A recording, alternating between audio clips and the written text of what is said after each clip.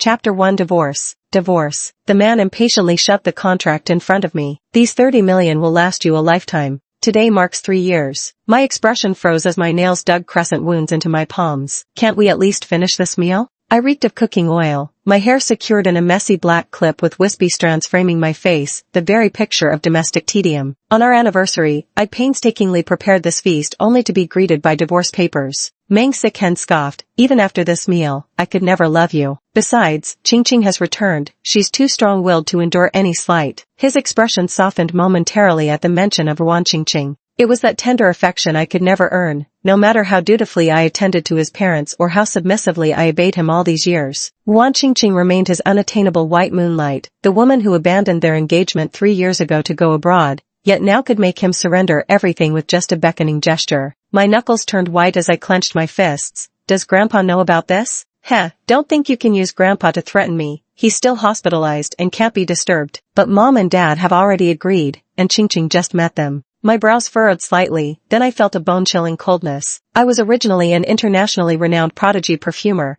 as well as a globally infamous hacking master. Even the president of Country M couldn't obtain the weapons I crafted despite his desires. For the past 3 years, I've concealed all my identities, obediently playing the role of a dutiful housewife, meticulously caring for my in-laws, and even went so far as to secure an invitation to the coveted Shifeng Hall for the Meng family, tickets so scarce they're nearly impossible to obtain, just to help them gather intelligence from their business partners. Looking back now, it all seems like a joke. Are you saying Wan Ching-Ching is at the old residence? Of course. Mang Sik-hen seemed to recall something and smiled tenderly. They just finished dinner. Ching-Ching has always gotten along well with my parents. They often praise her for being thoughtful and considerate. So you all knew she was coming, yet deliberately kept me in the dark. I laughed upon hearing this, a self-deprecating chuckle, my eyes involuntarily moistening. Understanding and considerate, how ironic, since my in-laws had praised me in the same way before. Mang Sik-hen coldly warned me. The housekeeper at the old manor simply forgot to notify you. Don't make a scene or stir up trouble. He glanced at me, as if living with someone like me was unbearably dull. Every day, I either ironed clothes to perfection or meticulously prepared meals, a life devoid of any ripples. I was the model virtuous wife, devoted mother, and diligent homemaker, yet he had grown weary of it all. And one more thing, whether you sign or not, you must leave here by tonight. Mang Sik-hen paused before adding, but you can move to Blue Whale Bay. The villa is yours. He had investigated me, believing that as a country girl who dropped out of school early, I'd never seen much of the world. To someone like me, that villa as compensation would be more than enough.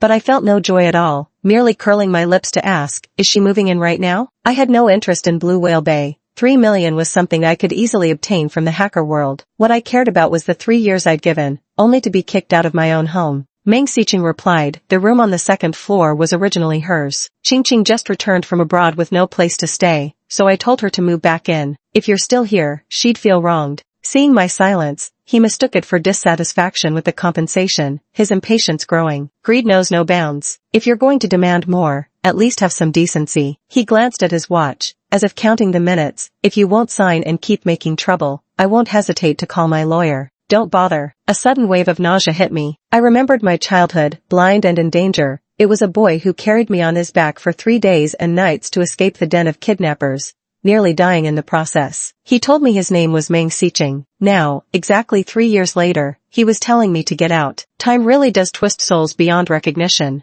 I'll leave. I pulled myself out of the memory and decisively picked up the pen to sign. From now on, we're even. Mang Sik-ching breathed a sigh of relief. That's good. No sooner had he spoken than he spotted the housekeeper, Lin Yenner, on the 2nd floor landing, struggling to push out a suitcase. Young master, the old house called and said Miss Shin should leave as soon as possible, so I've already helped her pack in advance. Ah, she clumsily twisted her ankle with a startled cry, causing my suitcase to burst apart. Chapter 2, a slap in the face. Miss Shen, I'm so sorry. I didn't mean to. Lin Yenner hurried down the stairs. Shall we put them in a bag first? She'd long disliked me, thinking me some country bumpkin shamelessly scrambling for scraps. Mang Sik-hen frowned. Always so clumsy and unrefined. The suitcase contained few items, just some clothes, no jewelry. Apparently, I'd barely spent the money he'd given me over the years, showing thriftiness in housekeeping. But dislike was dislike, regardless. Ching-Ching's belongings need settling first. Let's gather the spilled items with storage bags for now. Mang Sik-hen glanced disdainfully at the fallen suitcase. As for the luggage case, the butler will buy you a new one tomorrow. I curled my lips. This was stolen from robbers while fleeing for our lives that year. Without it, we'd both have drowned long ago. All these years I protected it meticulously, but now the shattered case lay fractured, much like our crumbling marriage. Mang Sik-hen scoffed, this act of yours might fool the old man, but it won't work on me. Though he couldn't remember being abducted as a child, he felt in his bones that person couldn't possibly be me. Hurry up and pack her things properly. Lin Yenner, who was being pointed at, responded with a yes, but deliberately stepped on and dirted the clothes while packing. Miss Shen, the old madam often teaches us that people are just like clothes, Lin Yenner said, emboldened by the old madam's backing. If one's character is stained, no amount of washing can completely remove the marks. Over the years, I've treated her well. After all, she's a distant relative of the old madam. Back then, it was her mistake that caused the Meng family to offend Hu Jingchuan, the eldest son of the Hua family. It was I who negotiated cooperation with that wheelchair-bound young master Hui using perfumes, enabling the Meng family to successfully purchase that commercial center land parcel. Once grateful and devoted to me, she now barks like a dog relying on its master's power. In the end, it all comes down to the changed attitude of the madam. If clothes get stained, they truly can't be cleaned, I said, glancing at Mang Sik-hen, so I no longer want them. That simple and modest style was never my taste to begin with, but those who've done wrong must face punishment. When I lifted my gaze, my dark eyes were fathomless, making Mang Sik-hen feel a strangeness he had never sensed before. After all, I had always been gentle and compliant, rarely this icy. Lin Yenner detected something unusual in my tone but quickly feigned innocence, saying, I'm part of the Meng family now, and since Miss Shen is divorced, smack, I slapped her hard across the left cheek. She stared at me in shock. How dare you hit me? Because I feel like it. If the old madam finds out, smack. Another slap landed, leaving both her cheeks swollen and crimson. She collapsed to the floor, genuinely twisting her ankle while her face burned with piercing pain. Instantly wailing in misery, she cried, Young master, she's far too arrogant. But before her lamentations could continue, I gripped her throat and yanked the necklace hidden beneath her clothes. These 2 slaps are my compensation for you destroying my suitcase and clothes. I grabbed Lin Yenner by the neck, squeezing until her skin turned red and tears streamed from her eyes. Right now, I'm taking back what you never should have had. That emerald and diamond necklace wasn't worth much money, but it bore the character Ning engraved on the back, clearly not hers. You're doing this on purpose to hurt me. Lin Yenner gasped for breath, clutching her throat, even involuntarily losing control. In that moment, it was as if she had never truly known me. As I choked her until she nearly suffocated, she must have been certain I would actually kill her. After crushing the necklace, I turned and left without hesitation. Lin Yenner was still pleading, Young master, don't believe her. This is all a misunderstanding. Scram. Mang Siqing kicked her aside, the stench of urine pushing his irritation to its limit. The Mang family has no use for thieving trash. After leaving the villa, I called my best friend Qin Sherlan. I got divorced. The house and car are in M country. Can I crash at your place for the night? Just one brief sentence made her emotions shift from shock to excitement over the phone. Holy shit, you finally divorced that asshole. Forget sleeping. We have to throw a singles party to celebrate. Even though I held the phone further away, I could still hear her exaggerated laughter. If Shifeng Palace finds out its founder is back, their servers would crash. Back at the villa, Lin Yenner was practically kowtowing her head off while pleading with Mang Sik-hen. Wasn't young master planning to surprise Miss Ruan on the royal cruise tonight? I want to redeem myself by helping. Having served Ruan Qingqing before, she knew her preferences. Hearing this, Mang Sik-hen frowned. After all, Qingqing's early return left them pressed for time.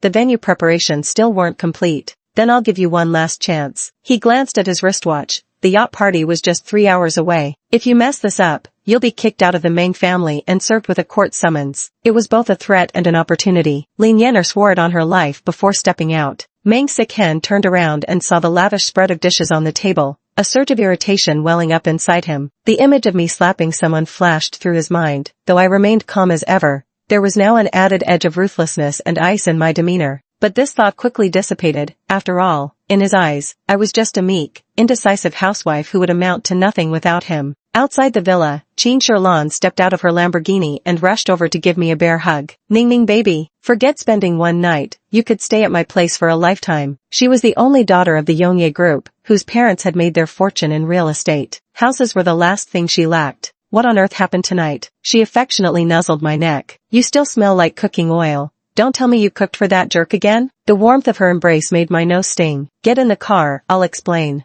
Sitting in the passenger seat, I briefly recounted what happened at the villa. I remained calm, but Qin Sherlan's fiery temper couldn't hold back. Pa, Mang Sik-hen could stomach being dumped at the altar by that little white lotus years ago. and now he has the audacity to divorce you and marry her? Trash deserves trash, may they rot together forever. His parents are just as disgusting. For 3 years you waited on them hand and foot, and this is how they repay you? No better than ungrateful wolves. Typical behavior from nouveau riche upstarts, she ranted furiously. Since he lost his memory and can't recall what happened back then, and you've already gone above and beyond to repay his kindness over these 3 years, surely you don't have to keep pretending to be someone he likes anymore? I leaned back in the passenger seat and said, no, we're even now. Staring blankly at the scenery whizzing past the car window, I thought about how for 3 years, I'd sacrificed my high heels, tied up my hair, and worn the plain, elegant clothes I disliked, all to imitate Ruan Qingqing, just to suit Meng Xichen's preferences. Yet no matter how hard I tried to mimic her, I could never compare to the true white moonlight in his heart.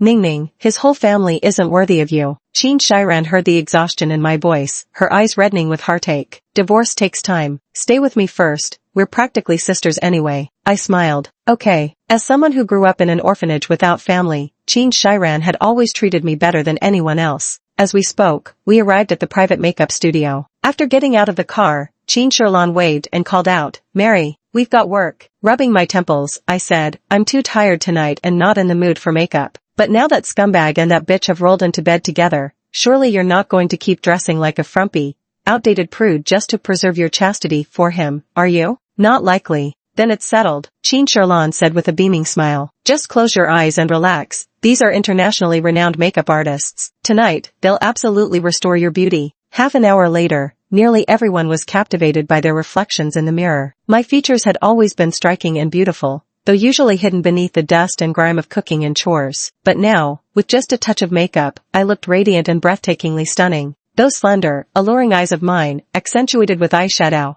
carried an enchantment that was mesmerizing without being overtly seductive. The small black tear mole drawn at the outer corner only amplified the untamed aura that defined my very essence. Even Qin Shiran couldn't help but exclaim, the goddess of beauty has descended. This is the Shun Xining I remember from before. She immediately called for someone to bring out the dresses. Ningning baby, pick any haute couture gown you like. Sis has seriously invested in celebrating your return to single life, luxury yacht party, plus 8 male models. Guaranteed to be unforgettable. I waved my hand dismissively. Not interested in men right now. Qin Shiran clicked her tongue in exasperation, as if lamenting a missed opportunity. Not interested? But it's been 3 years. Don't you have any physical needs at all? Sigh, how could I not? Married for 3 years, Meng Xicchen swore to remain chaste for Ruan Qingqing, vowing never to touch another woman, so I'm still a virgin. I'm no nun, of course I have normal desires, but I can't force someone against their will either. Seeing my silence, Qin Shiran assumed I still couldn't let go and played her trump card.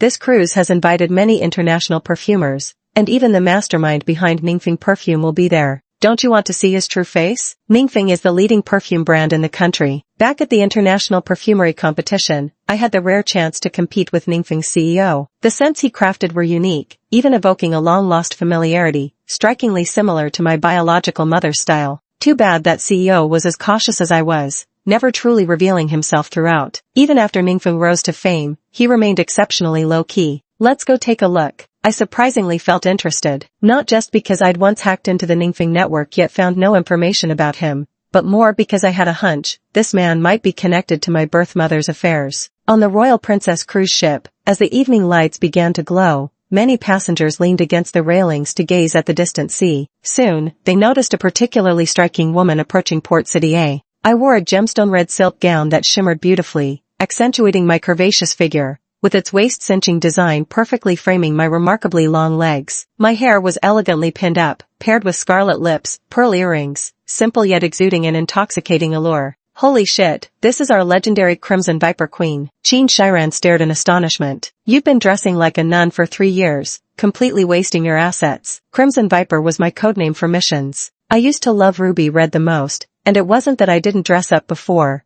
but Meng Xicchen would coldly say it ruined his appetite, then demand I imitate Ruan Qingqing. I thought it's alright, he'll remember his promise from back then eventually, so I followed the requirements to mimic his white moonlight dressed entirely in elegant white from head to toe, even becoming a housewife as he and his parents demanded, only to hear the Meng family say not liking means not liking. I curled my lips in self-mockery. You're right, being oneself is most comfortable, I said without noticing that on the other side of the deck, Meng Sik-hen was bringing Ruan Qingqing to the harbor. Chapter 5, Encounter on the Cruise. Lin Yenner fawned over Ruan Qingqing, saying, Miss Ruan, you've finally returned home. You wouldn't believe how much the young master has been pining for you all these years. He's even prepared a surprise for you on the cruise ship tonight. Ruan Qingqing bit her lip and shook her head, telling Meng Sik-hen, Sik-hen, there's really no need to spend like this. People will gossip. Meng Sik-hen firmly took her hand and replied, I'm already divorced. No one would dare spread rumors. Later, Qin Sherlan and I boarded the cruise ship and effortlessly made our way to the third floor for the banquet. The brilliantly lit vintage-style cruise was as intoxicating as Paris by night,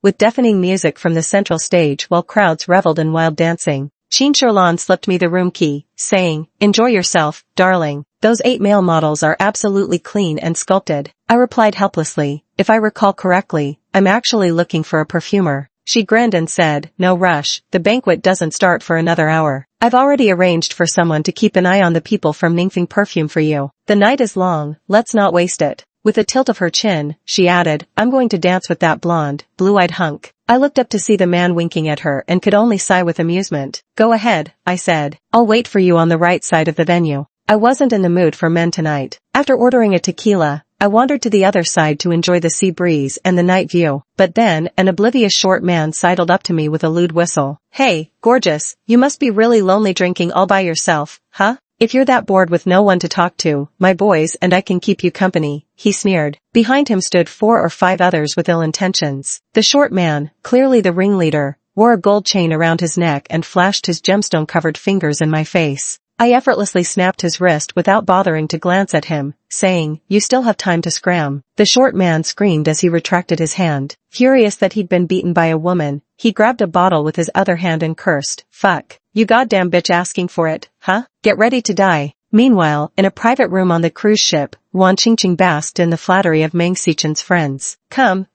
tonight we toast to Miss Ruan's return. President Meng is so lucky, who knew he had such a stunning beauty hidden by his side. Apparently, Miss Ruan was also the grand champion of the perfume competition 5 years ago. Truly talented and accomplished at such a young age. Hearing the word champion, Ruan Qingqing didn't deny it but merely lifted her gaze innocently at the man beside her and said, Just luck. And perfumery? I'm an amateur, only got into it because of someone I liked. Lin Yenner immediately chimed in, Miss Ruan probably doesn't know this, but young master needs to smell the perfume you gave him all those years ago every night just to sleep peacefully. Amid the group's odd exclamations, Ruan Qingqing blushed. Amidst this ambiguous atmosphere, Meng Sik-hen remained somewhat silent, visibly restless since his divorce. Suddenly, Lin Yenner exclaimed, Why is Shen Xining here? The exclamation drew everyone's attention. Meng Sik-hen was the first to rise, stepping onto the balcony to look down. There I was, dressed in a figure-hugging red dress paired with stiletto heels, glowing with brilliance, especially as I casually swirled my wine glass,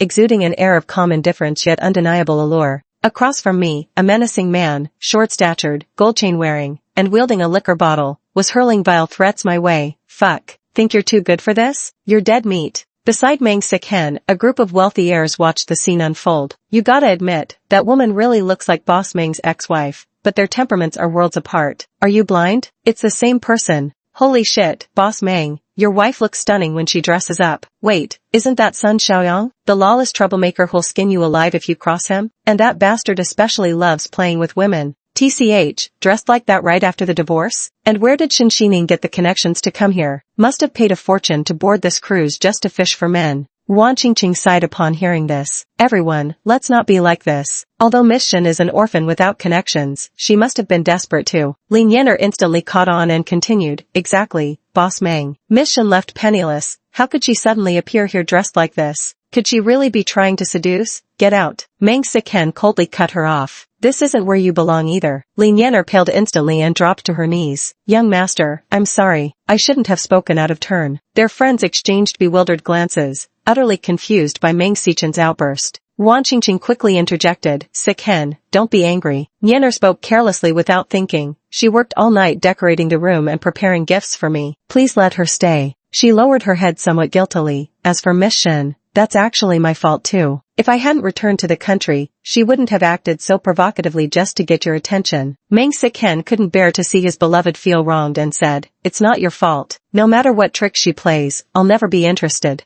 He believed my appearance on the cruise ship the day of the divorce, where I was even harassed, was just a ploy to get his attention. With an icy expression, he said, "Let's see how she plans to wrap this up." Chapter 6, The Shareholder Alternate Identity. I had no idea others were waiting to see me make a fool of myself. Without hesitation, I snapped Sun Xiaoyang's other wrist and said, "Seems you genuinely don't understand human language." I swiftly smashed the glass against his head, shattered fragments mixing with tequila as they rained down, blood instantly streaming from his forehead. With icy indifference, I said, "Sober up and get lost." Sun Xiaoyang screamed, collapsing onto the floor, drenched from head to toe, utterly disgraced, writhing in pain to the point of tears, his wrists completely shattered, hands covered in blood. Gasping for breath, his eyes filled with malice, he cursed, "Fuck, you crazy bitch. Do you even know who the hell I am before laying hands on me?" He then barked at a few burly men, "You useless idiots just standing there? Beat her to death." Several towering thugs surrounded me with sinister grins. "Blame yourself for crossing Young Master Sunday. Their family's Jinyun hotels span all of City A. Even if you die, they've got plenty of money to sweep it under the rug."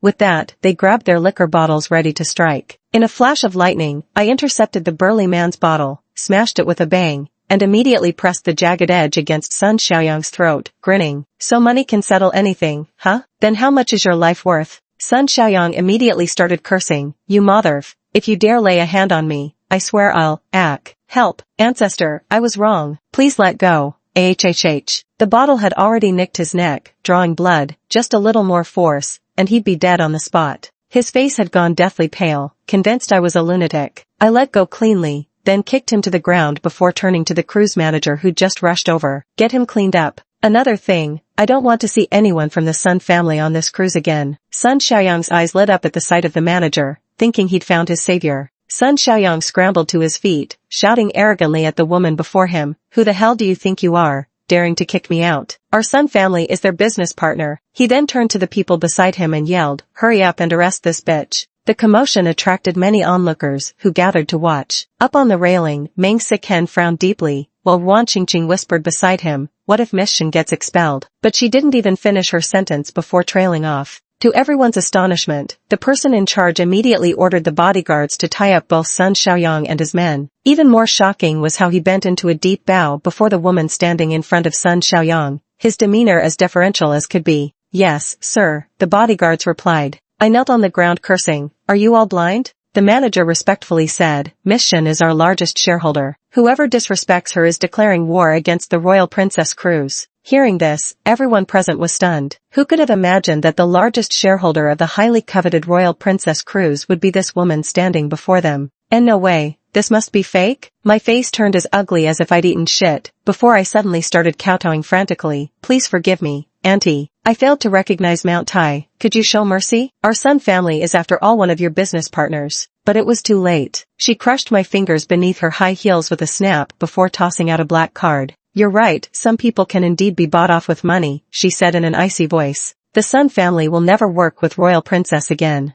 The words exploded in my ears like thunder. I couldn't even scream from the pain of my broken fingers. My mind was consumed by a single thought. I'm done for. Grandfather specifically told me to build good relations with Royal Princess's management, and now I've ruined everything. Getting skinned alive would be the least of my worries when I return. Even Meng Siken on the railing froze for a long moment. His so-called friends were first shocked, then quickly began to harbor doubts. CEO Meng's wife is actually the largest shareholder of the Royal Princess? I remember she was an orphan. Where did she get so much money? This luxury cruise ship cost 1.5 billion to build back in the day. Look, isn't that Qin Shirlan, the only daughter of the Qin family? Shen Xining actually got close to her. Could she be borrowing Qin's prestige to intimidate others? Possible. After all, the Qin family's real estate assets alone could sustain them for 8 lifetimes. Investing in the royal princess would just be a casual gesture for them. Wan Qingqing sighed and said, "How I envy Miss Shen for having such a wonderful best friend to back her up. Unlike me, alone abroad for 3 years with no friends besides you." Meng Siken sneered coldly, "Humph, how would someone like her have a best friend? She's probably just fooling the Qin family heiress the same way she deceived grandfather." For some unknown reason, he was unusually restless tonight. Though Wan Qingqing was clearly his beloved, his mind kept circling back to how different I'd seemed earlier. Suppressing that complicated emotion, he took Wan Qingqing's hand and said, "Not only will I be by your side from now on, but you'll also have many friends." Wan Qingqing interlaced her fingers with his, smiling tenderly. "All right,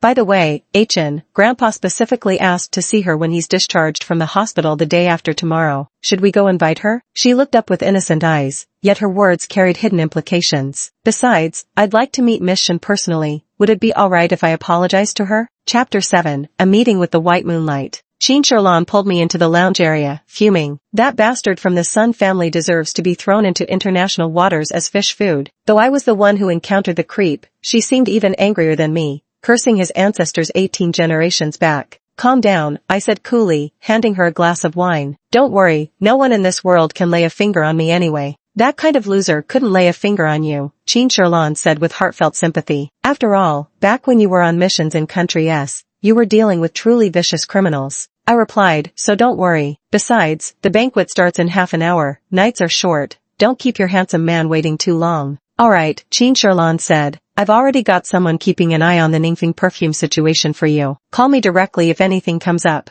Those 8 male models are still here too. Pick any one you want after the banquet. I laughed. Got it. I rose to head to the venue early, determined to see what the mysterious person behind Ningfeng perfume really looked like. But I hadn't taken more than a few steps when I ran into 2 familiar faces. Miss Shen, hello. I'm Ruan Qingqing, said the girl dressed in a simple, elegant white sundress, her slightly long curls blowing in the sea breeze. I came to apologize to you. If Ah Chen and I hadn't quarreled back then and I hadn't impulsively gone abroad, you wouldn't have been dragged into this mess. Ruan Qingqing's voice was soft and warm as she intertwined her fingers with Meng Xiqing's, the gesture seeming to declare ownership. But we are truly in love, she added. I rested my chin on my hand and asked, so? Perhaps surprised by my calm and indifferent reaction, Meng Xiqing froze for a moment before pulling Ruan Qingqing protectively into his embrace. Stop using these push-and-pull tactics to get my attention. I don't know how you managed to follow me here by cozying up to Qin Shiran, but this ends now. I couldn't help but laugh at his words. Push and pull? Mr. Meng, need I remind you the divorce papers are already signed. Even if I were desperate, I wouldn't stoop to returning to my ex. My last remark certainly carried hidden meaning. After all, Ruan Qingqing had vanished overseas on her wedding day to marry into wealth, leaving behind a letter claiming her parents forced her. Then coincidentally, she returned exactly 3 years later when the Meng family rose to prominence. Sure enough, Ruan Qingqing's expression darkened momentarily before she tearfully said, Achin, I was coerced back then. But Meng Xiqing's gaze drifted distractedly toward me. My demeanor remained aloof, yet my smile burned with startling brilliance. This was a version of me he'd never seen before, now like a thorned rose, breathtaking yet dangerous, unsettled him deeply. Remember to collect the divorce papers tomorrow morning, he said, staring intently as if searching for sorrow in my eyes. But he found nothing, all the former delight and yearning I'd felt for him had frozen into glacial indifference. Very well, Mr. Meng, please remember to keep your promise. I nodded. It's not that I had never experienced sorrow or disappointment before, but after it happened too often, I gradually detached myself, treating it as nothing more than a bad dream. Now, it's time to wake up. Meng Xiqing felt somewhat uneasy inside, unable to believe I could be so indifferent. Oh, and Grandpa insists on seeing you the day after tomorrow when he's discharged from the hospital.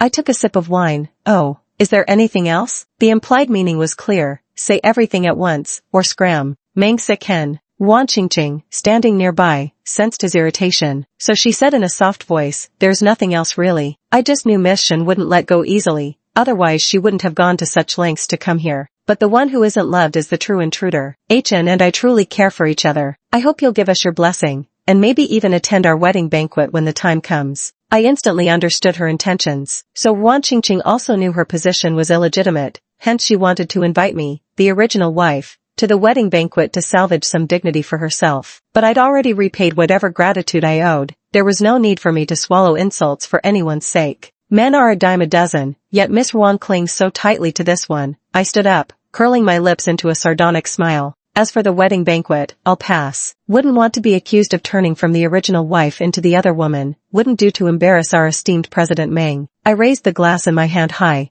then casually let its contents spill onto the floor. Oh, and congratulations, may you two stay together forever. Meng Xiqing's face turned livid with rage. You better not come crying to me later. With that, he turned and left with Ruan Qingqing. I headed straight to the VIP area to change for the banquet, but the moment I closed the door, someone pressed a gun against my waist in the darkness. Don't make a sound. I remained still. The darker it got, the calmer I became. Even without seeing his face, I could sense his danger and primal intensity from the taut muscles of his forearm. And right now, his entire body was burning hot. I said without changing my expression. Your hand is trembling. Chapter 8, Kiss This. You've got quite the nerve. A frigid, murderous intent radiated from the man. Shinshining didn't speak again, but her right hand was already gathering strength. Having lived peacefully for too long, she rarely experienced this life-or-death sense of crisis. Outside the door, the chaotic sound of footsteps was gradually drawing nearer. After them, he's been drugged with Nightshade's newest product enough to knock out 10 men. Even if he grows wings now, he won't get far. Search before daybreak.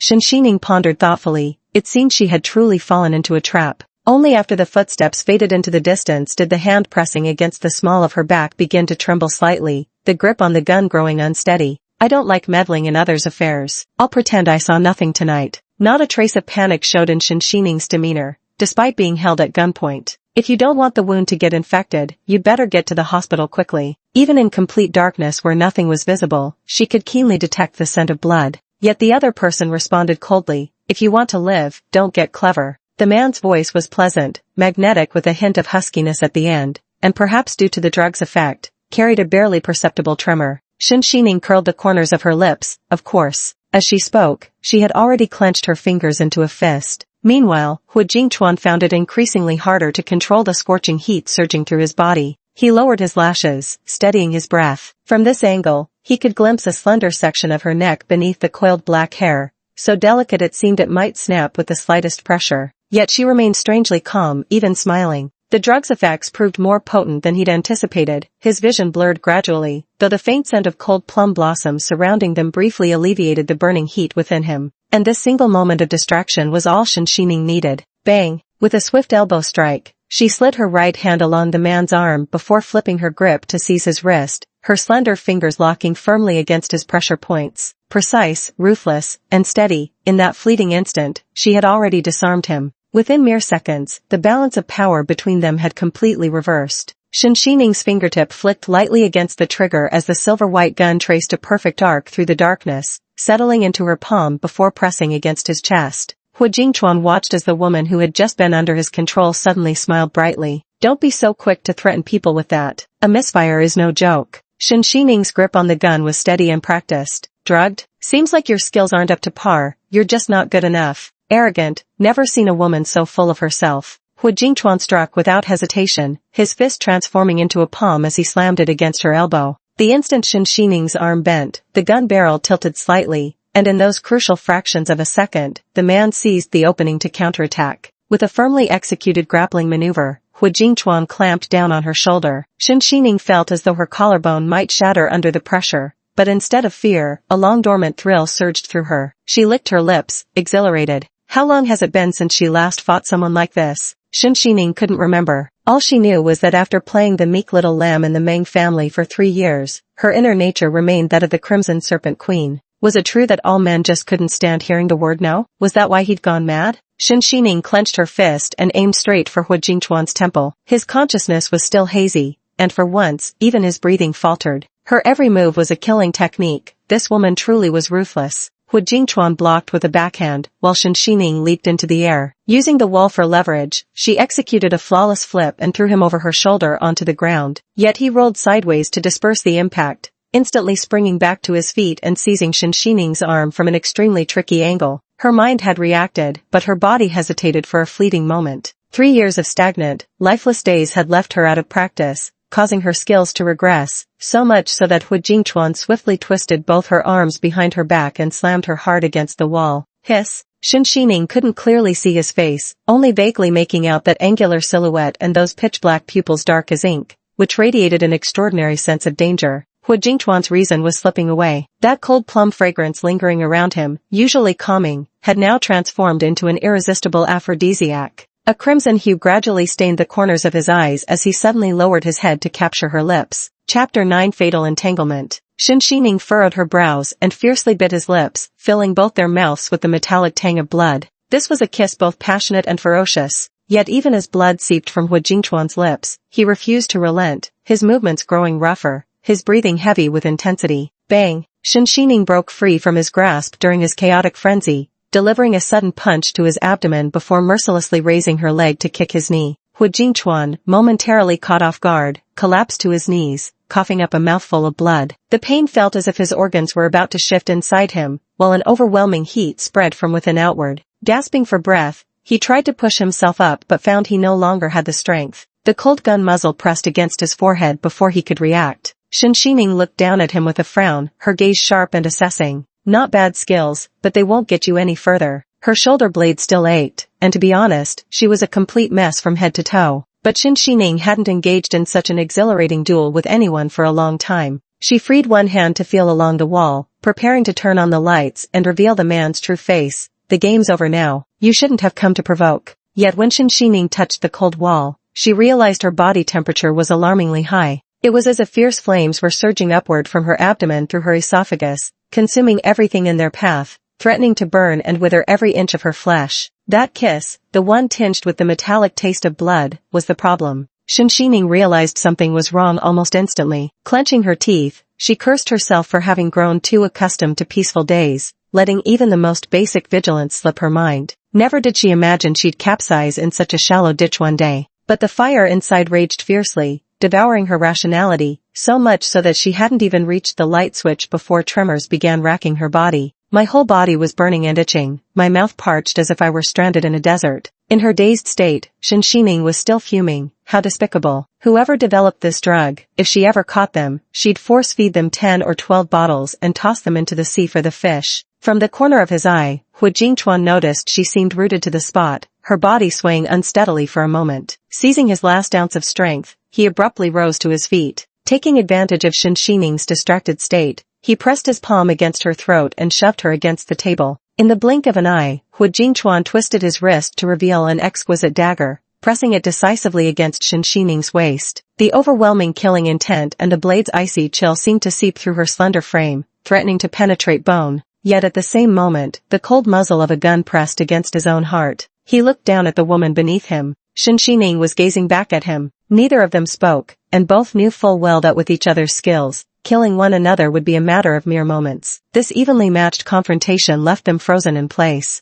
The drugs continued to take effect. In the darkness, even the sound of a falling pin would have been audible, only each other's labored breaths lingered in the air, hot and charged between them. Their eyes locked in the gloom. Shen Xining's gaze flickered, while Hu Jingchuan restrained himself until the corners of his eyes flushed red. The next moment, one lowered his head, the other tilted hers. Their lips met briefly, parted briefly, then crashed together again, fierce and unrelenting. In the darkness, two blazing breaths entwined in desperate passion. Bloody, rough, and back-and-forth kisses were merely foreplay. With lips and teeth entwined, they seemed locked in a fierce and evenly matched contest, utterly reckless and feverish entanglement. Chapter 10, Born in the Year of the Dog. Shen Xining was shoved onto the broad, icy desk, feeling nothing but dizziness before her eyes. You. Before she could finish speaking, his lips captured hers once more. Hu Jingchuan effortlessly wrapped his arm around her waist, the heat from where his fingers touched her skin scorching enough to melt her, that electrifying sensation unforgettable for a lifetime. Gently, Shen Xining gasped softly, reaching up to grasp his lean, muscular waist. Her figure was indeed excellent, but it's a pity she showed no tenderness towards beauty, behaving so violently she resembled a dog that bites anyone in sight. Hu Jingchuan remained deaf to her words, like a wild beast savoring its most delicious prey. Just moments ago, daggers and guns had been pressed against each other's lethal points, yet now their bodies were entangled in intimacy. Don't move. Seeming to sense her struggle, Hu Jingchuan furrowed his brow slightly. His voice emerged hoarse and low, laden with panting breath, just one utterance capable of making cheeks flush crimson. Yet Shen Xining retaliated by gripping his neck with one hand while the other rested on his shoulder, their positions instantly reversing. The person who could order her around hadn't yet been born. Hu Jingchuan was thrown solidly onto the table with a muted grunt. When he opened his eyes to look at her, those typically sinister icy black pupils now held an unusual trace of bewilderment amidst the drug's effects. Shen Xining straddled over him, then tucked a stray lock of hair behind her ear. Her cheeks were flushed with an unusual warmth, yet her gaze remained clear and cool as she looked down at him from above. I'm on top. Her fingertips trailed slowly from his Adam's apple down to his abs. The man's long-honed muscles lay beneath his skin, firm, powerful, and strikingly well-defined. His face might have been obscured, but his physique was undeniably sensual, sculpted into that perfect V-shape. Though it was mutual exploitation, neither party suffered a loss. Shen Xining leaned down to kiss him, her fingers undoing the buttons of the man's shirt one by one before growing impatient and tearing it open forcefully. Her palms pressed against the firm, sculpted planes of his chest. Hu Jingchuan had always taken the lead, never had he been subdued, least of all in matters like this. Yet now, he allowed it, his grip on Shen Xining's waist tightening as though he wanted to melt her into his very flesh and bones. The woman's sinuous curves composed an intoxicating nocturne of the night, their bodies and minds plunging into the abyss of primal oblivion. Shen Xining lowered her head, leaving feather-light kisses along the neck before trailing up to the cheeks, finally landing on those ink-dark eyes. Later memories became fragmented for Shen Xining. She only recalled feeling like she was riding tumultuous ocean waves. There might have been one lucid moment amidst it all, but she only remembered those star-filled eyes gazing back. "What are you doing?" Shen Xining heard her own voice. "The drug hasn't worn off yet. Were you born in the year of the dog? Don't bite there." A night of passion. Shen Xining was awakened by something hard pressing against her. Reaching out, she grasped the cold silver pistol, while not far away lay the dagger that had once been pressed against her neck. The two of them spent the chaotic night with these weapons that could take lives in an instant. She struggled to prop herself up, staring at the intricate patterns on the ceiling. For a few minutes, her head spun in such dizziness and confusion that she couldn't recall anything. Outside, daylight seemed to have fully broken, squeezing through the gaps in the blackout curtains. Yet the room remained dim, and the man beside her still lay asleep, his muscular back exposed to the chilly air. Still groggy, Shen Xining instinctively rose to her feet and stepped onto the thick, plush carpet. She steadied herself with a hand on the sofa to keep her legs from buckling. Every muscle ached as though she'd just survived a brutal struggle. The room was in complete disarray. Not only had the vase shattered, scattering petals across the floor, but the chairs and table stood crookedly. By the bed, several used condoms lay discarded among the wreckage. From the floor to the windowsill, one could trace the passionate path of their fervor from the night before. Shen Xining jolted awake. It wasn't a dream after all. She mumbled to herself, really, just like a dog. Though she hadn't looked in the mirror, the signs of their entanglement were clear enough from her exposed waist. Even her thighs bore a scattering of bruised kiss marks. Where on earth did he come from? Shen Xining pondered seriously whether smothering the man with a pillow would be a viable option right now. The effects of the drug ran deeper in the man, who now lay buried beneath the pillow in unconsciousness, with only faint traces of scarlet nail marks visible along his back. Shen Xining poured himself a glass of water. The slight chill revived his rationality, and only then did he begin to seriously consider how to deal with him. Chapter 11 Civil Affairs Bureau. This man's skills are quite impressive. It's clear he's undergone training since childhood, his reflexes sharp and swift, almost on par with the assassin organization she once belonged to. Skills can be trained, but reflexes like his must have been honed through life and death struggles, surviving near-fatal encounters, just like she had. This means such a person is very dangerous. They'll fight tooth and nail until the very end. After all, brutality runs in their blood. The best way to deal with such people is to keep well away. No need to make too many enemies for yourself. Lost in thought, Shen Xining noticed her phone screen lighting up repeatedly. The moment she unlocked it, a cascade of missed call notifications popped up one after another. What's worse, it's already 8:30. The time she had agreed upon with Meng Siken for their divorce was almost here. Shen Xining glanced down at herself and saw her clothes in tatters, buttons missing who knows where. Going out like this would make people think she had been robbed. Quick as a flash, she rummaged through the wardrobe, threw on a shirt, and sent a message to her best friend. "I'm fine, don't worry. Let's talk later when I get back." At the moment of stepping out, Shen Xining furrowed his brow tightly. She glanced at the bed, tore off a note, and tucked it along with some loose change under the gun. "Poor performance, pay deduction. This is for your tip." Tearing all her clothes apart and only deducting this little money, she's already being more than generous. After stepping outside, Shen Xining straightened her shirt and smoothed her hair while preparing to drive, then called the cruise manager. "Erase all traces of my presence in the surveillance footage." "Understood, rest assured." The voice on the other end of the line was especially deferential. Yet even as she sped all the way to the Civil Affairs Bureau at breakneck speed, she still arrived a full half-hour late for the agreed-upon time. When this day actually came, Shen Xining thought she would feel sorrow, but her heart was utterly lifeless. Over these 3 years, she had gone from wholehearted joy to repeated disappointments. Perhaps it truly was time to let go. Meng Siken was already waiting at the entrance, leaning against the car and occasionally glancing at his wristwatch. Wan Qingqing clung to his arm, murmuring something with a coy softness that danced in the corners of her eyes and brows. "Ah Chen, you don't have to defy the old master for my sake." "Ah, here she comes." When Meng Siken saw Shen Xining, his face instantly darkened, his brows furrowed so tightly they could crush a fly. Even if you regret the divorce now and are trying to deliberately delay things, it's useless. I've long since made up my mind to marry Qingqing, so don't waste your energy on this. He seemed somewhat impatient, looking as if he had seen right through Shen Xining's little schemes. I told you yesterday, even if you beg me in tears, it won't do any good.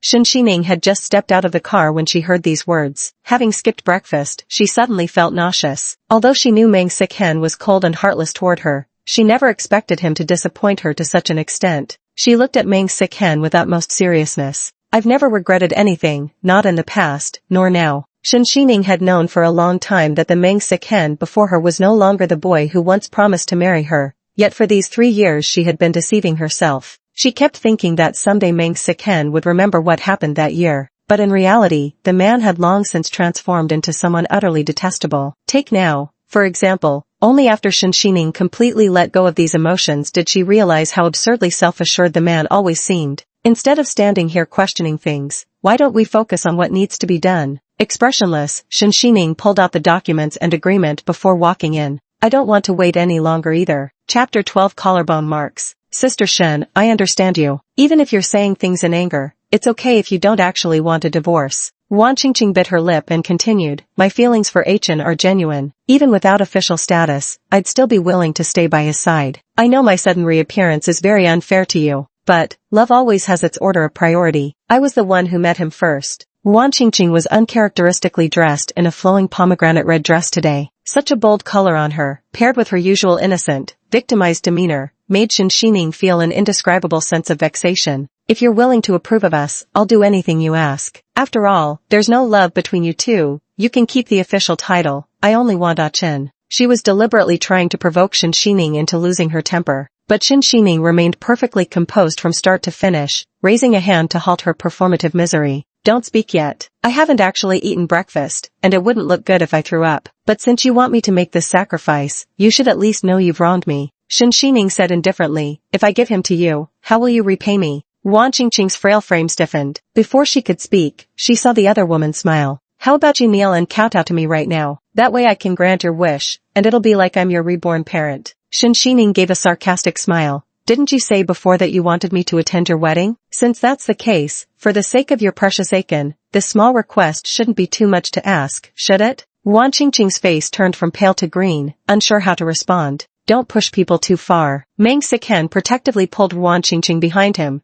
Do you really think saying these things now can somehow fix? Before he could finish speaking, the woman had already turned on her heel and strode toward the reception desk. Just a joke. Shen Xining's heart had long been shattered beyond repair, so she no longer cared whether he would get angry or not. Not in a hurry to divorce but wanting to reminisce, Director Meng couldn't possibly be having regrets, could you? Meng Sichen. He was left breathless by those words, just about to lose his temper when he noticed Shen Xining had already vanished, gone without a trace, as if she truly wanted no ties to him whatsoever. It was strange, just that morning, he had been impatiently wondering what to do if Shen Xining changed her mind and continued clinging to him, but now, witnessing her decisive and resolute departure, he found himself inexplicably agitated. Meanwhile, the staff at the service desk was following procedure and asked, don't you wish to proceed with mediation? Shen Xining looked up and saw Meng Sichen and Wan Qingqing practically glued together not far away. Following her gaze, the staff member was equally shocked by such brazen behavior.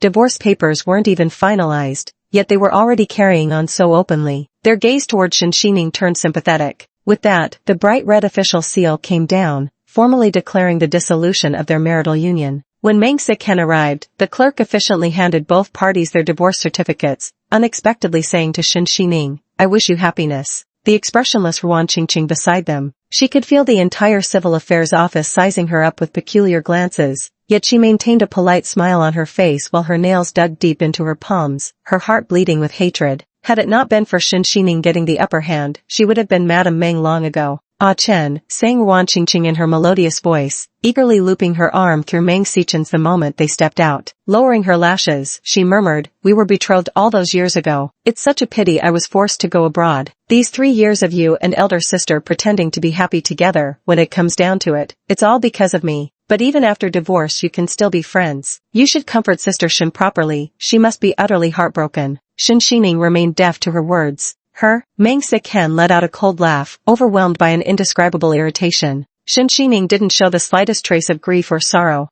Aren't all women like this? Nothing could be more important than their husbands. Even the strongest person would feel terrible after a divorce. Wan Qingqing's voice was tender, yet every word she directed at Shen Xining dripped with venom. Elder sister Shen must have been so heartbroken last night that she didn't sleep well. Her dark circles are quite heavy, and there seem to be some red marks on her from mosquito bites. After all, this matter started because of me. Aiken, you must properly comfort sister for me. Upon hearing this, Meng Siken suddenly halted his steps. His brow furrowed deeply as his gaze swept over the exposed collarbone of Shen Xining. Beneath the concealing collar of her shirt, a faint red mark was indeed faintly visible. They're all adults, fully aware of what such marks signify. Last night sister was already very upset on the cruise ship. After returning to her room, she never came out again and had no interest in playing. I think she just wanted some quiet time alone. The gentler Wan Qingqing's voice became, the darker her thoughts grew. She was determined to eliminate any possibility of these two rekindling their relationship. Meng Xichen's expression darkened as he approached Shen Xining and demanded, "What are those marks on your collarbone? Which man did you sneak out to fool around with last night?" Chapter 13, A Slap for Each. There were indeed, but it's none of your business. Shen Xining raised her head and met his gaze directly, answering with striking boldness.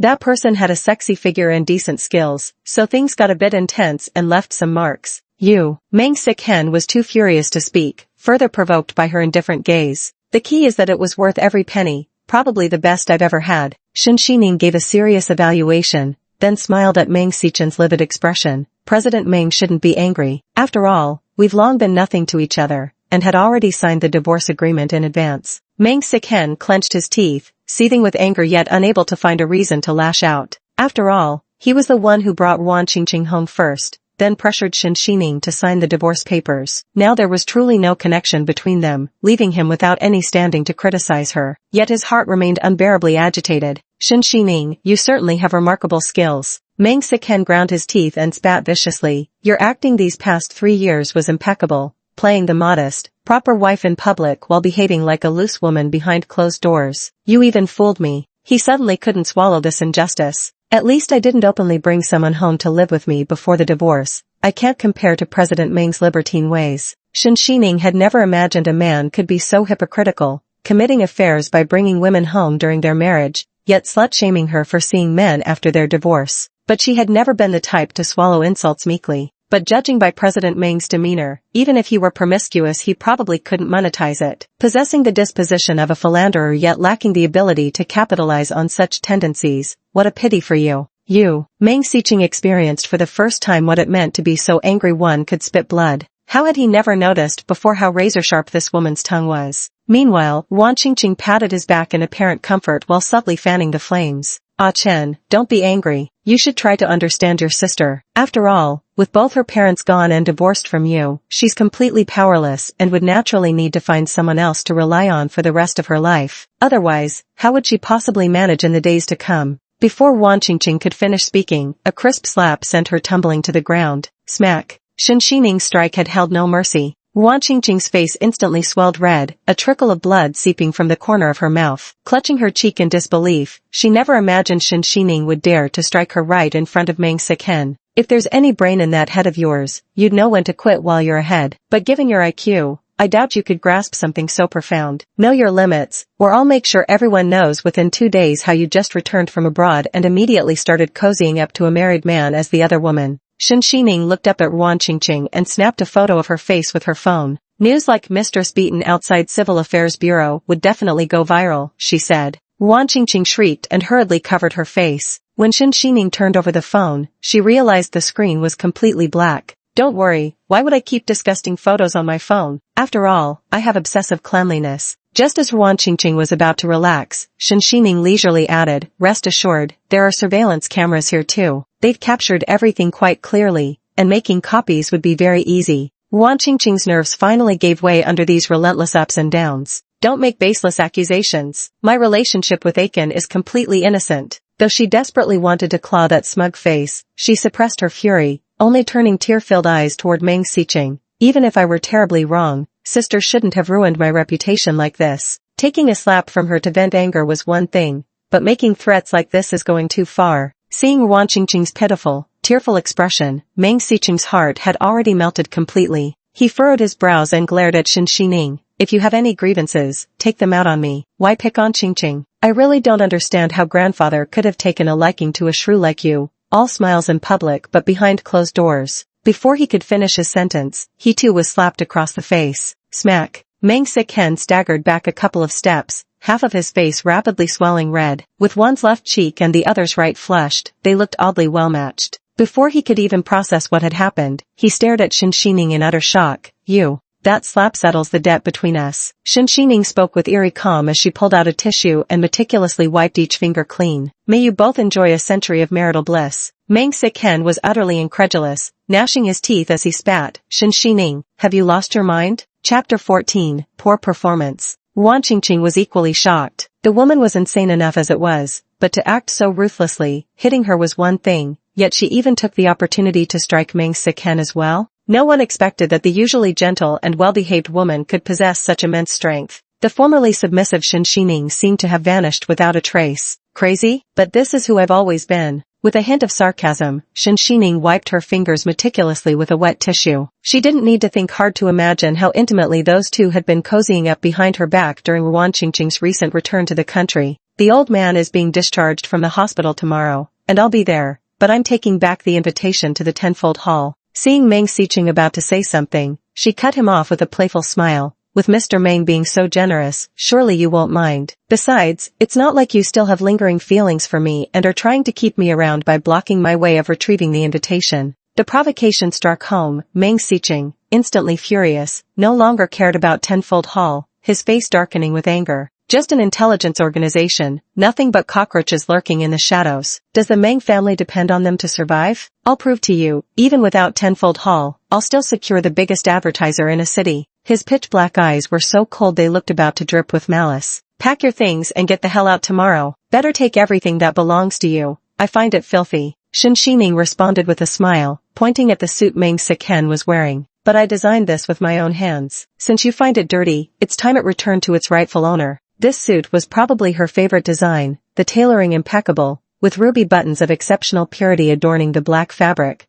making it truly stand out. Mang Si-ken, however, assumed she had bought it from someone else, but he was currently fuming, so he immediately took off the jacket with a cold expression. Petty people born from petty families have petty tastes. Take it if you want, I won't keep a single piece. Shen Xining indifferently took the suit and casually tossed it into the nearby trash bin. That's for the best. Mang Si-ken, this woman is definitely doing it on purpose. Meanwhile, the few people gathered outside the Civil Affairs Bureau had already noticed the commotion. They lowered their heads and whispered among themselves, is that guy a gigolo? Are they breaking up by returning gifts? Looks about right with that pathetic vibe. Can't you see he's already got a new girlfriend by his side? Honestly, what kind of people exist these days, so brazen right after a divorce? Mang Si-chen's face turned livid with rage upon hearing these words. Just as he was about to retort, he saw Shen Xining had already gotten into the car and sped away, leaving behind only the dust kicked up by the wheels. How had he never noticed before that she could be so aggressive? Meanwhile, in the VIP area of the cruise ship,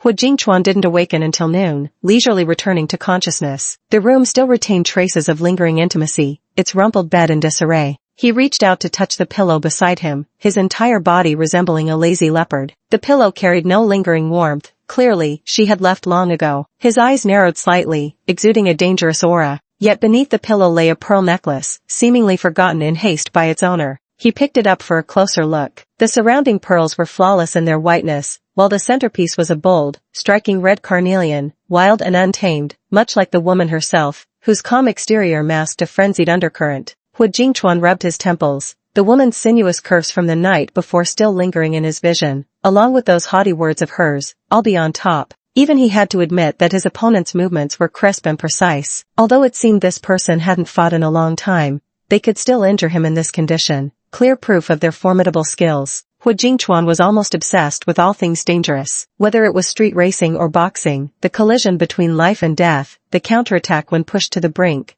this kind of danger was addictive to him. Meeting one's match in chess and encountering a kindred spirit on the road, what sheer delight. Most importantly, he could sense that woman was of the same breed, which explained their instinctive mutual attraction. Hu Jingchuan pondered for a moment before reaching for his phone, only to suddenly notice a note and stack of bills pressed under the bedside gun. Scrawled across them in messy handwriting were a few words. Unsatisfactory service, deducting pay. This is your tip. His eyes darkened momentarily before he let out a derisive chuckle. This whole situation bore the unmistakable mark of that woman's doing. He could practically visualize the expression on her face as she'd written those words. How could someone be so arrogant, making people want to uncover the truth behind them? Hu Jingchuan dialed a number and coldly ordered, "Deal with everyone who tailed me last night according to the rules. I don't want to see them appear again. Everything has been cleaned up." The person on the other end of the line, seemingly unaware he might anger Hua, replied with a trembling voice, "But we still haven't found out who sent them. The drug from last night is a new product from Dark Knight. Go investigate and find out who's behind this." Hu Jingchuan paused for a moment, clutching that necklace in his hand.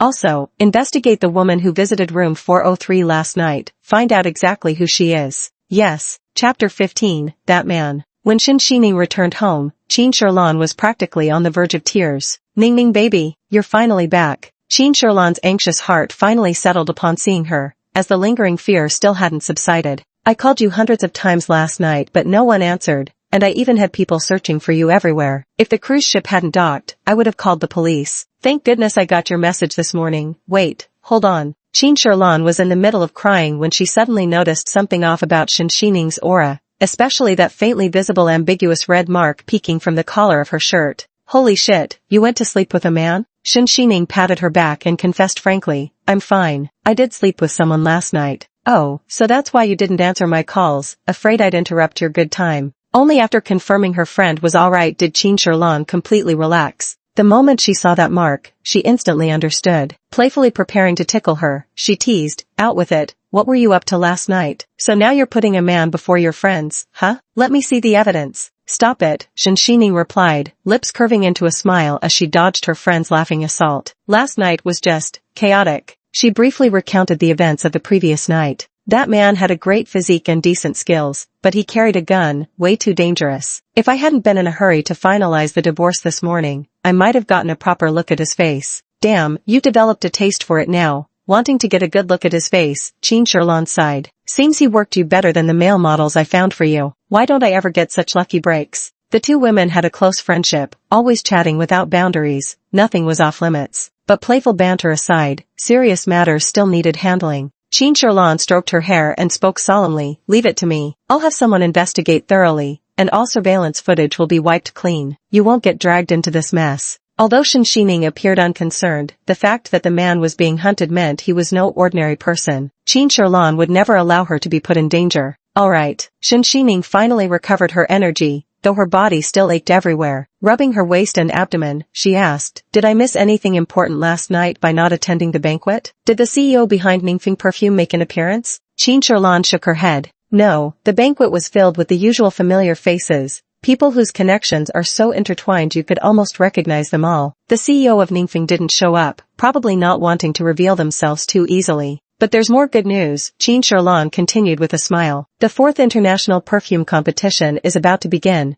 and this time it's sponsored by the largest advertising agency in City A. The top 3 contestants will receive sponsorship from Rueme Company to develop their own brands. With this kind of promotional lineup and financial backing, I don't need to say more about how big this is, do I?" Shen Xining nodded. Clearly, no expense was spared for this perfume competition. Qin Sherlan raised an eyebrow. This competition has attracted a lot of talent. Even the CEO of Ningfeng Perfumes is participating. Someone who created such an enduring fragrance like Ningfeng isn't just anybody. This year, there's a special rule. Everyone has to show their face in the finals. So if you join, you'll definitely get to meet him. She beamed, fishing for credit. "Well, how are you going to thank me?" Shen Xining pondered. If he truly decided to participate in this competition, then their meeting wouldn't be far off. "Is the news reliable? I've even gotten the registration form for you. Does that seem reliable enough? I've noticed you're not only prioritizing romance over friendship lately, but now you even doubt my competence?" Qin Shiran couldn't resist ruffling her hair into a mess. "You little brat, just you wait. I'll deal with you someday." "How could I ever doubt you, Miss Qin?" Shen Xining casually grabbed a pillow and naturally leaned her head against her best friend's shoulder. "Since you prepared everything for me, I'll graciously accept and join. Just watch, I'll definitely fight my way to the finals." "Well, someone's confidence is soaring.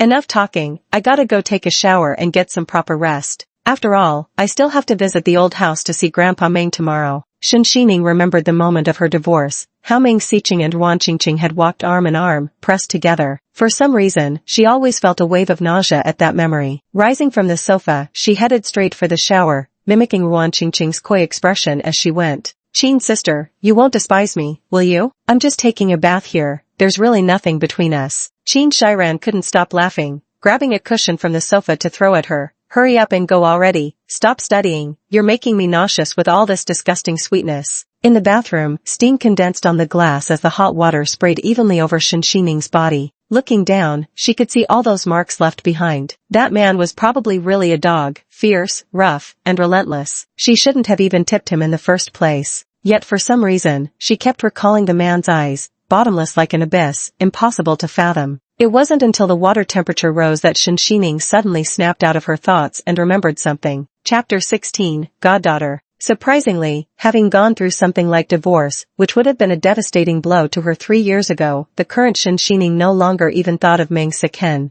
Truth be told, saying there wasn't a shred of sadness would be lying. After all, she had feigned obedience for 3 years due to her youthful affection, always believing he would surely remember their past. But what difference would it make even if he recalled his promise to marry her? Meng Siken already had his beloved white moonlight, and he had long since become utterly detestable. Only now did Shenxining realize that divorce seemed like an entirely ordinary matter, as casual as going out for breakfast. Far from the reluctance she had imagined, she instead felt a vague sense of liberation. Perhaps these 3 years had accumulated enough disappointment that, upon finally waking up completely, not only was her heart numb, but she was also overcome with weariness. How come I never noticed before how disgusting Meng Siqing could be? She tilted her head back with self-mockery and said, "Let's just consider it a fresh start." It wasn't until she lay down on the soft bedding that Shenxining drifted into a heavy sleep. The next morning, the Meng family's ancestral home was nestled on the mountainside, a place of secluded beauty with few visitors. Shenxining had originally intended to seek out old Master Meng directly, but upon entering, she was unexpectedly greeted by Madame Meng. "Aining has arrived," Madame Meng murmured softly, taking a sip of coffee. Though already past middle age, her demeanor remained graceful and dignified. Clad in a brown cheongsam with pearl earrings dangling at her ears, she appeared remarkably detached from worldly affairs. When Madame Meng looked up, she froze slightly, a flicker of astonishment passing through her eyes. Shenxining was no longer dressed in those plain, loose garments as before, nor did she wear that rigid sharp clip anymore. Today, she simply wore a light green dress, which made her appear quite fresh and charming. Like tender green willow branches, not only gentle and graceful but also carrying an indescribable charm. "Good day, madam." Shenxining greeted with neither warmth nor coldness in her tone. No matter how ugly things had turned between her and Meng Siken, she would not forego the most basic courtesy. It was a matter of innate upbringing. "Why are you being so formal with me, child? Come, sit down." Madame Meng stood up warmly and took her hand. Whether it was an illusion or not, she couldn't help but feel that Shenxining seemed different somehow. Her features remained as gentle as ever, yet there was no longer that former docility. Instead, a cold aloofness had taken its place. "Why call me madam? You can still call me mom." Madame Meng sighed. After all, it's Siqing who was undeserving. All these years must have been hard on you. Hearing these words, Shenxining maintained her composed smile and obediently let herself be led to the sofa. But she still didn't change how she addressed Madame Meng. She simply smiled quietly in response. "It's not appropriate to call you mother after the divorce. Besides, it's just a form of address, no need to overthink it, madam." Shenxining's firm yet polite rebuff was delivered with such impeccable grace that it left no room for objection. Madame Meng's brows had begun to furrow slightly, but she quickly maintained her benevolent smile. "I'm also furious about what Siken has done. I scolded him last night, but with the old master's poor health, we couldn't resort to family discipline, otherwise, he'd have faced the consequences." She hadn't realized before just how formidable Shenxining could be. A simple term of address was enough to create distance, yet her manner remained perfectly graceful, never giving the impression of being heartless or turning cold immediately after the divorce. Right after, Madame Meng lowered her head with a sigh, fingertips brushing the corners of her eyes in a show of sympathy. "Poor child, you've had such hard luck, not only without parents to support you, but now divorced too. How is a woman to get by alone these days?" As she spoke, she casually removed an engraved cloisonné gold bracelet from her wrist. "My son was in the wrong, and I can't control him, but all these years I've truly regarded you as my own daughter. If you don't mind, I'd like to formally adopt you as my goddaughter, to honor the bond we've shared. Ning, you know I love you most, so let's live in harmony and remain one happy family." Lady Meng finished speaking and immediately tried to thrust the bracelet into Shenxining's palm. Yet Shenxining remained unmoved by these words, merely pushing the bracelet back.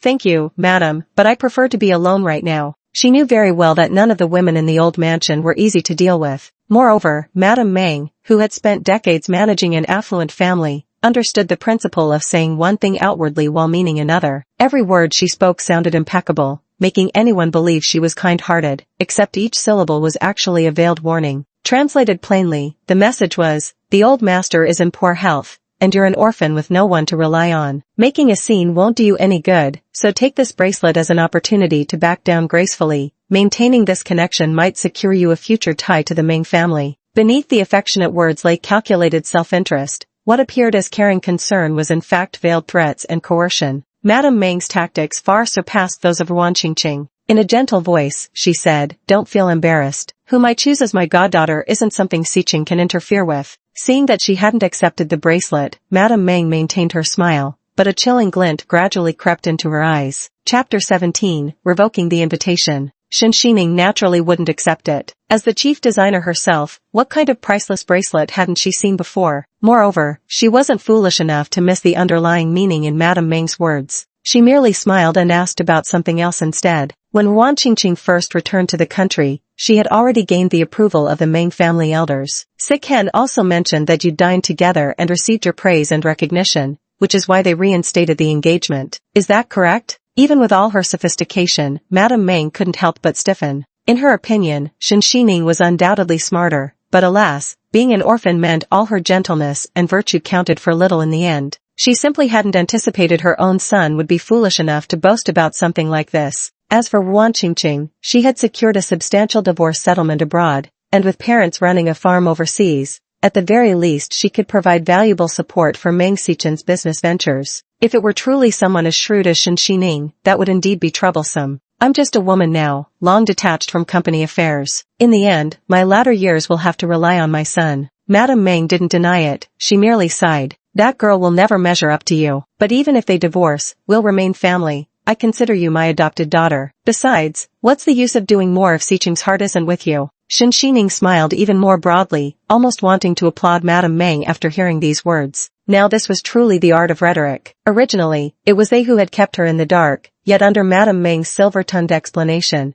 everything suddenly became for her own good. Even sparing her from a loveless marriage was framed as an act of kindness. This was the epitome of turning black into white. Today, she had truly witnessed mastery in deception. There's no need. I have certain standards of cleanliness. If we're divorcing, then let's make it clean. Lingering attachments simply don't suit me. So apart from visiting the old master today, I'm also here to retrieve the invitation to the 10 Directions Hall. Shen Xining had no desire to continue this masked dance with Madame Meng, so she cut straight to the point. She said calmly, since you treat me like a daughter, just let me see the old master. Madame Meng's smile grew increasingly strained, the kindness on her face gradually fading. The old master is still busy, there's no need to rush. The invitation from the 10 Directions Hall was indeed obtained by you, and our Meng family is deeply grateful. However, that item holds no use for you. Besides, without the Meng family's backing, do you really think acquiring such an invitation would be so easy? Unlike Meng Xichen's impulsiveness, she understood just how crucial this intelligence network was to their corporation. I truly have your best interests at heart, Ning. With neither parents nor family, what use is that item to you? Why not trade it for a favor? Should you encounter any difficulties in the future, the Meng family will still provide you shelter from the storm. Isn't this mutually beneficial outcome ideal? You're still young, don't narrow your own path until we all end up in an awkward position. Hearing these unmistakably threatening words, although Shen Xining had anticipated it, she couldn't help but feel heartbroken. 3 whole years of serving her had actually led to such an outcome. Back when Madame Meng was bedridden with headaches, it was Shen Xining who personally brewed her medicine and attended to her closely for years.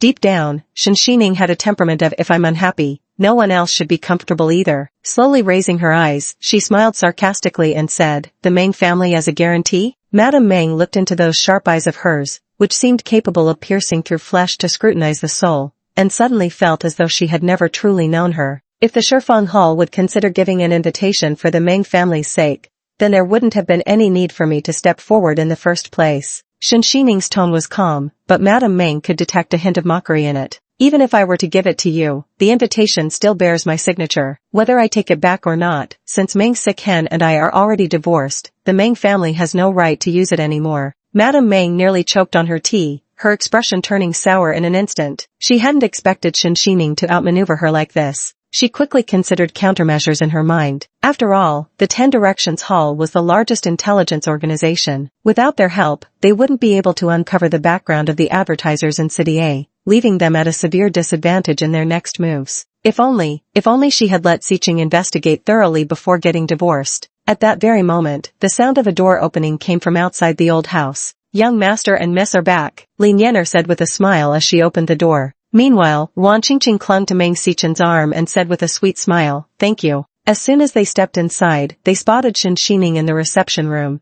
Both almost failed to recognize her, especially Meng Siqing, whose eyes flashed with surprise. Was this really the same plain-faced, meekly submissive woman? Who would have thought that a simple green dress, without a single piece of jewelry, could barely contain her dazzling radiance? She looked even more stunning than she had that day on the cruise. Especially those indifferent and aloof eyes of his maid Meng Siqing feel particularly unsettled. Chapter 18 Playing with Fire. Meng Siqing had already lost herself once that night on the cruise ship. If the woman that day resembled a fiery rose with thorns, then now, with her calm brows and eyes, she seemed more like the radiant moon shining brilliantly outside. Soft, bright, yet also quite chilly. After the initial amazement came an overwhelming unfamiliarity. The Shen Xining of old, though never one for makeup, had always possessed gentle eyes. Never like now, ice-cold as if they were mere strangers, devoid of even a trace of affection. Not even resentment remained. For some reason, Meng Siqing felt an inexplicable surge of irritation. Noticing Meng Siqing's distraction, Wan Qingqing's eyes flickered with a barely detectable hint of jealousy and bitterness. "Is Auntie all right?"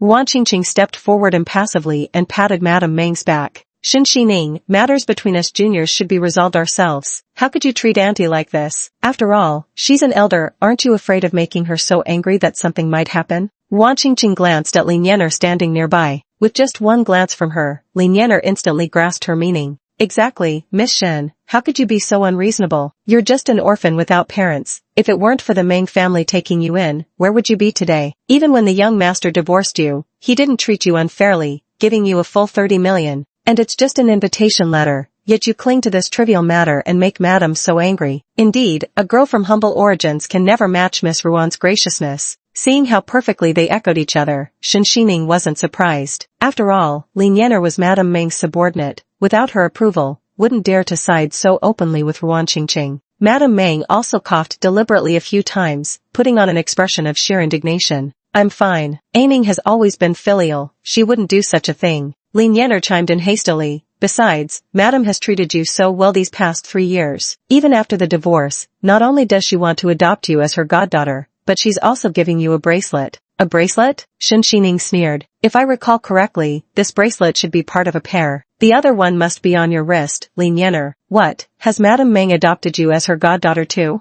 You're spouting nonsense?" Lin Yener was clearly flustered, stumbling over her words. "Madam, don't pay attention to this crazy woman biting people indiscriminately. I'll drive her out right now. How could our Meng family allow such a person to run wild here?" Shen Xining laughed. "You say that righteously enough, but it's a pity your hands aren't clean. Among all those jewels you stole, you had to take the bracelet Madame Meng loves most. How utterly vulgar." Under Lin Yener's increasingly pale face, she continued, "How does it feel to sleep on piles of gold and jewels every night? I bet the boxes under your bed can hardly contain all those treasures." Lin Yener never imagined her discreet actions could still be uncovered. Weak-kneed and nearly unable to stand, she attempted to justify herself. "You're deliberately framing me." But Lady Meng was no fool. How could she not see through the current situation? She snapped sharply, "Get out. We'll settle your accounts later." "Auntie, don't be angry. It's not worth ruining your health over this." Wan Qingqing was now in a panic. She had spent considerable sums to infiltrate the Meng family, having finally managed to bribe one of Madame Meng's maids. Yet, Shen Xining's few words had gotten her thrown out just like that. Then, Shen Xining turned and smiled at her too. "I don't need anyone's permission to take back what's mine. But since even an orphan like me, with no parents to back me up,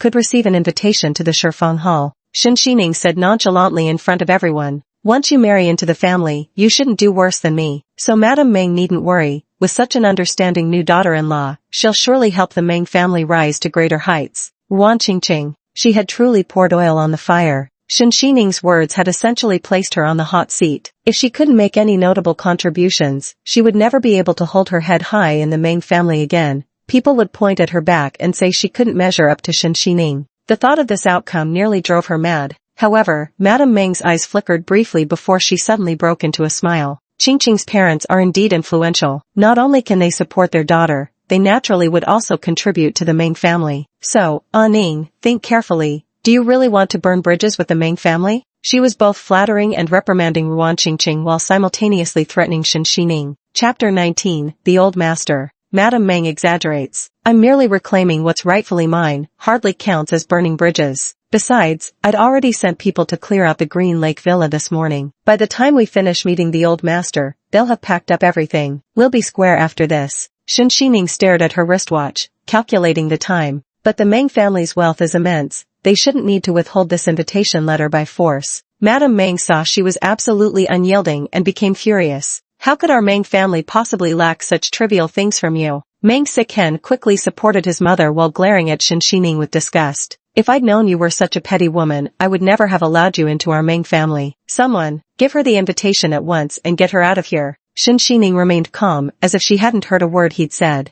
Seeing her indifference ignited an inexplicable fury in Meng Sichen's heart. If it hadn't been for you saving grandfather and using that favor to extort repayment, I would never have married a woman like you. Before he could even finish his sentence, he was interrupted. You wretched disgrace. A thunderous roar came from outside. Old Master Meng entered with a face full of rage, supported by the butler who helped him in slowly. Raising his cane, the old man was about to strike Meng Sicheng across the back. Blind-hearted beast, how could I have a grandson like you? Has this woman blinded your eyes and poisoned your mind? The old man fiercely pointed at Ruan Qingqing. Have you forgotten how this woman scorned the poor and worshipped the rich, running away on the very day of the wedding and nearly turning our Meng family into the laughingstock of City A? If not for Anning cleaning up your mess, how could you possibly have the life you do now? Meng Siken replied, I haven't forgotten, but Qingqing isn't that kind of person. Her parents forced her into that marriage. What else could she have done? Didn't you force me to marry Shen Xining as well? Smack. Before he could finish, a sharp slap landed on his face. The old man trembled with rage. You've clearly been deceived by Ruan Qingqing. Among the entire Meng family, Shen Xining only had fondness for this weathered old man. She reached out to steady him and said, Don't be angry, elder. Your health isn't good, and you've just been discharged from the hospital. You should rest.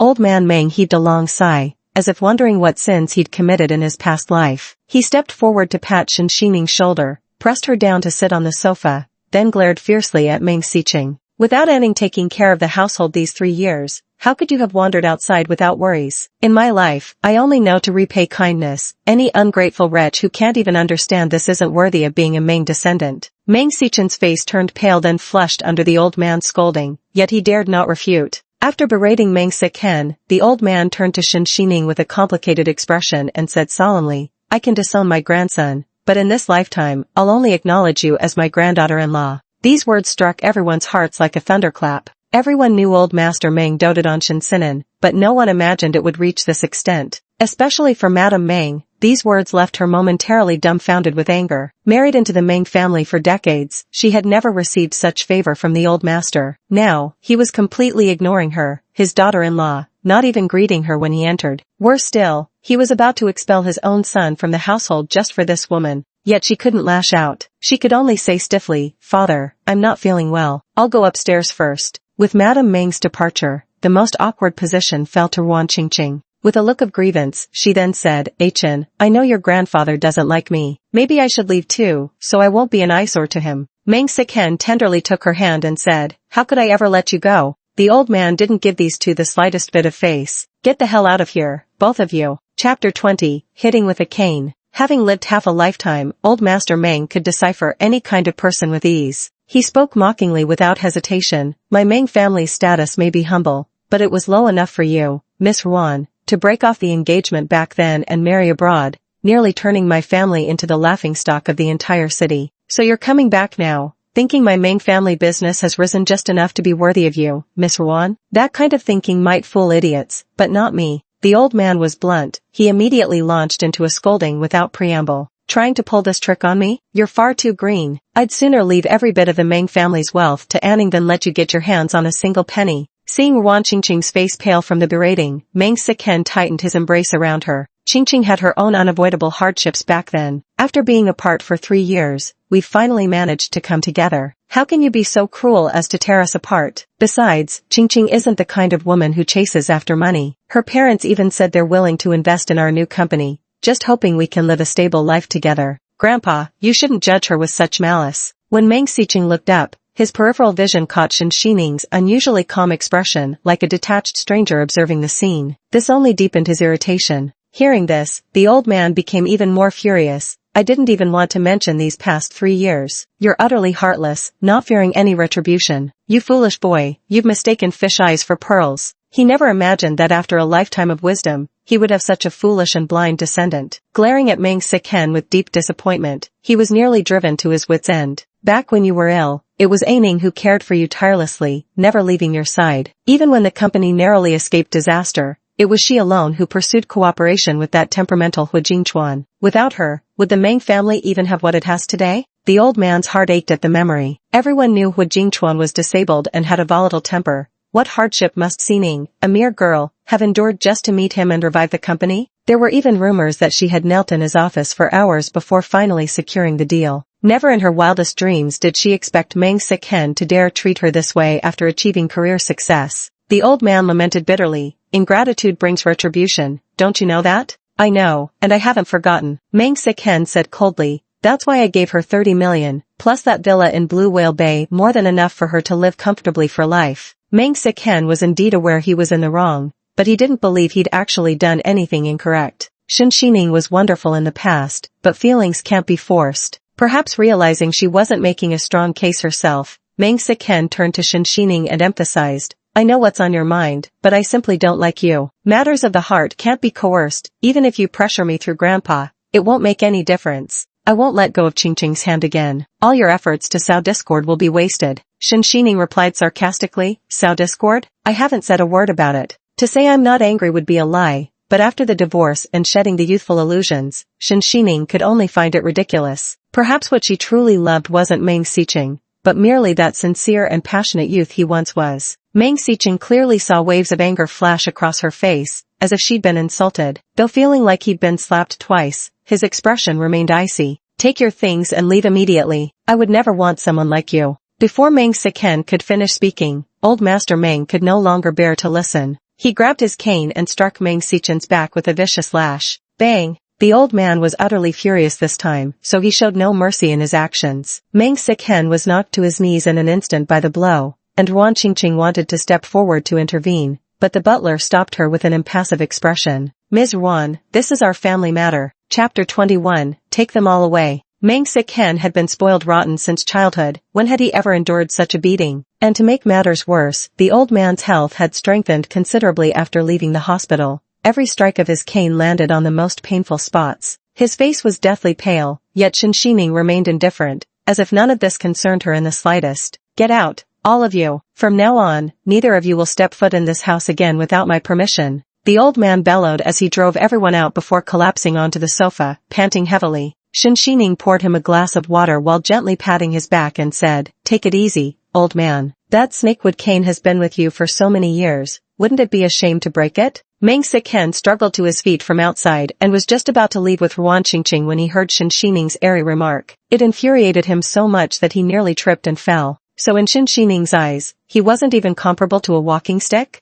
I feel heartbroken for you. Old Master Meng's eyes welled up with tears. He had weathered the storms of the business world for half a lifetime, never shedding tears over anything, but now he genuinely felt remorse for having raised such an ungrateful wretch. Not only had he wronged their savior, but also the benefactor who had brought fortune to the Meng family. Will you never come back after this? Shen Xining looked at the elderly man with a pang in her heart, yet what she felt more was a sense of clarity. She didn't believe the Meng family owed her anything. It was simply about repaying a kindness. As for me, you know me well. Shen Xining carefully weighed her words, aiming to speak tactfully so as not to hurt the old man's feelings. I detest ambiguous, half-hearted relationships the most. Though there's no affection left between Meng Xiqing and me, I've always genuinely regarded you as a grandfather. So if you ever need anything in the future, just ask. I'll always be there. Her firm declaration, I'll always be there, was both a promise and a final severance of ties. The old man understood her temperament and knew that what's done could not be undone, so he could only heave a deep sigh. After chatting about everyday matters, he finally reluctantly saw Shen Xining out himself. Watching her graceful figure blend into the garden, so beautiful and resilient, he could only let out a long, melancholy sigh. What a calamity. Outside the old residence,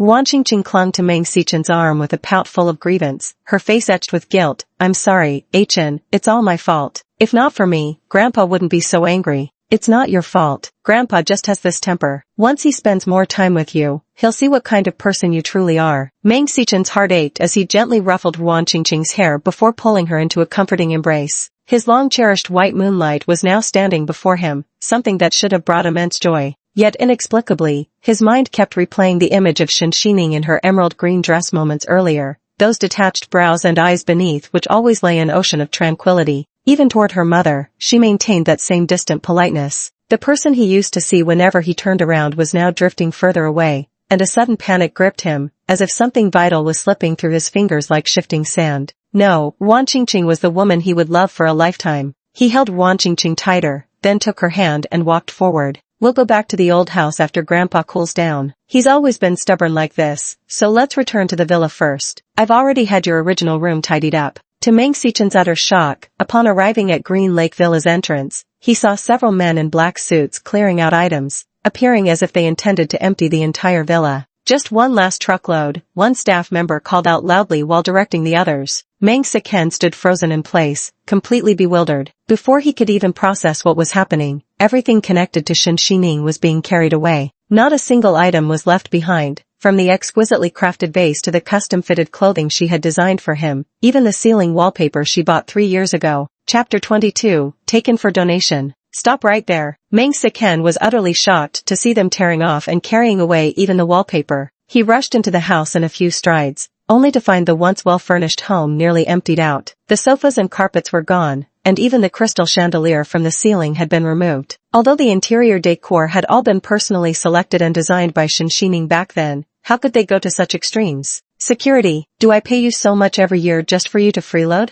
Meng Xichen's face turned livid as he went to call security. How could they let such a mess happen to this perfectly good house? However, the lead man in a suit glanced at Meng Xichen, then bowed politely and said, I'm sorry, sir, we're not trespassing. This was legally requested by your ex-wife. We have evidence of the homeowner's authorization, and everything was done under surveillance, available for investigation at any time. Meng Xichen was left speechless. He never expected Shen Xining to strike so ruthlessly. Wan Qingqing wrapped her arms around his waist and said, Aiken, don't be angry. Sister must be feeling upset inside. Let her vent a little. After all, you were once husband and wife. You should still consider past affections. She put on an act of magnanimous tolerance and consideration. After all, sister is an orphan. Even if she took 30 million, how could someone used to the aristocratic lifestyle possibly adapt to ordinary living? So it's only right she takes some things to sell. Meng Xichen's expression turned inscrutably dark, but it was clear he had grown furious. Wan Qingqing wasn't willing to let any opportunity slip by, still speaking innocently. After all our time as husband and wife, Chen surely wouldn't bear to see his elder sister live in poverty. Let's give these few things to her. Of course, the more she could take, the better. Wan Qingqing looked at the current state of the house with considerable satisfaction. The best way to keep a man was to quietly infiltrate his life without drawing attention. When she became the mistress of the Meng household and officially moved in here, from the smallest blade of grass to the largest piece of furniture, she intended to personally select and arrange every single item.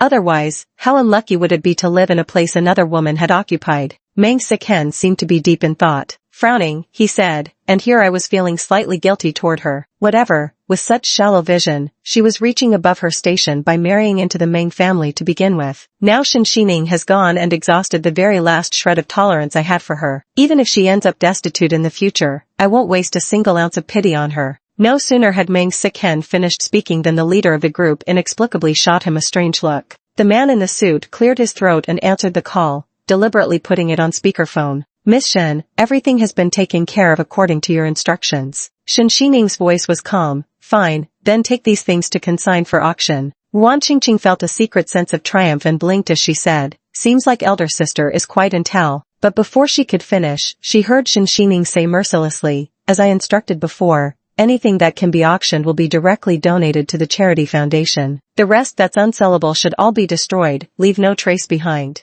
Yes, the leader of the group displayed impeccable professionalism. Watching Wan Qingqing's smug expression turn into stunned disbelief, he didn't laugh aloud but merely ended the call with polite detachment. But the others weren't nearly as polite. Miss Shen truly has beauty and kindness, just look at that blue and white porcelain decoration she donated. It's clearly a genuine antique that could fetch a pretty penny at auction, yet she gave it all to the foundation without hesitation. She said she couldn't bear to leave her belongings in such a filthy place. You should have seen Miss Shin's dignified bearing, utterly magnanimous. Every word of praise from the staff felt like a knife twisting in Ruan Qingqing's heart. After all, she had just been brazenly claiming that Shin Shining wanted to rely on these things to make a living, never expecting that he didn't even take them seriously. In fact, he even destroyed whatever could be destroyed. Chapter 23, A Sense of Not Belonging. Meng Xichen's expression turned so gloomy it seemed like water could drip from it, with an indescribable, nameless fury simmering in his chest. Pack your things and get out of here. Stop wagging your tongue. The staff members, having been inexplicably scolded twice, weren't in the best mood either. After loading the items into the car, they prepared to leave, muttering under their breath as they went. Sure enough, comparisons can kill, husband and wife, yet their morals are worlds apart. Meng Xichen, what a bunch of trash from the bottom rung. Ah Chen, why bother with these people? Ruan Qingqing sweetly linked arms with him. This'll be our home from now on. Aren't you happy? She wouldn't be mocked by those paupers' words. What do they even know? No matter how well Shin Shining puts on appearances, the future mistress of the Meng family will still be her, Ruan Qingqing.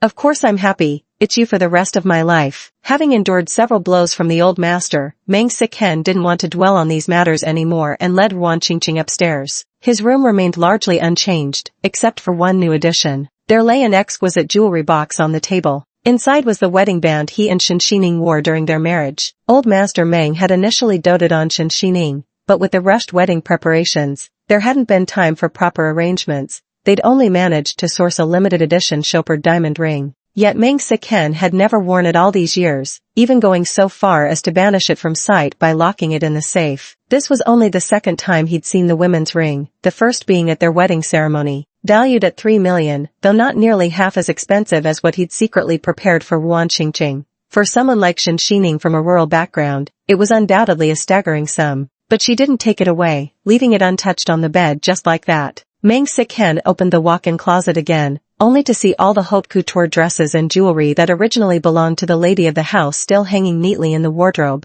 along with those limited edition bags, each worth a small fortune. All of these were things Meng Xichen had casually picked out over the past 3 years, or that Madame Meng had bought for her. Shin Shining hadn't left a single trace of her own belongings behind, nor had she taken anything that didn't belong to her. He ought to have felt relieved by this act of drawing boundaries. Yet, Meng Xichen instinctively pressed a hand to his chest, feeling only a dull ache, as if something he hadn't even noticed had quietly slipped away from within him. Thump, thump, thump. His heart beat hollowly, devoid of any sense of belonging. Chen, don't be angry anymore. Although Big Sister took the invitation to the 10 Directions Hall, I just asked Father to look into it. Ruan Qingqing thought Meng Xichen was still sulking, so she spoke words of comfort. Even if we don't know who the real boss behind a city's advertisers is right now, it doesn't matter. I found a useful lead. Shin Shining's pointed remarks that day had struck deep into Ruan Qingqing's bones. Sometimes careless words from speakers carry unintended weight for listeners. Quietly, Ruan Qingqing vowed that even without the invitation, she could accomplish something even more significant. Otherwise, wouldn't she be doomed to live forever in Shin Shining's shadow? What lead? Do you remember the heir of the Hui group, that notoriously unpredictable Hui Jingshui? He has excellent personal connections with advertisers. We can make him our first breakthrough to win over. I've already sent people to investigate. He's been particularly fond of visiting Tao Town for pottery making these past few days. Meng Xichen, switching to serious mode, nodded thoughtfully after careful consideration and then gently patted her head.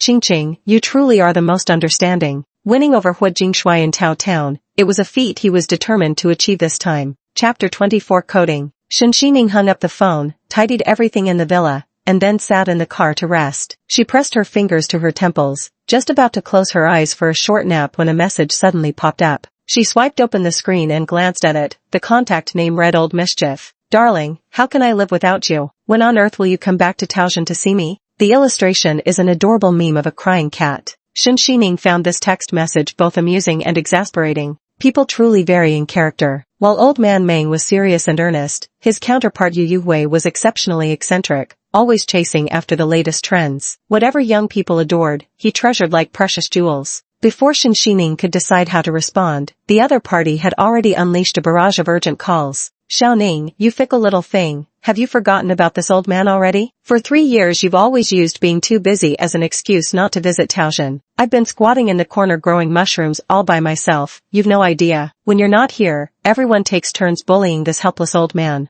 Shinshining instinctively held the phone away from her ear, only bringing it back slowly after he finished his dramatic sobbing. As for his claims of being bullied, coming from Yu Wei, if he wasn't playing pranks on others, that would be achievement enough. Who'd dare to stir up trouble under the nose of this formidable old character? Though that's what she thought, he was after all an old mischief maker who needed to be humored like a child. What's wrong? Who dares bully our master Yu? Don't they know our pottery master's disciples are spread across the land? Aren't they afraid of being turned into porcupines by everyone's carving knives? Yu Wei let out a melancholy snort. It's all because I'm getting old. When I was young, inspiration flowed like a spring. I could work on ceramics for 3 days and nights without sleep. But now it's different. My inspiration has dried up, and everything I make comes from the same mold. It's just not interesting anymore. In art, innate talent is especially important. Over time, even the most vibrant human spirit and inspiration can wear thin. However, he didn't dwell on it for too long. Instead, he shifted the conversation to another vexing matter. Hurry back, there's this annoying kid who won't stop pestering me. Can't get rid of him no matter what. Shinshining knew that despite his complaints, he was actually quite happy deep down. Otherwise, he would have chased the boy away long ago. Now divorced and freed from household chores, coupled with not having seen the old eccentric in ages, Shinshining lowered her head to check her phone and calculated the timing. Then I'll come see you on Saturday. Really? Yu Wei was overjoyed and quickly added, you'd better not stand me up this time. Don't worry, I'll definitely be there. Shinshining comforted him with a few more words before hanging up.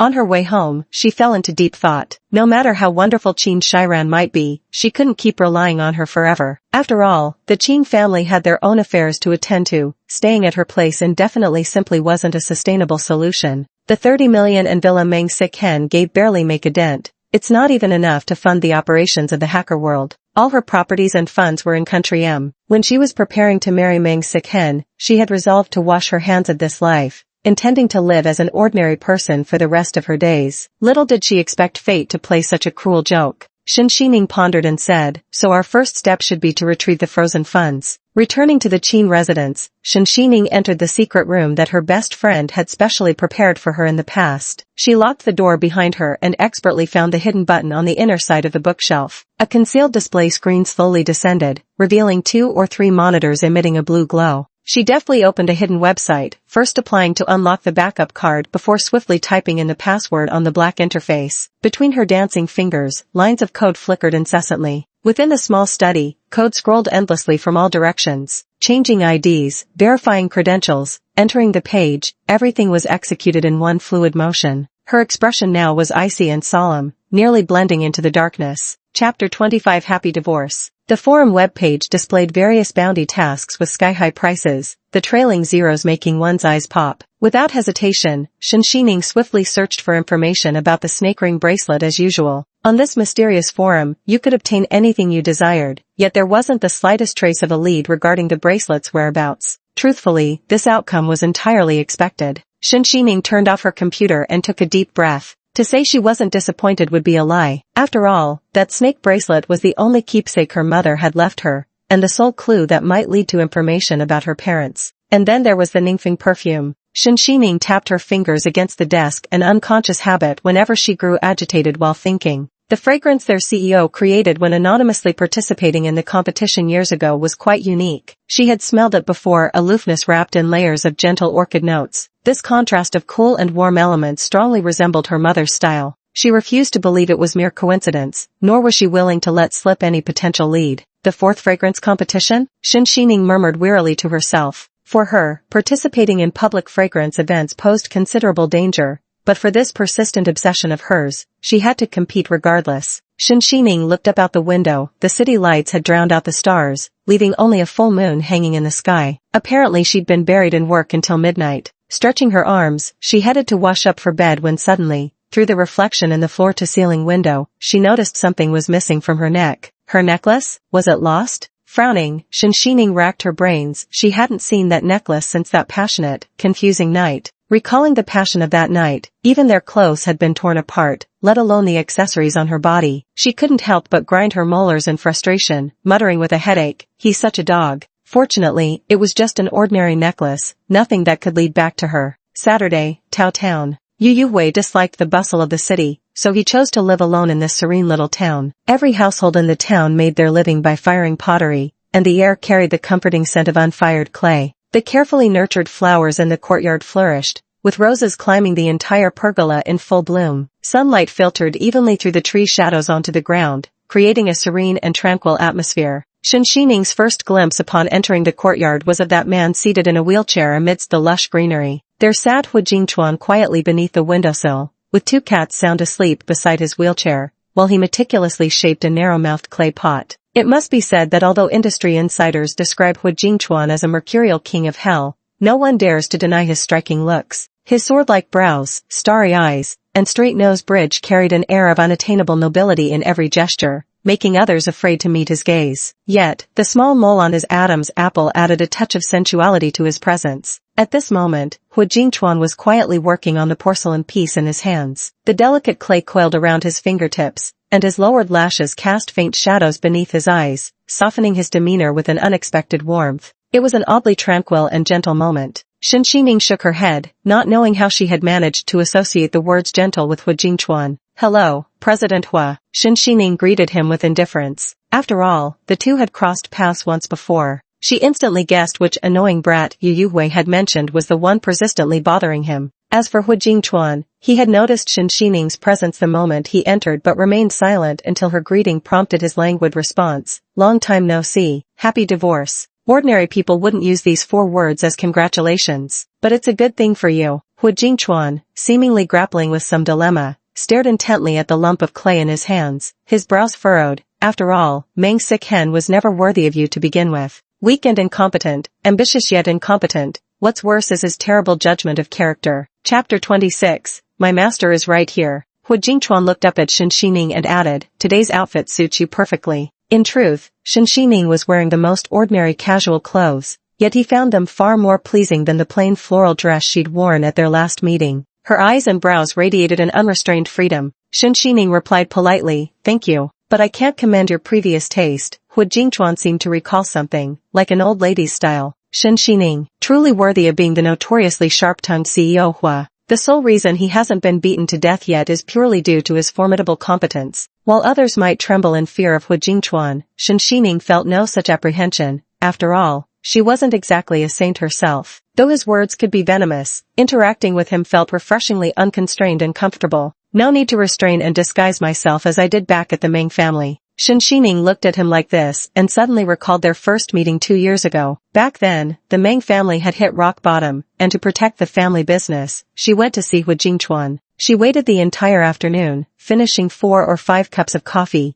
before Hu Jingchuan was finally wheeled in by his assistant. "What brand is that perfume you're wearing?" Shinshining hadn't even gotten around to flipping through the stack of documents thicker than a brick when she heard his incomprehensible remark. That perfume was her own customized brand, so of course Shinshining didn't want to reveal its origins. With practiced nonchalance, she replied, "Just picked it up somewhere, can't quite remember." "Does President Hu like it?" "I can help the Meng family secure sales channels and deal with those people." Hu Jingchuan didn't answer her directly, getting straight to the point instead. Still reviewing the documents his secretary had handed him without looking up, he continued, "Just leave the remaining perfume behind." Shinshining had seen her fair share of odd individuals, but someone as peculiar as this was rare. She took the remaining half bottle of perfume from her bag and placed it on the desk. Later, Hu Jingchuan honored his promise by helping the Meng family overcome their crisis. All this assistance, just for a bottle of perfume. Hu Jingchuan truly lived up to his reputation of defying conventions. 2 years had passed in the blink of an eye. As a designer, having the perfume she crafted cherished by others was naturally a joyful thing. Meeting Hu Jingchuan again left Shinshining with no negative impressions whatsoever. "Since you appreciate my work, let me compliment you in return." Shinshining naturally crouched down and casually stroked Big Orange's fur. The cat stretched lazily in confused contentment, rolling over to expose its belly playfully. Yet the moment she glanced up at Hu Jingchuan's clay creation,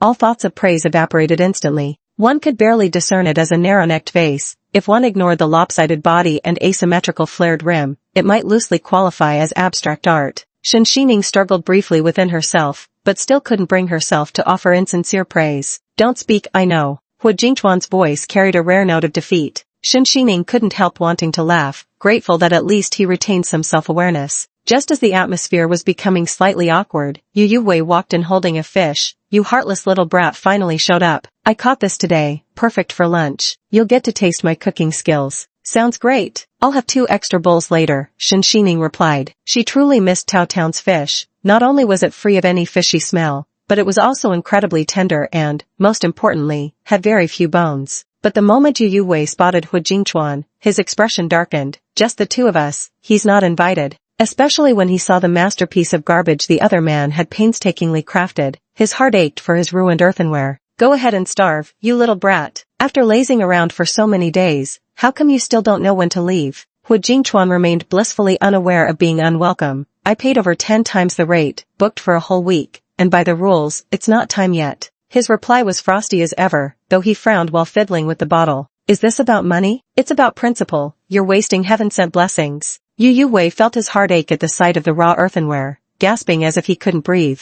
In his lifetime, he had only ever cherished porcelain. These pieces were like his own children. What family could tolerate giving birth to an ugly child? I've already told you, you don't have the talent for this. You've ruined piles of materials, destroyed 3 of my pottery wheels, countless files, and nearly driven the kiln master to the brink. It'd be better if you just gave up. I like it, Hu Jingchuan said with a tone that practically screamed, none of your business. When does your master arrive? So you're saying my skills are too crude to teach you? Yu Wei was furious at his dismissiveness and smugly pointed at Shen Xining. Well, my master happens to be right here. Chapter 27 Guiding him. Hu Jingchuan glanced up at the remarkably young Shen Xining, convinced that Yu Wei was simply pulling his leg. Even if you don't like me, there's no need to lie to me. I'll leave in a few days and won't bother you for long. Although Yu Wei had been urging him to leave, she frowned with reluctance upon hearing his words. In such a hurry, she said. I thought you brat had more patience than this. Hu Jingchuan gazed at the smooth clay piece in his hand. He didn't know why, but only crafting these things could calm him when he felt restless, especially during those midnight awakenings when a smiling girl always appeared in his dreams, handing him something. Perhaps it had something to do with his lost memories. Snapping back to the present, he looked up and said, that's why I wanted your master's guidance before I leave. Seeing his skepticism, Yu Wei puffed his beard and glared. Have you ever heard me lie in all my years? Xiao Ning, make sure he waits here until the seas run dry.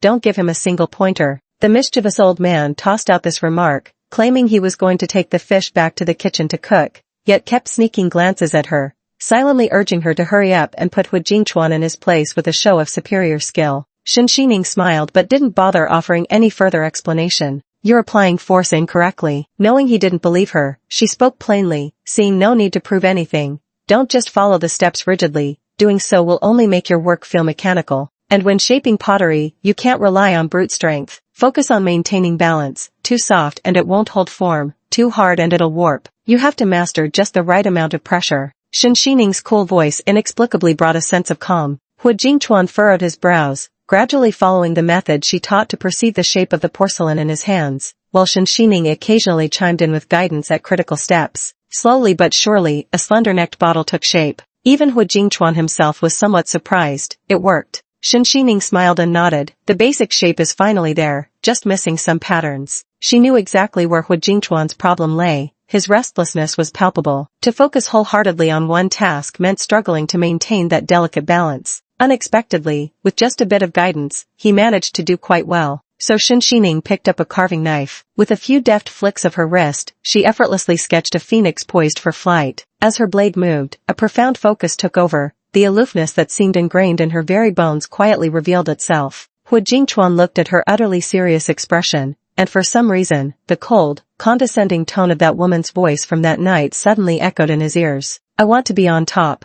Yu Wei caught a glimpse of the design from the corner of his eye and immediately rushed over from the kitchen to take the bottle in hand, examining it carefully. A phoenix reborn from ashes, tempered through fire, only forged through countless trials. What a meaningful symbol. He couldn't take his hands off this bottle, especially appreciating the phoenix brushstrokes, each stroke brimming with boundless vitality and resilience, so much so that he beamed with joy, oblivious to the fish stew burning in the pot. When Hu Jingchuan saw the bottle, he realized he had underestimated Shen Xining. So you really are Yu Wei's master, he said, now stating it as fact. Shen Xining didn't deny it. Out of propriety, I never admitted it. Yu Wei immediately said proudly, I don't care, the girl is my master no matter what. It was truly fate that brought them together. Back then, when they first met by chance, Yu Wei was so creatively drained he was practically losing his hair. Yet, after just a few pointers from Shen Xining, everything suddenly clicked, especially after witnessing the exquisite pottery she created. He was astonished, declaring her a genius on the spot and immediately begged to become her disciple. Hu Jingchuan cut straight to the chase. Would you consider teaching my little niece pottery? Name your price. Also, since you just got divorced, I can provide you with a place to stay, no charge. Not necessary for now. I haven't fallen so low as to be homeless yet. Shen Xining rejected him straightforwardly.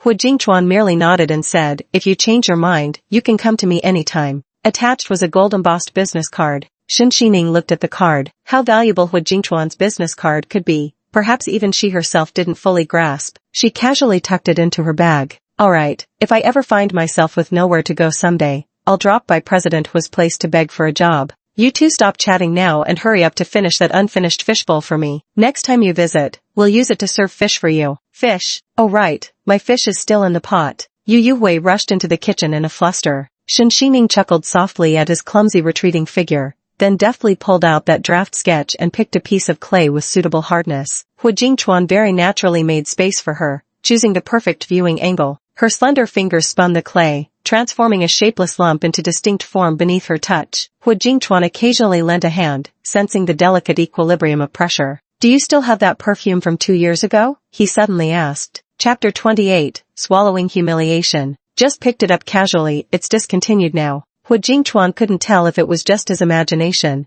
but when Shen Xining mentioned the phrase out of print, her tone lifted slightly, as if she were genuinely delighted. The sunlight now bathed the courtyard in even warmth, with 2 cats rolling belly up at their feet, occasionally meowing sweetly for attention. As Hu Jingchuan caught the faint scent of winter plum emanating from Shen Xining, the restlessness in his heart gradually subsided. It was at that very moment that he accidentally poked a hole in the freshly made prototype. Careful now, don't try to force control over it. Gently make adjustments, let it settle into its natural shape first, then give it just the right nudge, she advised. Shen Xining guided his fingers to the correct position with a light touch of her fingertips. If you want to create anything with spirit, don't treat them as lifeless objects. Relax a little, and loosen up your fingers too. The moment their fingertips touched, Hu Jingchuan felt a tingling sensation like an electric shock. He wanted to pull his hand back but thought it would seem too deliberate. The woman's cool voice sounded in his ears. The skin beneath his fingertips was incredibly smooth, yet the pads of her fingers bore a thin layer of calluses. From this angle as Hu Jingchuan looked down at her, he saw Shen Xining completely absorbed in her pottery. The stray strands of hair falling across her forehead were slightly disheveled,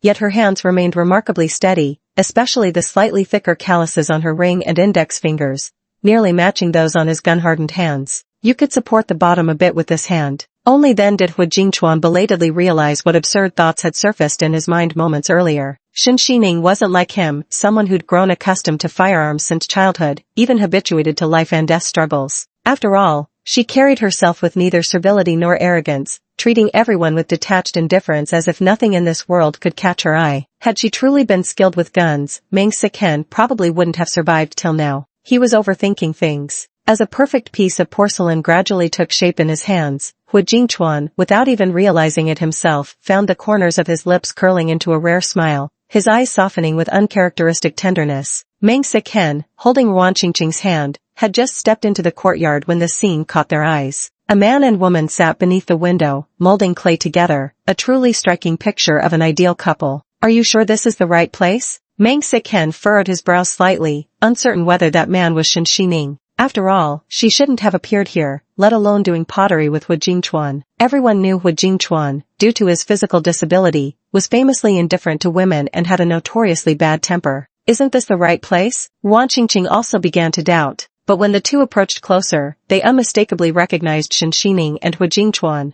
Witnessing this scene, a trace of jealousy flashed in Ruan Qingqing's eyes as she clenched her fists while maintaining a perfectly composed smile. What a coincidence. I didn't expect sister to be so well informed and happen to appear here too. Though I've heard that pottery master Yu Wei has a peculiar temper, ordinary people can hardly find him, let alone afford his exorbitant fees. As if suddenly remembering something, she added, I forgot, sister just received 30 million. This amount must be nothing to you now. Yet Shen Xining didn't even bat an eyelid, treating her as if she were invisible. Seeing that her attempts to sow discord had no effect, both of them still kept their heads down, engrossed in their own tasks without any intention of engaging. Ruan Qingqing ultimately gritted her teeth and forced herself to strike up a conversation. You must be President Hua? Never thought I'd run into you here. Only upon hearing President Hua did Meng Xiqing snap out of it, withdrawing his gaze that had been fixed on Shen Xining's face. Smiling, he extended his hand toward the man as well. I've long heard of your esteemed reputation. What a coincidence to meet you here, President Hua, quite the serendipity. The hypocritical expressions on both men's faces were strikingly identical. Hu Jingchuan didn't even lift his head, but instead turned sideways to ask Shen Xining,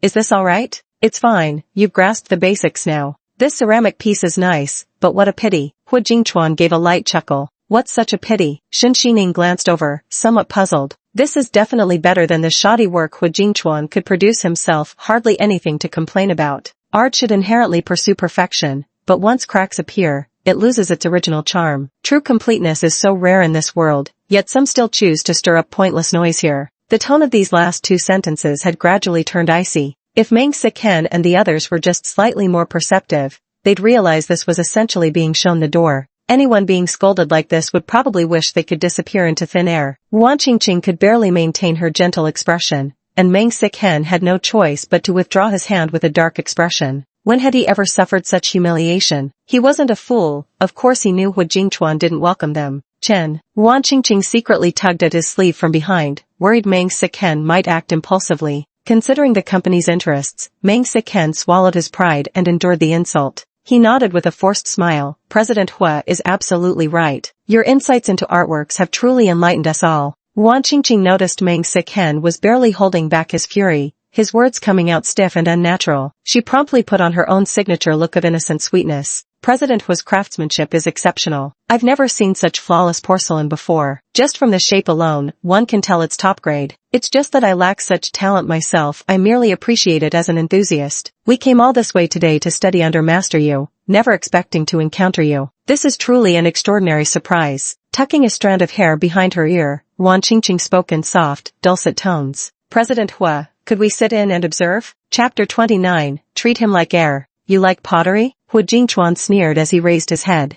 The icy chill in his pitch-black pupils sent a shudder through those present. Wan Qingqing subconsciously clenched her fingertips, somewhat afraid to meet his eyes directly. Since you claim to like pottery but can't distinguish or even recognize that this piece was made by Miss Shen, there's no need to waste time observing it. I believe Miss Shen wouldn't want to see you either. Hu Jingchuan never minced words. Moreover, what I appreciate is ceramics itself, not tea ceremony. He always had a sharp tongue, and his words left Wan Qingqing flushing with alternating shades of crimson and pallor. Though she secretly seethed with resentment, she could only force herself to swallow her anger and feign surprise. President Hua, you do have a sense of humor. It's just that I lack foresight. I had no idea sister was the one behind this. After all, she often stays at the villa doing housework, and Mrs. Meng frequently praises her for not being the type of frivolous woman who flaunts herself in public. So I always assumed sister wasn't one for socializing. Who would have guessed she had such hidden talents behind the scenes? Wan Qingqing looked at Meng Xiqing innocently. Aiken, if you knew sister had these skills, why didn't you remind me earlier? You made me lose face in front of President Hua. Meng Xiqing's expression grew even colder.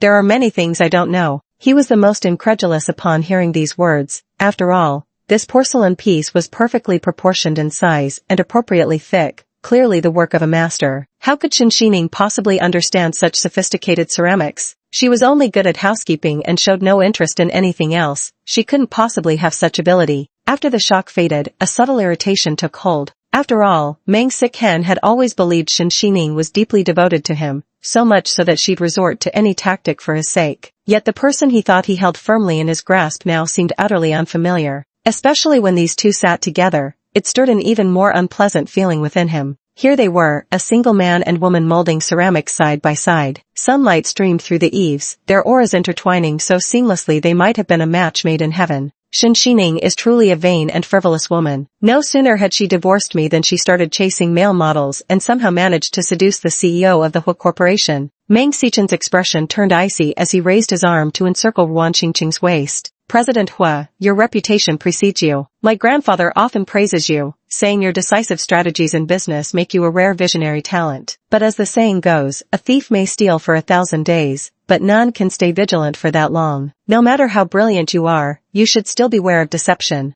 Yet Hu Jingchuan merely dipped his brush in water to moisten the earthenware, not even bothering to look up at these words. You said it would look better if this part were thinner? If there are dogs barking outside, don't let them distract you. Old man Yu is still waiting to see this. Once immersed, Shinshining easily tunes out the outside world, focusing solely on the nearly formed vessel in her hands. Making this part thinner would compromise its structure at this stage. Openwork carving is a different technique altogether. This clay blank isn't right. Mang Sik-hen. Their overlapping commentary completely ignored the other two in the room. Especially Shinshining, whose gaze had always lingered on him in the past. Even during their occasional arguments and clashes, her eyes had always reflected his presence. Never like this, completely dismissing him as if he were air, utterly ignored. Mang Sichen's expression grew colder, his fingers tightening with such force that even Wan Qingqing frowned slightly in discomfort. Chapter 30, Don't stand in the way here. Mang Sik-hen said coldly, President Hua might not be familiar with our family affairs. Miss Shen deliberately saved my grandfather back then leveraged this favor to demand marriage into the Mang family. Not only is she an orphan lacking proper upbringing, but she even dropped out of middle school. How could someone like her possibly understand pottery art? So, President Hua,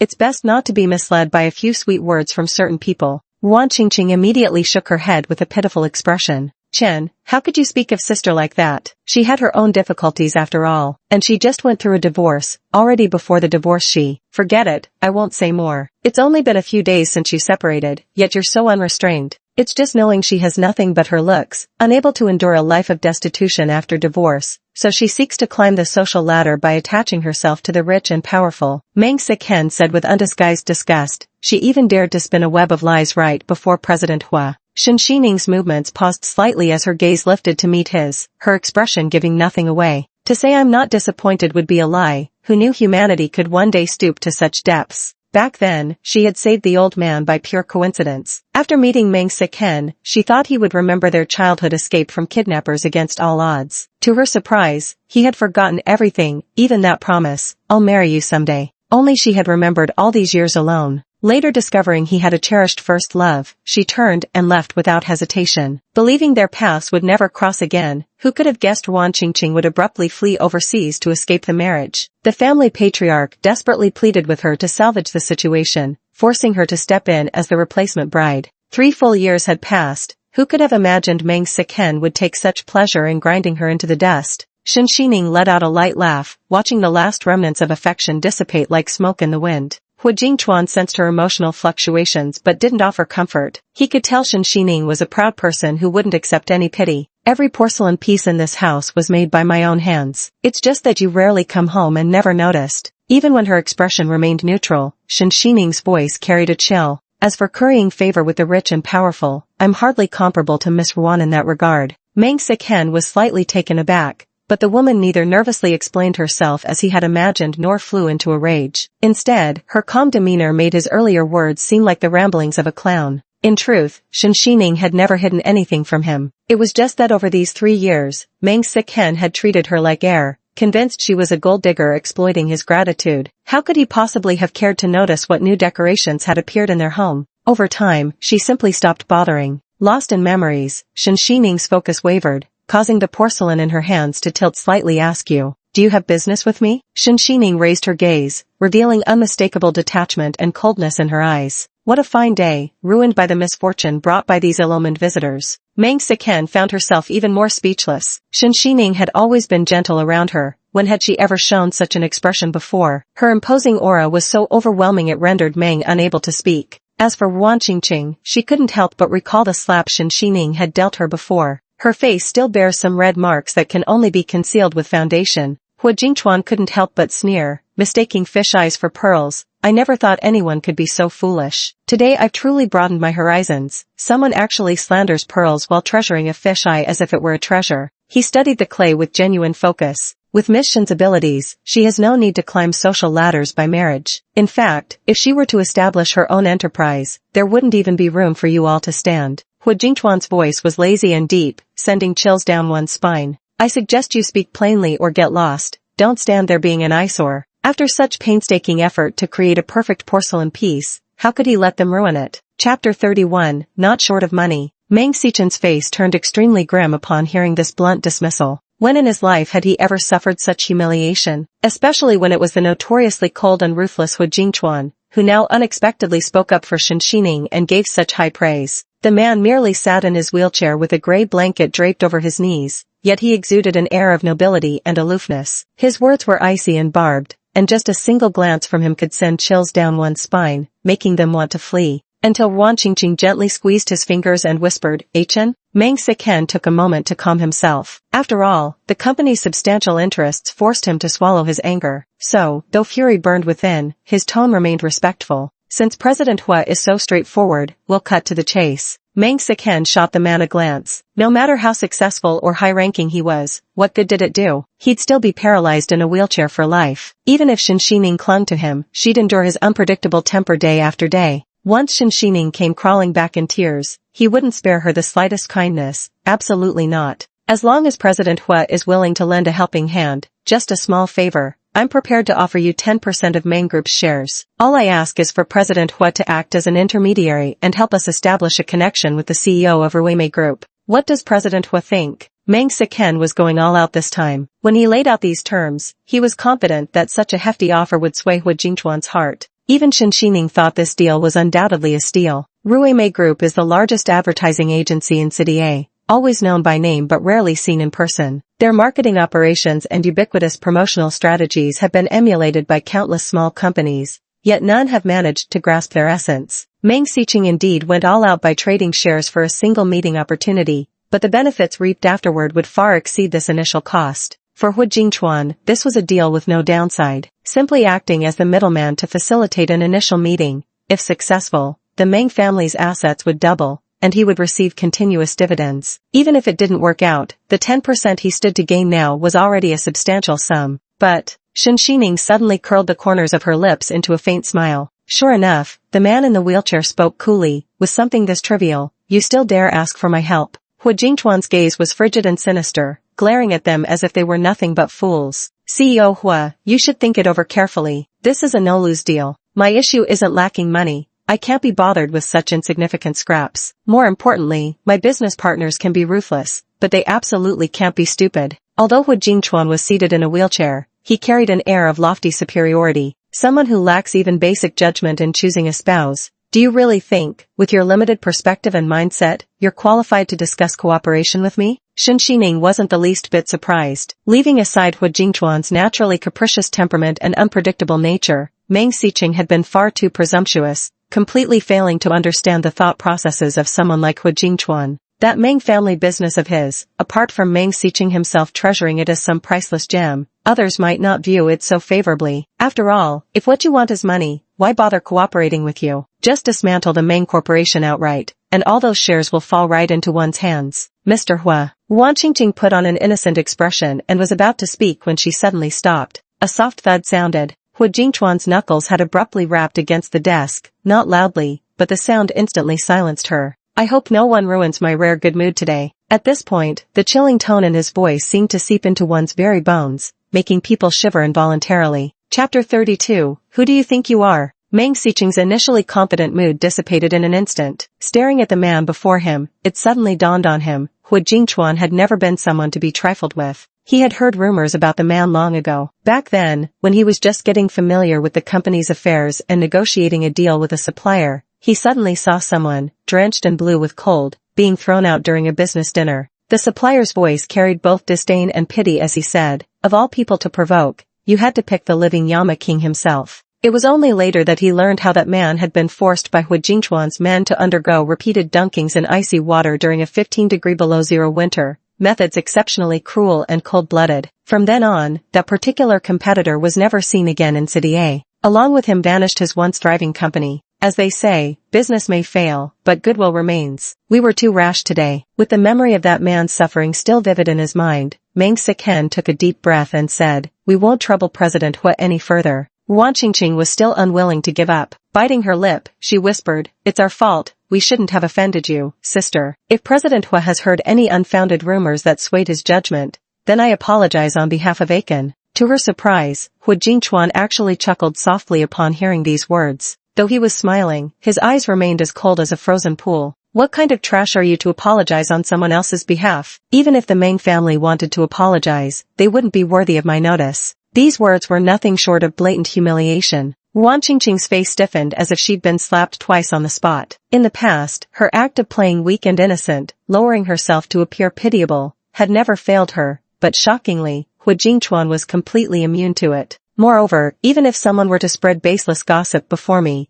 given that Miss Shen is the master of old Master Yu Yuhui, of course I would choose to believe her over you. Hu Jingchuan stared at the two of them in utter bewilderment. How could anyone be so foolish and malicious to such an extent? When Meng Siken heard Wan Qingqing's words, he believed them without a doubt, already convinced that Shen Xining was most likely the one spreading rumors behind the scenes, deliberately sabotaging their collaboration. Otherwise, how could she have appeared here so coincidentally? President Hua, don't be fooled. How could Shen Xining possibly be Master Yu's teacher? No one knows Shen Xining better than I do. To spread such an outrageous lie, she must have no fear of the wind cutting her tongue. Shen Xining let out a quiet "oh" before asking, so what if it's real? If it's true, then I'll offer you a formal apology. An apology won't cut it, Shen Xining said, propping her chin. Since we're in Tao Town, we follow Tao Town rules. Falsely accusing someone means kneeling down with tea to apologize, then kowtowing 3 times. Dare you? What's there to fear? Meng Siqing was certain because he'd thoroughly investigated Shen Xining's background. She was indeed born in some remote rural backwater and had even been abandoned by her birth parents at an orphanage during childhood. After Shen Xinian dropped out of middle school, she struggled to survive alone on a desolate island. Had it not been for a stroke of sheer luck that led her to save her grandfather, she would never have stepped foot into the Meng family's doors in this lifetime. How could she possibly have any connection with Yu Yuhui, the renowned ceramic artist celebrated both domestically and internationally? Moreover, Yu Yuhui had been famous for ages. In his youth, basking in glory and arrogance, he looked down on even the most senior predecessors, making his name with audacious and aloof works. Even in his old age, he couldn't possibly have lost his mind to the point of bowing to some inexperienced young girl as his master. But if you're not Yu Yuhui's master, if you're here swindling and deceiving, then get on your knees and apologize to everyone, repent. Before Meng Siken could finish speaking, a gray-haired old man came running out from the kitchen. Where did this little brat come from spouting nonsense? Chapter 33, I was originally her disciple. Yu Yuhui, with an apron tied around his waist and cooking sleeves on his arms,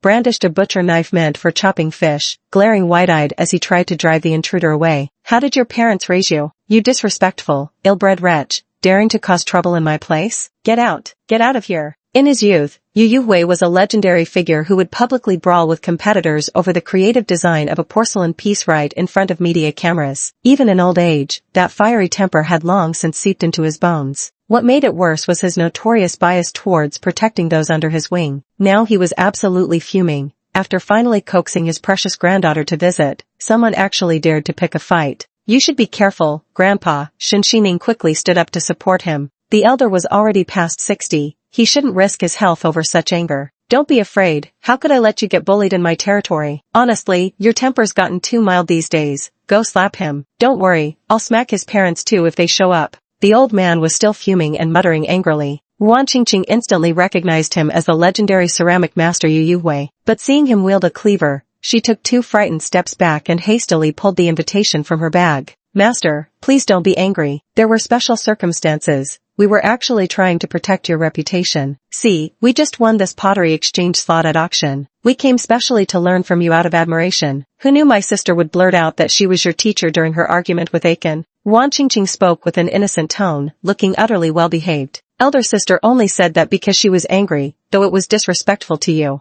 But the man refused to follow the conventional path. The girl is right, this old man was indeed her disciple from the start. Yu Yuhui said with particular pride, back then, it took me 3 days and nights of pestering to finally coax this girl into revealing her secret techniques. Please don't joke about this. Wan Qingqing forced a very strained smile. Who do you think you are? How dare you suggest this old man would waste his time joking with some brat like you? With that sharp, bitter face of yours that spells misfortune, get lost. Later, I'll have a serious word with that auction house. What, just because you have money, you think you can send any riffraff my way? The two were left livid by these words, both stunned that Yu Yuhui would go along with his lie and equally unable to swallow their fury as they stared at Shen Xining's unruffled expression. Honor your bets, don't you even have that basic decency? Shen Xining's eyes sparkled with amusement, her tone dripping with sarcasm. The two stood deadlocked in a dilemma, neither able to back down. Master Yu, I respect your scholarship, but that doesn't give you license to deceive everyone. No one knows Sister Shen's character better than Aiken,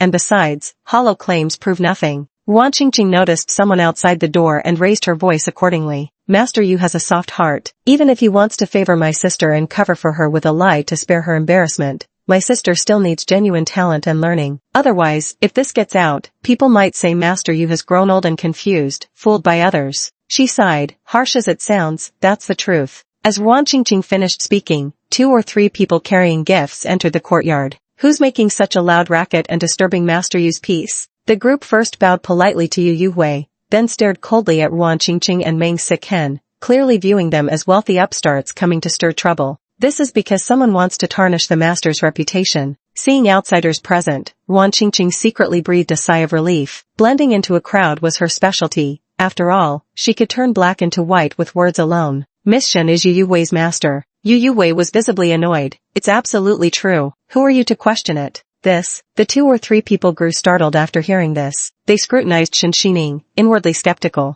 After all, the young woman was certainly attractive, but claiming to be Master Yu's teacher, who would believe that? As one of them was about to speak up, the person behind hurriedly tugged at his collar, shaking their head to signal silence. It seems the old man wanted to protect the junior, but this kind of joke has gone a bit too far. Chapter 34, Auspicious Pattern Tea Set. After all, these traditional trades place great importance on master-disciple lineages. A fellow disciple is closer than blood. How can one casually claim a new master like this? What about those juniors who once received guidance from Yu Yuhui? Should they acknowledge a young girl as their grandmaster? Yu Yuhui, no one seemed to believe him. He was nearly amused to anger by Ruan Qingqing's shameless tongue. He'd seen brazen people before, but never one this audacious, daring to sow discord right in front of him. Bullying Shen Xining right in his own courtyard, this truly showed they didn't regard him with an ounce of respect. Absent-mindedly wiping the fish cleaver on his apron, he was about to explode when a pair of hands gently pulled at his shoulders, half dragging and half pushing him into a chair before handing him a steaming cup of tea. At your age, how can you still be so hot-tempered? If a dog bites you, are you going to bite it back? Shen Xining's most notable trait was being fiercely protective. If it were just the 2 of them making a scene, it might be manageable. But with outsiders present, the situation was entirely different. Even if these people outwardly respected Yu Yui's reputation and held their tongues in his presence,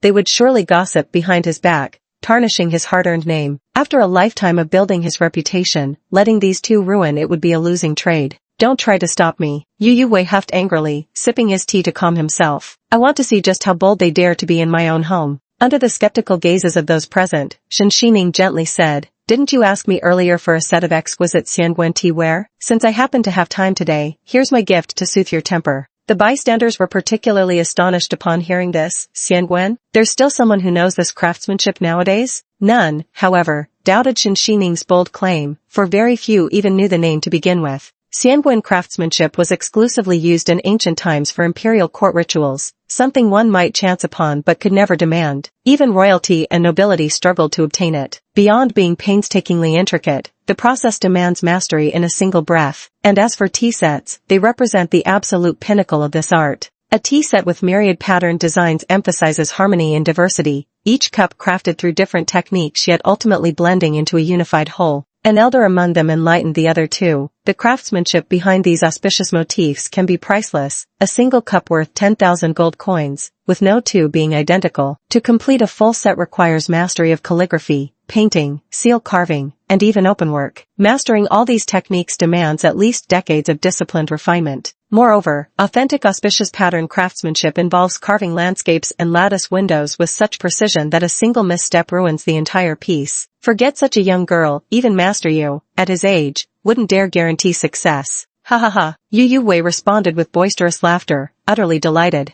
After all these years of longing and patiently shaping this girl's skills, his wish was finally about to come true today. He immediately threw the teacup to the ground before disdainfully eyeing the set he'd fired himself. If you can truly replicate it, then my humble tea set would be nothing but fireflies daring to compete with the full moon's brilliance. I wouldn't even regret smashing every piece. The others were shocked. Old Master Yu famously treasured his creations like his own children. For him to be this overjoyed meant he was absolutely certain this young girl could recreate the masterpiece. Could it be that this young girl is actually some kind of hidden master? Yu Yuhui hurriedly brought out his treasured tools, carving knives, and finest clay blanks, rushing about non-stop. The others were sharp-eyed too, quickly helping to move things, excited at the prospect of witnessing such an event. Someone even made a phone call to spread the word. Eventually, nearly half the residents of Pottery Town had gathered upon hearing the news to watch the spectacle. Now this was truly quite a magnificent scene. Do you need me to assist you? Yu Wei seemed quite excited. No need. Having a master of Yu Wei's caliber assisting him would be quite a dent to his reputation, even though he didn't care about such things himself. Shen Xining smiled. There's someone else here, he can help. You go ahead and eat first.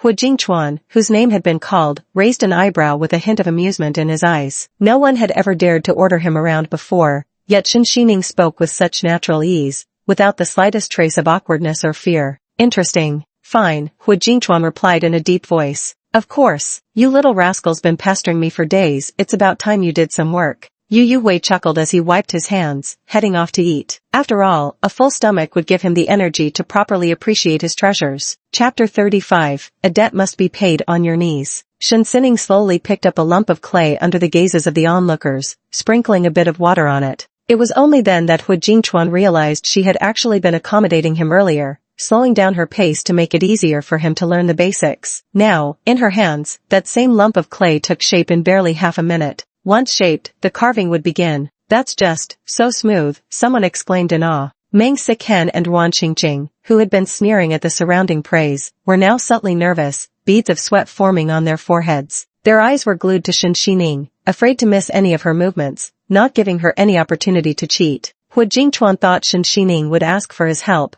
but to his surprise, her request for assistance merely involved occasionally handing her a file. Change to the smaller one. Shen Xining's calm voice stood out in the tense atmosphere. Her hands were steady, precise, and ruthless. The clay slab seemed to come alive, stretching freely under her touch. Hu Jingchuan picked up the small file and handed it to her from behind. The moment their fingers brushed, he caught another whiff of that cold plum fragrance emanating from her. His Adam's apple bobbed slightly as he gently wiped the beads of sweat from Shen Xining's forehead with a clean handkerchief. His knuckles brushed against the smooth, delicate skin before withdrawing, leaving behind an inexplicable sense of familiarity. Hu Jingchuan wondered how someone could have skin as delicate and smooth as fine porcelain. Yet Shen Xining remained completely unaware, her entire focus fixed on the artwork in her hands. With a delicate flick of her finger, a tiny piece of clay fell away. Her slender fingers fluttered like butterflies, shaping and carving until the form emerged. Then, with just the slightest touch of her outlining brush, she captured the very soul of the towering mountain. Hu Jingchuan felt an unusual sense of tranquility,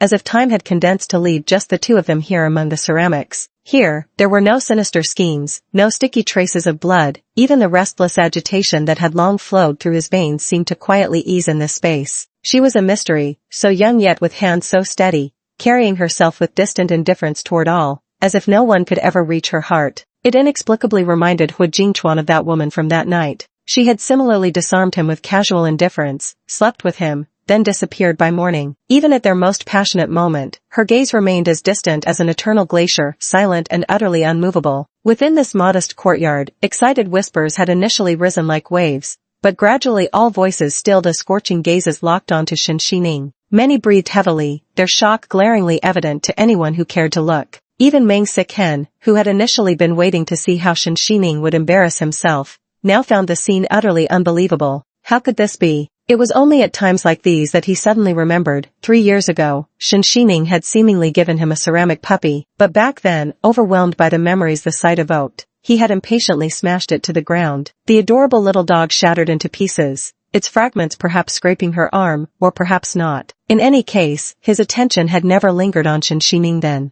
But it was probably from that point on that Shen Xining grew even more reticent, never again taking the initiative to do anything for him. Meng Siken felt an inexplicable sense of unease, as if he had vaguely missed something tremendously important. As time passed minute by minute, until the sun gradually set in the west, Shen Xining finally made the last stroke with effortless precision, not a single misstep, the entire process nearly executed in one seamless motion. Yu Wei couldn't help but exclaim repeatedly, "Wonderful, wonderful, absolutely wonderful." As Shen Xining looked up, a black handkerchief was immediately offered before her eyes. With perfect composure, she took it and wiped her sweat while the crowd's cheers nearly shook the heavens. Hu Jingchuan's eyes also gleamed with a faint hint of amusement. Unwilling to pay a hefty sum, would it be possible to have Miss Shen grace my porcelain gallery with her presence? Some quick-witted individuals had already begun trying to win Shen Xining over, but Yu Wei promptly shooed them all out. "Everyone, disperse. I'm closed for business this entire month." He turned back and carefully cradled the auspicious pattern tea set, tears practically streaming down his aged face. "Magnificent, truly magnificent. Having seen this set, I could die without regrets.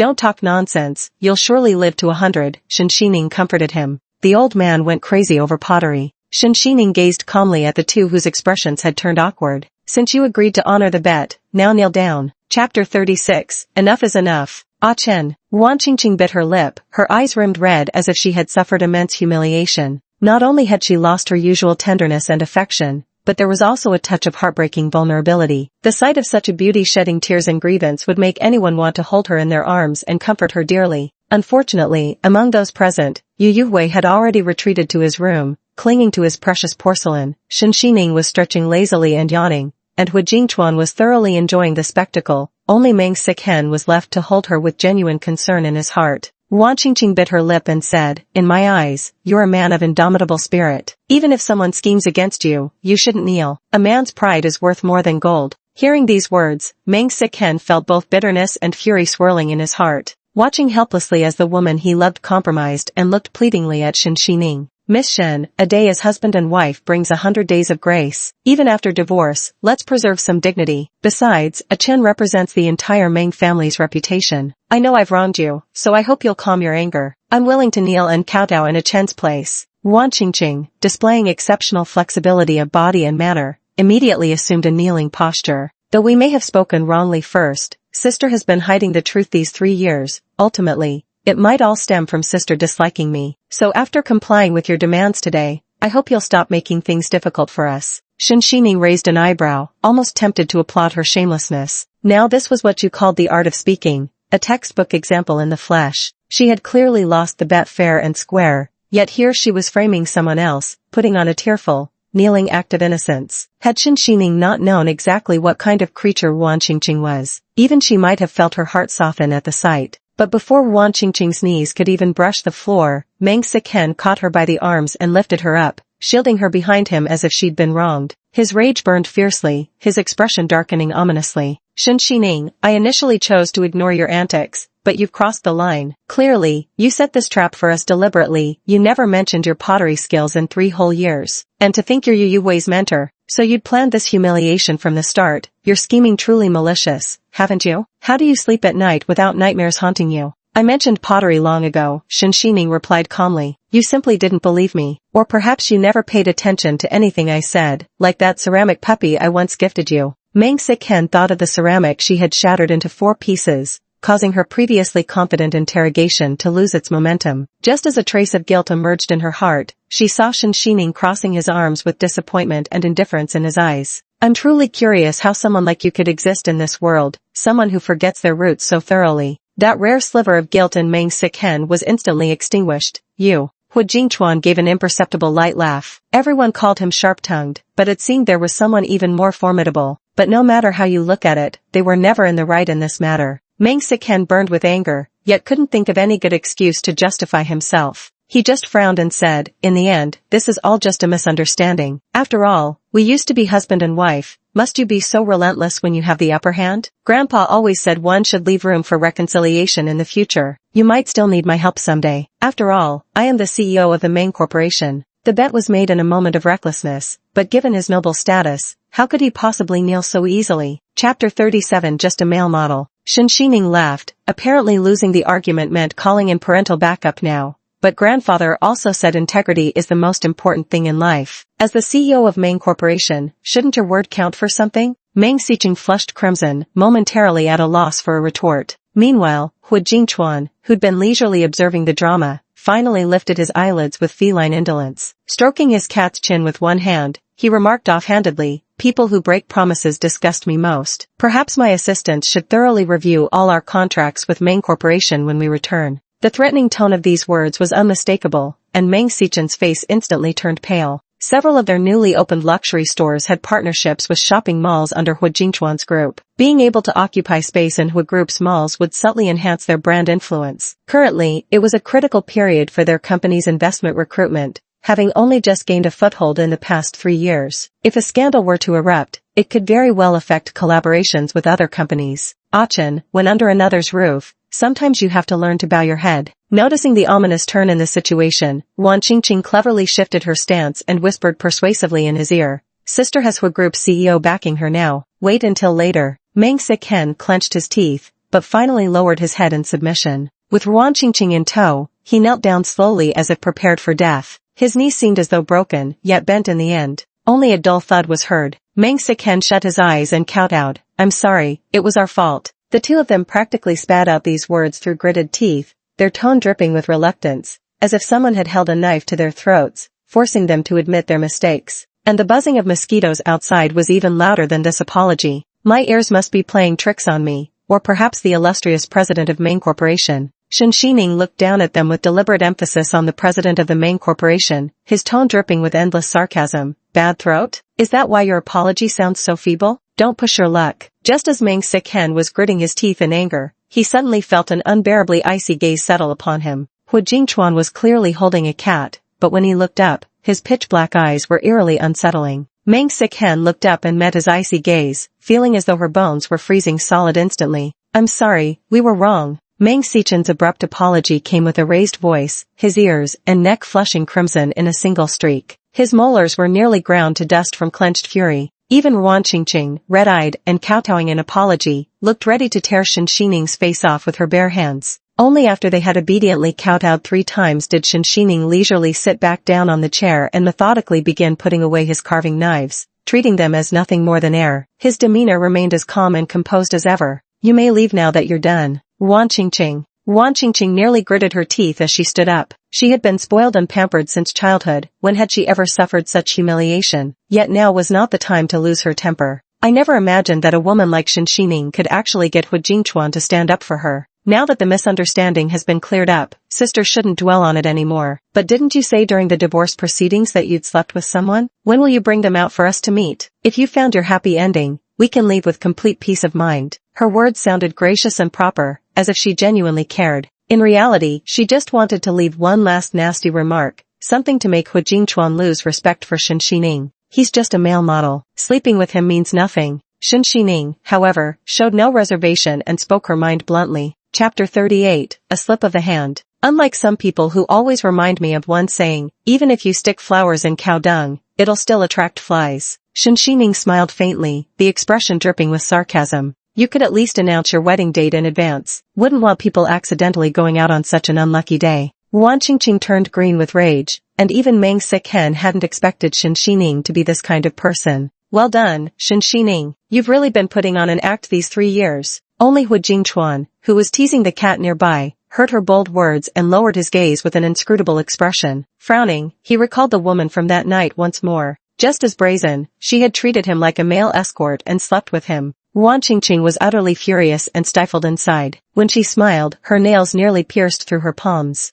"I never imagined my sister could be so unrestrained. But such matters shouldn't be brought into the open. Others might mistake you for a frivolous woman. If you ever hope to marry well in the future." Ruan Qingqing discreetly studied Hu Jingchuan's expression from the corner of her eye. Seeing that he seemed lost in thought, a shadow flickered through her eyes. "Those particular elders from wealthy families still disapprove of such behavior. Sis, you'd better not be so unrestrained in the future. What would those elders think of you otherwise? You mean those old fogies who got one foot in the grave and practically smell the wood of their coffins?" Before Shen Xining could lose her temper, Hu Jingchuan had already snorted with laughter. "Frivolous? A woman's character has never been measured by so-called chastity, much less what lies beneath her skirt. The most important thing in being human is integrity." His voice was icy, like a venomous snake. "Take morally corrupt troublemakers, for example. People like that deserve to have their tongues cut out in my presence. Only then would they understand the true meaning of frivolity." These words actually surprised Shen Xining. She hadn't expected Hu Jingchuan to be sharp-tongued yet possess decent moral principles. Hu Jingchuan glanced idly at Meng Siken and asked, "What do you think, President Meng?" He deliberately emphasized the words President Meng, his sarcastic tone remarkably similar to Shen Xining's mocking habits. Both Meng Siken and Ruan Qingqing recognized this as blatant intimidation, yet neither dared to protest. The two could only suppress their anger and leave, but just as they were about to push open the courtyard gate,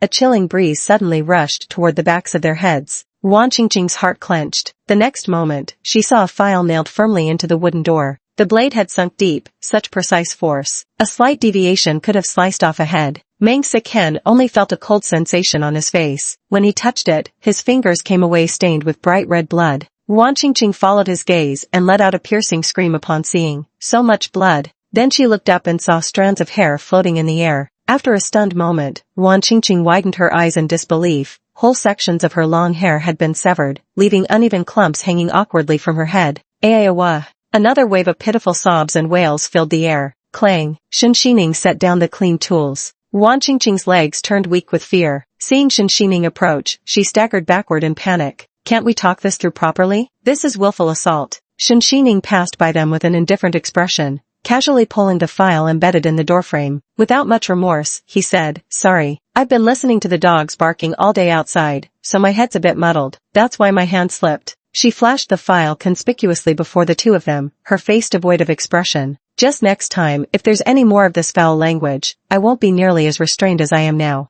You're absolutely mad. Meng Xichen's face turned ashen. How dare you still have the audacity? Before he could finish speaking, Shenxining slammed the door shut with a bang, nearly catching his nose in the process. She casually slid the bolt into place, then wiped her hands as though she'd touched something filthy. Finally, some peace. Chapter 39, Heart-Stopping Terror. How could my sister be so cruel? She did it on purpose. My hair is gone. Ruan Qingqing's eyes instantly reddened as she clutched the severed lock of her hair, her heart aching beyond measure. To maintain her gentle and innocent persona, she had to keep every inch of herself flawless. This jet-black hair of hers had required countless hours of care, only to end up in this ragged, hacked mess. She murdered me. She definitely wanted to murder me. Ruan Qingqing wept pitifully, like pear blossoms glistening with rain, utterly heartbreaking to behold. But in truth, this was also the plain truth. After all, she had genuinely sensed killing intent moments ago. She didn't doubt for a second that the woman had truly gone mad enough to commit murder. A blind cat stumbling upon a dead mouse, she couldn't possibly have such remarkable skills. Meng Xichen frowned as he patted Ruan Qingqing's back to soothe her, feeling simultaneously alarmed and unsettled.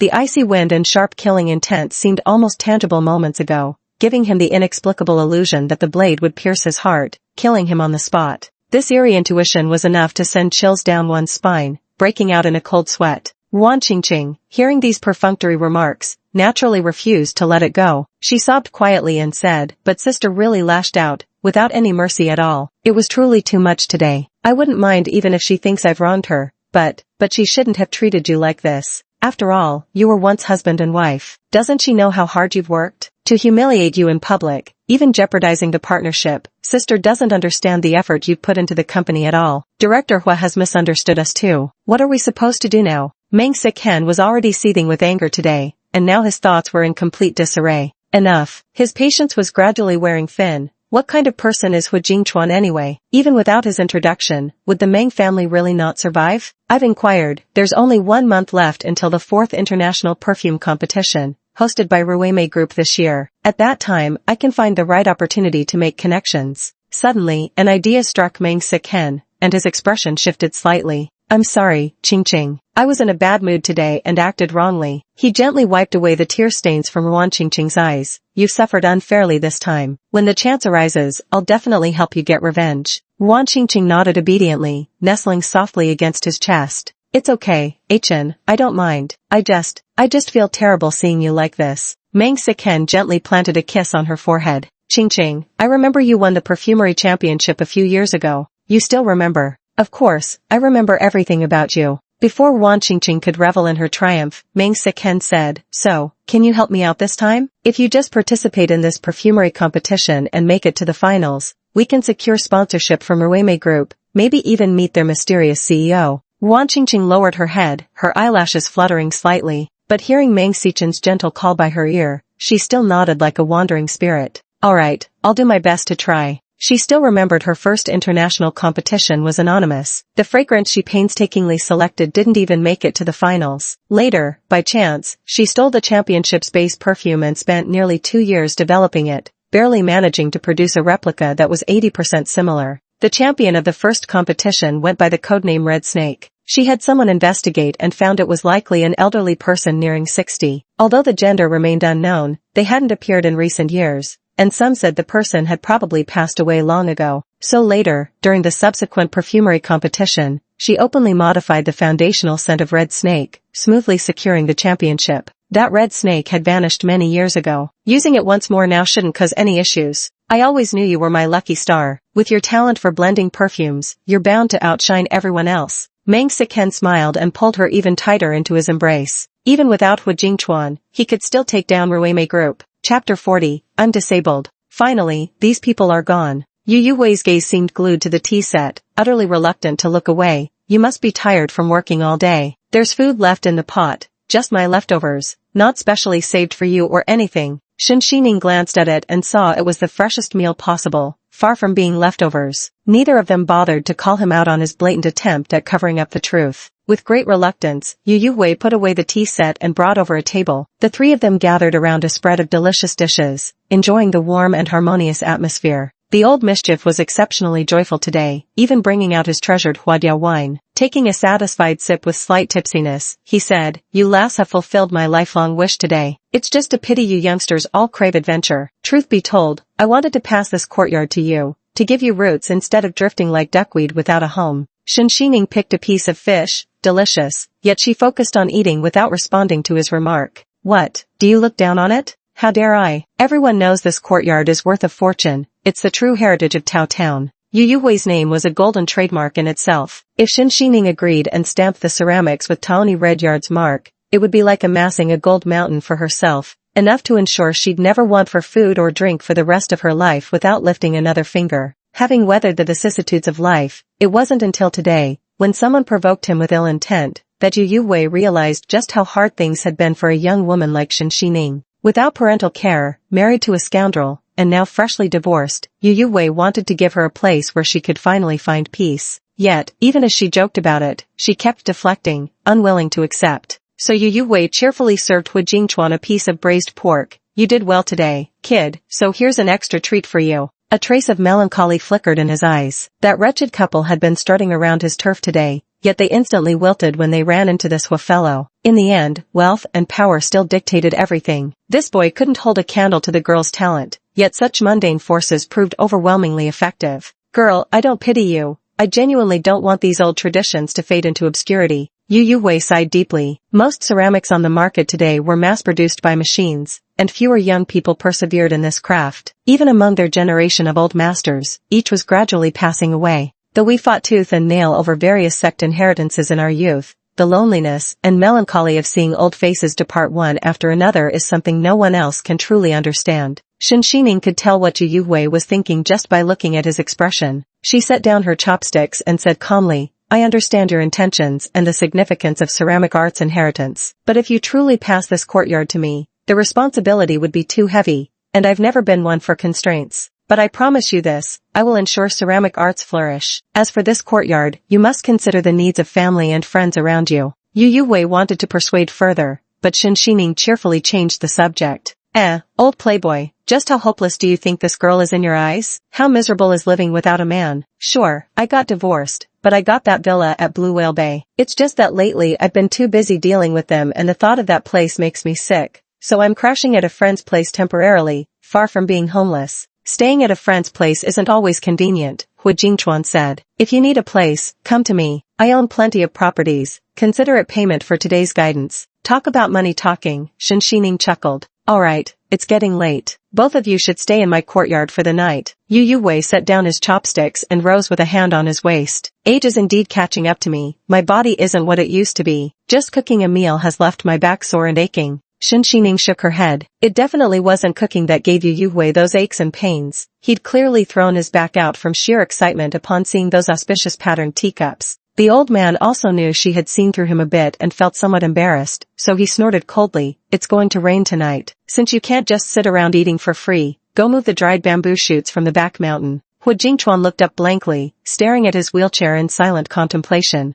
"I am disabled." "Having arms and legs doesn't count as disabled," Old Wan Tong pointed out. "You need a wheelchair to qualify. Once you're in one, you could even tie a pig to it and bring it back, let alone dried bamboo shoots." Shen Xining glanced at his wheelchair, rumored to be custom designed by a top medical technology team. In the old man's eyes, no matter how expensive the transportation, it was meant for farm work. Hu Jingchuan didn't mind being bossed around. The old man reminded him so much of his grandfather, sharp-tongued but warm-hearted. Though he'd been calling him a good-for-nothing kid these past few days, he'd been looking after him in every way. "Alright, I'll go." Chapter 41 The Rainy Night Killer. Taoyuan is located in the Jiangnan region, where the air is fresh and the scenery is enchanting, with the back hill being especially tranquil. Shen Xining and Hu Jingchuan were both people of few words, making their time together exceptionally comfortable. With remarkable tacit understanding, they packed the sun-dried bamboo shoots into the wheelchair, savoring this rare moment of tranquility. It's time to go back. Shen Xining finished her tasks, placed her hands on the wheelchair, and prepared to push Hu Jingchuan back. Yet it was precisely at such moments that she would suddenly stop in her tracks. Shen Xining was no stranger to bloodthirsty killing intent. In an instant, she shoved the wheelchair forward 2 steps, sending Hu Jingchuan safely out of harm's way. Between lightning and flint, a black-clad man appeared, none could say when, raising an ice-cold pistol directly at Hu Jingchuan, his voice utterly devoid of warmth. "Don't blame me. Too many people want you dead, President Hua."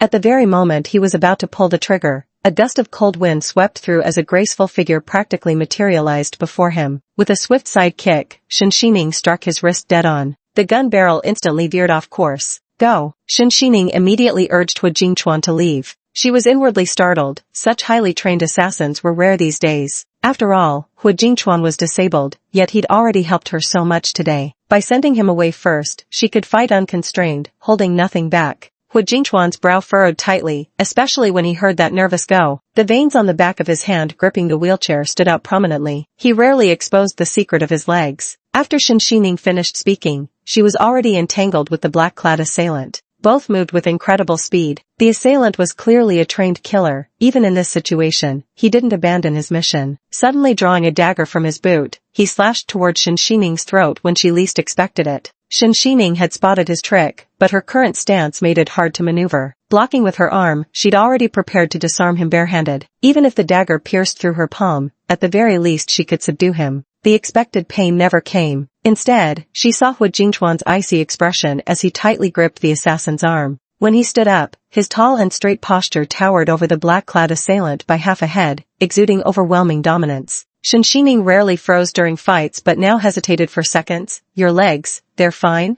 Being miraculously cured of disability at a life-or-death moment, this truly was a modern medical wonder. "Let's deal with him first." Hu Jingchuan had already made up his mind to kill. The assassin hadn't expected this. Who could have known the intelligence was wrong? Hu Jingchuan, the infamous cripple, had been a ruse all along, and now there was even a skilled woman stepping in unexpectedly. If this mission couldn't be wrapped up perfectly, he would have to fight for his life. With a side kick, he flipped upright, and the three of them stood in a tense standoff in the darkness, the crisis ready to erupt at any moment. The black-clad assailant struck with deadly intent in almost every move. Hu Jingchuan dodged sideways to evade the blade thrust at his face. "Who sent you?" "Heh, if you've got what it takes, kill me." Hu Jingchuan's brows furrowed at those words, several suspects flashing rapidly through his mind. Someone who knew his whereabouts, had hired such a professional assassin to wait in ambush, and above all, bore him deadly hatred. With an expressionless face, Hu Jingchuan flexed his muscles. The list of possible candidates wasn't long. Those illegitimate children are all troublemakers. It's unclear whose scheme this is right now, but his stepmother's son, Huazai, is the prime suspect. Last time, he went to great lengths to drug him on the cruise ship, trying to ruin his reputation. That score hasn't been settled yet, and now he's courting death again. Once the current matter is resolved, he must thoroughly purge those around him. Meanwhile, Shen Xining swiftly rolled over, kneeing the black-clad assailant in the stomach, followed by a shoulder throw. With a crisp crack, his right hand, wielding a dagger, squarely pierced the man's arm. The assailant's arm was completely severed, hanging only by a thin flap of flesh. With extraordinary skill, when his arm was broken, he seized the opening, twisted his body, and swung his blade to sever the clinging flesh completely, much like a gecko shedding its tail to survive. A drizzling rain began to fall, washing away the scent of blood. Hu Jingchuan and Shen Xining fought with seamless coordination. The three clashed in the dark, rainy night like caged beasts. Shen Xining attacked from above while Hu Jingchuan kicked at the black-clad assailant's lower stance, their moves flowing as though rehearsed 1,000 times before. There was an indescribable sense of familiarity. Shen Xining watched as his shirt clung to his rain-soaked body, faintly revealing the firm, powerful contours of his abdominal muscles. That familiar sensation when he moved, no matter how she tried, she couldn't shake it off. Two words flashed instantly through her mind: cruise ship.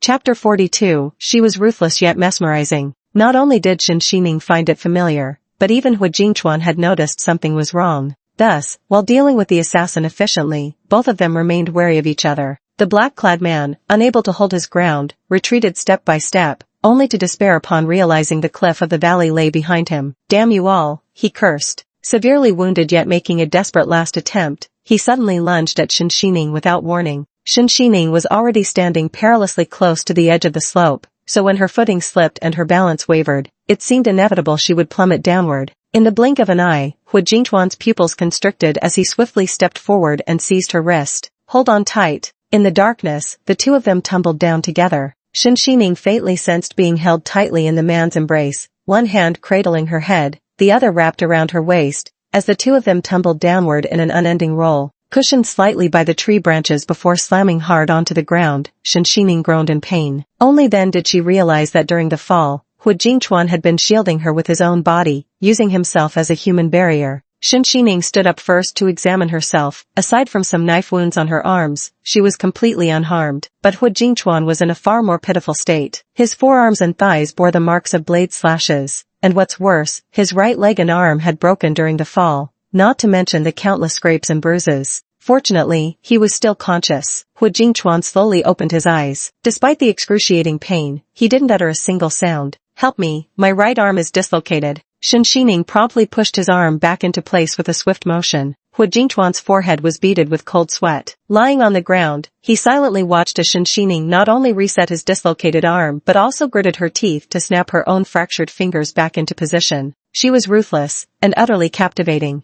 Such scenes seemed to have become routine by now. Even treating herself had become second nature. "Lean against the tree first," Shen Xining said calmly as she removed her jacket, used a knife to cut the sleeves into strips, patted the remaining fabric under his head, and briefly checked him for other life-threatening injuries. Finding only fractures, she let out a slight sigh of relief. She tightened the cloth strips around her arm to stop the bleeding while surveying the terrain. "There's a cave over there. Let's take shelter from the rain first." Rainwater continuously drains body heat when it pours over you. Spending a night in the mountains would lead to hypothermia, and fever could trigger infections. This was no joking matter. "Fine." Hu Jingchuan gritted his teeth and tried to push himself up, only to be suddenly embraced by a gentle yet firm force. Shen Xining's body appeared delicate, yet she somehow managed to haul Hu Jingchuan upright with undeniable strength. Stumbling inside the cave together, they finally escaped the clingy, damp rain, and immediately felt much more comfortable. Shen Xining carefully helped him lean against the stone wall, swiftly gathering dry branches from the cave to start a fire. The flames dispelled the lingering dampness around them, and she also found two sturdier tree branches. "I just went out to check. With the mountain rain, there's no cell signal, but old Wutong is quite attentive. Seeing we haven't returned, he'll definitely send someone to look for us." Gently adjusting Hu Jingchuan's leg, she spoke with professional calm.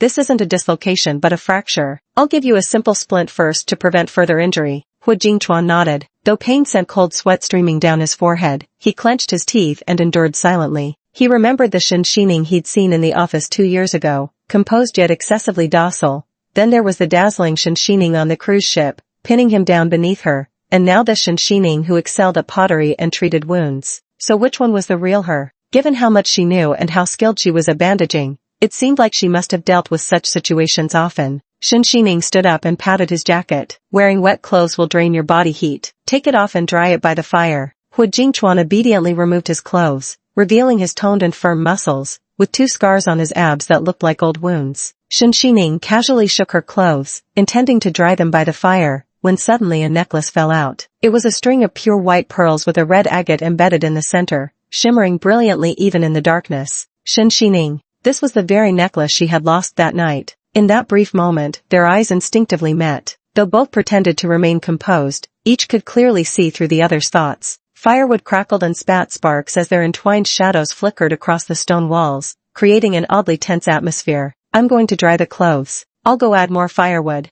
They spoke almost simultaneously, then immediately turned to search for self-defense weapons. Chapter 43, Mutual Tug-of-War. "Luckily these dry grasses haven't gotten wet, they'll keep us going until dawn." When Shen Xining turned back with armfuls of dried grass, sharp little blades were concealed between her fingers. She quietly stoked the bonfire with a wooden stick, the flames casting flickering light across her face. A loose strand of hair fell across her forehead, obscuring the shadowed glint in her eyes. Hu Jingchuan leaned against the stone wall, his palm likewise tightening imperceptibly around a sharp-edged rock, though he ultimately released it. "Your bandaging skills are good. Did you learn that somewhere?" "When I was little and liked to play rough, bumps and bruises were inevitable. So long illness makes the doctor of the patient." Shen Xining didn't even turn her head, her voice unusually calm. Hu Jingchuan scoffed inwardly. She was putting on quite the act. If every scrape and fall could produce such masterful bandaging skills, what would doctors be needed for? but his tone remained unwavering. Then Miss Shen must be naturally gifted indeed. President Hua's leg is indeed a medical miracle that refuses to concede defeat.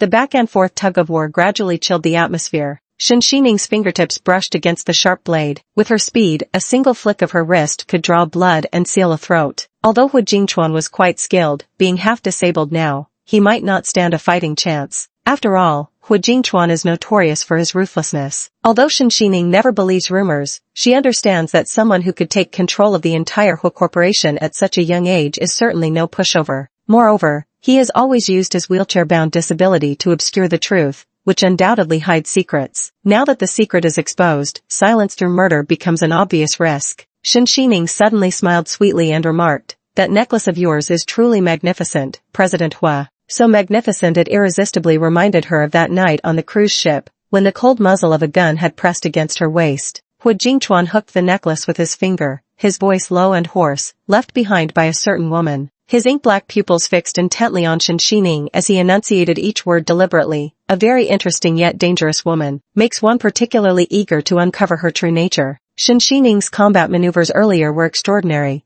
and her performance aboard the cruise ship was highly professional, as if she frequently encountered hostage situations. This was far from the obedient, virtuous Mrs. Meng of rumor. Hu Jingchuan had always been cautious and suspicious by nature, so he couldn't determine whether their encounter was mere coincidence or part of some scheme. Then, Mr. Hua, you should be careful, curiosity killed the cat. Shen Xining calmly added a bundle of dry firewood, tucking a stray strand of hair behind her ear. The firelight flickered against her profile, lending her an air of perilous charm. But that necklace is so exquisite, clearly the wearer has impeccable taste. Hu Jingchuan was rarely left speechless, but this time he couldn't help but laugh. She truly was singing her own praises. Even now, when both of them knew the score, Shen Xining could still manage to flatter herself in such a roundabout way. Such mental resilience was indeed rare. The other person suddenly looked up and flashed him a smile. President Hua has quite impressive skills. As Shen Xining spoke, her fingers were already tracing the edge of the blade. Hu Jingchuan's expression was unreadable, just child's play. Still, I must thank Miss Shen for your timely assistance. He was well aware that Shen Xining was the kind of dangerous woman who always struck first, especially after that night when Hu Jingchuan had pressed a gun to her back as a threat. Their probing words caused both pairs of pupils to contract slightly. An invisible tension seemed to smolder between them, gradually thickening the air. The cave fell into dead silence, the air so heavy it stifled breathing. Only the crackling of the recent fire remained, its embers scattering sparks at their feet. By the way, I was in such a hurry earlier that I didn't have time to carefully examine your wound. Shen Xining slowly stood up and crouched down in front of Hu Jingchuan. He could feel the woman's hair brushing against his cheek, causing a slight tickling sensation. Then he saw Shen Xining flash a gentle smile. I don't know when this got scratched here. Doesn't look like a knife wound, probably just a branch. Shen Xining spoke these words while her icy fingertips slowly traced over his chest. Hidden between her ring and little finger, the slender blade was now less than 2 centimeters from his heart. Perhaps I should help President Hu take a closer look. Shen Xining's laughter carried a gentle and soothing tone, yet the sharp blade hidden between her fingers descended with ruthless efficiency. Chapter 44, Negotiating a Deal.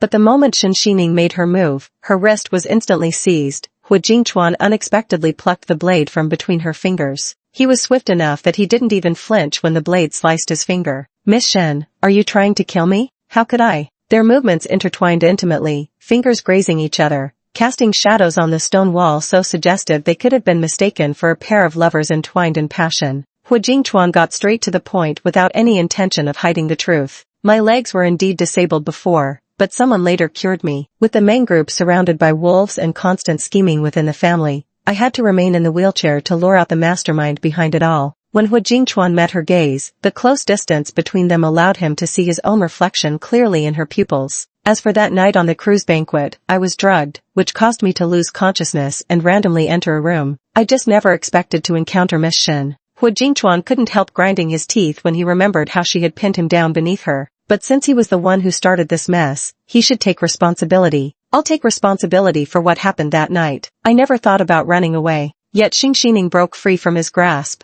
No need, I've long forgotten and don't remember anything. She disliked getting involved in troublesome matters. Especially people like Hu Jingchuan. Every move he made concealed larger schemes. He could even use himself as bait, pretending to be disabled to manipulate others. proving he was ruthless enough. Right now I'm just an ordinary person who recently got divorced and almost became homeless. Why would young Master Hua tell me so much? Shen Xining wore an utterly harmless expression. Meng Siken and Wan Qingqing see me as a thorn in their side, constantly giving me trouble, so I'd rather avoid unnecessary complications. Now that I've heard such shocking secrets, I'm afraid I might listen with my life but not live to tell the tale. Shen Xining flashed a brilliant smile in the firelight. So don't worry, President Hua, I'll pretend I never heard a thing. Seeing her gentle, harmless facade, Hu Jingchuan couldn't help but sneer. Only now did he realize how repulsive his own acting had been. This farce of vicious wolves masquerading as innocent lambs truly didn't suit people like them. Stop pretending, it's equally nauseating for both of us. Hu Jingchuan curled his lips. No wonder your ex-husband preferred someone like Wan Qingqing. If this is your attempt at playing the innocent lamb, your acting's downright awful. Isn't President Hu just the same? Shen Xining couldn't be bothered to keep up pretenses anymore. Now that they were speaking frankly with the cards on the table, he actually found her much more agreeable. Hu Jingchuan showed no trace of the life-or-death crisis from moments ago, analyzing calmly instead. If Miss Shen decides to take action, the Hua family will hunt you down to the ends of the earth. Even if your capabilities allow you to escape, you'd at least find it very difficult to return to Citia thereafter. Shen Xining's act of putting on such a show, staying in a city even after the divorce, clearly indicates there must be something here she desires. It's unlikely she'd be reckless enough to commit murder. The blade earlier seemed more like a test. Her expression turned cold. Shen Xining understood perfectly well this was a threat. If she acted now, with the Hua family's influence, she wouldn't last long in a city. Besides, she still needed to openly participate in the perfumery competition to find clues about her mother, and her mother's last known whereabouts had vanished right here. There's one drawback when talking with intelligent people. They always keep each other in check. Shen Xining maintained her calm expression and said indifferently, fine, don't stay. After all, the sky is vast enough for any bird to fly. People like us don't get particularly attached to any city. Hu Jingchuan looked into her unsettlingly composed eyes and said, then why not discuss a win-win deal? Chapter 45, Who exactly are you? I have a little niece, Hu Jingchuan began slowly. She's very bright and quite adorable, but unfortunately she has autism. Her only hobby is pottery. Shen Xining noticed a fleeting softness in Hu Jingchuan's expression when he mentioned his niece. She hadn't expected someone like him to care so much about family ties. It revealed a surprisingly human side. As an orphan who had grown up largely uncared for, she found herself inexplicably stirred by that expression on Hu Jingchuan's face, her emotions a tangled mix. Miss Shen, I've seen your work. I'd like you to officially become my niece's pottery teacher. In exchange, I can offer you all the support within my power. Hu Jingchuan's voice was calm, as if he were negotiating a business contract rather than matters of life and death. At the very least, with my connections, you'll have the support to do anything openly. After all, no matter how capable a person is, many things done in the shadows should never see the light. Shen Xining slightly furrowed her brows, knowing full well that the Hua family had influence in both legal and illegal circles, with connections spanning business and political realms,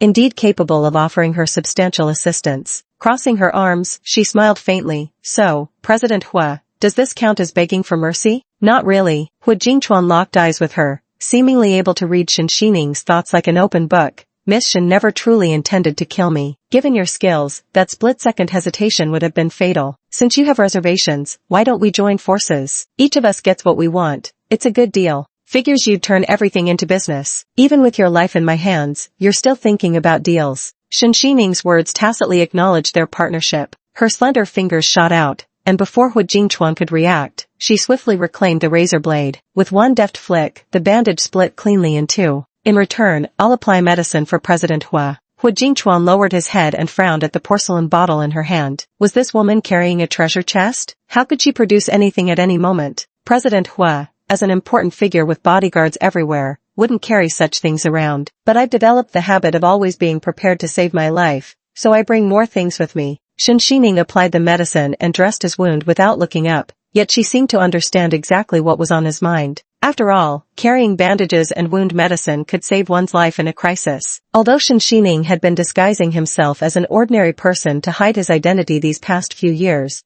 this deeply ingrained habit remained. Open your mouth, Shen Xining said, pinching his chin and sliding a red pill between his lips. What is this? Hu Jingchuan swallowed it. He guessed it was probably something like an anti-inflammatory, but couldn't help asking anyway. Poison. Hu Jingchuan. Shen Xining clapped her hands and began packing up, catching his slightly stunned expression from the corner of her eye. She couldn't help but laugh. The saying goes, caution is the parent of safety, Mr. Hua. After all, who knows if that little niece of yours actually exists? And what if, after we leave, you send your bodyguards to kill me? That would be a real losing gamble. She curved her lips into a smile. So poisoning President Hua was just an extra layer of insurance for our cooperation. Don't worry, I have the antidote. Hu Jingchuan said lazily, now that the poison serves as collateral, Miss Shen, can you finally tell me who you really are? He had lost count of how many times this woman's actions had surprised him. Shen Xining's face radiated icy aloofness, yet her methods were not only ruthless but downright outlaw-like in their boldness. If carrying gauze and medicine could barely be considered life-saving, then what was the point of bringing poison? All these years, no one had dared to scheme against him like this, nor had anyone been able to push him to this extent. Hu Jingchuan's heart was pounding uncontrollably. He took a deep breath and instinctively felt that long-lost thrill, the kind of exhilaration even extreme sports couldn't deliver. Interesting. Just what kind of environment had nurtured Shen Xining?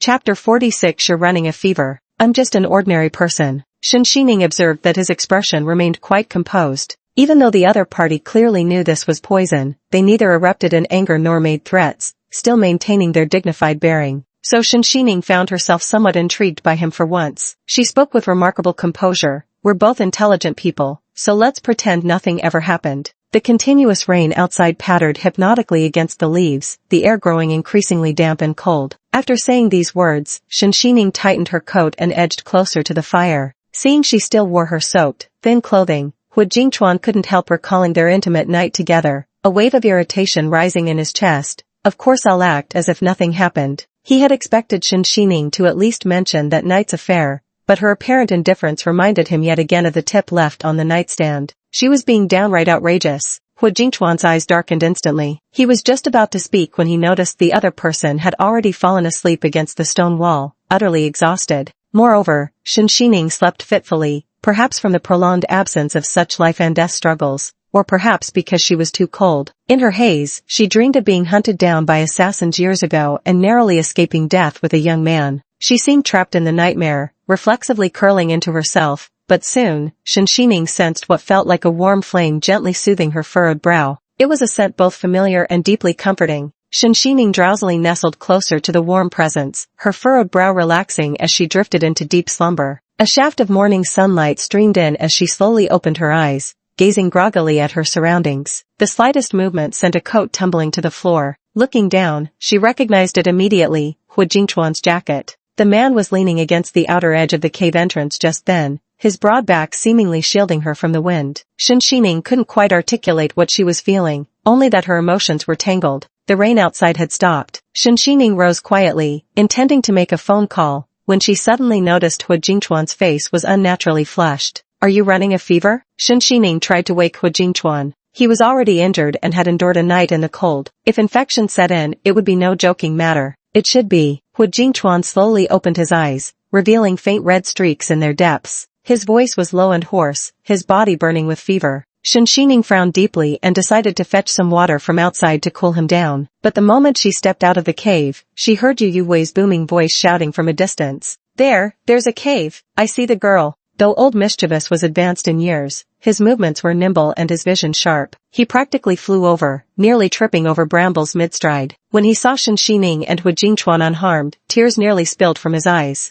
Thank goodness you're safe. When you didn't return all night, I immediately sent people up the mountain to look for you, only to find blood everywhere. Yu Wei stammered, his words almost stumbling over themselves. As he spoke, his anger grew fiercer, until he couldn't help but start cursing vehemently. The police captured a gun-wielding suspect who was unconscious, but the bastard actually escaped custody midway. What a damn lucky break for that scoundrel. These kinds of people are just psychos seeking revenge on society. Shen Xining didn't mention anything about herself, nor did she want to worry the old codger, especially after noticing him secretly wiping away tears. So she swiftly changed the subject. I'm sorry for losing all those bamboo shoots you'd worked so hard to dry. Hu Jingchuan immediately took the blame upon himself. This matter is primarily my responsibility. Miss Shen got involved because of me. I'll compensate. Damn compensation. Yu Wei could no longer hold back, pulling both into a tight embrace as his heart ached painfully, tears streaming down. His nose tingled with emotion as he looked at the wounds on both of them. What do those bamboo shoots matter? The greatest blessing is that you two are all right. Chapter 47, The Young Lovers. After filing the police report, Shen Xining and Hu Jingchuan stayed in Taoyuan for 3 more days at Old Mischief's insistence until they were completely recovered before returning to convalesce. When they departed, the old man waved them off with red-rimmed eyes. "You little rascals better take proper care of yourselves." Reluctant though she was, Shen Xining indeed had work to attend to. So after returning to the Qin residence for a shower, she dried her hair with a towel while retrieving a spare black modular phone from the secret room her best friend had once customized for her, then dialed a number. The moment the call connected, she could hear first shock, then an exaggeratedly aggrieved tone, the resentment so tangible it practically traveled through the phone line. "Boss, you finally called me. Did you forget about Shifeng Palace altogether?" Shen Xining got straight to the point. "Help me look up someone. Little lover, is it?" Yukawa had a good rapport with her, so he teased without restraint. "Not a word from you for so long, and the first call is to ask for a favor. Come on, out with it. Who's the lucky one? Pull up Hu Jingchuan's detailed information and send it to my computer." Hu Jingchuan, the one from the Hu group. Though Yuchuan often spoke irresponsibly, his actions were swift. Within a minute, a decrypted top-secret document was transmitted to Shen Xining's computer. "This guy holds an unusually high security clearance here. Plenty of people have been digging for info on him." Shen Xining remained silent, quietly perusing the documents. Hu Jingchuan, whose mother passed away early, with a father who... Shen Xining furrowed her brows. No wonder Hu Jingchuan said there were constant power struggles within the family. It was practically a complete mess. The CEO of the Hu group was no pushover either, with countless illegitimate children outside, each like insatiable wolf cubs, fixated on usurping Hu Jingchuan's position as the heir. The current Mrs. Hua is the mistress who climbed her way up. Judging by her photos, she's no spring chicken, but still carries an undeniable charm. To have fought her way through all those women and secured her place in the Hua family, she must be quite the tactician. She also has a son named Huazai who's been making waves lately. What's the deal with this Huazai? Oh, that guy? He's an illegitimate son, strolled right into the family and suddenly became a young master. He's notoriously ruthless, with no shortage of ambition. Now he's even started a luxury brand to compete directly with Hu Jingchuan. And the underhanded tactics he uses behind the scenes? Downright filthy. Their sibling rivalry is no secret. He probably dreams of finishing Hu Jingchuan off. Shen Xining investigated his life history and locked onto the target. The assassin sent this time must be someone from his side. Yuchuan said listlessly, "Boss, will you come back? I'm bored to death managing the Shifeng Hall alone. Some fools just can't seem to understand instructions, and gathering information takes ages. Things would be so much better if you were still here. Stay put. I'll come find you in a while." "Holy shit, really? I'll get them to start cleaning and preparing right now." Yuchuan felt like he'd been struck by a lucky pie. Initially, he'd only hoped Shen Xining could help him out online, never expecting to actually meet her in person. No need to make such a fuss. Shen Xining already had a headache from Yuchuan's astonishment. She never liked being the center of attention. Just as Yuchuan was about to excitedly say something more, footsteps sounded outside the door. After hurriedly giving him a few brief instructions, she hung up the phone. "Oh, you've taken a bath. My dear Ning Ning smells so good." Qin Sherlan suddenly hugged Shen Xining from behind the sofa, burying her face in Shen's arms like she was nuzzling a cat, acting spoiled. "Alright, we're grown adults now." Shen Xining knew her best friend had always been carefree by nature. After returning, she hadn't told Qin Sherlan about the ordeal in Tao Town, not wanting to worry her. "You've been in the mood for fun these past 2 days, completely unaware of how busy I've been handling your affairs." Qin Sherlan thought she'd been abandoned for some leisure trip, proudly claiming credit with evident self-satisfaction. "I've taken care of everything for you already. The perfumery competition registration is submitted, though we didn't use the codename Red Snake this time. Just as you requested, I registered under Lemon.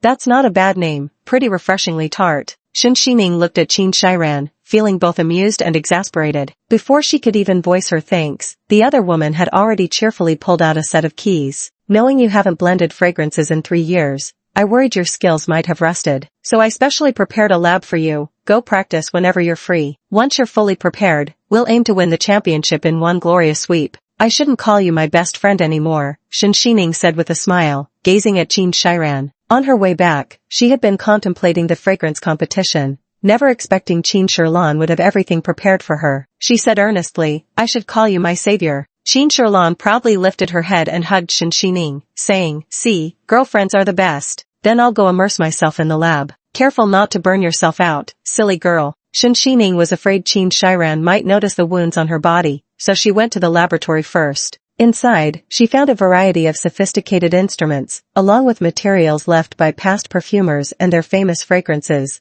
All the information was meticulously preserved. Shen Xining opened the scent library, which contained over 80 basic fragrance notes, but she didn't rush to begin. Instead, she sat quietly, immersing herself in the aromas while reminiscing about her faint childhood memories. People always say that scents can preserve memories. Inhaling them brings familiarity, so Shen Xining wanted to preserve her vague recollections of her mother in another form. She was determined to meet the mysterious mastermind behind the Ningfeng perfume. Chapter 48, Crimson Snake. The Hua family's private residence. The manor was Hua Jingchuan's personal property. Leaning against the soft, spacious headboard, he looked down expressionlessly at his medical examination report. The private doctor adjusted his gold-rimmed glasses and said, "President Hua, the first aid bandaging when you were injured was done perfectly, resulting in no secondary harm, so your recovery is proceeding very smoothly." Hua Jingchuan listened absent-mindedly, but every word from the private doctor struck at the heart of the man kneeling on the floor. As Hua Jingchuan's assistant, Yao Shi knew this mess was his fault for not handling things properly. After the doctor left, Yao Shi wore a look of deep remorse as he knelt by the bedside to beg forgiveness. "This incident was our mistake. We failed to properly inspect for potential hazards beforehand." "Cut the crap." Hua Jingchuan kept his words terse, the murderous aura radiating naturally from him pressed down like an unbearable weight. "We've caught the man." Yao Shi, having followed Hua Jingchuan for many years, knew he never dwelled on past grievances but preferred settling scores directly. He's definitely one of Huazai's men. But even after using every interrogation method we have, that assassin still refuses to confess. "Doesn't matter. Dump him in international waters. You know what to do next without my instructions." "Yes, I'll handle it cleanly." Hua Jingchuan flipped through the book in his hands absent-mindedly. "My dear younger brother's skills seem to improve year by year, but lately I've heard there are some issues with their company's accounts. If they get audited, it could affect their cash flow. Who knows, they might even go bankrupt one day." "Understood." Yao Shi instantly grasped Hua Jingchuan's implied meaning. The sunlight outside the window was radiant. After staring at it for a long while, Hua Jingchuan suddenly asked, "Have you found out about Shen Xining's experiences on that deserted island yet?" Not yet." Yao Shi broke into a cold sweat at the thought. All documentation appears normal, and she was sighted on that deserted island during those years. But what actually happened remains untraceable. Moreover, there's no information whatsoever about Miss Shen's parents. Hua Jingchuan had anticipated this. Everything about that woman was shrouded in mystery. Kneeling on the floor, Yao Shi asked, "President Hua, should we discreetly eliminate Shen Xining after all? She did witness your legs with her own eyes." Hua Jingchuan casually set the book aside and closed his eyes to rest, saying, "No need." Yao Shi hesitated for a moment. After all, there had never been such a precedent before, but he understood that President Hua had his own plans. Seeing that the man showed no intention of explaining, Yao Shi quietly withdrew as instructed. Hua Jingchuan reflected that Shen Xining was indeed the most intelligent woman he had ever met. She knew her limits and had the means to achieve her goals. Even if such a person couldn't be won over, it was unnecessary to offend her. Most importantly, what mattered was that partnership. Whether the other party would actually take an interest remained to be seen. "Shen Xining," Hua Jingchuan murmured under his breath, "you truly are an enigma." He recalled how effortlessly she had tilted his chin up, forcing him to swallow a poison pill with that imperious gaze. Her smirk, sharp yet alluring, merged in his memory with her silhouetted figure pressing down on him that night, mysterious and dangerous, yet irresistibly beckoning like moths to a flame. Hua Jingchuan slowly pressed his right hand against his chest, where phantom traces of Shen Xining's touch lingered from when she'd treated his wound, those icy, slender fingers and that unnervingly keen scalpel. At the same time, the phone placed on the bedside table kept vibrating. Buzz, buzz, buzz. Hua Jingchuan couldn't help but curl his lips into a smile. It seemed Shen Xining had already made her decision to cooperate with him. Perhaps she really needed his help with something. "Have you made up your mind then?" Hua Jingchuan's lazy tone carried a familiar and cheerful note, momentarily stunning the manager on the other end of the line into silence. Unsure how to respond, he even glanced up at the calendar. "It's a normal workday. Why is President Hua in such a good mood today?" "President, it's me, Hua Jingchuan." He heard the anxious voice on the other end and calmly glanced at the caller ID. It was Wang Ping, the general manager of Ningfeng Perfume. "What is it?" His tone was noticeably colder this time. "President, everything is ready now." Wang Ping kept wiping sweat over there, thinking to himself that their CEO was still as unpredictable as ever. His ears must have been playing tricks on him earlier. "The reporters and media for the perfume competition have all been properly arranged, and we've already connected with the investors." Ningfeng Perfume spared no expense for this perfume competition, contacting various media outlets and journalists while releasing numerous press releases to ensure the event would catapult Ningfeng Perfume into the spotlight. Also, this month's market value has been steadily increasing. Wang Ping gave his routine work report while reviewing this quarter's financial statements, recalling how the company president had participated in the first fragrance competition years ago under the name Ningfeng Perfume, which skyrocketed the company to fame. Yet their president remained extraordinarily mysterious, never showing his face or appearing at public events, leaving numerous media outlets clamoring for coverage. This ensured the new company never lacked buzz and discussion. "Alright, make proper arrangements." Hu Jingchuan inquired about the specifics before absent-mindedly ending the call. Truth be told, compared to pottery, he had always possessed exceptional talent for perfume blending, winning countless awards. In his entire career, he'd only ever encountered one true rival. His only failure was at that Italian perfumery competition, where an ordinary contestant codenamed Red Snake effortlessly crushed him to claim the championship. Hu Jingchuan had secretly investigated, but the competition's confidentiality measures were extremely stringent. He could only ascertain that the person was approximately in their 60s. Given Red Snake's age, they likely wouldn't appear in this year's competition. Chapter 49, A Perfect Match Made in Scumbag Heaven. 1 month later, in the central district of Golden Shark Bay, Qin Shirlan drove Shen Xining into the restricted zone, whistling at the reporters. Damn, only Reme Group could pull off something this attention-grabbing. This year's perfumery competition had booked the largest venue in City A. Although submissions were anonymous per competition rules, the top 10 finalists would make public appearances. Countless reporters and media crews were camped outside the cordoned-off streets, armed with long lenses, trying to capture any scrap of information. Let's head in first. Shen Xining had no interest in the media. After presenting their invitations with Qin Shirlan, she made her way straight to the rest area, where contestants had already gathered. But as soon as she looked up, she spotted two familiar figures. Her brow furrowed. Lately, her luck seemed dreadful. Why did she keep running into these two no matter where she went? There, Wan Qingqing clung to Meng Xichen's arm, cooing sweetly. "Achen," Wan Qingqing asked with feigned innocence, "I heard the mastermind behind Ningfeng Perfume will be attending this competition. What if I can't measure up?" Meng Xichen smiled dotingly and gently patted her head. "How's that possible? You're the talented young perfumer prodigy. To me, you're simply the best. Don't put so much pressure on yourself.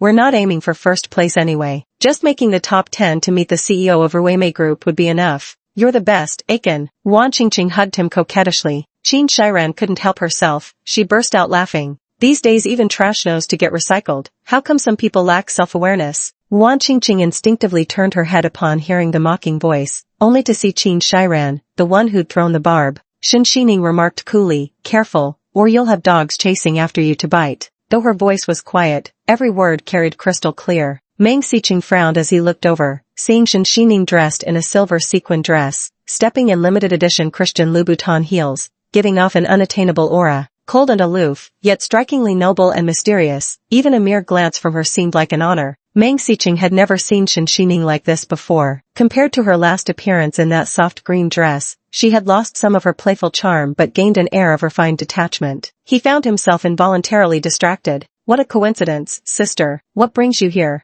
Wan Qingqing noticed the fleeting admiration in Meng Xichen's eyes and couldn't help digging her nails into her palms. "I've never heard before that sister knows how to blend perfumes, but it's nice to come and have fun anyway. It's quite lively here." Meng Xichen's expression instantly turned cold upon hearing these words. "Shen Xining, do you think I can't see through your little game? This tactic of playing hard to get won't work on me. I told you back then, even if you beg me crying, it's impossible." Qin Shirlan was the most astonished upon hearing these words. For a moment, she even doubted her ears and shot Shen Xining a rather disdainful glance. "Ningning sweetheart, you're perfect in every way, but how could your taste in men have been so questionable? An ex-husband is like a permanent stain on your record, lingering endlessly and thoroughly irritating." Shen Xining smiled faintly. "Perhaps I was truly blind before." Now that the divorce had stripped away all the childhood illusions, Shen Xining finally saw just how presumptuous the man before her was. He even seemed to think she was playing hard to get. Meng Xichen precisely caught the disgust in their eyes, and his face instantly darkened. "Shen Xining, once or twice could be called coincidence, but this is already the third time you've tried to stage an accidental meeting. Stop trying to seduce me here.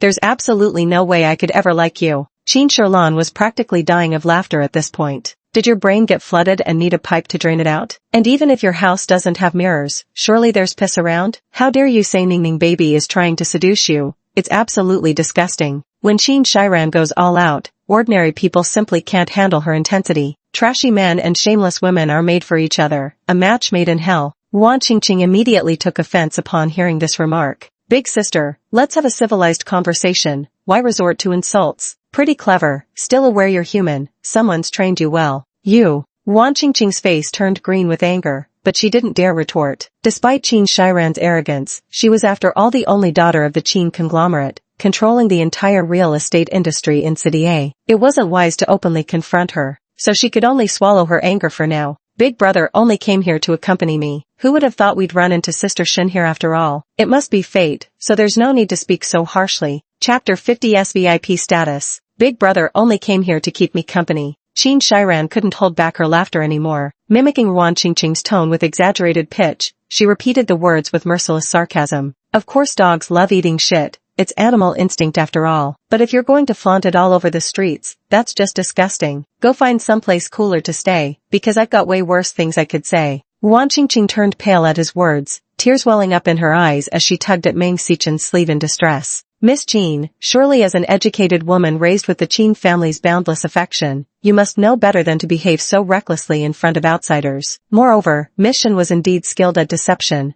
Why else would she have fooled Aiken? Meng Xichen's expression darkened after being chastised. Though constrained by Qin Shiran's status from making a scene, his voice carried an icy chill. Before defending her, perhaps you should acquaint yourself with her character, Miss Qin. This woman is vain and opportunistic to the extreme. Don't let yourself be deceived. His deep, inscrutable eyes darkened with irritation as he recalled the incident in Tao Town. Shen Xining used to play the gentle, considerate role in front of me, yet she could turn heartless in an instant. Miss Qin, you'd better watch out. She might just use you as her pawn. Rather than showing displeasure at these words, Qin Shilan burst into laughter, nearly doubling over with mirth. I didn't believe it before, but now I see you really do treat him like a dog. Even now, he can't see the truth, his mind still foggy. Should I applaud your acting skills, or should I just call him an idiot? Meng Xichen's expression changed as he demanded, what do you mean by that, Miss Qin? Qin Shilan naturally draped her arms over Shen Xining's shoulders with an utterly contemptuous look. Nothing much, just thought you were blind. After all these years Ning and I have known each other,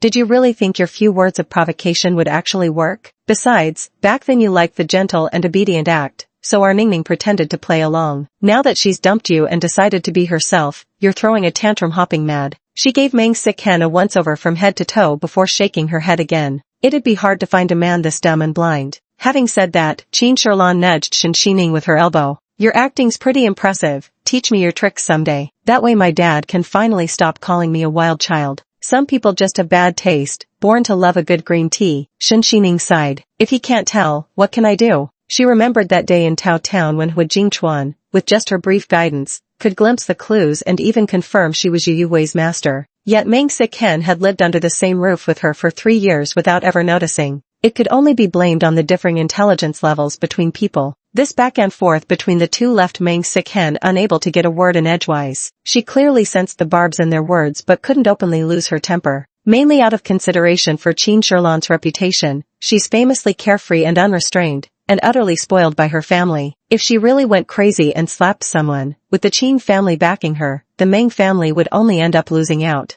Wan Qingqing, swallowing her pride, forced a smile at the two of them. The competition is about to start. Since you also enjoy watching fragrance blending, sister, why don't you take a seat in the audience area at the back? Just make sure not to lose your way. She pointed deliberately, her words laced with barbs. The unspoken implication was clear. Shen Xining didn't belong here. Meng Xicchen also replied with a cold expression. This isn't a place for just any Tom, Dick, or Harry to waltz into. As he spoke, he deliberately wrapped Wan Qingqing in his embrace. After all, a talented girl like Qingqing is different from those vain women who seize every opportunity to take advantage. Some people should recognize their place sooner rather than later. It'd be a shame if they got kicked out and lost more than they gained. As soon as Meng Xicchen finished speaking, she caught sight of a staff member wearing a red brooch approaching. Hello, Miss Lemon. The staff of the fragrance competition were distinguished by brooches indicating their ranks. Those serving the organizers, the audience, and the contestants each had different ones. The person before her was specifically in charge of the SVIP rooms. Meng Xicchen scoffed coldly, what lemon? Shen Xining only ended up here by mistake. You should hurry and escort out those who aren't qualified. Yet the staff member ignored him. Upon seeing the champagne in Shen Xining's hand, they even acted with great deference, bowing slightly to guide her forward.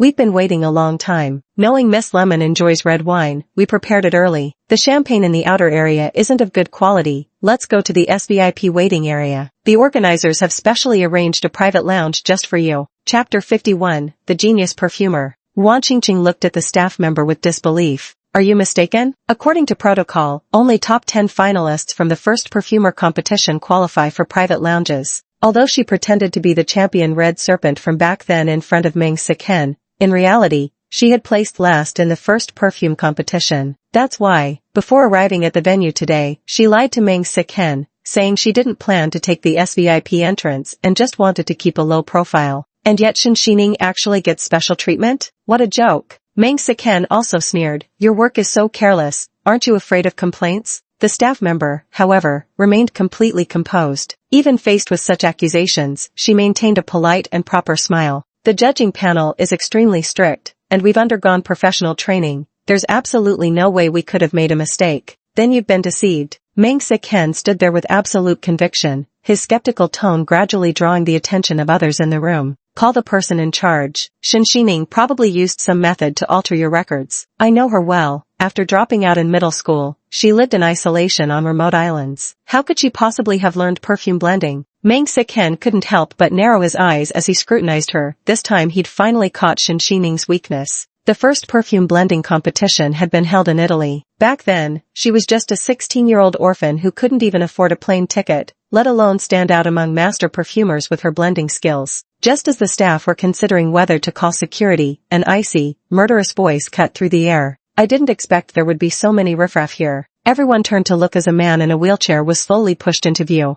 There sat Hu Jingchuan, leaning back in his wheelchair. His expressionless face was as cold as ice, especially when he sneered. The bright red mole on his Adam's apple stood out sharply, lending him a ruthless, bloodthirsty aura. His intimidating presence made him seem unapproachable. Good day, Chairman Hua. The crowd instinctively parted to make way, though whispers broke out among them. I never expected President Hua would actually participate in the perfume competition. I just arrived in City A. Who is this person? You don't know him? The heir to the Hua Group, a self-made man at a young age, CEO of the world's largest luxury goods company. Even if you haven't seen him, you must have at least heard his name among the top 5 on the rich list. Hu Jingchuan cast a cold glance at Meng Siken. If the fragrance competition is really this careless, to the point where even past contestants can't be properly verified, and you all suspect foul play and injustice, then why even participate? Meng Siken still couldn't bear to look at his face every time he saw Hu Jingchuan. It reminded him of the humiliation he'd suffered recently. Clenching his fists with a strained smile, he explained, President Hua misunderstands. I'm not questioning the integrity of the fragrance competition.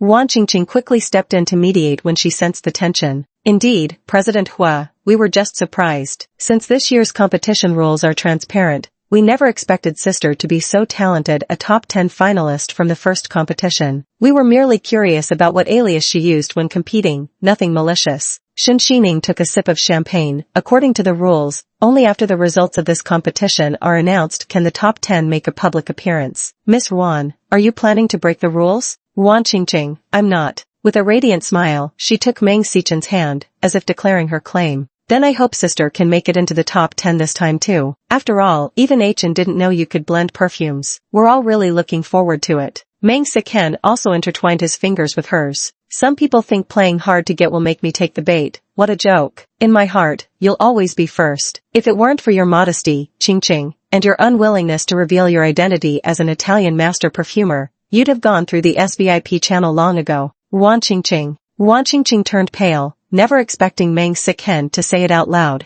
Fortunately, the voice wasn't loud enough for many to hear, and she was just about to find an excuse to brush it off when she noticed Shen Xining opposite her bursting into laughter. The Italian genius perfumer? But I remember that title refers to the first champion, Red Snake. With evident amusement, Shen Xining remarked, if Miss Ruan were Red Snake, why wouldn't she verify her ranking in the SVIP waiting area instead of throwing a tantrum here? Chapter 52, Name-Dropping. Qin Shiran stifled a laugh upon hearing the name Red Snake. She shot Wang Qingqing a disdainful glance and sneered, afraid it's just some knockoff that can't stand up to identity verification, huh? Wang Qingqing's expression grew even uglier. She couldn't help but clench her fists tightly, fully aware that the two were deliberately using reverse psychology by playing good cop, bad cop. But what if they verify my identity? That would be truly humiliating. So Wan Qingqing bit her lip innocently and said, I never claimed to be the red serpent. Sure, I won championships in the past, but that's all behind me now. I just want to rely on my abilities. Her words were exquisitely crafted, while neither confirming nor denying the red serpent's identity. She hinted at past championship victories, leaving it up to others to speculate. Watching Wan Qingqing speak through red-rimmed yet fiercely determined eyes, she resembled nothing so much as an innocent white flower bullied beyond resistance. Meng Xichen's heart ached unbearably,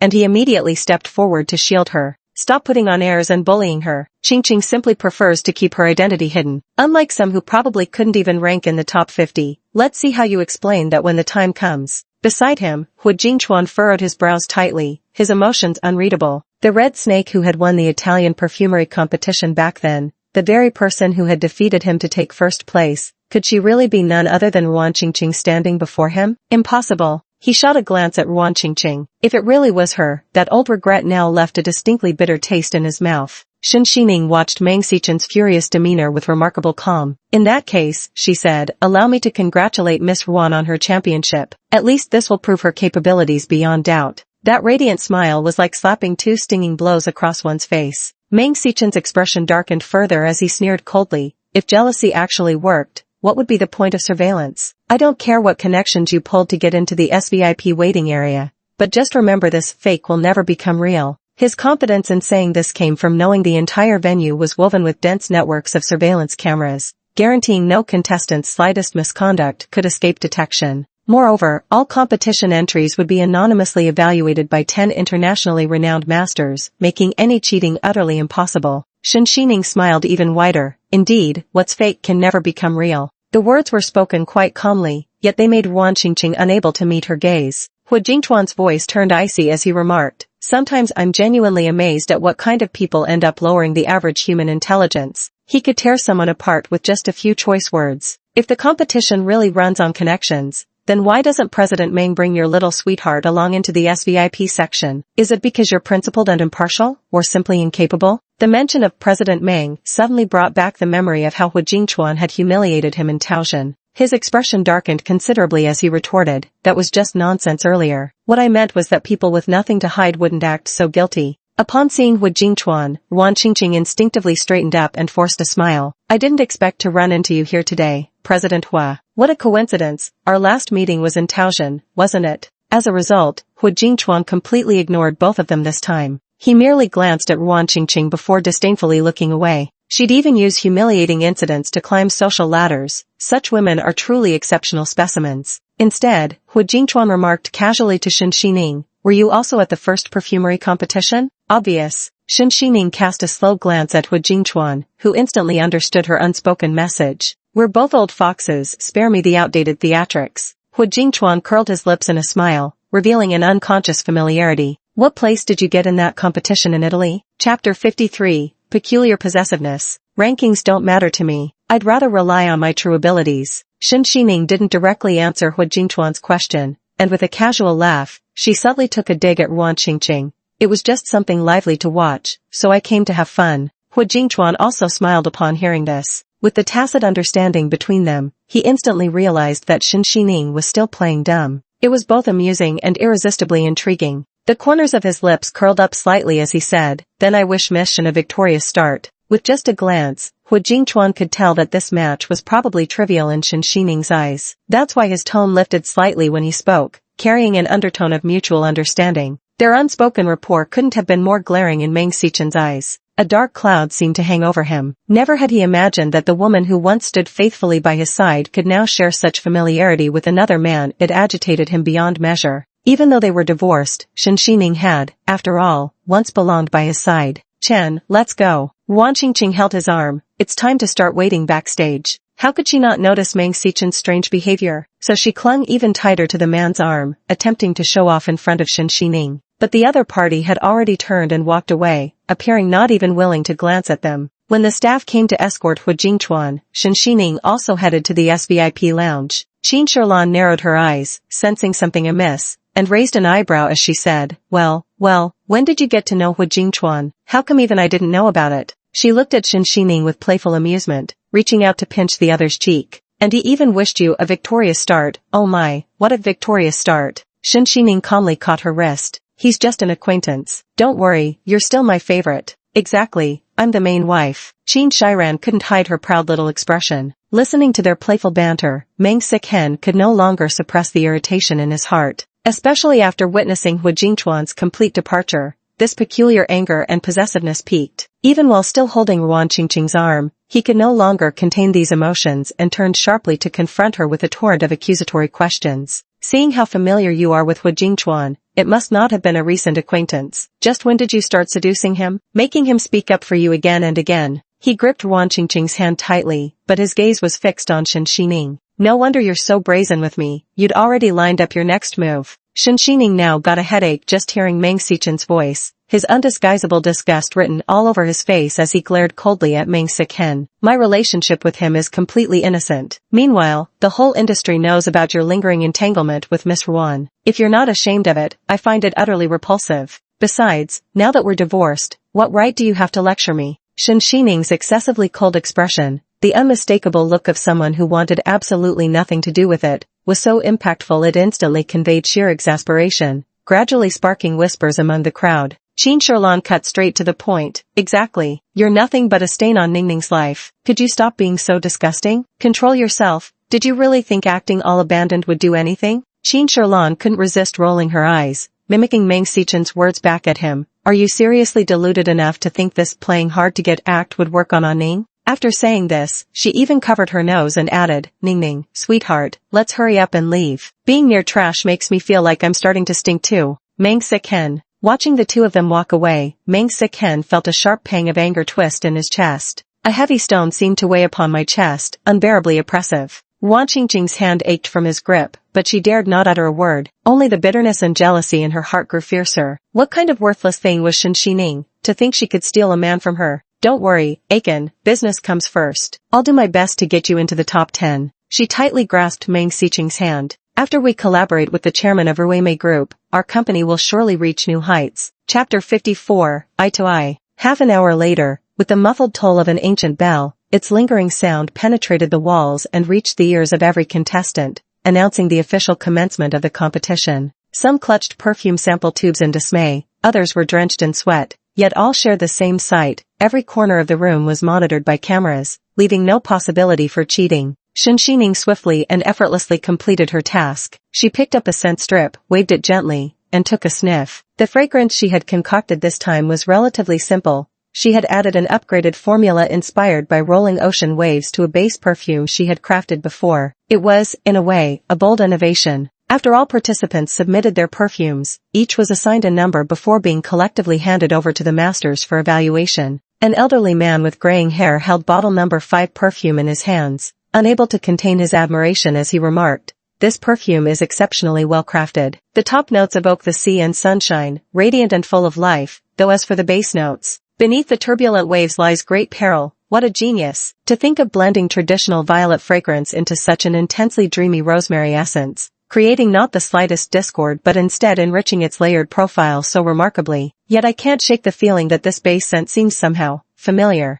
The female judge beside them also couldn't stop praising, immediately awarding a perfect 10-point score. It's somewhat like the championship fragrance from that Italian event a few years ago, but far more refined and sophisticated. This perfume received nearly unanimous praise from the judges, with even the lowest score being a 9. In the waiting lounge, "What's wrong? You seem exhausted." Seeing Shen Xining emerge from the room, Qin Shilan promptly handed her a glass of red wine. Knowing that perfume blending would evoke certain memories in her, she smiled and said, "Consider this a celebratory drink." Shen Xining was actually thinking about the Breeze Whisper perfume, wondering if she'd be able to successfully meet that CEO and find clues related to her mother. Upon hearing Qin Shilan's words, she smiled lightly and said, "The results haven't been announced yet. No need to celebrate in advance. For someone with your talent, winning first place is guaranteed. That's why this is an absolutely certain victory toast." Qin Shilan said cheerfully, "Don't worry, when the results come out, I'll keep an eye out for that person called Ling Yu first. Anyone capable of creating Breeze Whisper perfume is definitely not ordinary, so they're certainly on the list." 2 hours later, the competition results were finally announced. All contestants watched intently as names scrolled across the large screen, while the top 10 perfumes, each numbered and accompanied by informational descriptions,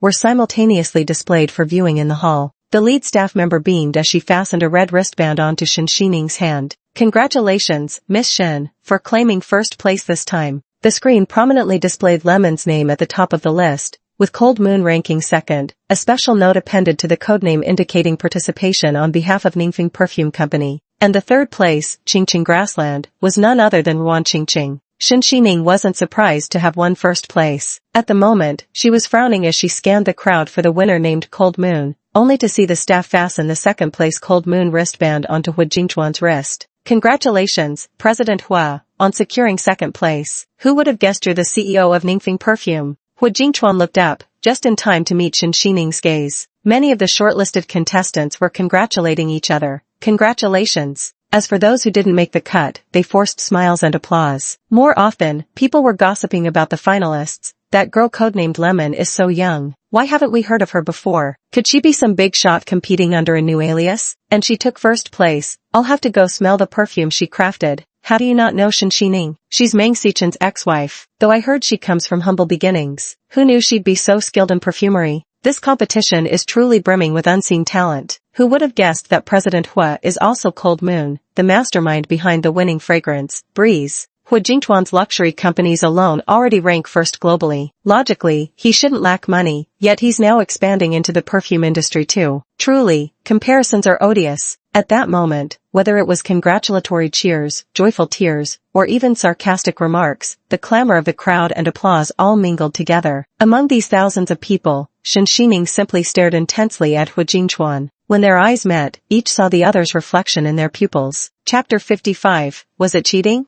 Hu Jingchuan's deep, enigmatic gaze was unfathomable, especially as he held the test strip of perfume number 5 in his hand. What lemon? Shen Xining was clearly the Crimson Serpent. Hu Jingchuan was absolutely certain that among all the perfumes at the venue, only this one bore the hallmark of the Crimson Serpent, not only similar in scent, but also capable of soothing his restlessness and headaches, perfectly matching the extraction methods unique to the Crimson Serpent. Congratulations, Miss Shen, on your victory, Hu Jingchuan remarked, his tone laced with veiled inquiry. Little did I realize how deeply you've concealed yourself. That bottle of perfume from back then couldn't have been some casually procured limited edition. It must have been your own exclusive blend crafted in Italy? He recalled their first meeting in the office when Shen Xining casually mentioned it was just a randomly purchased fragrance, and he immediately had every perfume in the city center bought for comparison. Yet they all turned out to be of inferior quality, a complete waste of effort. Shen Xining, in turn, hinted pointedly at him, in terms of reputation, I'm certainly no match for President Hua.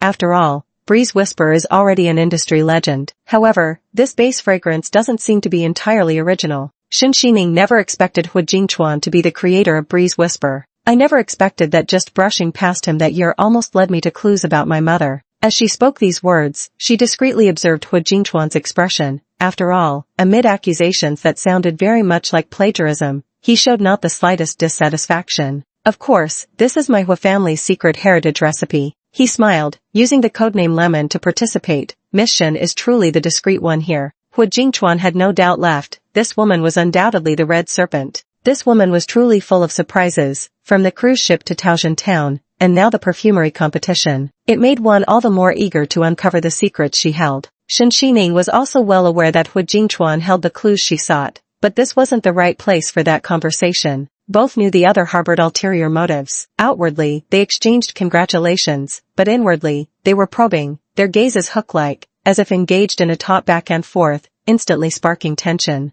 Beside them, Qin Sherlan couldn't sense the strange atmosphere between them and just said regretfully, what a shame. If you hadn't married that trash back then, you could have made waves in the international market these past few years. Who knows, you might even be sitting on today's judging panel. Her voice was filled with sympathy. Shen Xining lowered her head and fiddled with the wristband in her hand. It's not a shame. I chose this path myself. Even if it was wrong, I'll own it. Waking up now isn't too late. She said it wasn't a shame, but in truth, there were moments when she couldn't help feeling sorrow. When Shen Xining first married Meng Siken, she had enthusiastically crafted a scented candle to give him as a birthday gift, only to have him push it aside coldly, scolding that it was nothing but trash and telling her to behave properly. To say she wasn't disappointed at the time would be a lie. Only now, it was all in the past. Repaying a debt of gratitude shouldn't have involved pouring in too much emotion. That was her own miscalculation, not anyone else's fault. Meng Xichen's expression at this moment was even more complicated. He never dreamed that his earlier mocking words would come back to slap him in the face like a vicious backhand. Meng Xichen's expression turned icy as he picked up perfume number 5 and brought it to his nose for a sniff. Instantly, his brows furrowed tightly as he remarked, "This smells somewhat similar to Qingqing's perfume." Those words immediately sparked skepticism among some onlookers, who began questioning, could this be cheating? It really does smell somewhat similar. That single doubt, query/challenge, immediately silenced all the applause and murmurs. All eyes were fixed on Meng Xichen, and his confidence only grew stronger under their gaze. Qingqing is Crimson Snake herself, how could she possibly be overshadowed by Shenxining? And if you pay attention, you'll notice the base notes of this perfume are strikingly similar to Qingqing's signature scent. Rumors of potential cheating at the fragrance competition spread like wildfire, causing many eliminated contestants to suddenly raise their heads in alert. The crowd picked up perfume number 5 with skeptical curiosity, only to discover the base notes did share remarkable similarities. That masterful blending of pinewood and violet elements was unmistakable. The mysterious and ominous fragrance style of the red snake is incredibly difficult to imitate. Meng Xichen confronted Shenxining directly. Did you steal Qingqing's formula? Chapter 56, The Real and Fake Red Snake. Meng Xicheng's disturbance frightened Wan Qingqing the most. Over all these years, she had never admitted to being the red snake, yet she had subtly led many to believe it. After all, with no way to verify, and that person already over 60 with no trace left, they might have long since passed away. Thus, Wan Qingqing had openly and covertly been enjoying the title and the praise and glamour it brought her. Aiken, just let it go. Wan Qingqing began to waver. After all, securing third place was already good enough. Truth be told, it was only because she had stolen and modified someone else's recipe that she had managed to win various awards. This time, she had only dared to compete after checking the participant list in advance and confirming that Crimson Snake wasn't among them, which had put her mind at ease. But then, Meng Xicheng said, how can we just let this go? I'm determined to get to the bottom of it. Wan Qingqing grew even more nervous seeing everyone engaged in discussion. This matter mustn't be discovered by others, absolutely not. Since there were no red snakes in this competition. Everyone, stop talking. There's a reason for all of this. Wan Qingqing's eyes gradually reddened amid the crowd's whispers, with unshed tears glistening in their depths. I once gifted Aiken a similar perfume. Perhaps elder sister accidentally smelled it, or perhaps this perfume gave her inspiration.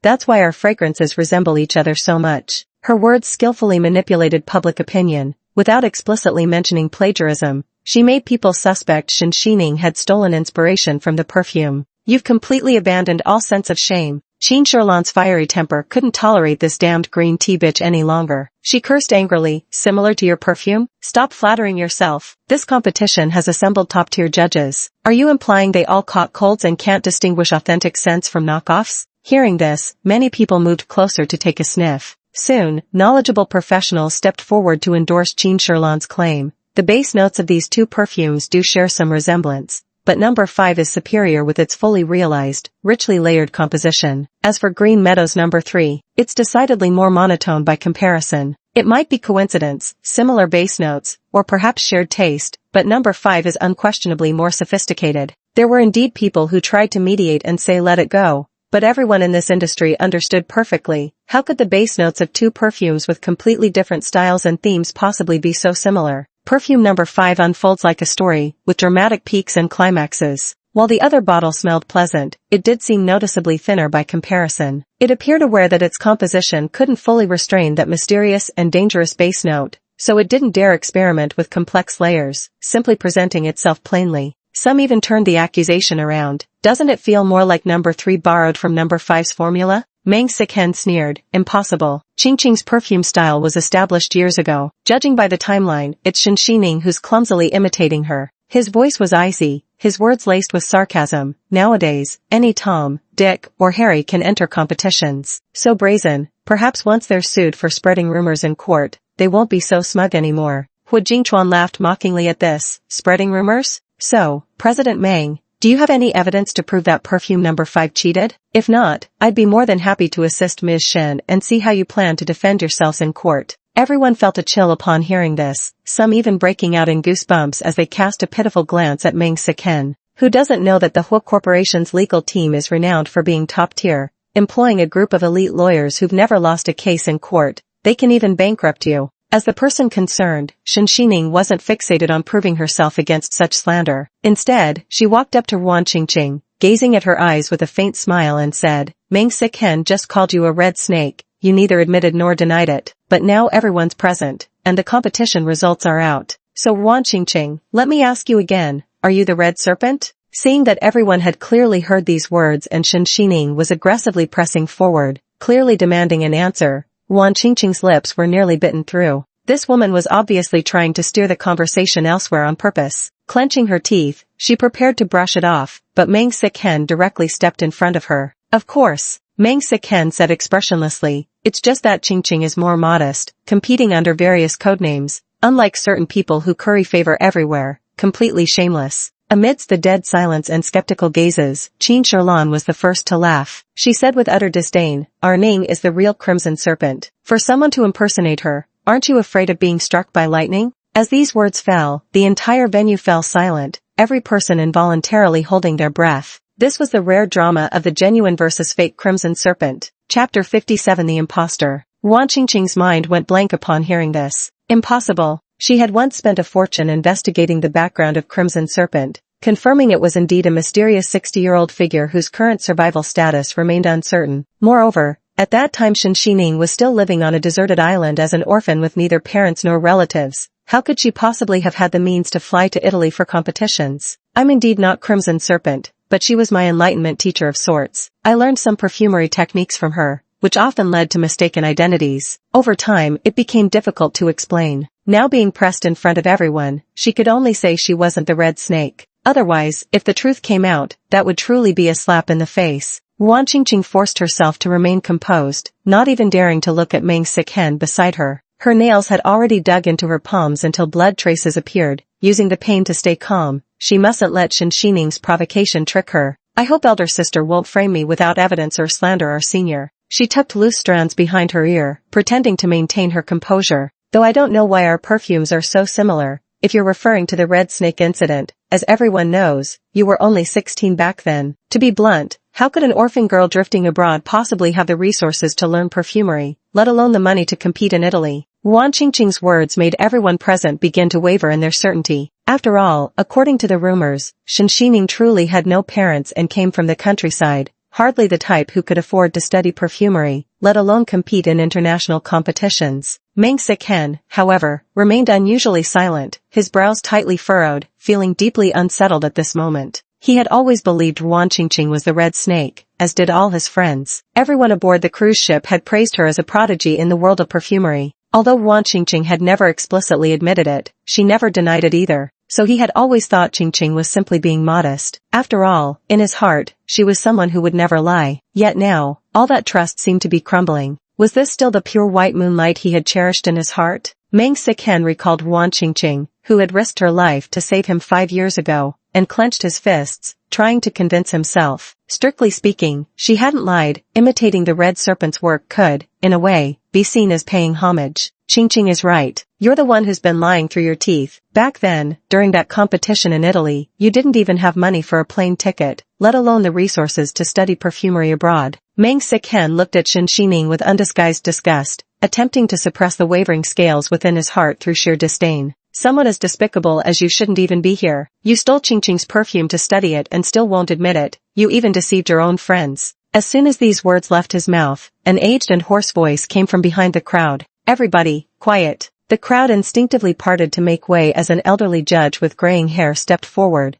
clutching a stack of documents in his hand. Hu Xiaodong, now 70 years old, was a revered senior in the entire perfumery world, with countless perfumers having studied under him. Seeing him step forward to uphold justice, the crowd widened their eyes in anticipation. I've heard there are doubts about the results of our perfumery competition. Hu Xiaodong's voice resonated with authority. Following procedure, we'll release and publicly display the competition recordings of the top 10 finalists. As for that red snake who won the championship in Italy that year, I actually met him once. Mang Sik-hen said expressionlessly. Shen Xining, with master-level figures standing as witnesses here. If I were you, I'd leave now. How can a thief have the nerve to stand here and show off? There's no need for this, Aiken. Wan Qingqing reached out to stop Mang Sik-hen. If my perfume can bring honor to my sister, that's a blessing. As for Senior Hongxi, she must have chosen anonymity precisely because she didn't want her identity exposed to the public. Right now, she really just wanted this matter to be over as quickly as possible. After all, if the real Red Snake were actually invited, she would lose even more face when the time came. As long as elder sister understands in her heart and doesn't do such things again in the future, that's enough.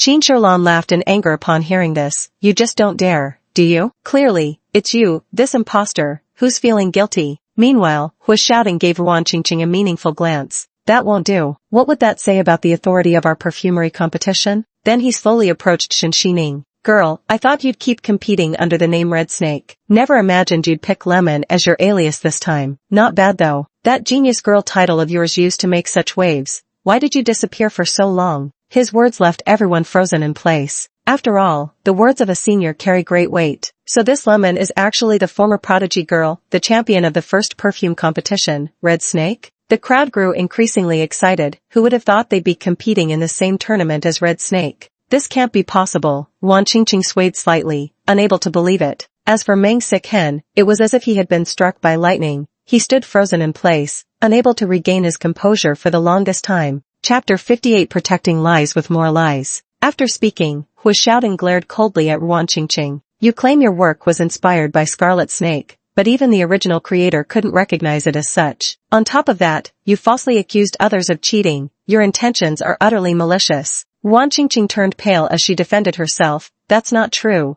And, how could she possibly be Scarlet Snake? But what if it really is? When this terrible thought surfaced in her heart, she immediately dismissed it. Ruan Qingqing didn't even dare to imagine how terrifying that woman would be if it were true. Although Qingqing's perfume is an imitation, she's paying homage. Whether it's plagiarism or not isn't for you to decide with just your words. Besides, everything needs evidence. Meng Sichen was the first to calm down. If someone tried to explain Shen Xinan's pottery skills by saying she'd accidentally met Yu Wei during her time on the deserted island, then claiming she was the legendary championship perfumer Red Serpent from Italy's inaugural fragrance competition would be outright nonsense. Most importantly, the rules of the first fragrance competition were completely different from this year's. It followed a strictly anonymous system. The organizers guaranteed that from perfume submissions to contestant selections, no one had access to any contestant information beyond their codename. Although the current SVIP channel was specifically designed for the top 10 winners of that year, staff members could only confirm their rankings.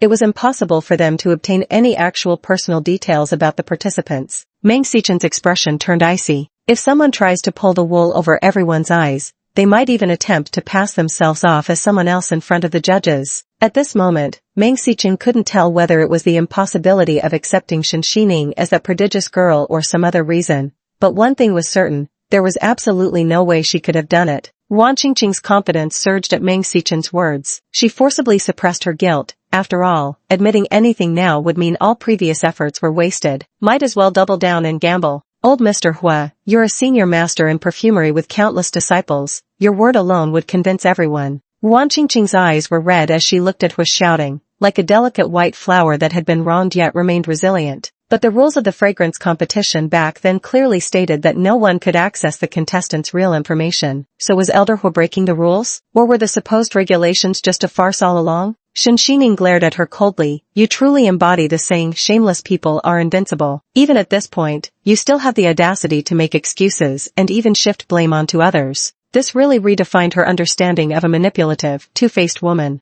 But soon after, Ruan Qingqing escalated the matter to accusations of the judges showing favoritism. Even if you're part of the Hua family, you shouldn't shield the younger generation like this. It affects my reputation too. Her words rang out with conviction. After all, everyone here can see how close your sister is to President Hua. If you wanted to speak up for her, this wasn't the way to do it. Ruan Qingqing had precisely discerned the unwritten rules of that time. Even if Hua's shouting wanted to shield Shen Xining by claiming she was the Red Snake, it still amounted to violating the conventions, making people suspect there was something between them. As long as they stubbornly cling to this point, unless the real Red Serpent personally steps forward, they'll undoubtedly be swept into a whirlwind of public opinion, accused of being shielded by the judges. Hua shouting stared unwaveringly at the young couple before him. You're outright slandering me. In all his years, this was the first time he'd encountered someone daring enough to challenge him like this, to the point of disregarding the reputation of the fragrance competition itself, accusing him of both lying to shield someone and intentionally breaking the rules. If he had genuinely lied, how would that be any different from the entire organizing committee lying? Ruan Qingqing felt terribly guilty inside, but her spoken words carried an unusual certainty. After all, the competition format that year was highly unusual. Countless people had spent fortunes and countless hours trying to uncover the contestants' true identities,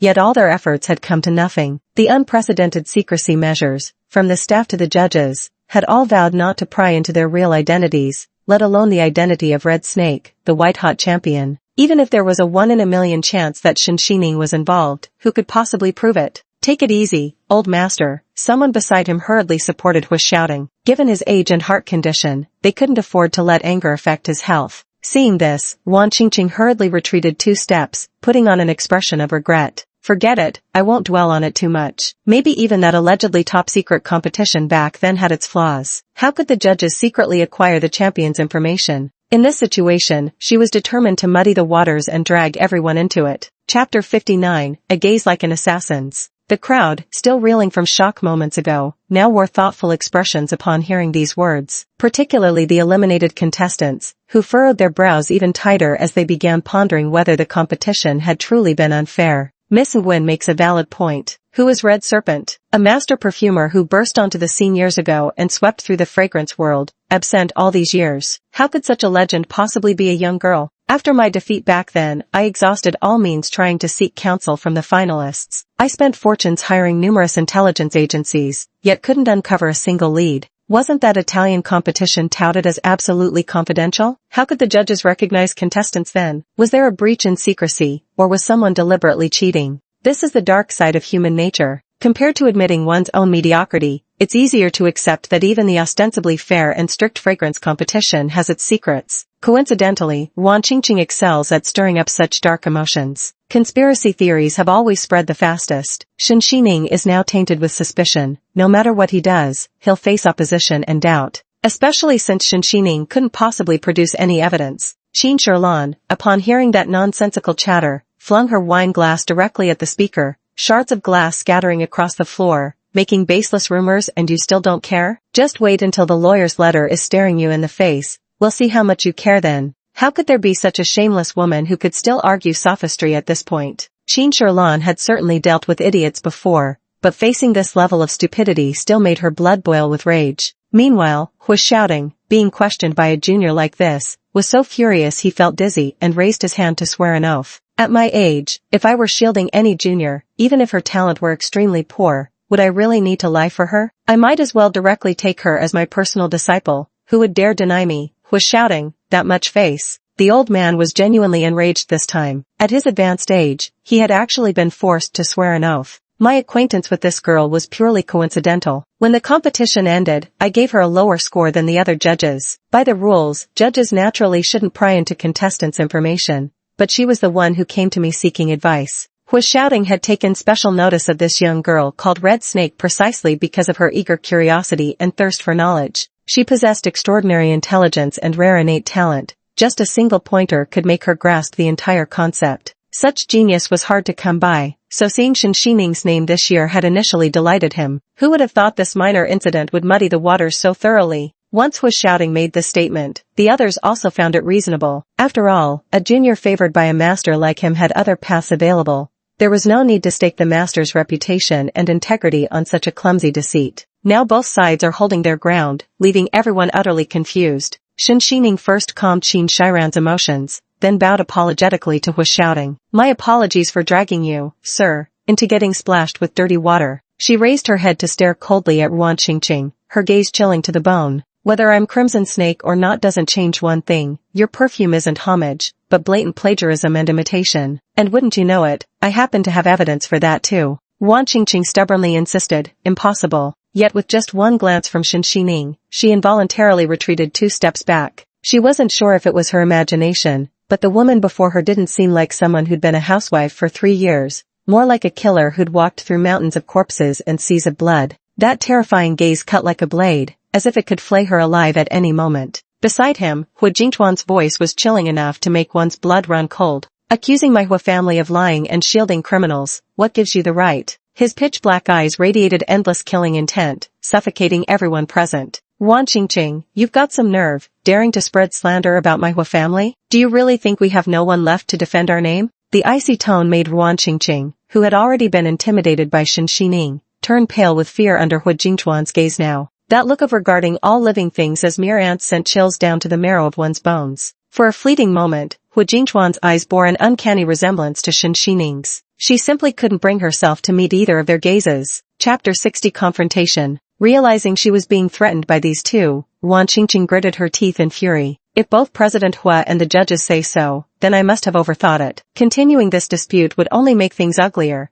so let's just consider today my loss. Everyone may disperse now, we can all just pretend my sister was really Crimson Serpent. Anyone with functioning ears could hear the implied meaning dripping from Wan Qingqing's words. Especially her slightly reddened eyes made it seem as though Shen Xining and his companions were using their power to oppress others, forcing someone to succumb. Qingqing, what's there to fear? As long as I'm here, no one can bully you. Meng Siken suddenly grabbed her wrist, then cast a look of utter disgust towards Shen Xining. Do you still have the shamelessness to keep lying after things have come to this? Just admit your mistake today, apologize properly to Qingqing, and I'll be merciful enough to let you off the hook. Wan Qingqing whispered, it's not necessary, Aiken. There's no need to offend them for my sake. Everyone knows President Hua holds all the power. I lost fair and square, there's nothing to apologize for. Qin Shiran had already begun doubting her own hearing when Meng Siqing initially demanded an apology. Seeing the two of them now corroborating each other's story, practically cementing the cheating allegations, was beyond belief. Can you drain the water from your brain before speaking? You were all pushy about demanding evidence earlier, yet can't produce any damn proof yourself. All you do is flap your lips making wild guesses. Anyone would think Aining was your parents the way you keep dragging her into everything. Shen Xining also looked at Meng Siqing with bewilderment. I never realized until now how blind you could be. A rather ordinary statement, but coupled with that sarcastic tone, suddenly made Meng Siken feel a sense of rejection, as if no matter what he did, it would only seem like a joke in her eyes. Then, under everyone's gaze, Shen Xining picked up the perfume made by Wan Qingqing and took a sniff. Cedar, musk, violet, these do share some similarities with my base notes, but I also added rosemary. Wan Qingqing, do you understand what that means? Wan Qingqing froze for a moment before suddenly realizing why she could never replicate the original scent no matter how hard she tried. Shen Xining's voice continued softly, cedarwood is cool, musk is heavy, and violet has a frivolous scent. These three components in ample quantities already make for a decent blend, but alas, it's the final touch of rosemary that truly completes it. Rosemary outlines the structure, allowing violet to temper the heaviness of musk and, in turn, bring out the cedarwood's aroma. Shen Xining took perfumery with utmost seriousness. With merely a sniff, she could effortlessly discern its components, her keen sense of smell almost innate, and swiftly pinpoint any shortcomings in the concoction. Your ratios are off. Musk is the base note. Even if you want a lighter scent, you should only try to balance and conceal it with other notes. But all you've done is limit its quantity, resulting in a perfume that feels flimsy and cheap, lacking depth and sophistication. Her reasoning was sound and well-founded, and since many in the room were far from novices, they grasped her critique almost immediately. Even Wan Qingqing couldn't help feeling startled, realizing that Shen Xining was truly an expert. She even had a remarkably clear understanding of the difficulties and solutions Wan had encountered when reconfigured her perfume. After hearing these words, even she experienced a sudden moment of enlightenment. Wan Qingqing forced a stiff smile. So what if you understand perfume? At most, it just confirms that our base notes are indeed the same and our blending techniques similar. She struggled to calm herself down. Even if Shen Xining knew about perfumes, she couldn't possibly be the red snake. After all, she had personally investigated. The only information leaked about that person was that they were over 60 years old. Besides, sis, I already said I won't pursue this matter. Let's just consider it your win, or that we share a telepathic connection. I really don't want to argue about this anymore. Anyone could read between the lines of her words. Even if the base notes were similar, it still wouldn't determine which came first or later. After all, many master perfumers revisited and refined their creations years later before unveiling timeless classics. As long as the other party can't prove the timeline, Wan Qingqing can muddy the waters. Shen Xining, however, teased with amusement. So you think similarity in the base notes constitutes plagiarism?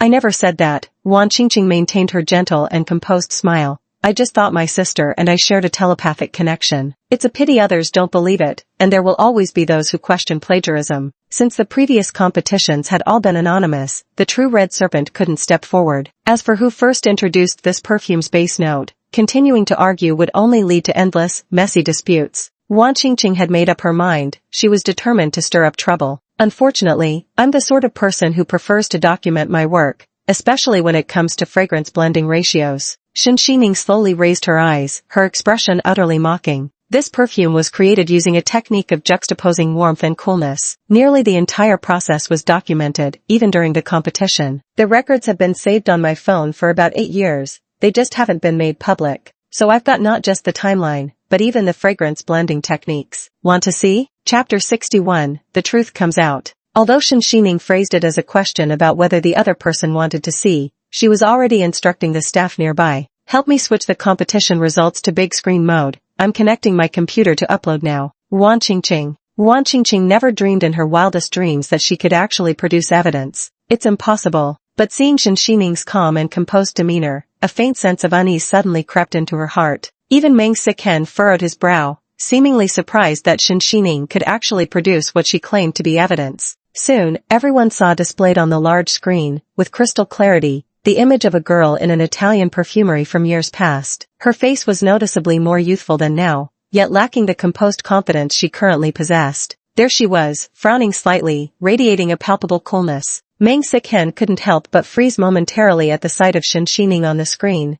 This was a side of her he had never witnessed before. The girl's face was youthful and soft, yet her expression carried a certain cool detachment. When focused on her tasks, her concentration was particularly intense, her clear and bright eyes appearing incapable of tolerating any worldly impurities. Thump. Meng Siken felt her heart pound heavily within her chest. What drew the attention of the other contestants wasn't Shen Xining's face, but rather her astonishing natural talent. Truly a genius, just by picking it up and giving it a sniff, she knew exactly what proportions to add without even needing precise calculations. Exactly. And in perfumery, a slight deviation can lead to a world of difference. Every fragrance addition requires repeated calculations and endless research. That's why it's so rare to see someone like Shen Xining. She just picks up ingredients and starts blending, moving through the process as smoothly as flowing water. This is unmistakably natural talent. Under the gaze of the crowd, the scene gradually drew to a close. Shen Xining carefully placed in order the cedarwood, musk violet,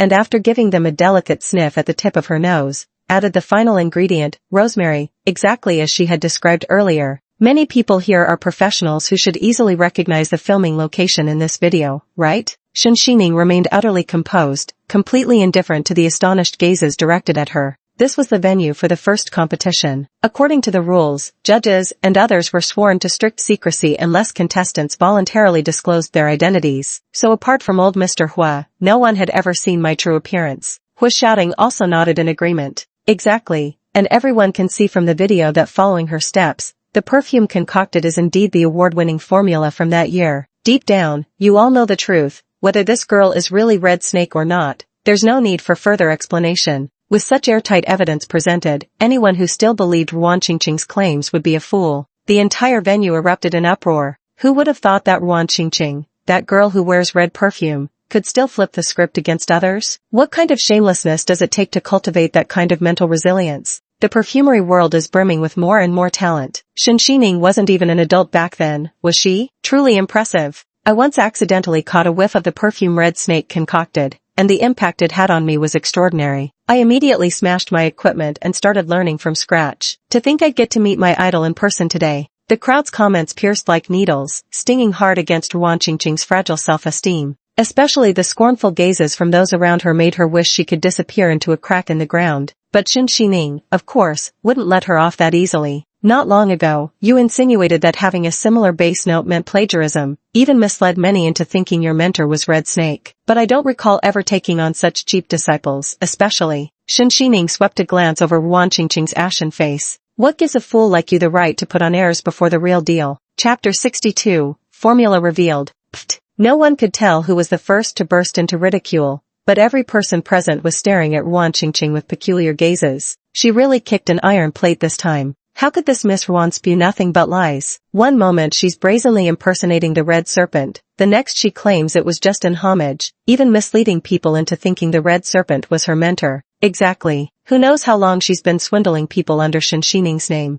TSK, how could someone be so shameless? Ruan Qingqing opened her mouth wanting to argue further, only to realize she had backed herself into a corner. Instinctively, she reached out to grab Meng Sichen's arm, but he took 2 steps back, gazing at her with an indescribably complicated expression. Meng Sichen felt a void in his heart. It was as though he was meeting Ruan Qingqing for the first time. In his memories, she had always been so unassuming and understanding, pure as the moon in the sky. thinking back on how staunchly he had believed in her, how he'd even been willing to stand against everyone for her. Who could have imagined it was all a lie? But what was hardest to accept was that Shinshining truly was the Red Viper. Learning this truth was even more unbearable than killing him. Wan Qingqing, her eyes rimmed red, pleaded, "Aiken, let me explain." But truthfully, how could she explain? Even she couldn't make sense of it herself. After all, once a lie is told, it takes countless more lies to cover it up. Amid the jeers and mocking laughter around her, Wan Qingqing knew that arguing at this point would be useless. She could only try to salvage her reputation,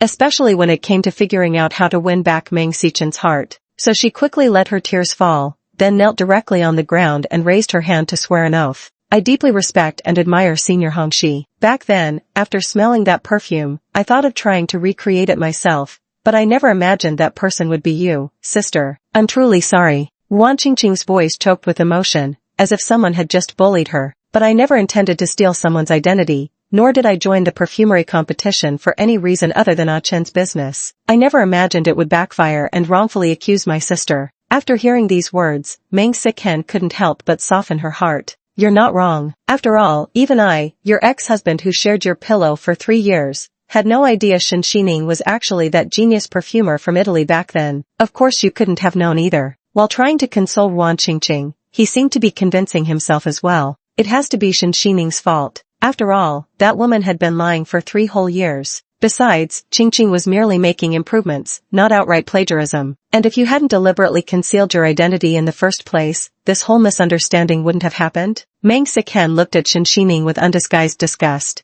"Also, I'm willing to pay 1 million for the exclusive rights to that award-winning perfume formula you created in Italy." As soon as Meng Sichen made this offer, the surrounding onlookers instinctively took 2 steps back, staring at them with expressions of utter bewilderment. It's hard to fathom just how thick-skinned this person can be. To this day, he still dares to use these words to justify himself and even tries to buy others' silence with money. Meng Sichen also knew that his offer to buy out the perfume rights was inappropriate. But now that the competition results were out, and Wan Qingqing happened to be 3rd place, she qualified for funding from Ruime Group according to the contest rules. This was a golden opportunity for the Meng family to establish connections with advertisers, so he absolutely couldn't let it slip away. The best course of action now is to buy the copyright and forcefully suppress this matter. "A million?" Hu Jingchuan, standing nearby, couldn't help but scoff upon hearing this. "Mr. Meng truly has wealth to burn, trying to pay off beggars with this kind of money? Do you really think everyone in the world is as stupid and foolish as your little sweetheart, offering such paltry sums to acquire Red Snake's perfume?" he asked mockingly. "Do you know the value of this perfume? Not even 100 million would work." Qin Sherlan replied haughtily, "Our Ningning's perfume is priceless and definitely not for sale to a despicable scoundrel like you." Shinshining, meanwhile, looked up at the crowd. "No need to buy the rights, as this perfume still falls short of my standards. Consider it just a prototype that won't be commercialized. Since its formula has been revealed today, the copyright is now open to all. From now on, this perfume is free for non-commercial use, a token of our shared learning."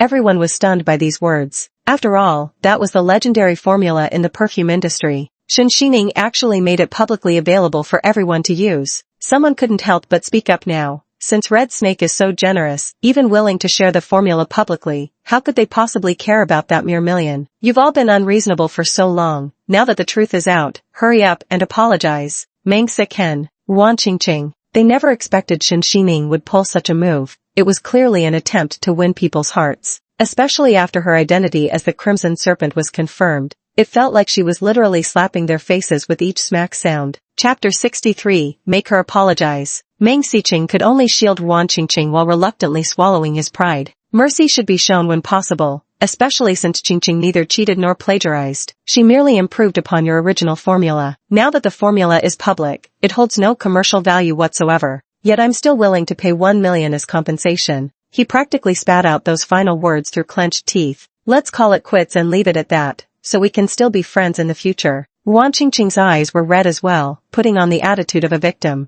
This matter isn't sister's fault. When all's said and done, it's entirely my mistake that led to such a misunderstanding. After all, sister has been keeping Red Snake's identity hidden from everyone all these years. Actually, I admire you immensely, otherwise I wouldn't have studied your perfume blending techniques. With practiced deflection, Wan Qingqing gave this explanation, deliberately downplaying her act of plagiarism. Seeing that everyone still wasn't buying it, her tears instantly welled up in her eyes and overflowed. I know my sister has always misunderstood me. thinking I ruined your marriage. I've actually always felt guilty toward her, and I understand why you're retaliating like this. Isn't it just because Ah Chen and I are about to get married? She wept so pitifully, tears streaming down her face like pear blossoms in the rain, and knelt directly before the crowd. If this method can ease my sister's anger, then I'm willing to endure it wholeheartedly. I only hope she won't take it out on Ah Chen. You know how important this competition is for him. Ruan Qingqing directly twisted the matter into a tangled affair of personal romance. Unable to bear it any longer, Qin Sherlan opened her mouth and spat out curses. Your skin so thick it could stop bullets. Taking without asking is stealing. Even a 3-year-old knows that. Don't pretend you don't understand. Shen Xining then said coldly, no matter how Miss Ruan tries to divert attention, it's useless. According to competition rules, plagiarism and cheating will be dealt with strictly. Then she frowned and looked at Meng Siken.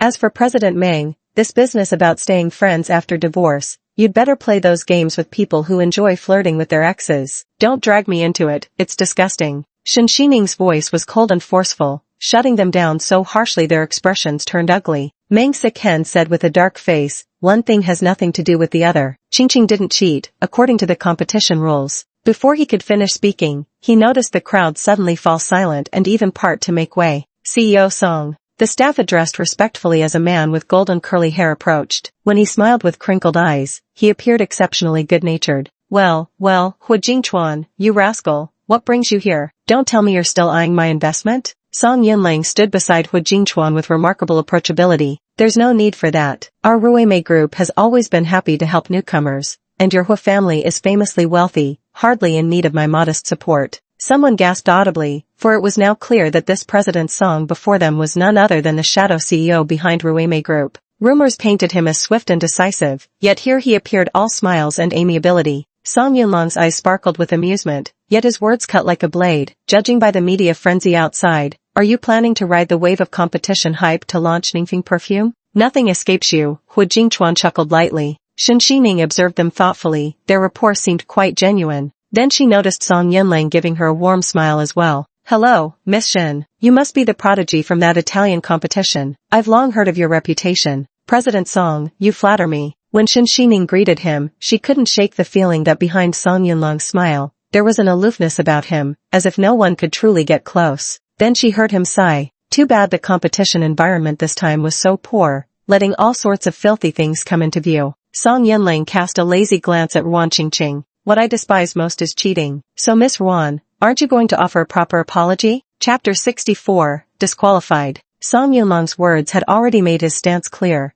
indicating he was fully aware of everything that had just transpired. The crowd buzzed with gossip, and even the media caught wind of the internal turmoil, eager to capture this exclusive story from the outside. Look, that's Song Yunlang, the CEO of Ruimei Group. I heard the champion of this competition is none other than Red Snake, the winner of that legendary Italian perfumery championship back in the day. Just now many people were watching the spectacle of the real versus fake Red Snake, but unfortunately I couldn't go inside to film. Ruan Qingqing's heart burned with hatred, yet she was utterly powerless. She watched helplessly as the media outcry outside grew increasingly intense, but this matter absolutely couldn't implicate Meng Siken. The Ruimei Group was not to be trifled with, and Shen Xining being the real Red Snake was now indisputable fact. But to openly admit to plagiarism and cheating before everyone would mean she could never hold her head high in City A again. Shen Xining jeered, with all the evidence laid out before us, Miss Ruan surely isn't still trying to justify herself by calling it homage or inspiration, is she? Many present were industry professionals. Ruan Qingqing had no room left for denial.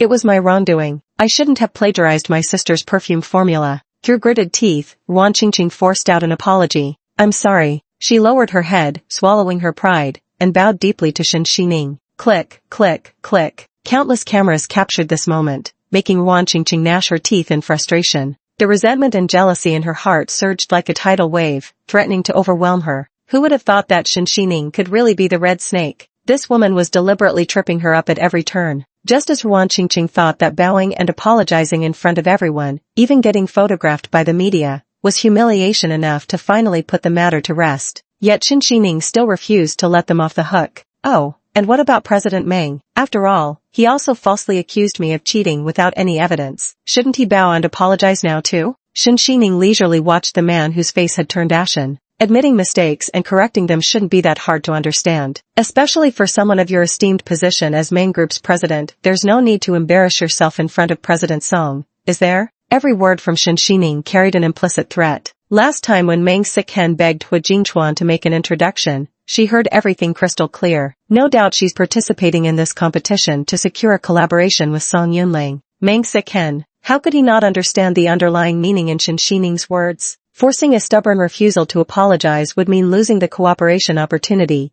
That would be the greatest loss of all. Watching Song Yunling gazing at her indolently while Hu Jingchuan stood by Shen Xining's side in support, Meng Sichen felt nothing but an intimidating chill creeping down her spine. He clenched his back teeth, swallowing the humiliation by sheer force of will. I shouldn't have wronged Miss Shen. Meng Sichen slowly bowed before the crowd's watchful eyes. My apologies. A simple sentence, yet he uttered it with bone-deep hatred. If he could reluctantly accept the private apology forced upon him in Taotian before, then now it was like trampling his dignity underfoot in front of everyone. Those reporters weren't pushovers. With camera flashes popping non-stop, he didn't need to guess, the story of the Meng Group president's public apology would undoubtedly dominate headlines. But currently, this was the only way to quell the public outcry, stabilize Ruan Qingqing's ranking, and ultimately secure their partnership with Ruime Group according to the competition rules. That's the world's largest advertiser. Meng Sichen thought through gritted teeth, determined to use the advertiser's influence to completely cleanse the court of public opinion from now on. Meanwhile, journalists from various media outlets finally broke through the security blockade and swarmed into the venue. Under the flashing lights of their cameras, they continued snapping photos of his bowing apology from moments before.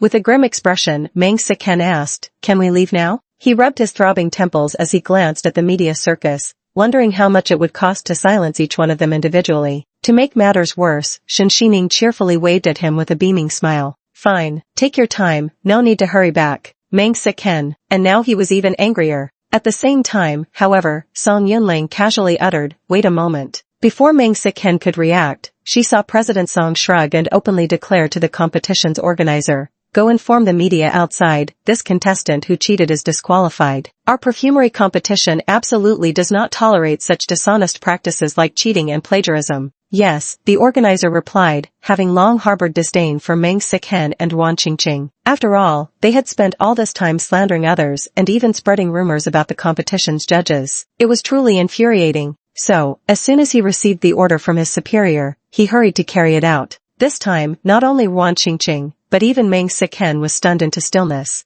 Both their pupils abruptly constricted, as if unable to believe what they'd just heard. Being struck from the list would mean their imminent collaboration with Ruime Group would completely vanish like a bubble. Chapter 65, Pleasant Cooperation. President Song, didn't we already apologize? Why? Meng Sichen was just about to plead for leniency when a gesture from Song Yunling cut her short. This competition matter has been settled. An apology is one thing, disqualification is another. Moreover, our Ruime Group will never collaborate again with individuals of poor character. Even while delivering such words, Song Yunling maintained his pleasant smile, radiating an aura of spring-like warmth, yet Meng Sichen felt her hands and feet turn ice-cold. He never expected Song Yunling, who appeared so genteel and elegant, would strike with such ruthlessness right from the start, not even sparing him the slightest bit of face. President Song, I think there must be some misunderstanding here. You can't. He tried to continue pleading his case, but to his surprise, Song Yunling didn't even bother listening. He directly called security. The tall and burly man immediately stepped in front of Meng Sichen to block her path. No unauthorized personnel allowed in the lounge. With that, Meng Sichen and Ruan Qingqing were mercilessly shoved out.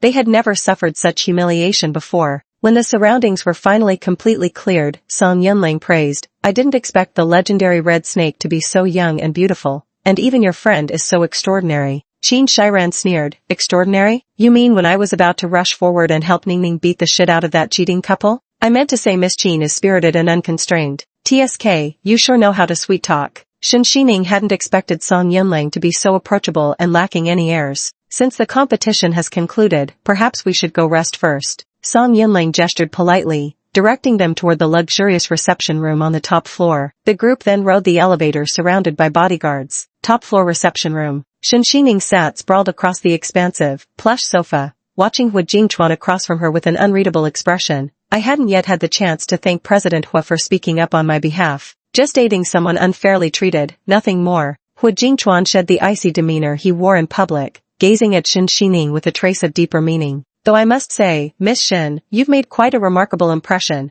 I hadn't realized you were that prodigy of perfumery. Shen Xining was equally intrigued by him. After all, she never expected that Hu Jingchuan would be the person she was looking for. She actually wanted to ask about the Ningfeng perfume and clues related to her mother, but with outsiders present, she couldn't speak freely about many things. Hu Jingchuan gazed into her eyes and continued, I wonder how your consideration is progressing regarding the matter we discussed earlier, Miss Shen. After all, when my little niece heard I was looking for a beautiful elder sister to be her teacher, though she still ignored me, she seemed genuinely happy. His niece had autism and spent her days immersed solely in the world of pottery, showing no interest in anything beyond it. A good teacher might help alleviate her condition, but more importantly, it was the first time he'd ever shown interest in a woman. Especially since parting ways in Taoyuan last time, he still carried the poison Shen Xining had administered. Even his private doctor couldn't detect anything wrong. Meanwhile, Song Yinlang smiled even more deeply beside him, making it clear something was off between the two of them. Looking up, he saw Qin Sherlan raising an eyebrow at him. Got any food here, President Song? Yes, why don't I take Miss Qin there? The two shared a knowing smile, quickly finding an excuse to slip away. Before leaving, Qin Sherlan deliberately wiggled her eyebrows at Shen Xining, an exaggerated hint that there was something suspicious about them. Shen Xining couldn't help but find it amusing. Why does it feel like something's off between her best friend and that President Song? Compared to that collaboration, I'm actually more curious about who taught President Hua his technique for blending the Ningfeng perfume. Shen Xining didn't answer his question directly, but instead threw another question back at him. Hu Jingchuan didn't get angry either. Instead, he looked at her with great interest. My grandmother taught me. Where is Grandma Hua now? Shen Xining frowned deeply. After finally finding a lead after all these years, how could she possibly give up so easily? If you're looking for Grandma, I regret to inform you that she was diagnosed with Alzheimer's disease half a year ago, Hu Jingchuan said calmly, making no attempt to conceal the truth. His tone was remarkably forthright. She's forgotten most things by now and is currently receiving treatment at a rehabilitation center. Shen Xining showed a look of regret upon hearing this. Is that so? What a pity. I've always loved perfume blending, and I was hoping to meet her in person. It seems that won't be convenient now. Hu Jingchuan said casually, nowadays, those who want to see Grandma are basically after her money and her life. Old Lady Hua, with her prestigious status, has become the target of many schemes. Especially after falling ill, she's faced with flatterers and even bold attempts to kidnap her for ransom. So at this stage, only the Hua family members can see Grandma. From Shen Xining's subtle remarks, Hu Jingchuan could discern that her secrets were connected to the perfume, otherwise, she wouldn't have asked these questions. The result was seeing Shen Xining smilingly extend her hand toward him. Pleasure working with you. After all, I'll soon be teaching your niece, which makes me half a member of the Hua family. Who knows, I might even get the chance to consult the old lady about perfume formulas once she regains her senses. Chapter 66, Closing the Distance. Pleasure working with you. Hu Jingchuan gently grasped her hand. You needed to think it over before, but now you agreed because of Grandma. Shen Xining understood. After all, the elderly woman was his biological grandmother, a blood-related family member, so caution was natural. She decided to frankly admit it as well. It was indeed because of the elderly lady. I'm fascinated by perfumery and always feel drawn to explore aspects I haven't mastered. Her blending techniques are truly top tier, especially her proportions for contrasting warm and cool notes. That's something I've never quite managed to perfect. Shen Xining maintained a gentle and harmless smile on her face. But if President Hua is willing to teach me, it could save a lot of trouble. Someone like Hu Jingchuan was inherently sensitive and suspicious. He would swiftly pick up on the slightest clue or trace. Shen Xining had never liked revealing her cards or intentions before others. She wasn't foolish enough to make a spectacle of visiting old Lady Hua, but as long as she could enter the ancestral residence, there were plenty of ways to gather the information she sought. Miss Shen is truly modest. As Hu Jingchuan's words fell, he watched Shen Xining withdraw her hand. The warm, smooth touch of her skin still lingered on his fingertips, and unconsciously, he curled them slightly. Any cooperation I agree to, I will fulfill. It's just that gaining my little niece's approval isn't easy, and coaxing a child is no simple task. Miss Shen should consider making another request. Hu Jingchuan said carelessly, as long as it's within my power, consider it repayment for that night's life-saving favor. A life-saving favor. Shen Xining, however, asked, I wonder which night CEO Hua is referring to, the cruise or the cave. Her words carried a faintly ambiguous undertone, especially as Shen Xining took a step forward, closing the distance between them beyond what was considered safe. Hu Jingchuan could even feel the warmth of their mingled breath, and when Shen Xining lifted her gaze, her long, curling lashes brushed against his heart like feathers, leaving behind a sensation both light and ticklish. Without waiting for his reply, Shen Xining continued, really, any request at all? Hu Jingchuan averted his eyes, instinctively avoiding locking gazes with her. At this moment, his heart was also throbbing uncontrollably, a strange emotion he'd never experienced before. No woman had ever impacted him with such intensity. He said hoarsely, "Of course, as long as it's within my power." Shen Xining smiled at these words and tactfully distanced herself, as if the ambiguity from earlier had been nothing more than an illusion. "Then I'll keep the favor for now. When I encounter difficulties, you can be sure I'll think of President Hu first." During that brief moment when she had been close to Hu Jingchuan, she had subtly plucked a strand of hair from his shoulder and concealed it in her palm. According to intelligence from the Hall of 10 Directions, she and Hu Jingchuan were about the same age. Furthermore, the time of his mother's passing closely coincided with when her own mother had gone missing without a trace. Most importantly, the perfuming technique employed by the Hu family matriarch was identical to her mother's. This meant she and Hu Jingchuan might possibly share some blood relation. If true, Shen Xining found herself inexplicably unsettled by this prospect. Though merely speculation, every lead had to be thoroughly investigated. Just then, 2 polite knocks sounded as her assistant opened the door and stepped inside. "President." Yao Shi opened his mouth to speak, but when he caught sight of his boss interacting closely with Miss Shen, his breath hitched and his expression froze in astonishment. No way, their president was famously known for keeping women at arm's length. And this particular Miss Shen had even stumbled upon the president's secret of pretending to be disabled. Yet here they were, radiating nothing but harmonious and unmistakably intimate vibes. Though countless speculations swirled in Yao Shi's mind, her expression remained reverentially composed. "Numerous media outlets are waiting for you outside. Our car couldn't even get through. A city's largest television station and 2 international news agencies have been anticipating your arrival for quite some time."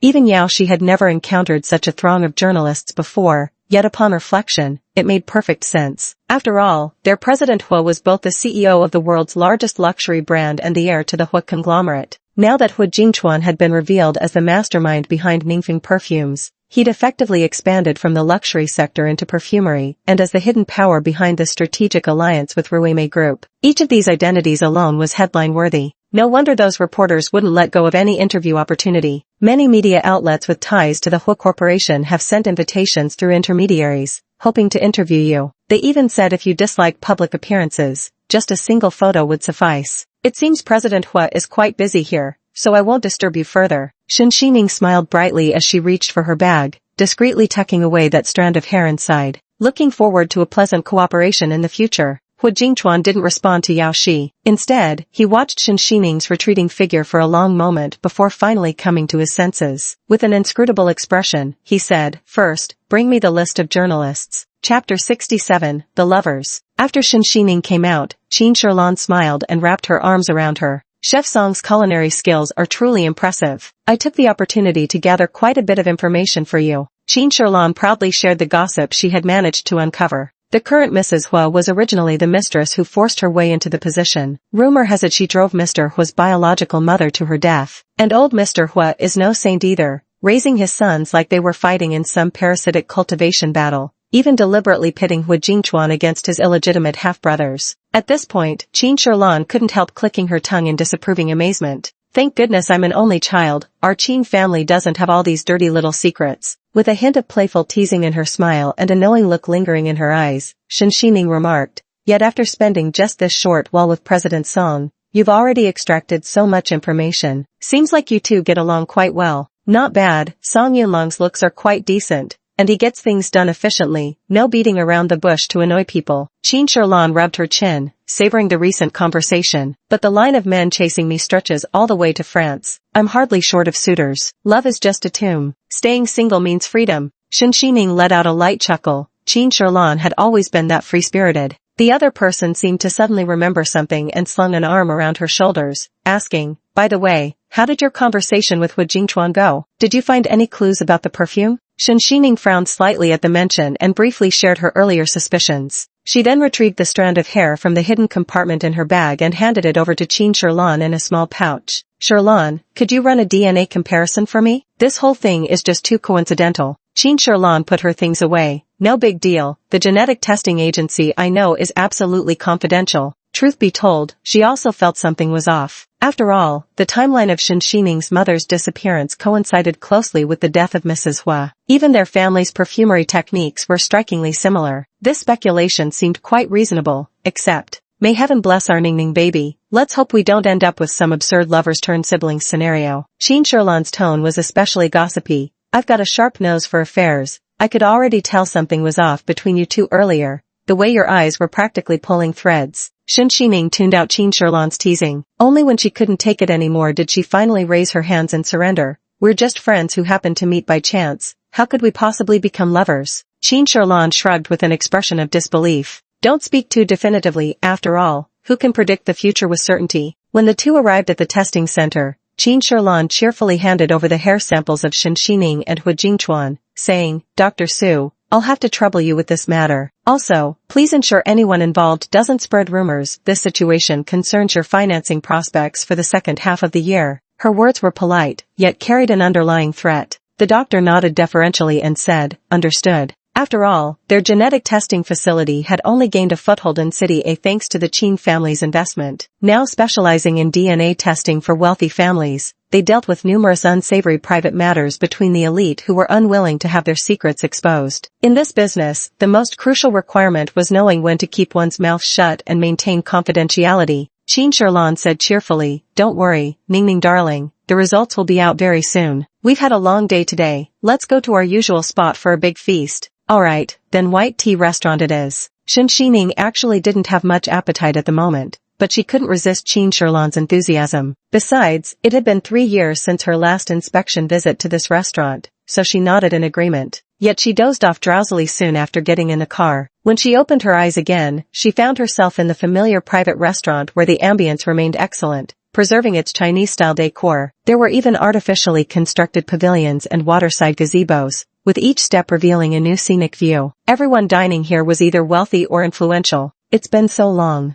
I never expected it to remain exactly the same. Shen Xining smiled and prepared to dine at the top floor with Qin Sherlan. As planned, this was supposed to be a girls' night out and a delightful dinner, but the moment we stepped into the restaurant, we had the misfortune of running into the most unwelcome person. There stood Wan Qingqing in the corner, her eyes red-rimmed and utterly pitiful. Aiken, after all these years of feelings between us, how can you not believe me? I've never claimed to be Red Snake, nor did I know my sister was actually that legendary perfumer. Chapter 68, Make Her Stay. You know, I learned perfumery for you, because I always wanted to help you. Wan Qingqing bit her lip, looking pitiful with tears streaming down her upturned face. Just when the matter should have been settled, the CEO of Ruime Group went inexplicably crazy and directly removed her from the roster, which also cost Meng Sikhen a business deal. The two even suffered public humiliation in front of the media. After leaving the competition venue, Meng Sikhen remained inexplicably sullen and silent the whole time, even treating her with some coldness. That's why Wan Qingqing chose to take the initiative. Over these years, I've carefully studied and replicated Scarlet Serpent's perfumes, enduring plenty of hardships. Had I known earlier that the sister who stayed by your side for 3 full years was actually Scarlet Serpent, I wouldn't have gone through such great lengths. Meng Sichen's gloomy expression gradually softened, and emotion began to show on his face, especially when he saw the beauty before him with reddened eyes. Even humbling herself to apologize like this, even a heart of stone could melt. Alright, don't cry anymore. Meng Sikhen finally softened his heart and gently wiped the tears from the corner of her eye. Yet, an inexplicable heaviness lingered in his chest, as if something intangible was shifting. Shen Xining even lied to me. How could this be your fault? She hid it so well for these 3 years. Meng Sikhen had never realized Shen Xining possessed such an impressive side. But what unsettled him more was how her gaze no longer held his shadow. When she'd once washed his clothes and cooked his meals, now she treated him like a stranger. The most frustrating thing was how Shen Xining kept intruding upon his thoughts after the divorce. Her fame means nothing, she could never compare to your thoughtfulness. Meng Sikhen embraced Wan Qingqing in comfort, and the words he spoke seemed equally meant to console himself. Just as he looked up, he caught sight of Shen Xining passing by. The woman was still wearing that silver sequined dress, but due to the evening chill, she had draped a long black coat over it, appearing both mysterious and indifferent. Between her brows lingered a fierce, untouchable confidence, as if they were beneath her notice. Meng Sichen's expression shifted from stunned to ice-cold. Hold it. As soon as he spoke, the two indeed halted, but their words remained sharp. What? You stopped us just to show off your lovey-dovey act? Seems like making fools of yourselves here isn't enough, you have to drag others into it too. Shen Xining's tone was dripping with sarcasm, showing them no courtesy at all. She and Qin Sherlan had no intention of engaging with these two, not wanting to ruin what little joy they could salvage from the evening. Now hearing that Meng Siqing actually dares to provoke actively, even Qin Shiran turned her head in disbelief, staring at them with a gaze that looked at trash. Ningning baby is right, can't you two kiss and hug at home? Even animals know to avoid others. Meng Siqing couldn't help but burn with anger upon hearing such insults. Miss Jean, as a member of the Qin family after all, you shouldn't side with outsiders. Although our Meng family isn't as big and powerful as yours, our affiliated energy company still has 2 or 3 projects in cooperation with yours. Not only did he lose the business deal today, but he was also caught on camera by various media outlets. The hush money paid to the journalists alone amounted to a significant sum, making Meng Siqing's gaze even icier. Though I don't know how Shen Xining tricked you, you should at least consider the face of your business partner. Qin Shilan sneered at his words and gave him an inexplicable look. You're quite kind to remind us of the cooperation between our families. Honestly, I might have forgotten about it if you hadn't mentioned it. After all, that trifling sum of money never even reaches my desk. My subordinates don't bother reporting such petty amounts. Qin Shilan picked up her phone with a smirk. Let me tell my dad right now. Our Qin Corporation would never collaborate with your family's Sunset Industry Company. It's just plain unlucky. You, Meng Siqing had intended to remind her of their existing business ties, hoping she'd speak more politely. Little did he expect that her casual laughter would cost him another business deal, deepening his frustration. Wan Qingqing, standing nearby, exclaimed in disbelief, Miss Jean, this is just a personal grudge. Yet you're dragging business matters into it. Don't you think that's rather immature? Immature, you say? Qin Shiran's words dripped with arrogance. But unlike some who chase money, I value character more. After all, money's never been an issue for my family. Her gaze turned icy as she added, though I've seen plenty of trash lately. Shen Xining also nodded languidly. Indeed, White Tea Restaurant ought to raise its standards, otherwise any riffraff could wander in. Meng Siqing, even more furious. Chapter 69, Fighting for Position. Meng Siqing was practically seething with rage. We'll see about this later. Wan Qingqing's expression darkened too. After all, that one insult had dragged them both through the mud. Still, she truly didn't dare provoke the Qin family's only daughter. On top of that, she'd already made enough of a spectacle of herself today and had no interest in giving people more to gossip about. Brother, don't be angry. It's not worth ruining your health over. It's just a project, after all. Sisters, let's not argue anymore. Wan Qingqing put on a conciliatory demeanor. Besides, my brother and I were just about to dine in the VIP lounge. We don't have time to waste on pointless arguments here, so pardon our absence. She linked arms with Meng Siqing and beckoned to the waiter. Over here, we'd like to book a private room, the top floor one. The White Tea Restaurant is most famous for its garden architecture. During its construction, not only were vast sums spent on transplanting rare and exotic flowers and plants, but professional horticulturists and feng shui masters were also hired. It has won numerous gold awards, and the luxury private dining room on the top floor offers a panoramic view of the entire garden, serving as the restaurant's most prestigious VIP seating. Meng Siqing glanced at the 2 women out of the corner of her eye, but couldn't be bothered to engage with them. Qingqing, let's go. When the server arrived, however, they looked visibly uneasy. Mr. Meng, I apologize, but would the second floor seating be acceptable? The private room on the top floor has already been reserved. After speaking, he turned to bow respectfully to Shen Xining and Qin Shilan. According to the booking sequence, these 2 young ladies made their reservation first. Who could have expected they'd arrive at the same time? Meng Siqing already had anger simmering in his chest, and to think he couldn't even spend his money. He directly pulled out his silver VIP membership card from his wallet. I'm an annual member here, and you can't even handle this small matter? Seeing the silver card, the server's expression turned even more uneasy. Sir, I'm sorry, but according to rules, once a private room is reserved, we can't resell it. Wan Qingqing also cast an innocent look at Shen Xining. Sorry, sister, but Chen arranged this meal today specifically to cheer me up. It's our special little celebration. Could you please take another table? We're willing to pay whatever it costs just to have this private room. Her tone was gentle as silk, yet threaded with hidden needles. You're always so understanding, sister. You wouldn't deliberately ruin my date with Chen, right? Meng Siqing let out a cold snort. Pay what money? We're silver card holders, inherently more privileged than these walk-ins. Go pick some other spot. I'm taking the top floor private room. The waiter sensed the tension but didn't want to offend a silver card member, so he turned to Shen Xining and Qin Shilan with an inquiring look. Mrs., our window seats are excellent too. Not only do they overlook the swans, but the air is fresher. We'll even comp you foie gras and caviar. Would you consider switching?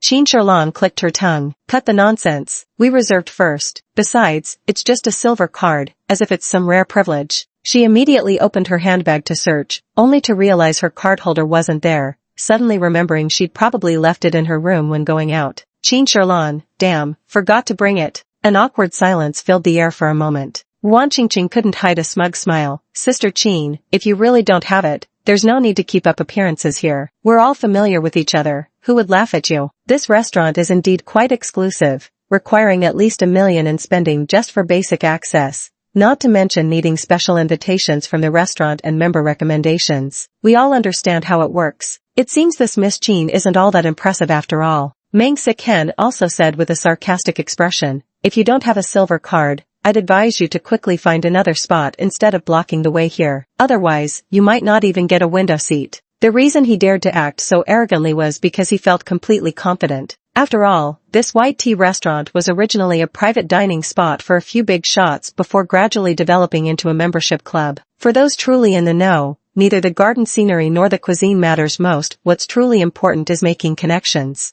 This card of Meng Sichen's was obtained from the old man himself. Qin Sherlan, being still young, how could she possibly possess such a thing? Upon hearing this, the other person immediately rolled their eyes. Truly judging people by appearances, the remark dripped with sarcasm. Qin Sherlan had never been mocked like this before and immediately wanted to call someone to bring her card over. I'm determined to take this fight to the end today. Shen Xining abruptly pressed down on her wrist and turned to face the waiter with an unreadable expression. I know you're in a tough spot. Go fetch your general manager. Chapter 70. The general manager arrives. Calling for help won't do any good. Could it be that sister is deliberately trying to ruin our date? Before Wan Qingqing could finish her snide remarks, a middle-aged man had already approached, drawn by the commotion. Seeing it was the general manager, Meng Siken became even more brazen and produced her silver card. We'll take the top floor. As Wan Qingqing saw the general manager approaching, she grew even more smug. I'm really sorry, sisters. I didn't mean to make things so awkward and embarrass you both. How about letting me treat you to this meal? Eat your bullshit meal. Do I fucking need your lousy dinner? Qin Sherlan had made up her mind. There was no way she'd give up this private room today. Beside her, the general manager's expression shifted from stunned to shocked,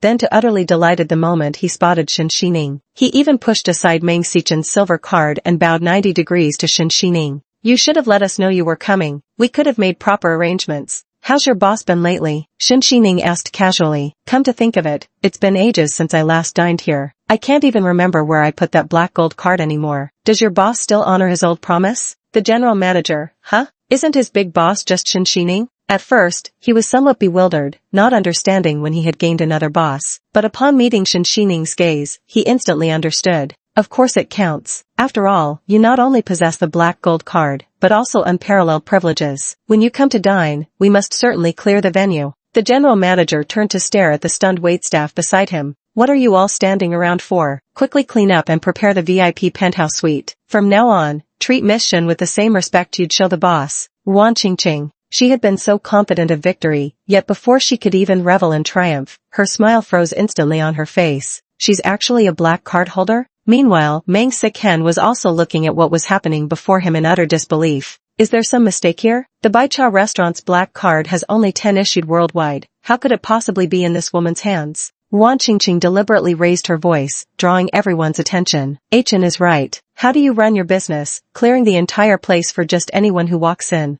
Yet the general manager treated them with unusually cold indifference. I understand you're a silver card VIP member of our establishment, he continued, but according to our restaurant's rules, Miss Shen's status supersedes even the black gold card. Even if she declared this entire restaurant bankrupt right now, we would all comply without question. Meng Siken, are they out of their minds? He just couldn't believe Shen Xining could have any connection to the black diamond card. Seeing no opportunity to break through with the general manager and seething with bottled-up fury with nowhere to vent, Meng Siken resorted to sarcasm against Shen Xining. Where's your black gold card? Any proof? Or are you going to pull a Miss Jean just now and claim you didn't bring it? Upon hearing this, the manager felt cold sweat instantly trickle down his back. But Shen Xining remained silent, so he dared not speak up either. He could only contemplate revoking Meng Sicheng's silver card. If such a scene played out again, no one could handle it. Shen Xining swept an incomprehensible glance over Meng Sicheng. It's just a card, why carry it around? And no matter what status one holds, according to white tea restaurant's rules, there's no justification for cutting in line. She wondered why, ever since the divorce, Meng Sicheng's condition seemed to worsen. Just coming for a meal, yet demanding to skip the queue for a private room, even stirring up trouble here. It's getting more disgusting the more I look at it. Big sister, don't be mad at what I'm about to say. Forgetting your black gold card is no big deal,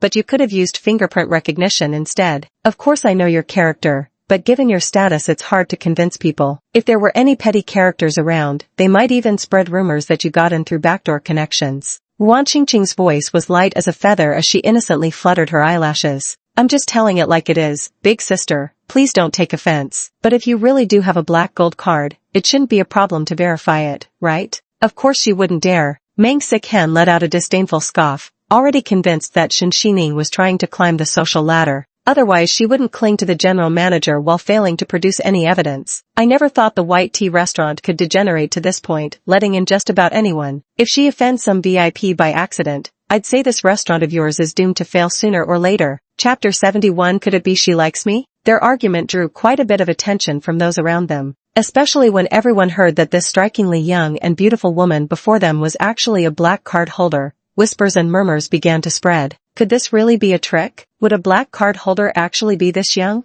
What do you know? Age doesn't dictate ambition or success. Remember this, if you encounter her again, maybe you'll have a chance to build a connection. Only a select few get to dine at this restaurant, and most of them come to negotiate deals. After all, possessing a membership card proves one has connections here, making business discussions go more smoothly. Nearly everyone present stood to benefit, so naturally, they were deeply concerned about their own interests. Whether this woman was truly a black gold cardholder or just a fraud trying to deceive the world, they were determined to find out. Shen Xining, however, remained aloof, arms crossed over her chest, watching them like a bunch of clowns. I didn't want to make such a scene, but having you stray dogs loitering in this restaurant is truly bad luck. Having said that, she didn't even glance at them again, striding directly toward the identity verification machine at the front desk and pressing her hand against it without hesitation. Buzz. The moment her fingerprint was scanned, all the lights in the restaurant suddenly began flickering. The machine screen gradually turned red, announcing with an extremely joyful AI voice, "Warmest welcome to Black Gold Card user number 001 logging in." The rare announcement for a black gold card resonated through the restaurant. The entire room was stunned. Someone touched their chin, fearing it might dislocate.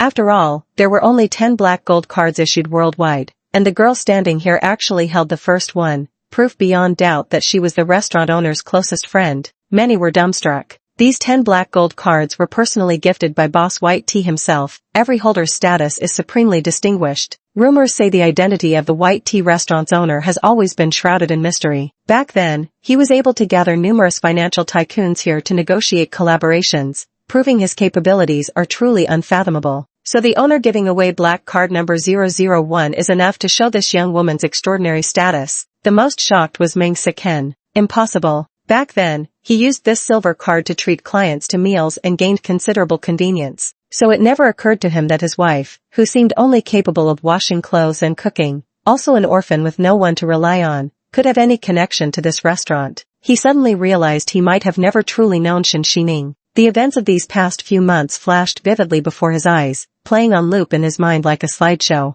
There was Shen Xining's serene profile, her focused expression while working with clay, and also her slightly childish face when blending fragrances, with fingers fluttering like butterflies among various vessels. From the eyes to the nose, though it was clearly the same Shen Xining's face, Meng Siken felt she didn't understand this person at all. Despite having spent 3 years side by side with her, Wan Qingqing also wore an unpleasant expression after being proven wrong. From shock to disbelief, and now to overwhelming jealousy and resentment, that orphan Shen Xining must have gotten those benefits through connections. Chen, my stomach hurts. Let's not eat here for now. Wan Qingqing grabbed Meng Sichen's hand, currently wishing she could vanish into thin air. She had truly lifted a stone only to drop it on her own foot. Seeing that Meng Siken remained completely still, even somewhat dazed, Wan Qingqing grew even more frustrated. Pitiably enunciating each word, she pleaded, "Chen, I said my stomach hurts. Could we go to the hospital first?" Yet Meng Siken remained lost in reminiscence, even unconsciously pushing away Wan Qingqing's outstretched hand. He clutched Shen Xining's arm uncontrollably, unable to bear being deceived. Whether it's the pottery clay or the perfume,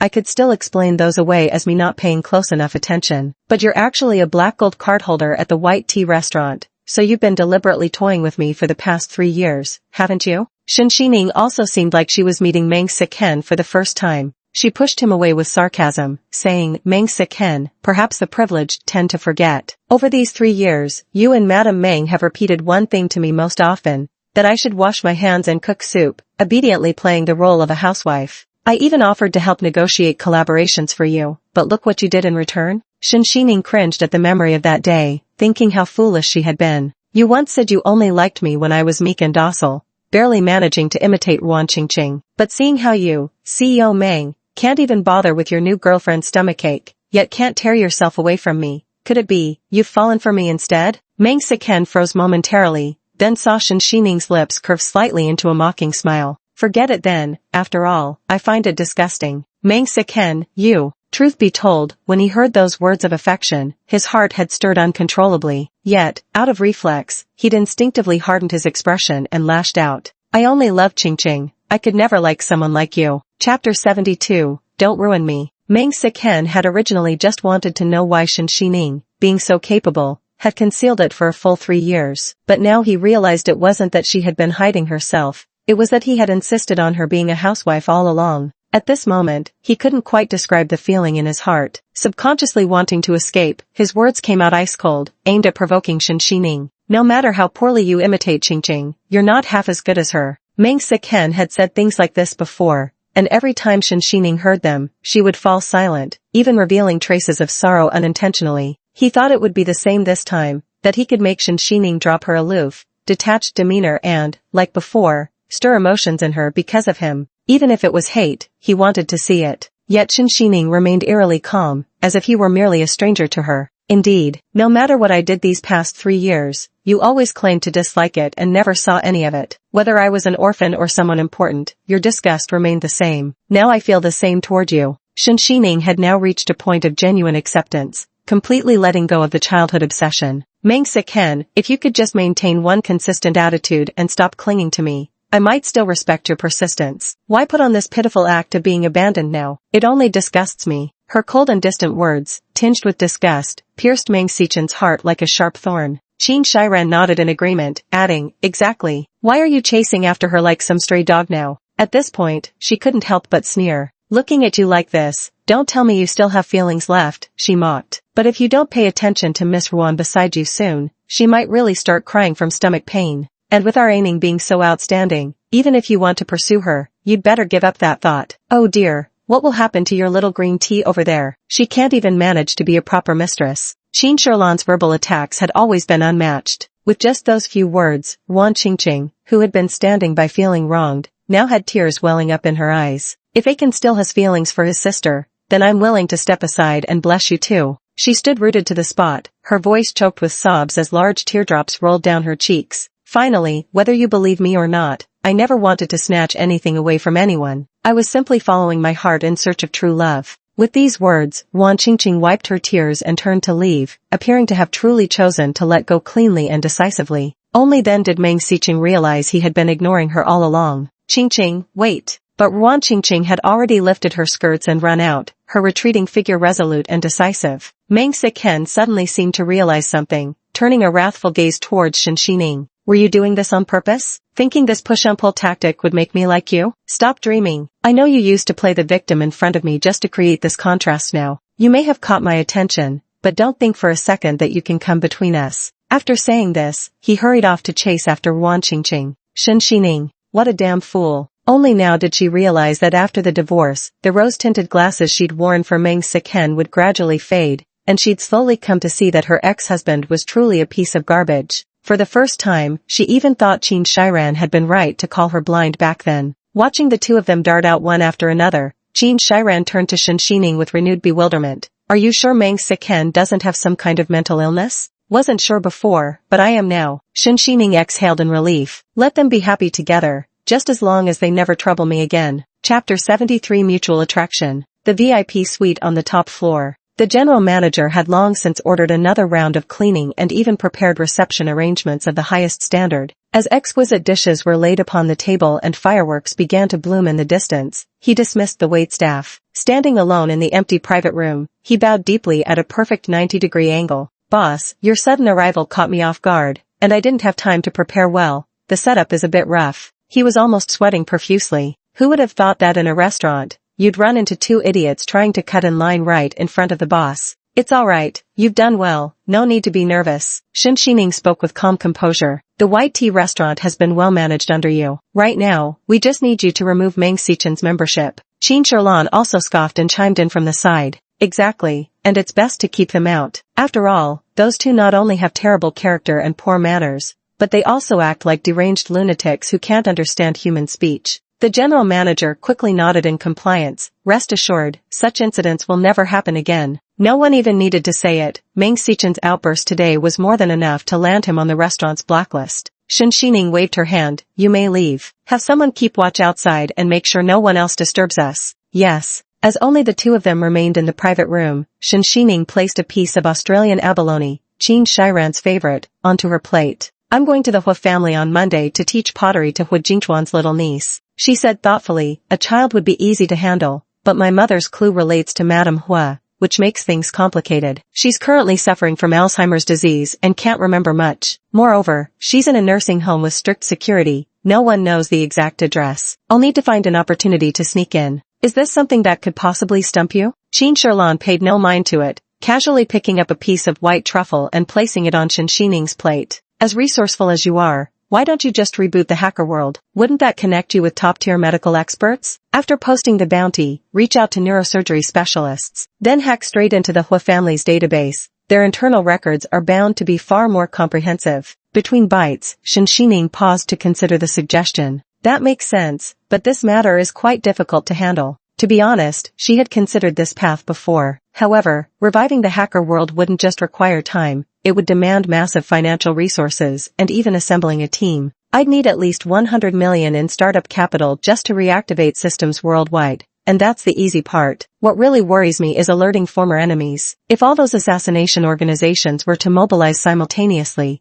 it would create serious complications. Right now, I just want to live an ordinary life for a while, not deal with endless pursuits. Yet resurrecting the hacker world remained absolutely necessary. Shen Xining thought, these were also her master's final words. Qin Shilan spread her hands and said, don't worry about the money. I have plenty here. You can use it however you like. Never mind 100 million, even 1 billion is fine. You dare offer it, but I couldn't possibly accept. If your father found out, he'd probably have a heart attack from anger. Shen Xining burst out laughing. Besides, money isn't really an issue. After all, I'm about to become a tutor for the Hua family, aren't I? Naturally, renowned teachers command high fees, Shen Xining said innocently. Anyway, we can always fleece Hua Jingchuan for it. Might as well take advantage while we can. You can't just swipe 100 million like that. Don't worry, the money will come knocking on our door. You'd better be. Qin Shiran didn't press further when faced with Shen Xining's deliberate mystery. She never had much interest in money. Ningning baby, tell me, if you're being hunted, that's tricky. What can I do to help you? Then I'll need to trouble your Qin family to help erase my overseas traces and tidy up loose ends. Being in the country now, there are places beyond my reach. It's ultimately not as convenient as your kind of above-board family. When Qin Shilan heard she could be useful, she immediately raised her wine glass. Don't worry, I'll make sure to handle it perfectly. Whenever you need me in the future, just ask. I'm more afraid of not being able to help you. The two clinked glasses with laughter, and Qin Shiran couldn't help but sigh. Thinking back to when we first met, you weren't this outgoing. You seemed almost antisocial, fierce and unpleasant, like an unapproachable little hedgehog. It's fate, when you think about it. This was Shen Xining the hedgehog, who without hesitation saved her life. So from then on, Qin Shiran stuck to her every single day. Hearing the past mentioned, a hint of nostalgia surfaced in Shen Xining's eyes as she said, I truly was a wild child with no one to teach me growing up. If not for my master, I might have truly rotted away on that deserted island. Noticing the inexplicably somber mood, Qin Shiran cheerfully changed the subject. By the way, haven't you always been passionate about extreme sports? The international parkour competition held every 5 years is about to begin. You could go participate to unwind.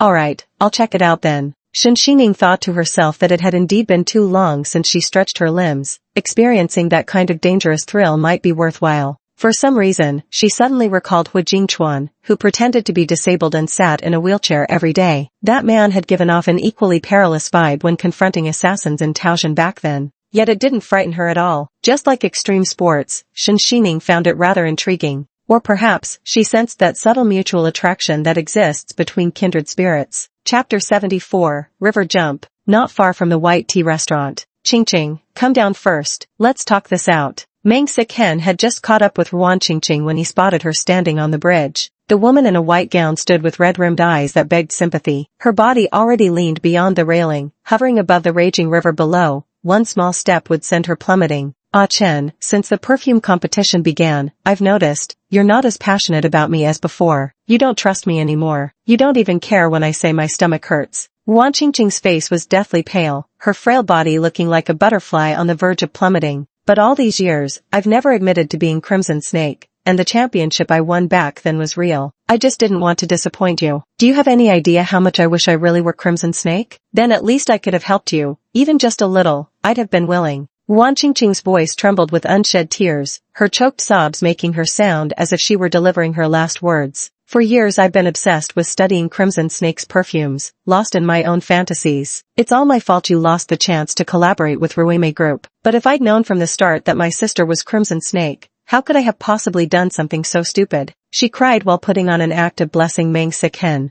What I said earlier at White Tea Restaurant was also true. If you truly love my sister, I can let you go. It's just that you're the only person I've ever loved in my life. I'll wish you happiness. Wan Qingqing finished speaking and leaned slightly forward. Meng Siken tensed and said, I know, now step away from there first. Watching Wan Qingqing's frail figure dangling on the bridge, looking as though she might be blown away by the wind at any moment, and knowing she had done it all for him, he was overwhelmed with regret. I don't like Shinxining. Wanting to collaborate with Ruime Group was only to take the company to greater heights, so your parents would be satisfied. Qingqing, everything I've done has been for you. I've never had a second thought. Wan Qingqing looked utterly abandoned, her face ashen. Aiken, I did it for you too. Do you remember 5 years ago? I would have given you my life. I, who cares so much about my looks, even endured having a scar on my back. So please, don't doubt me. Wan Qingqing spoke with utter misery, her hands gripping the railing tightly, her face etched with despair. Otherwise, I would rather die. In truth, compared to the moment in Bai Cha restaurant when Meng Siken ignored her stomach ache to grasp Shinxining's hand,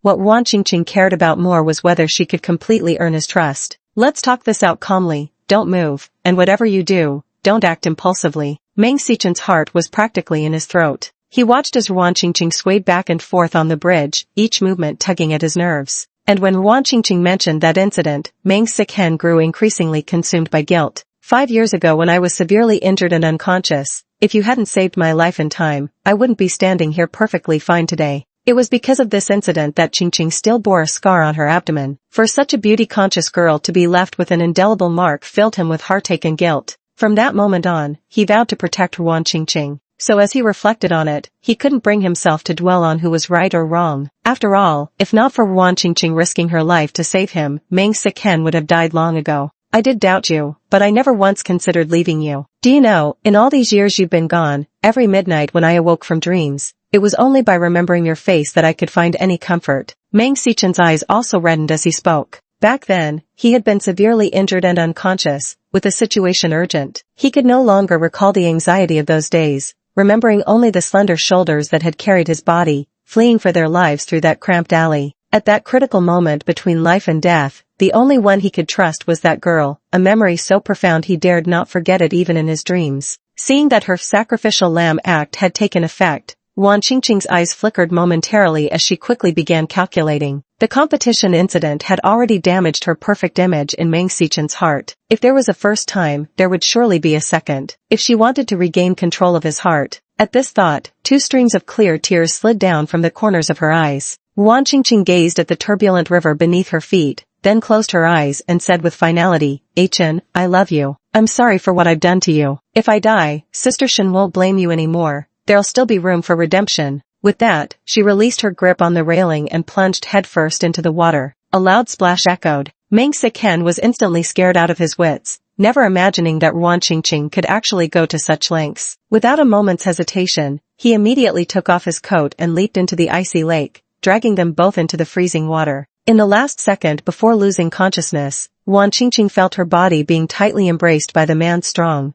broad arms. Only then did she feel completely at ease. She had won the bet. From this day forward, Meng Siken would never doubt her again. Wan Qingqing thought to herself, once she fully becomes Mrs. Meng, she would surely make Shinxining, that wretched woman, too ashamed to lift her head. Chapter 75, Buying the Spot. Late at night, the Meng family villa. The private physician had been asleep but was yanked out of bed by Meng Siken to examine a patient. After entering the room and carefully checking the situation, he set down his stethoscope. Mr. Meng, Miss Shin isn't seriously hurt. She just inhaled some water and will wake up after some time. That's good. Hearing that she was all right, Meng Siken finally relaxed and sat down wearily. Too many complicated things had happened today. He desperately needed time to think things through. First, he pulled the blanket over Wan Qingqing, then decided to take a solitary walk in the garden to clear his mind. But just then, Madame Meng blocked his path with a glass of wine in hand. What's going on? Miss Wan just returned home and is already causing such a scene in the middle of the night.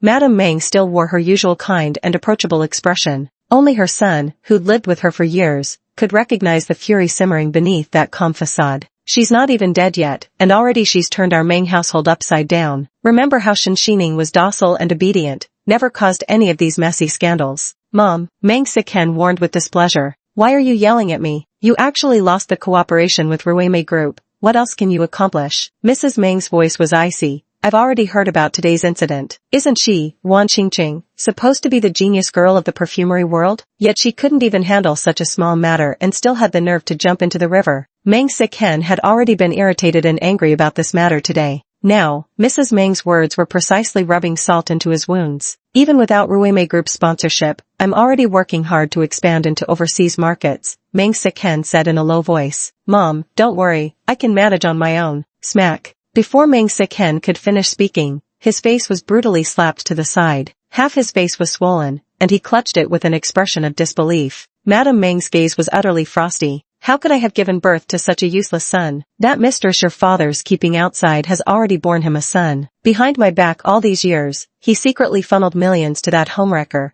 and all I can do is turn a blind eye. She felt exasperated at his failure to meet her expectations. So hurry up and win over Ruimei Group. Prove you're the true heir of the Meng family. Mom, how can you say such things? Meng Siken slowly raised his head, wiping the blood from the corner of his mouth with his index finger, his pitch-black pupils carrying a sinister chill. If mother truly cared so much about father, why didn't she cut ties clean with the other men outside? Or why not just divorce instead? Who between you two is any better? His tone dripped with icy sarcasm. Smack. The response was another ruthless slap across his face. How dare you speak to me like this now? Wasn't it me who worked tirelessly to raise you, all for you to truly take control of the Meng family? Madame Meng initially showed impatience, but seeing the cold, sinister expression on Meng Siqing's face, her tone gradually softened. Don't you understand your mother's difficulties? Haven't I done everything for your sake? The old master never liked me to begin with, and your father is out carousing all day. What can a woman like me do? You're my only hope. She clung to Meng Siqing, weeping bitterly, yet implying it was all because of him. If it weren't for you, why would I have to endure such humiliation? That wretched woman came to confront me, and why didn't I dare stand up to your father? It was all for your sake, so you could have peace and prosperity. That's why I had to swallow this disgrace. So, Siken, you must understand your mother's suffering. Meng Siken was deeply moved by her words, and his expression gradually softened. Seeing that her approach was effective, Madame Meng stepped forward to straighten his tie. I actually quite like Shen Xining. Otherwise I wouldn't have recognized her as my goddaughter before, she said softly. After all, you two were married once, and I can still see affection in her eyes when she looks at you. I've been through this myself, I understand best. Madame Meng lovingly touched her son's face. So, Siken, why don't you go visit her again? Convince Shen Xining to give up the spot at Ruimei Group. Whatever conditions she has or how much money she needs, we can satisfy them all. Meng Siken recalled today's embarrassing confrontation. But seeing his mother's earlier pained expression, he frowned and said, I'll do my best. Chapter 76 Becoming a Teacher at the Hua family. On Saturday, Shen Xining went to the Hua family as agreed to take up her teaching position. She lifted her head to take a glance and teased Hu Jingchuan, President Hua, your home is truly magnificent. However, any butler could have been sent to guide me. There's no need for someone like you, the president, to accompany a mere teacher like me. An ordinary teacher wouldn't warrant this, but you're different.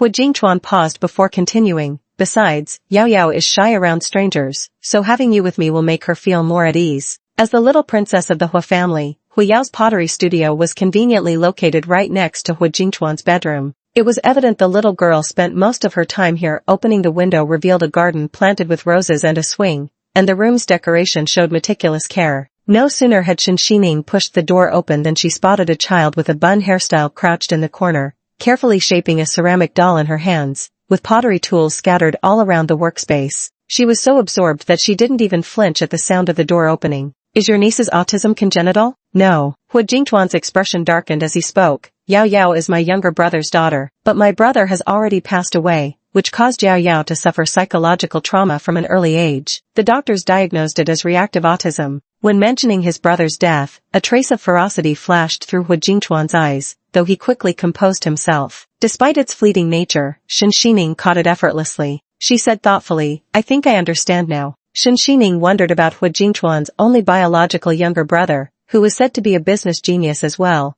though unfortunately lost his life to the Italian mafia later. The demise of great talent always fills one with sorrow. For children like Hu Yao, whose autism stems from psychological trauma, they tend to be even more sensitive than those born with the condition. This required her to be exceedingly cautious, especially avoiding any triggers related to the child's psychological barriers. Otherwise, it might easily backfire during the teaching process. "Just come on Saturdays and Sundays. Monthly salary is 50,000. Clearly unwilling to dwell on the matter concerning his brother, Hu Jingchuan absent-mindedly twisted the ruby ring on his finger as he added, "Please proceed, Ms. Shen." Working just 8 days a month for a salary of 50,000, President Hu certainly has deep pockets. Shen Xining wasn't particularly concerned about the monthly salary, merely making an offhand remark. To her surprise, Hu Jingchuan actually looked up at her with complete seriousness. "Your Master Yu's teacher, and Master Yu's ceramics instruction is priceless. How much more so for you? This compensation is only fitting." Unlike Meng Xichen's skepticism, Hu Jingchuan, though also sensitive and suspicious,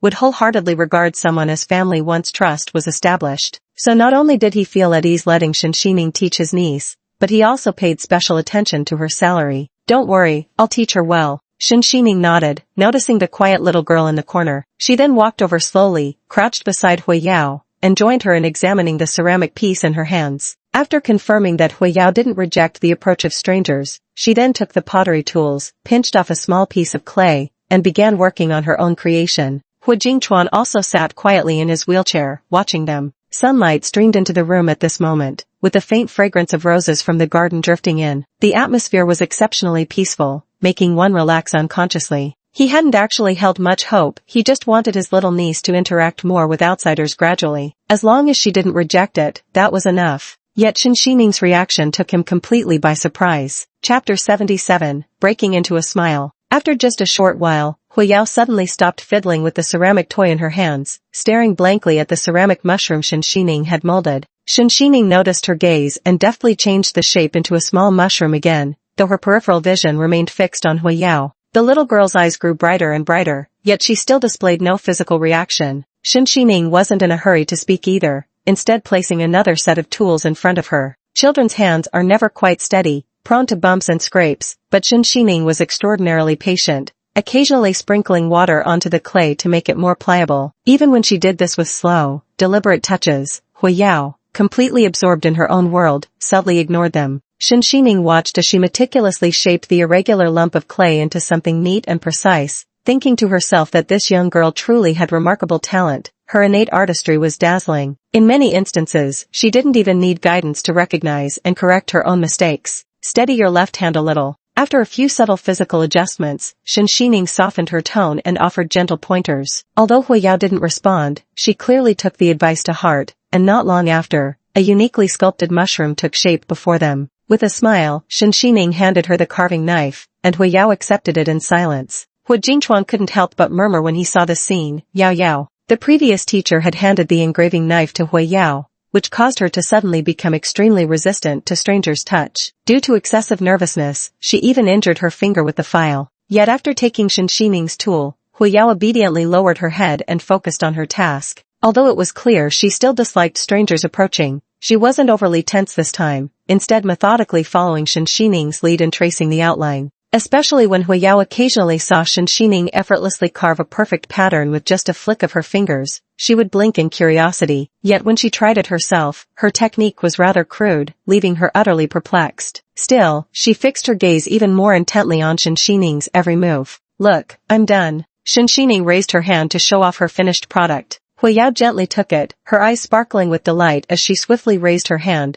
waving her own creation playfully before Shen Xining's eyes. The smile took both of them by surprise. "What a good girl, Yao Yao." Shen Xining stared dumbfounded at the 7 or 8-year-old child before her. When Hu Yao wasn't smiling, she appeared quite solitary, her brow even bore some resemblance to Hu Jingchuan's. Yet when she smiled, it was extraordinarily bright and warm, like sunlight filtering through the window mingled with the scent of roses, radiating such comforting warmth. An angel like this shouldn't have endured so much hardship. Hu Jingchuan was stunned for a long while before gradually regaining his composure. Did Yao Yao just smile? Even though Hu Yao still didn't respond to him and had returned to her usual quiet state, Hu Jingchuan couldn't help but feel his eyes grow slightly red. Over all these years, he had invited countless renowned doctors from home and abroad to treat Yao Yao's autism, yet all efforts ended in vain. He even consulted many pottery teachers, whether male or female, famous or unknown, but none could establish communication with Yao Yao. On several occasions, she even resisted fiercely. She remained immersed in her own world, unwilling to communicate with outsiders, let alone show them her completed creations, and there was even a hint of subtle pride in her demeanor.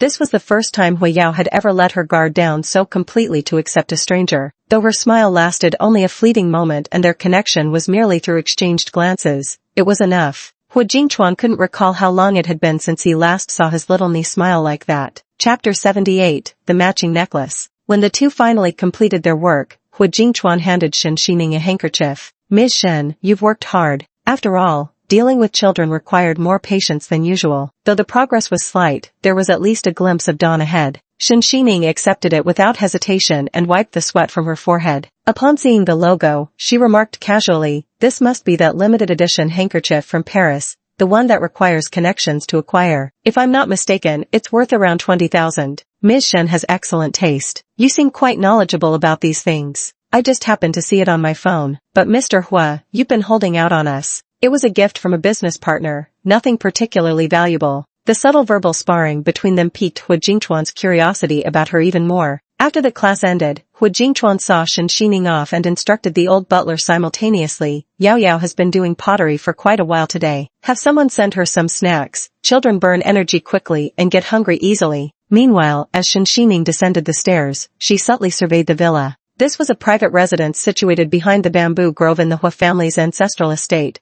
meticulously arranged according to the owner's preferences. It exuded a strong sense of lived-in warmth, even featuring a floor-to-ceiling display cabinet showcasing an exhibition of various perfumes. Among them were numerous out-of-print fragrances by renowned masters, a testament to the depth of study invested in this collection. Hearing the conversation between Hu Jingchuan and the butler, Shen Xining couldn't help but raise an eyebrow slightly. The rumors outside painted Hu Jingchuan as some kind of soul-devouring demon king. Yet who would have thought he could be so unexpectedly considerate when it came to children's feelings? "Mr. Hua, there's no need to see me out." Shen Xining turned and said politely, "I know the way." But as she turned her head, she suddenly noticed something. Hu Jingchuan seemed to be wearing a necklace. Perhaps because he was more relaxed at home, he wasn't dressed in his usual formal business attire but instead wore a simple white shirt with the top button undone at his collarbone, revealing the faint outline of a necklace. Two serpents coiled around each other. The design looked strikingly similar to the snake bracelet her mother used to wear. "I came here specially to see Miss Shen off, but I also have another business proposition for you." Hu Jingchuan didn't notice her discreet appraisal as he spoke slowly. "For years I've been suffering from headaches. I've consulted many doctors, but none could identify the cause. Strangely enough, the only thing that brings me slight relief is the perfume you personally crafted.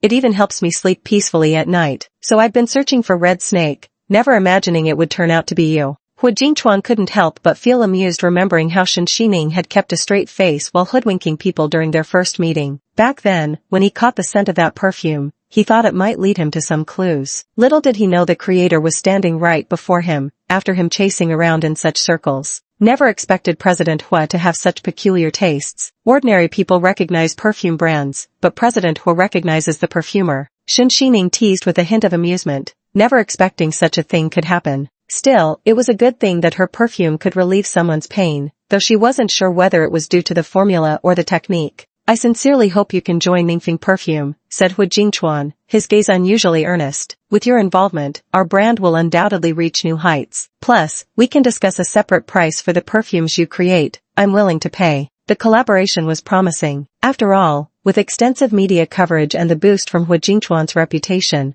Ningfeng Perfume stock had skyrocketed, attracting numerous investors. If Shen Xining were to join, it would be icing on the cake for both sides, but what mattered more to Hu Jingchuan was the latter. "President Hua, considering how many dealings we've had and our current friendship, it's a good thing my perfume can alleviate your migraines. As a perfumer, I'm truly pleased, but how could I possibly profit from a friend?" Hearing this, Shen Xining first let out a light chuckle, intensifying her teasing tone before casually reaching out to point at the necklace around Hu Jingchuan's neck. "Actually, there's no need to go through all that trouble. That necklace of yours is quite lovely, President Hua, just give it to me. Chapter 79, Wild Heartthrob. Hu Jingchuan remained silent, but the old butler behind him was visibly shocked by the remark. This necklace is the only keepsake left by the madam. She personally said back then that it was meant for her daughter-in-law, as proof of being the mistress of the Hua family. Shen Xining narrowed her eyes upon hearing this, never expecting such a coincidence, that the keepsake of Madame Hua would turn out to be the same style as the one left behind by her own mother. It was indeed left by my mother. Hu Jingchuan didn't say much else, directly removing the necklace as his deep voice resonated. Of course, if Miss Shen wishes to become the lady of the Hua household, this necklace would look exceptionally beautiful on you. Old butler, could it be that he hadn't woken up properly today? He felt his heart probably couldn't withstand these relentless shocks. It had been so many years since he last saw Hu Jingchuan wear such a carefree smile, he'd lost count. After all, ever since the young master went missing years ago and returned, he had lost a portion of his memories, leaving him with some indelible scars. Since then, no one had seen him in such a light-hearted mood, joking with others so casually. Especially in recent years, Hu Jingchuan had been wound up tight, as if carrying an immense weight on his shoulders. But today, seeing him interact with Miss Shen, not only did he seem much more relaxed, but he had even unexpectedly learned to crack jokes. Young master, in the past, you wouldn't even spare a second glance at those women. Yet today, you took the initiative to give this Miss Shen a necklace. The old butler raised his head and looked at the sky. Though the sun was shining brightly, he couldn't shake the feeling that something was off. Hu Jingchuan, because Miss Shen is very important to both me and Yao Yao. His expression was calm, making it impossible to tell whether he was joking or speaking sincerely. Shen Xining couldn't read minds and was unaware of the old butler's shock. Instead, she stared thoughtfully at the necklace for several seconds, her emotions growing even more complicated. She was certain that whether in design or material,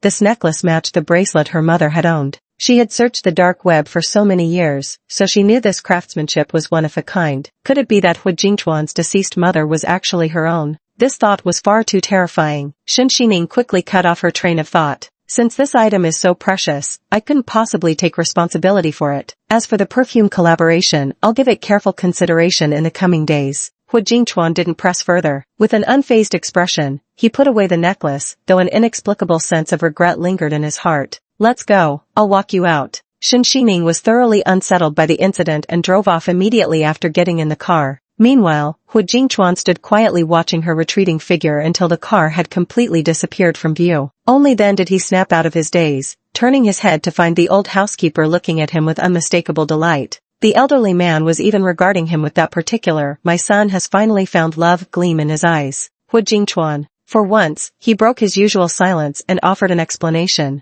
We've known each other for a long time. It was just a joke earlier, don't take it to heart. Why on earth would I take it to heart? The old butler couldn't help but smile even more brightly. One wanted to give the necklace, the other refused to accept it even if something was really going on between them. It would torment those two youngsters anyway, having nothing to do with an old man like him. Why is the young master telling me all this? I understand perfectly youngsters nowadays. Who hasn't gone through this phase? The old steward looked at him with comforting eyes that spoke volumes, one of those "we all know how it is" expressions. Moreover, the young master has excellent taste. Although Miss Shen is indeed wonderful, she seems quite cautious when it comes to matters of the heart. So if you want to win her over, it might be quite challenging. The young master will need to put in more effort. Hu Jingchuan's voice was low and deep. We're really just friends right now. As he said this, the image of that night flashed through his mind, the woman sitting astride his waist, towering above him. Their entanglement had been passionate and intense, a feeling so addictive and intoxicating. Even he couldn't be sure what his true feelings for Shen Xining were now,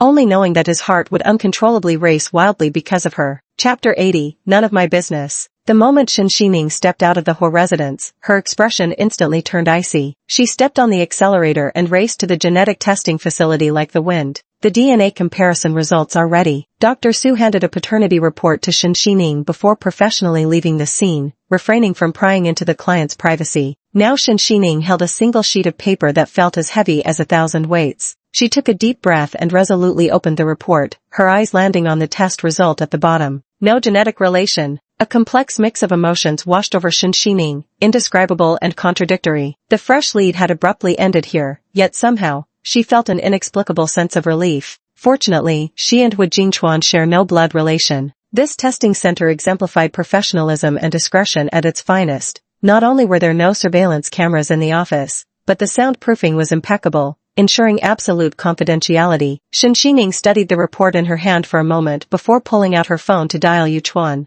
Investigate Hu Jingchuan's mother for me. I want every detail available. Dig as deep as you can, she instructed. Yu Chuan sounded momentarily stunned before recognizing Shen Xining's voice. With a touch of grievance, he replied, "Boss, you finally remembered to call me. I was starting to think you'd forgotten about me again." He promised to return to Shifeng Hall after some time, but Shen Xining's figure remained conspicuously absent. But Shen Xining was in no mood for jokes now and got straight to the point. "This matter is very important to me," he said. "Yu Chuan, I trust you. Leave it to me." Yu Chuan chuckled upon hearing the matter. "I knew you wouldn't call me for nothing, big boss. But when are you coming back to Shifeng Hall to see us? Everyone can't wait any longer." The moment they heard you might show up, they got so excited they're practically plotting mutiny. Won't even listen to me anymore. Soon. Shen Xining had been swamped with work lately and couldn't find a spare moment. After hanging up the phone, she packed the test results into her bag. The moment she stepped out of the testing center, she heard Meng Xiqing's voice. "Shen Xining." Meng Xiqing and Wan Qingqing had been lying in wait here for quite some time. Having seen Shen Xining's car parked outside, they were certain she would appear. But the mere sight of them made Shen Xining instinctively frown, as if they carried bad luck. "What new trick are you trying to pull, following us all the way here?" The undisguised disgust in her gaze pricked uncomfortably at Meng Xiqing's conscience. Yet under the pressure from Madame Meng, he could only lower his head awkwardly to apologize, his words coming out forced and strained. "I've seriously reflected on what happened before. I was indeed at fault, and I'd like to apologize on Qingqing's behalf. She shouldn't have copied your perfume, but it was all a misunderstanding." Meng Sichen looked at her with complicated emotions in his eyes. "Mother often mentions you, and Grandpa misses you too. If you have time, they'd both like you to visit the villa for a gathering. Just because we're divorced doesn't mean we have to become enemies." Shen Xining listened to this lengthy speech without hearing him address the actual issue at hand. She crossed her arms in front of her chest, her expression particularly cold and unmoved, cutting straight to the point as she said, "So what exactly is the point of you coming here today to spout all this nonsense?" Meng Sichen was momentarily taken aback by her attitude, while Wan Qingqing spoke up softly and timidly. "Everything that happened before was my fault. Big sister can hit me or scold me. I accept it all. But the perfume incident really was for Ah Chen's sake. Big sister should understand my feelings best, since she once loved Ah Chen so deeply herself. Even if it's turned to hatred now, there's no need to make things ugly."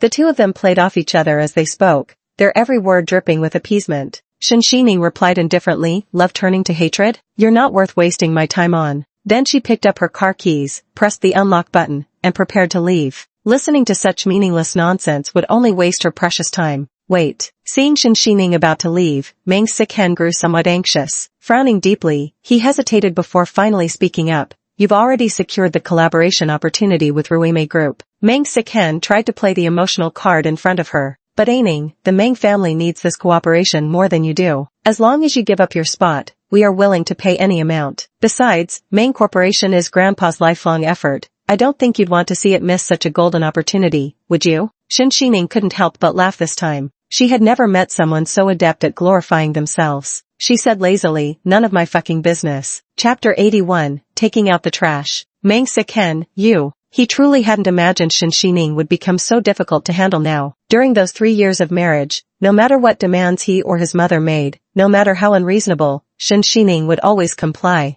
"It seems I'll have to make a substantial investment this time. If you agree to this request, we won't just provide you with funds, we're even prepared to offer you 5% of the Meng Group's shares. Besides, how can you be certain you won't need the Meng family's assistance in the future?" Meng Sichen felt this proposal was already quite generous. Not to mention the entire Meng family owed her a favor. What more could she possibly want? Shen Xining let out a cold, enigmatic laugh. Seeing how Meng Sichen was immediately playing the emotional card, it was clear he never intended to hand over those remaining 5% shares, thinking he could wrap her around his finger with sweet talk alone. Forget about the potentially massive value of Ruime Group's collaboration deal. Just those 5% shares from Meng Corporation. When begging Hu Jingchuan for help earlier, he'd even promised 10% merely for an introduction, and now he expects her to surrender this opportunity for such a pittance? As I recall, this authentication center doesn't test IQ. Why don't you take a detour to the psychiatric hospital next door? I've met shameless people before, but never someone as brazen as you. Do you even understand what divorce means?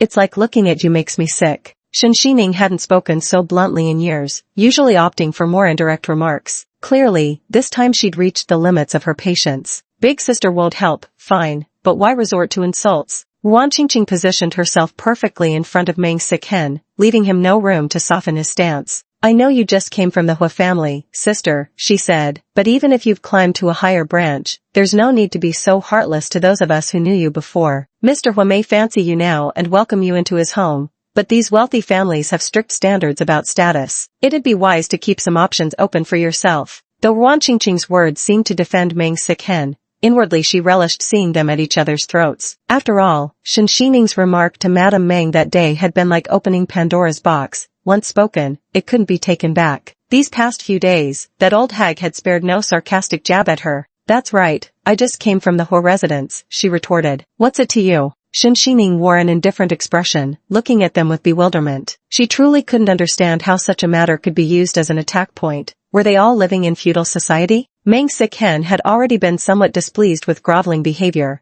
and hearing those words only stoked his fury. For some reason, when Shen Xining had confidently spoken about seeking male escorts before, he hadn't thought much of it. But now, he actually felt a sense of humiliation, especially since the woman who had left him had actually climbed into Hua Jingchuan's arms. He couldn't quite pinpoint which reason infuriated him more, but Meng Siken truly found it unbearable. You really seem to have no sense of shame. Meng Siken abruptly raised his arm, clearly intending to slap her hard across the face. Yet Shen Xining opposite him gave a cold stare, her sleeve barely revealing the glint of a blade, when, in that critical moment, someone stepped protectively in front of her. A man in a suit swiftly and decisively snapped Meng Sichen's arm. With a sharp crack, a piercing scream tore through the air, the sound of shattering bones unmistakable. Ah, my hand! Meng Siken was drenched in cold sweat, as if he had just been pulled out of water. Lifting one of his arms, he saw it bent at an impossible angle, instantly gasping in pain. You! He turned back in rage, only to meet a pair of pitch-black eyes. Behind the man in the suit was none other than Hua Jingchuan, seated in a wheelchair.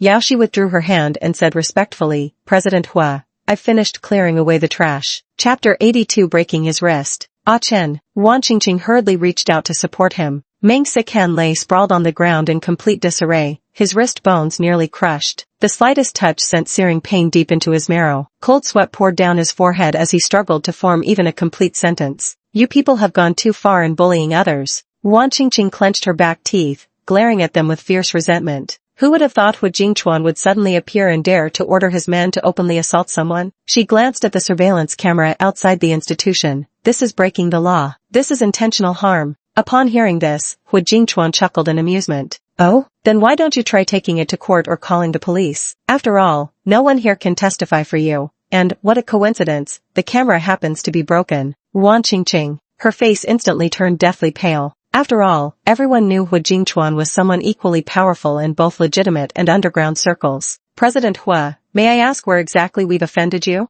It wasn't really about anger, it's just that I'm in a bad mood today. Even Shen Xining couldn't help but laugh at these words. He really has the audacity, doesn't he? Then, without hesitation, Hua Jingchuan casually tossed out a card, medical expenses. Meng Siken couldn't dodge in time, and the card smacked directly against his face. This was clearly meant to be humiliating. He was about to shout curses, but the movement pulled at his wounds, making him gasp in pain. Shen Xining couldn't help feeling a rare flicker of amusement at the two men's disheveled state. She discreetly withdrew her weapon before turning to ask, President Hua, what brings you here? Hua Jingchuan responded by shaking the woman's handbag in his grasp. You forgot it when you left, so I brought it over. I was worried you might have something important inside. Shen Xining froze momentarily. She'd been so focused on examining the room's decor and gathering clues that she'd completely forgotten her bag. Fortunately, nothing crucial had been inside. These words sounded particularly harsh to Meng Sichen's ears. Their intimate, familiar tone made it abundantly clear they shared an exceptionally close relationship. In an instant, Meng Siken understood, the two of them might truly be together. Fury rose from the depths of his heart. Forgetting all about pain, he angrily charged forward 2 steps, yet still didn't dare approach Hua Jingchuan. Clenching his jaw, he spat out through gritted teeth, so you've really been living together. At this moment, the excruciating pain in my wrist bone rendered me utterly powerless. I didn't even need to go to the hospital to know it must be fractured. Shen Xining, how long has it been since our divorce? Were you already lining someone up years ago? Meng Siken took in Hua Jingchuan's nonchalant demeanor and was suddenly reminded of that time on the cruise ship when Shen Xining had just as impassively shattered that thug's hand. She'd even casually tossed him some money afterward, calling it compensation for his medical bills. Their behavior patterns were identical, especially those icy gazes that treated everything with indifference. as though his angry outburst were nothing more than a pile of trash by the roadside. Even paying for medical expenses was just because they found it disgusting. Wan Qingqing supported Meng Sichen with evident worry, her expression filled with righteous indignation. Exactly, how could you behave like this? And Mr. Hua, back in Taoyuan, I thought you just disliked disturbances and helped Sister Shen speak up for that reason. But seeing how familiar the two of you are now, you definitely weren't just ordinary friends, were you? And Mr. Hua, didn't you pride yourself on staying away from women? Even if you've gotten involved with her, there's no need to take it out on the rest of us. Chapter 83 Wrong Words. Wan Qingqing looked at Shen Xining with self-righteous indignation. Elder Sister Shen, even though you're divorced, there must have been some lingering affection. It's rather heartless of you to take pleasure in seeing Chen get beaten up. Besides, it hasn't been long since your divorce and you've already found someone new. I doubt this was just seamless transitioning, more like there were signs long ago, weren't there? These words, indeed, didn't sound like Wan Qingqing's usual insinuating remarks. Heaven knows how jealous she must be now. Shen Xining has inexplicably lived the high life for years. That life rightfully belonged to her. She thought that after the divorce, Shen Xining would inevitably lead a miserable existence, ideally even ending up homeless. Yet ever since the divorce, with everything that happened afterward, they've never managed to gain the upper hand. Instead, since she got involved with Meng Sichen, she hasn't enjoyed a shred of admiration, just forced kneelings to apologize, public humiliations, and even jumping into a river. Nothing but sheer bad luck. Sister, you're being far too frivolous and reckless. Jealousy and rage made Wan Qingqing speak without thinking. What she truly couldn't bear was that even the notoriously unpredictable President Hua had actually assaulted someone for Shen Xining's sake. Hua Jingtuan's eyes narrowed dangerously at these words. If you want to die, just jump off the building. It'll be much quicker than seeking death before me. Meng Sichen's voice was deep, carrying an indescribable magnetism that nonetheless sent shivers down one's spine. Miss Shen is my niece's pottery teacher. If I hear such rumors spreading again, you'd better count how many arms you have left to break. If it were merely slander, Hua Jingtuan would have taken action long ago. But now it involved Shen Xining. For some reason, though he'd never cared about gossip before, he couldn't bear the thought of her being talked about behind her back. That's why he'd issued this unprecedented warning. Meng Sichen had never suffered such humiliation since childhood, and was now utterly enraged beyond reason. Is Shen Xining really a teacher? Who knows if such a frivolous woman teaches pottery or bedroom skills? Even Director Hua would take a divorced woman like her. How desperate must he be? Back when she and I... Meng Sichen suddenly stopped mid-sentence at this point. He seemed to recall something, abruptly raising his eyes to look at Shen Xining. Fine, now I see why you two were so familiar. When you went to solicit sponsorship from the Hua group back then, were you using your own body as bargaining chips? Crash. Shen Xining couldn't hold back any longer upon hearing this. She swung her arm in a full arc and slapped Meng Sichen square across the face. Half of his face immediately swelled up, resembling a pig's head. Back then I exhausted every means to revive the Meng family. Yet all you ever did was drink yourself into a stupor every day until even the old man couldn't bear it anymore and came begging me for help. Shen Xining's gaze was terrifyingly cold. If I hadn't waited alone at the Hua group for several hours back then to secure that cooperation deal, Chairman Meng, you'd probably be homeless on the streets by now. Wan Qingqing was about to offer excuses when she was immediately intimidated by that piercing stare. An icy draft seemed to creep up her spine, sending chills through her body as if she'd fallen into a frozen abyss. The glacial hostility in Shen Xining's eyes cut like daggered ice, carrying the unspoken threat of instantaneous death. Shen Xining's words cut like a knife. Instead of kneeling in gratitude for me preserving your wealth and status, you dare spread such slander. How utterly heartless. And judging by how fluently Mr. Meng speaks, I'd say you're the one who's traded your body before, projecting your own sins onto others. Meng Sichen, still reeling from the slap, felt dizzy. Now his ears began ringing. Yet as the cold roadside wind brushed past, his fury inexplicably subsided. A sliver of rationality returned, though his face remained dark as storm clouds, utterly speechless. He instantly realized he had said the wrong thing. Chapter 84, Gossiping. After all, the events of the past had happened so long ago. He had no evidence, and besides, it was Shen Xining who had indeed saved the Meng family. At that time, he had been powerless, and when he obtained the contract, he truly felt a wave of relief. Yet, Meng Sichen remained stubbornly defiant. I know you've devoted a lot to the Meng family, but all of that was voluntary on your part. His expression was icy, yet his mind involuntarily recalled the rumors from back then.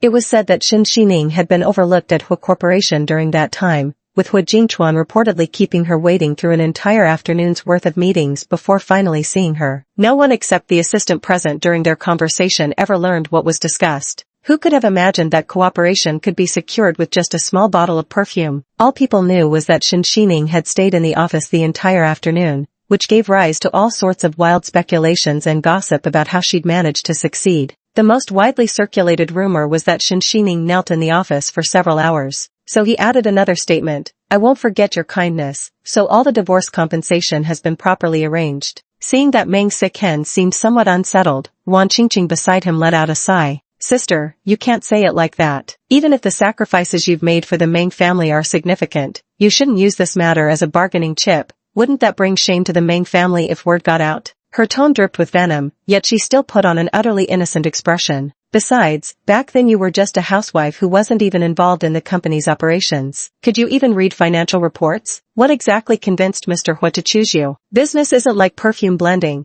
Or are you seriously suggesting you landed this deal because you were just so beautiful and exceptional back then?" Wan Qingqing seized every opportunity to belittle Shen Xining. A wrong is a wrong, past achievements can't justify it. There must be principles in this world. Good results don't make unethical actions right. Almost every word she spoke hinted that Shen Xining and Hu Jingchuan had engaged in improper dealings back then. Shen Xining's eyes turned cold, but before she could speak, she saw Hu Jingchuan raise his eyebrows with a murderous expression. "Miss Huan certainly has a talent for spinning tales. If you don't want that tongue anymore, I'd be happy to feed it to the dogs." Wan Qingqing suddenly turned her head and saw Hu Jingchuan's ice-cold expression. The other person looked at them with the gaze one reserves for the dead, hostility radiating unchecked. She couldn't help shuddering, clenching her palms tightly to feign composure. "President Hua, I never said anything. How could I spread rumors about someone?" At this, Hu Jingchuan sneered outright. "You seem particularly fond of wagging your tongue and fabricating gossip about romantic affairs. In that case, I won't mind letting the entire city of A see how you chase after married men, shamelessly moving into their homes before their divorces are final." He rested his chin on his hand, his voice eerily calm.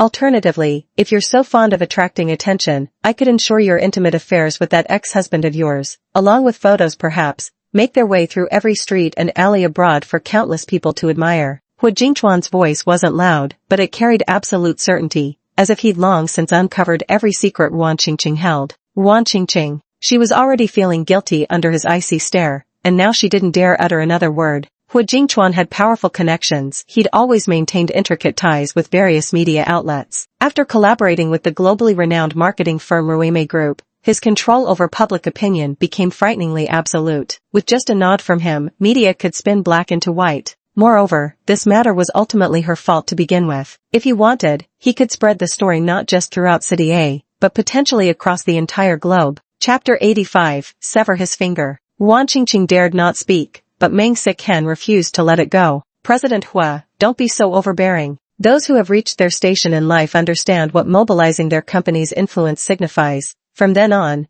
that person would be inextricably linked to their corporation, sharing both its glory and disgrace. Moreover, that look Hu Jingchuan gave when presenting the bag, any man could tell it wasn't meant for just any ordinary friend, especially coming from the stone-faced king of hell himself, who never cracked a smile." At this thought, Meng Siken felt even more furious. His chest heaved violently, and even the finger pointing at Shen Xining trembled. "So it seems you two were already colluding long ago. No wonder you divorced me so decisively." The sarcastic remarks Wan Qingqing had just made were all etched in Meng Sichen's memory. All his lingering guilt towards Shen Xining had evaporated completely, leaving him utterly convinced that their past collaboration must have been a transaction where she traded her body. "You lived comfortably in our Meng family, lacking for nothing, and yet you couldn't even keep your virtue intact. You've been sleeping around behind my back this whole time. Shen Xining, you're nothing but a slut." Meng Sicheng's eyes burned crimson. He couldn't explain this inexplicable fury consuming him, only that it chilled him to the bone and clouded his mind completely, driving him to lash out with the cruelest words he could muster. Snap.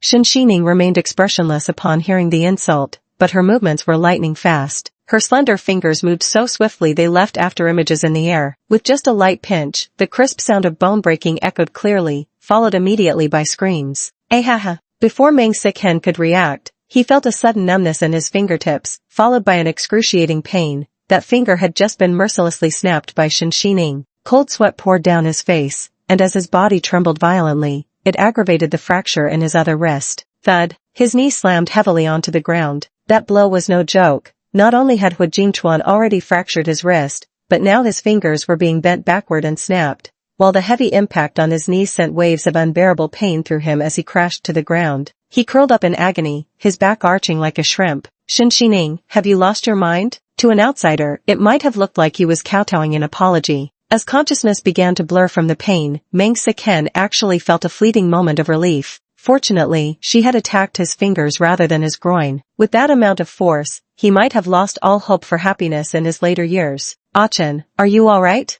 Ruan Qingqing had never witnessed such a violent scene before, and was equally stunned by Shinshining's sudden display of martial prowess. She had never seen anyone strike with such decisive swiftness either, and couldn't help retreating 2 steps, a chill running down her spine. Yet what met her eyes was Shinshining immediately stepping forward, kneeling to pinch Meng Sichen's jaw with both hands. "Can't handle even this much pain? But we've barely gotten started." With effortless ease, she dislocated Meng Sichen's jaw. A small dagger hidden in her sleeve slid into her grip, its blade partially exposed and now pointing straight at Meng Sichen's tongue. "Since this mouth is so good at wagging its tongue, I wonder if it could still be this insolent after having your tongue cut out." Shinshining gave off an air of casual indifference that was nonetheless dangerous. Even Ruan Qingqing froze in place, not daring to come even slightly closer. She couldn't help but recall how in Taoxian, Shinshining had not only used a file to slash through her hair but also slapped her so hard it stung. She couldn't help but take 2 steps back, terrified this madwoman might decide to hit her as well. Chapter 86, Dislocated Jaw. But Shinshining's gaze didn't linger on her, instead fixating on Meng Sichen's dislocated jaw with a sly smirk. Director Meng seems quite envious of those who trade with their bodies. Obsessed with spreading rumors, are we? Could it be, when you tried such tactics before, no one wanted anything to do with you? No wonder all your business partners are elderly gentlemen. Turns out young, handsome clients can't stomach being serviced by you. When you're this repulsive, it's pathetic how you assume everyone shares your taste for excrement. Though Shinshining wore a smile at the corners of her mouth, her eyes were chillingly cold. She had never been one to prove her innocence. Those who sought to slander her, tarnish her reputation, or take her life were as numerous as fish in a river. Clearing her name one by one was far too troublesome. Instead, she much preferred the tactic of giving others a taste of their own medicine. After all, how others perceived her depended entirely on their own perspectives. Since everyone saw her from a different angle, it was Meng Siken who ended up revealing his own ugliness within. Ugh. Meng Siken struggled to say something in response, but with his jaw dislocated, he couldn't form proper words. Only angry, muffled whimpers escaped his throat. This woman, how dare she humiliate him like this? Shinshining tilted the blade upward slightly, its edge coming perilously close to slicing his tongue. Meng Siken, watching the blade draw near, he feared Shinshining might suddenly snap and actually cut off his tongue. In a panic, he could only shoot Ruan Qingqing a terrified glance, silently pleading for her to intervene. But Ruan Qingqing had already frozen in shock, her entire body numb with fear. You've lost your mind, Shinshining." The moment those words left her lips, she saw him slowly rise to his feet. Each step he took seemed to tread directly upon their pounding hearts, as if he were about to deliver a death sentence. Ruan Qingqing couldn't spare a glance at Meng Sichen's pleading eyes anymore, stepping backward unsteadily, her whole body trembling with tension, her words stumbling out in stammers. "Don't come any closer. What exactly do you want? You wouldn't dare cause a fatal scene right on the street? There are surveillance cameras everywhere here. You'll never get away with breaking the law like this." Too bad that level of threat meant nothing to Shinshining. It was like child's play to him.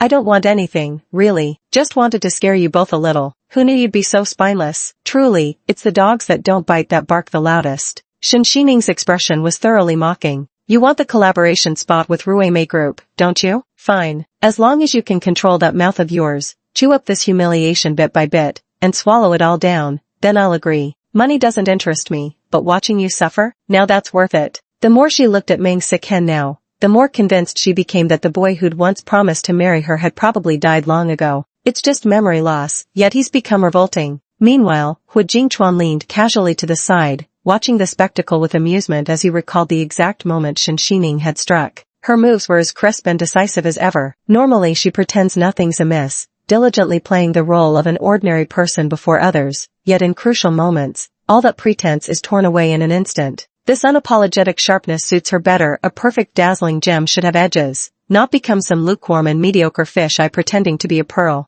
Why waste the collaboration opportunity with Ruemei Group on people like them, Miss Shin? Hu Jingchuan casually propped his chin on his hand. "Let them sue. I'll hire you a lawyer afterward. Who knows, he might end up having to compensate you instead, Miss Shin." Coming from Hu Jingchuan, these words were far from idle talk. With his connections and ability to secure top-tier legal counsel, He was certain not only to win the case but to turn it into a full-blown scandal that would rock the city. Forget it, it's just one spot anyway. I don't really care, and looking at them like this is pitiful enough. Shen Xining sighed. You say our young master Meng cares so much about face, yet today he got beaten up by a woman without a single spot left unharmed. How could such a thing possibly be brought up in public? Who knows how many people would laugh at him if word got out. Shen Xining and Hu Jingchuan played off each other perfectly. Both clearly understood the little schemes in each other's minds as they cooperated in mocking the duo. Meng Siken. His jaw was dislocated, his eyes filled with resentment, his pupils seemingly burning with flames. Chapter 87, Offering a Spot. But Meng Siken couldn't utter a single word, only managing to keep his mouth open in a pitiful state, looking utterly miserable. Yet he knew very well in his heart,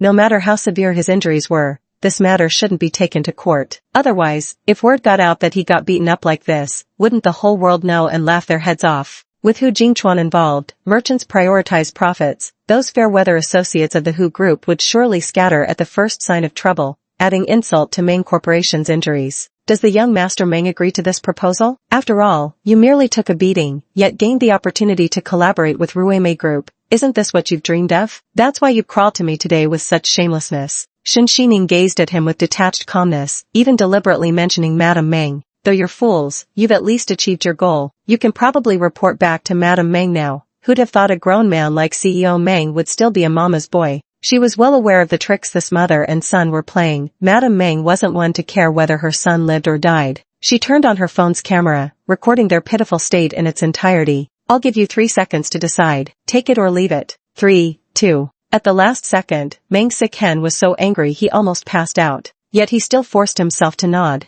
After all, the opportunity to collaborate with Ruimei Group was truly rare. Though Meng Siken couldn't speak, his heart bled with hatred. But for now, with Shen Xining backed by Hu Jingchuan, she couldn't be provoked. Yet he refused to believe Hu Jingchuan could protect Shen Xining every single moment. At that time, he would torture Shen Xining until she wished for neither life nor death. Only then could he vent the bitterness in his heart. Wan Qingqing felt a momentary panic in her heart. Sister is really too bullying, thinking that having one quota can make her throw her weight around? Considering the purpose of their trip, if it were achieved in such a manner, Madame Meng would surely despise her incompetence even more. And she had been sowing discord here today precisely to sabotage their collaboration, to show Madame Meng that Shen Xining was utterly unreliable. How am I supposed to explain this to my superiors if things go on like this? I'm telling you, this is impossible. Yet Shen Xining casually remarked, oh, so you don't want the quota then? Meng Sichen's eyes widened in shock as she shook her head frantically, forcing Wan Qingqing to reluctantly reply, we do.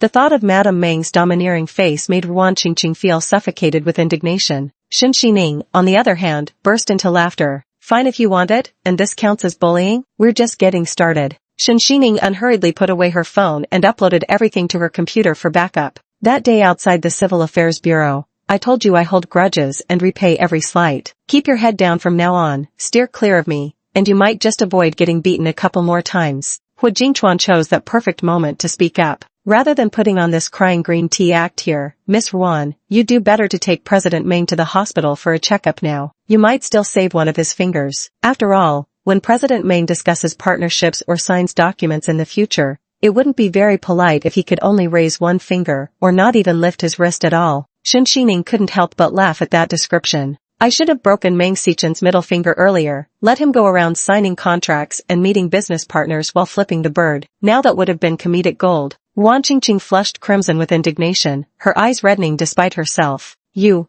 people. The art of weeping pearly tears while choking back sobs had always been her forte. Unfortunately, of the two men present, Hu Jingchuan showed no interest, while Meng Siken was in such excruciating pain that he was drenched in cold sweat and couldn't even speak, let alone comfort her. She wiped her tears herself and eventually hurriedly helped Meng Siken up.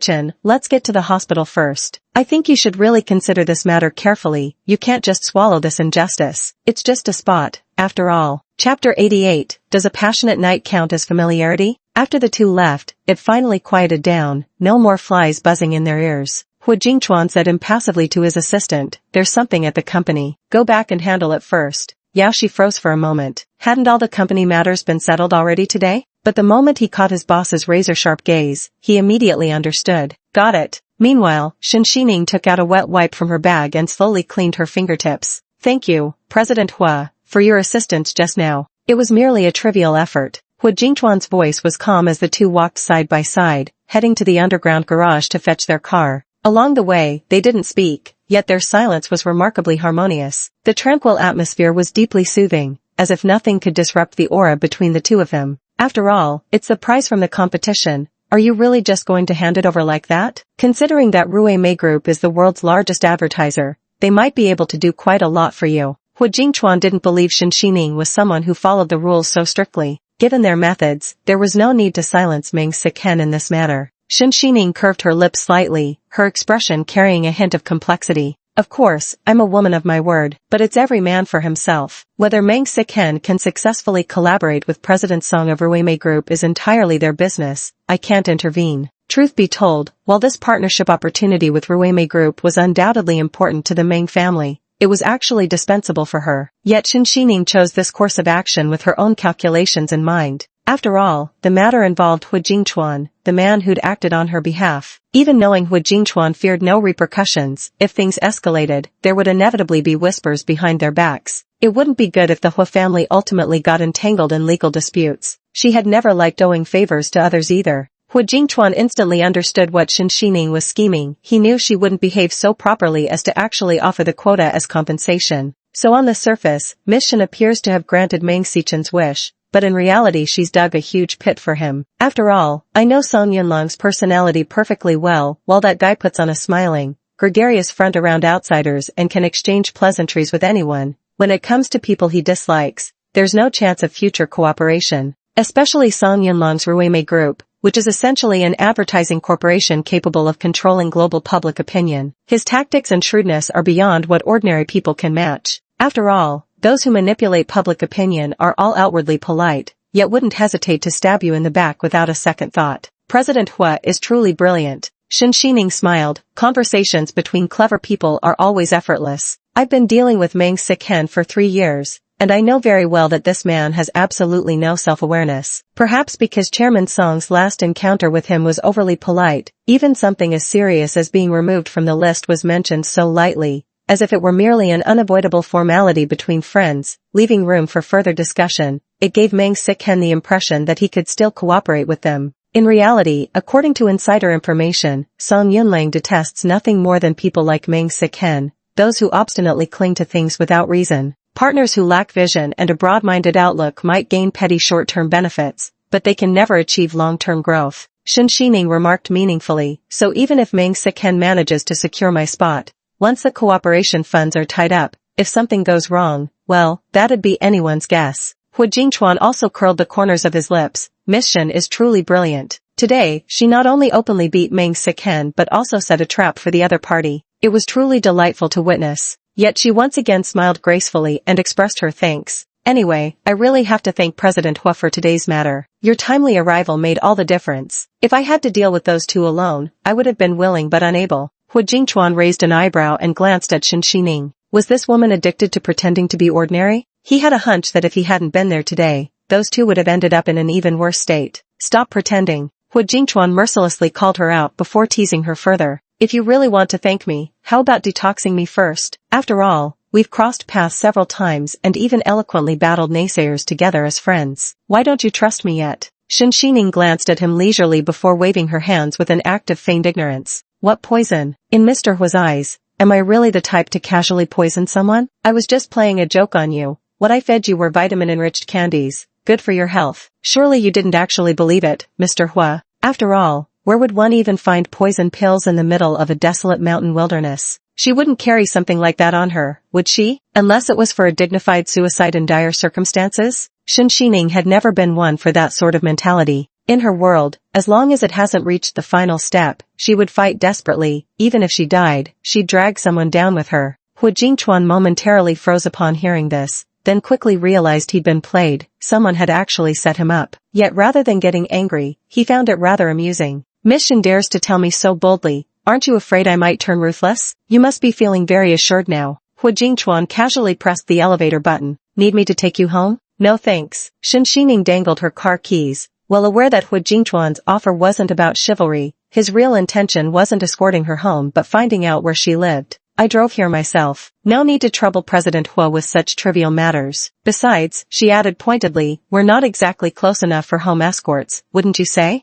Hu Jingchuan lifted his gaze. Then what does count as close? He challenged. Isn't spending an intimate night together enough? Chapter 89 The Domineering Kiss. Hu Jingchuan's expression remained calm, as if he were merely commenting on the pleasant weather. Yet his fingers clenched somewhat unnaturally tight. But to his surprise, Shen Xining responded even more casually, without a trace of awkward hesitation, casually remarking, that shouldn't count, after all, someone didn't perform well that night. Hu Jingchuan's eyes were dark and profound as he once again thought of the pitiful tip left on the nightstand. Shen Xining also slowly looked up, and when their gazes met, sparks seemed to fly between them. Hu Jingchuan's heart suddenly raced uncontrollably, his voice turning slightly hoarse and deep as he said, then why not give me a chance to prove myself again? Oh, that won't do. Shen Xining's tone carried a careless indifference. After all, opportunity seldom knocks twice. If one attempt fails, I won't try 100 more. As the elevator door slowly opened, the two stepped in simultaneously. The air grew momentarily still. But just as the elevator doors were about to close, Hu Jingchuan rose from his wheelchair,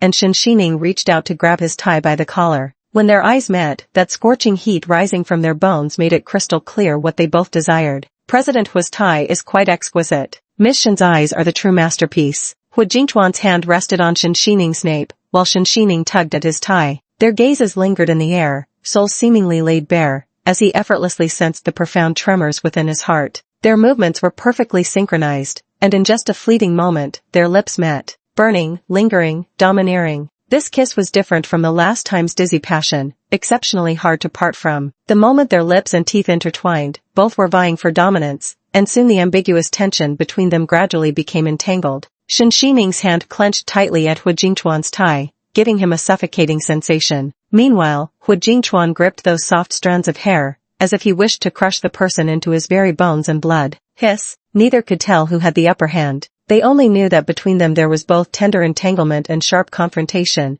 each wanting to gain the upper hand, even to see through the other's heart, so both unconsciously used themselves as chess pieces and stepped onto the board. Yet they feared that one careless move would lead them to fall all over again. The thrill of meeting a worthy rival ran deep, piercing right through the soul. The elevator descended swiftly, and by the time they reached the underground garage, an unexpected fragrance of gardenia swept toward them, carried by the cool breeze. Ding dong. The elevator doors slid open automatically. The two promptly separated, as if everything that had just transpired inside the elevator had been nothing but a fleeting dream. Shen Xining walked toward her car, casually swinging her car keys in hand. Goodbye, President Hua. She didn't say another word, acting exactly like a heartless woman who'd leave without a second thought after getting what she wanted. Only when her car had sped away like the wind did Hu Jingchuan realize his entire body was burning with suppressed emotion. Goodbye, Miss Shen. He had always kept a distance from women, let alone kissing someone. But this kiss was different from before. If that night the two had sunk into depravity like beasts driven purely by instinct, then this time, in their sober state, there was an added element of mutual tug-of-war. Hu Jingchuan couldn't fathom Shen Xining's thoughts at all. She gave him the impression of seawater, calm on the surface, yet with undercurrents surging beneath. Whether in passion or reason, she undoubtedly held the upper hand.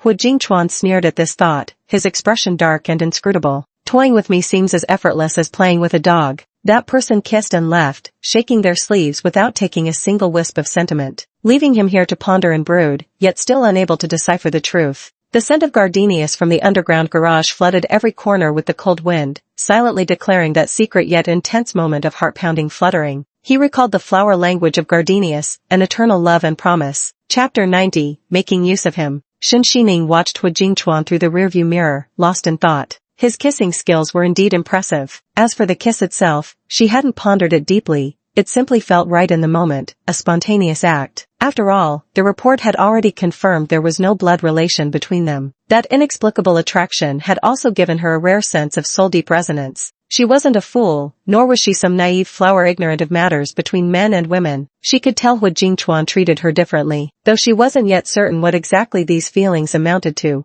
Growing closer to him would undoubtedly make it easier to approach the Hua family's matriarch. His reflexes are sharp, yet he still insists on sitting in that broken wheelchair every day. Shen Xining murmured to herself as she drove. Hu Jingchuan maintained an aloof, ascetic facade in front of others, but his exceptional kissing skills suggested he was truly gifted by nature. The thought of that brief kiss they'd just shared, the intensity of emotion it carried, burning them both to embers, felt like madness distilled from perfect calm. But a well-dressed madman was the most insane, and the most mesmerizing. How could someone like him possibly enjoy pottery? Shin Sinian couldn't reconcile the tedious meticulousness of pottery with the essence of Hu Jingchuan's spirit. When she returned home, Qin Shirlan directly handed her a glass of ice water and asked with great curiosity, "Ningning sweetheart, did your class go well today? You didn't run into any troublemakers, did you?" No sooner had Qin Shirlan finished speaking than she noticed there was something odd about Shin Xining's red lips. Shin Xining's lips were naturally plump and rosy without any makeup, but now they glistened with a sheen of moisture, slightly swollen, giving her an extra touch of allure. "Tell me the truth, your lips are all swollen from kissing. What really happened today?" Qin Shirlan grabbed her. "What other secrets are you still keeping from me?" "It was just a mosquito bite." Shin Xining unconsciously touched her own lips. Then she caught Qin Shirlan's unmistakably doubtful gaze. Fearful of further questioning, Shin Xining slowly took a sip of her ice water and deliberately steered the conversation elsewhere. "Today, the little girl I taught was exceptionally gifted. She managed to replicate everything flawlessly after just one try, and her hands were remarkably steady. It's just a shame she was too lost in her own world. True artistry requires a spark of inspiration born from spiritual sensitivity and engagement with the world. Without ever having seen mountains and rivers, even the most accurate depiction would merely echo others' thoughts. Works merely following templates are bound to be rigid and uninspired. She did stir a bit of my admiration for talent in me, but autism is indeed challenging to treat, better to take it step by step." Qin Shirlan showed little interest in the pottery matters and simply raised an eyebrow to ask, "Did you find any clues during your visit to the Hua family today?" "I wouldn't call it a clue exactly, no one would leave things out in the open.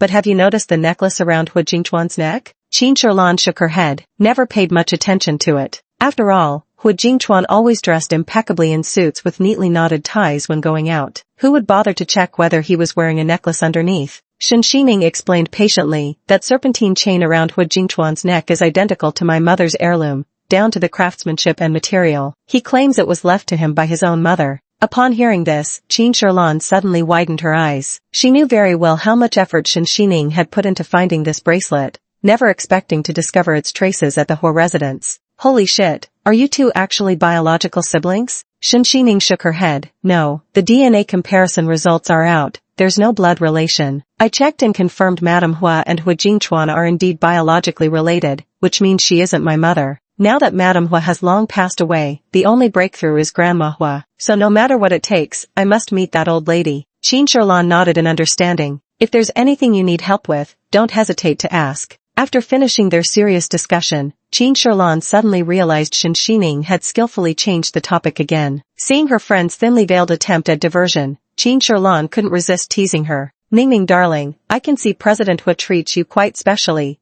I've never seen him be so protective of anyone before, but knowing your personality." Qin Shirlan raised an eyebrow and suddenly leaned in. "Tell me the truth, are you using him?" Chapter 91, Hu Jingchuan cooks. "You really are the worm in my gut," Shin Xining admitted frankly. "How come nothing escapes your gossipy eyes?" The two friends exchanged a knowing smile, each thinking the other was a sly little fox. After all, there's no harm in maintaining good relations with Hu Jingchuan. The most important thing is to gain his trust and establish contact with Grandma Hua. By the way, there are many competitions coming up these months, and the Speed Parkour Championship will start in 2 months. Are you interested? Qin Shirlan knew Shin Xining had considerable expertise in these extreme sports, so she asked with a smile, "Actually, I love seeing you compete in these events the most. You're so dashing and charismatic." About competitions, Shin Xining took another sip of water. "Are the prize money substantial?" "It's alright, the prize money for this competition is decent, 10 million for first place, so there are a lot of participants. But I suppose this amount isn't something you'd even glance at, since you're not short on money." Qin Shirlan felt Shin Xining was becoming more and more like a miser, sitting on a huge fortune but unwilling to spend it,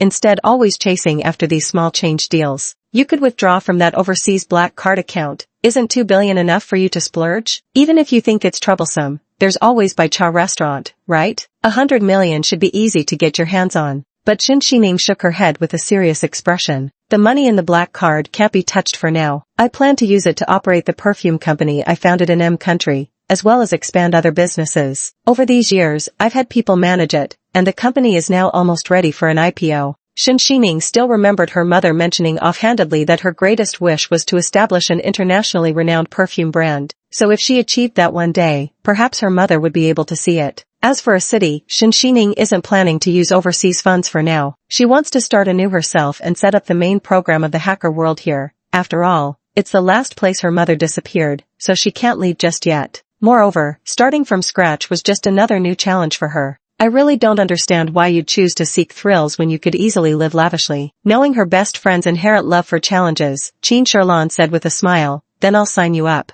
On Sunday, Shinshining continued going to the Hua residence to teach pottery. Good morning. As soon as Shinshining entered the room, she noticed Huiyao still sitting in the corner. The little girl was holding the ceramic mushroom she had made the day before. This time, however, she lifted her head and blinked curiously at Shinshining's arrival. Noticing Shin's gaze, she timidly lowered her head again. Thanks to you, Yao Yao hasn't been this happy in a long time. Hu Jingchuan also noticed his little niece's expression, and his demeanor softened slightly. Shinshining turned back, their eyes meeting as both simultaneously recalled yesterday's lingering, fiery kiss. Then with tacit understanding, they averted their gazes as if nothing had happened. How about we learn something different today? Shinshining crouched before Huiyao, reaching out to stroke her head. Huiyao didn't resist but instead looked up at Shinshining with naive confusion. You did wonderfully yesterday, so we'll continue now. To everyone's surprise, Huiyao actually nodded quickly. This time, Shinshining directly held her hand, and sharing a set of tools increased their physical contact. Huiyao showed no hint of rejection. Instead, she studied with great focus. 2 hours later, the workshop came to an end.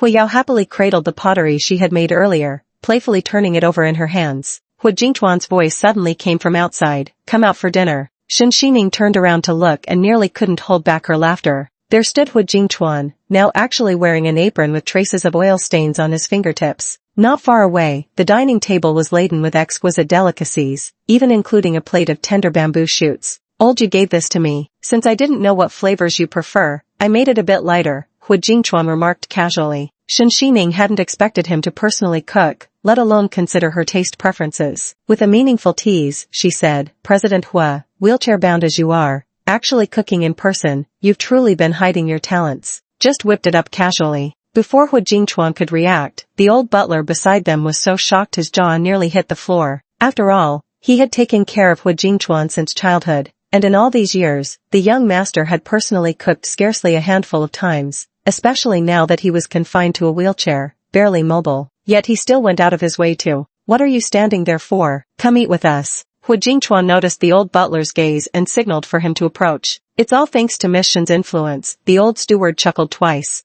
Huiyao had never been particularly perceptive to changes in her surroundings, preoccupied only with holding her bowl and never taking the initiative to serve herself. Try this. Shinshining had been keeping an eye on Huiyao out of the corner of her eye. Wherever Huiyao's gaze lingered a few seconds longer on a dish, she would naturally pick it for her. Hu Jingchuan observed all of this before suddenly asking, I wonder, have you given any thought to our discussion the other day, Miss Shen? Would you consider coming to work at Ningfeng Perfume? I could offer you 30% of the shares. To anyone else, 30% of Ningfeng Perfume's considerable market value would be an astounding offer. But Hu Jingchuan understood Shinshining's worth all too clearly. If she agreed to join them, their potential would be limitless. I never expected President Hua to value me so highly, going to such lengths with this generous invitation. But I've always been unrestrained and undisciplined by nature. These kinds of formalities don't really suit me. Shinshining politely declined with grace, leaving aside that she was already preparing to establish her perfume company. She also planned to reboot the hacker world in City A. With too many pressing matters at hand, she would only consider other ventures after everything was properly settled. Hu Jingchuan found this response somewhat disappointing yet understandable. Someone like Shinshining couldn't be won over merely with company shares. No problem, I naturally respect Miss Shin's decision, he replied. Thank you for your understanding and kindness, President Hua. Shinshining suddenly inquired, I wonder if you happen to have any properties near the underground city? Chapter 92, Neurogenic Headache. Shinshining's decision to reside near the underground city was the result of careful deliberation. After all, if the hacker world were truly to be rebooted, she would need to frequent the underground city vicinity. Yet these matters were perilous and shadowy. She wanted absolutely no chance of implicating Qin Shiran. Thus, the optimal solution was securing nearby accommodation, preferably renting from acquaintances to prevent information leaks. Hu Jingchuan raised an eyebrow. The underground city? It may be prosperous, but it's a mixed bag of good and bad, certainly not a decent place. The underground district is considered the most bustling area in all of City A. By day, it's alive with music and revelry, but by night, it becomes a melting pot of all walks of life. The place is dangerous precisely because it's crowded and chaotic, Many underworld figures choose to live there. Actually, I happen to have a property under my management with top-tier security. No need to worry about personal safety. If you'd like. How much is the monthly rent? I need to check how much I can spare. Shen Xining spoke at just the right moment. Hu Jingchuan said nonchalantly, 2,000 is fine, market price. Although Shen Xining didn't know the specifics of the property, she understood that any asset under Hu Jingchuan's name couldn't possibly have such low monthly rent. However, recognizing this as him doing her a favor, she gladly accepted. Then thank you, President Hua, for conveniently proposing such an affordable price. Hu Jingchuan also smiled upon hearing these words. Miss Shen deserves it. After all, Shen Xining was clearly playing dumb to outwit someone, once again masking her fox-like cunning nature. Both knew the other was pretending, while beside them, Hu Yao remained isolated in her own world. But the old butler could no longer stay silent. He was so shocked he nearly dropped the dishes in his hands. Not to mention that our young master was willing to offer someone 30% of the shares in Ningfeng Perfume, a company he poured his heart into for years and valued above all others, only to be rejected. And as for that property near the underground city, the one he personally designed with impeccable security, to just rent it out so casually? After the initial shock, the old butler finally grasped his young master's intentions. Miss Shen, our young master truly is a remarkable man. You might not know this, but ever since he was a child, he's been an excellent cook. Any woman who marries him would never suffer a day in her life. The old butler beamed with an exceptionally radiant smile. Eat well. Hu Jingchuan lowered his head and coughed lightly. There's no need to mention such things. Shen Xining, somewhat surprised instead, couldn't resist teasing him. I originally thought President Hua was naturally gifted to cook so deliciously, never imagined it was actually honed from childhood. She couldn't help but picture a small boy in her mind, standing precariously on a stool yet still cooking. What expression did he wear as a child? Was he already as unapproachable as he is now? Hu Jingchuan shook his head, saying, this is nothing. But as soon as the words left his mouth, he suddenly felt that familiar stabbing pain in his forehead. Veins bulged violently on his clenched fist. You eat first, I need to. Almost the moment he finished speaking, Hu Jingchuan's fist clenched in agony. Cold sweat poured down his forehead as he squeezed his eyes shut against the excruciating pain, even struggling to breathe momentarily. The old steward hastily set down his bowl. Young master, what happened? Shen Xining also abruptly rose to her feet. A flicker of anxiety stirred within her. Hu Jingchuan had been perfectly fine just moments ago. The young master suffers from neurological migraines. His condition hasn't improved in all these years. The old butler was extremely anxious. This kind of ailment had no medicinal cure. Even the private doctor could only administer sedatives. His heart ached as tears streamed down his face, and for a moment, he was at a loss. Meanwhile, Hu Yao, standing beside them, unconsciously tensed up at Hu Jingchuan's condition. Her eyes widened in helplessness, tears welling up in their corners. Though she couldn't utter a word, it was clear how deeply she cared for Hu Jingchuan, her family member. Shen Xining reached out and patted Hu Yao's back, saying to the butler, could you please take Yao Yao upstairs first and call the private doctor now? I'll stay here and watch over him. Alright, I'll do it right away. Chapter 93, Mrs. Meng Seeks Medicine. Upon hearing Shen Xining's words, the butler didn't hesitate for a moment. With one arm holding Hu Yao, he hurried upstairs to settle her in. Thank you, Miss Shen. For some reason, he always felt an inexplicable trust in Shen Xining. Perhaps it was because of the young master's special favor. He reasoned that any girl the young master trusted and liked must surely be no ordinary person. Here, take it slow. After settling Hu Yao, Shen Xining reached out to assist Hu Jingchuan, helping him onto the sofa. By now Hu Jingchuan was in too much pain to speak, his face pale as a sheet. When the neurological headache struck, it brought dizziness and severe tinnitus, but he gritted his teeth fiercely, not even letting a single groan escape his lips. Shen Xining pulled out 2 tissues to wipe his sweat. The doctor will be here soon. As Shen Xining's fingertips lightly brushed his forehead, Hu Jingchuan caught a faint yet familiar scent amidst the pain, his consciousness regaining some clarity. I've smelled it before, the perfume you personally blended. His head was splitting with pain, leaving him unable to form complete sentences. Shen Xining suddenly remembered what he had mentioned to her earlier. Without hesitation, she took out the remaining bottle of perfume from her bag and spritzed it a few times onto the sofa. As expected, the moment Hu Jingchuan caught the familiar scent, his expression softened slightly, and the veins on his arms gradually subsided. But the relief was only minimal. The agonizing pain still gripped him relentlessly.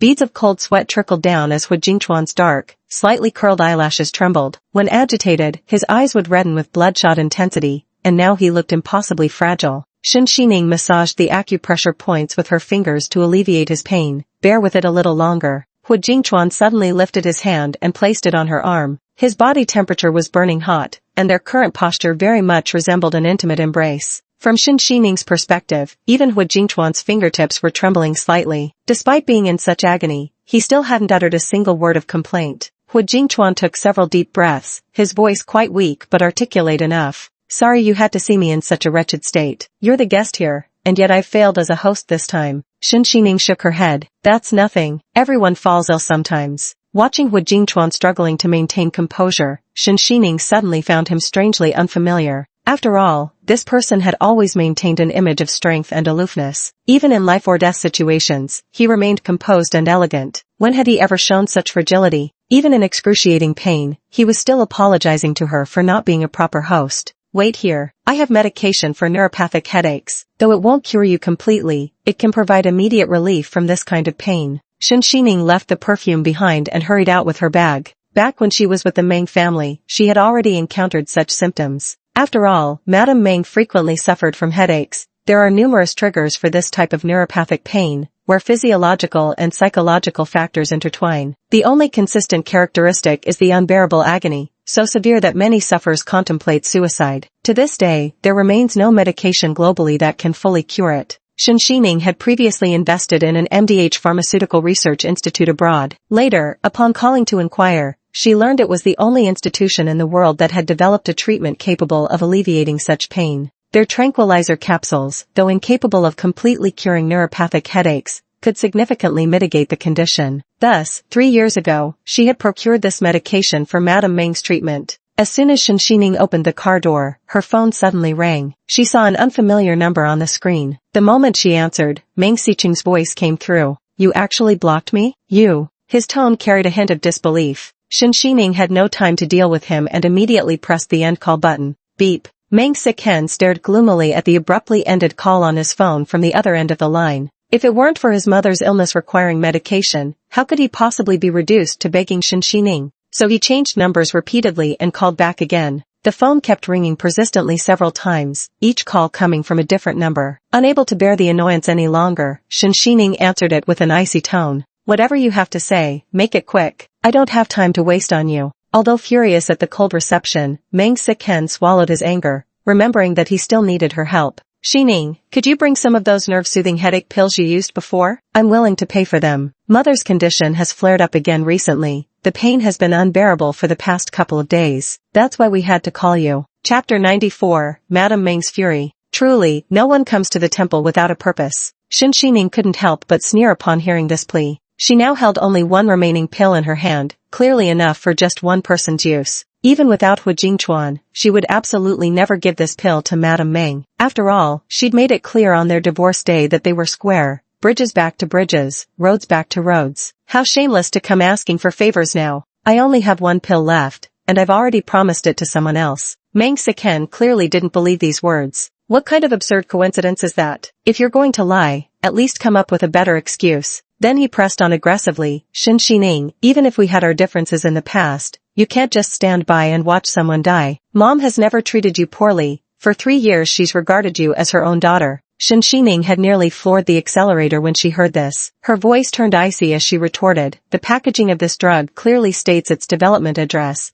the MDH Pharmaceutical Research Institute. Your family certainly isn't lacking in funds, so why not simply fly abroad to obtain the medicine? There's no need to grovel before me like this. Do you think I haven't tried? Meng Xiqing had never been one for patience, and these successive barbs left his expression darkening. Who knows what this damned research institute even is? Like chasing shadows, these past days I've been turned away repeatedly at their doorstep, completely denied an audience. He took a deep breath to steady his voice. You can't just stand by and watch people die. At least lend a hand. Shen Xining laughed angrily, refusing to listen to such nonsense. Since when does asking for help sound so righteous? Do I owe the Meng family anything? I've already gone above and beyond these past few years. You know the address of the Pharmaceutical Research Institute. If I help you, it's out of kindness, not obligation. Who gave you the nerve to make demands with such shameless confidence? If you don't have the capability, Manager Meng, then work harder. Having said her piece, Shen Xining had no interest in hearing any more nonsense from the other end and decisively hung up the phone.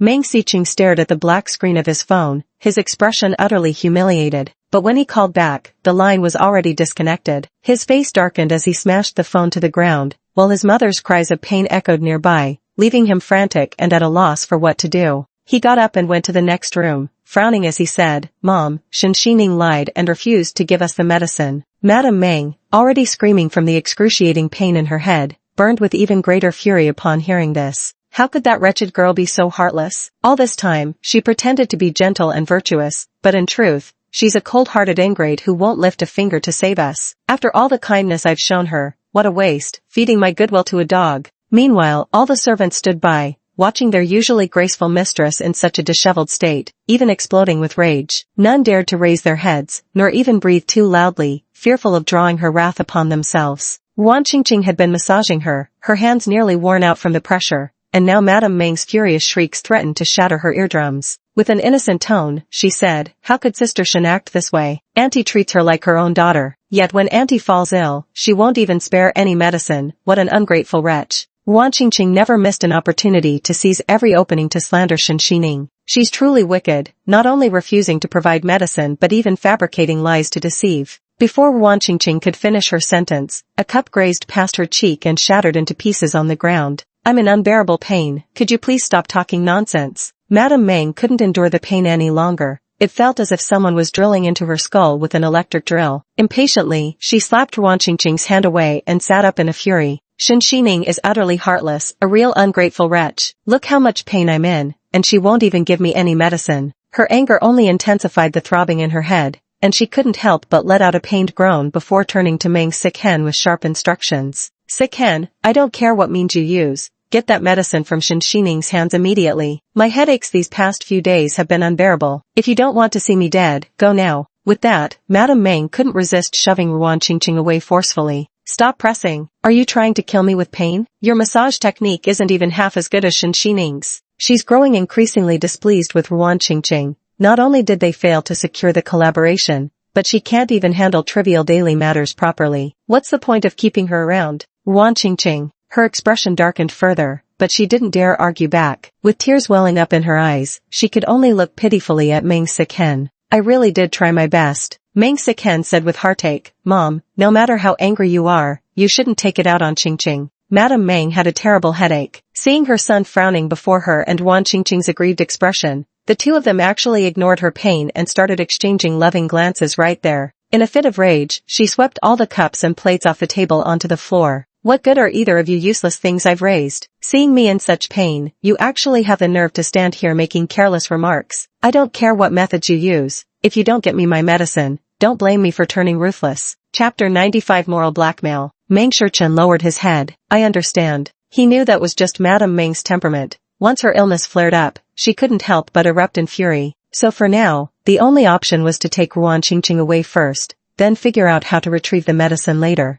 Wan Qingqing looked up pitifully and said, "Aiken, Auntie seems to be in such terrible pain right now. Maybe we should go to Sister Shen first and get the medicine. After all, saving lives is more important than worrying about formalities right now." Though her face looked pure and innocent, she secretly wished that wretched old hag would suffer even longer. But in front of Meng Siken, she had to maintain the appearance of being deeply concerned. Meng Siken took a deep breath. "I guess we have no choice now. She'll have to give it whether she wants to or not. At worst, I'll pay her 10 times the price later." He took Wan Qingqing into the car and floored the accelerator all the way, finally managing to reach the Qin family villa. At this moment, Shen Xining had already gathered the medicine and was preparing to return to the He residence. Looking up, she saw the two approaching with ill intentions and coldly asked, "What are you doing here?" Having endured multiple scoldings throughout the day, Meng Siken was already extremely agitated, but with the medicine now in Shen Xining's hands, he had no choice but to humble himself and try to play the emotional card. "Xining, even if I've been terrible in countless ways, my mother truly treated you like her own daughter. Do you remember how many bags and clothes she bought for you? And when we divorced, she even wanted to give you her favorite bracelet." Shen Xining suddenly let out a cold laugh. "Get lost. Don't interfere with my important matters."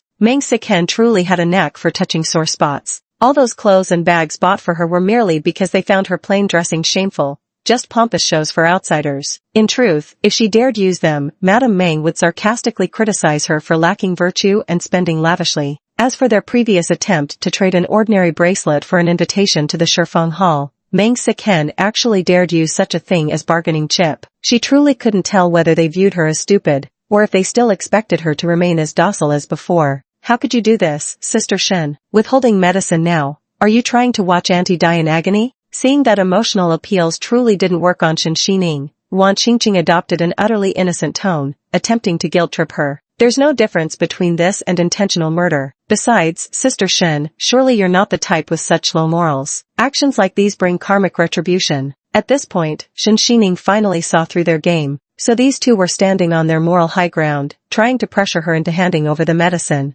I do indeed have the medicine. Shen Xining smiled faintly, then waved the package box before their eyes. But why should I give it to you? I'd rather use this medicine to save more worthy people. After all, saving one life creates more merit than building a 7-storied pagoda, especially when it's a good person. That's far more virtuous than saving villains. Meng Xichen's eyes were practically glued to the medicine, his anxiety mounting. He knew Shen Xining was deliberately being sarcastic, but without that pill. Noticing his increasingly intense gaze, Shen Xining smiled mockingly. Surely you're not thinking forcibly taking medicine right in front of the Qin family villa? Security is nearby, needless to say. How's your reattached finger, President Meng? Meng Siken. This woman was outright threatening him. He'd just left the hospital that morning, his finger still throbbing with dull pain. Hearing this threat, he instinctively curled his fingers, feeling a stabbing pain shoot through the spot where the bone had been broken. Moreover, this was Qin family's territory. To forcibly take something on someone else's turf would be a blatant slap in the face to the Qin family. Qin Shirlan had already terminated collaborations with 2 companies. If such a stunt were pulled now,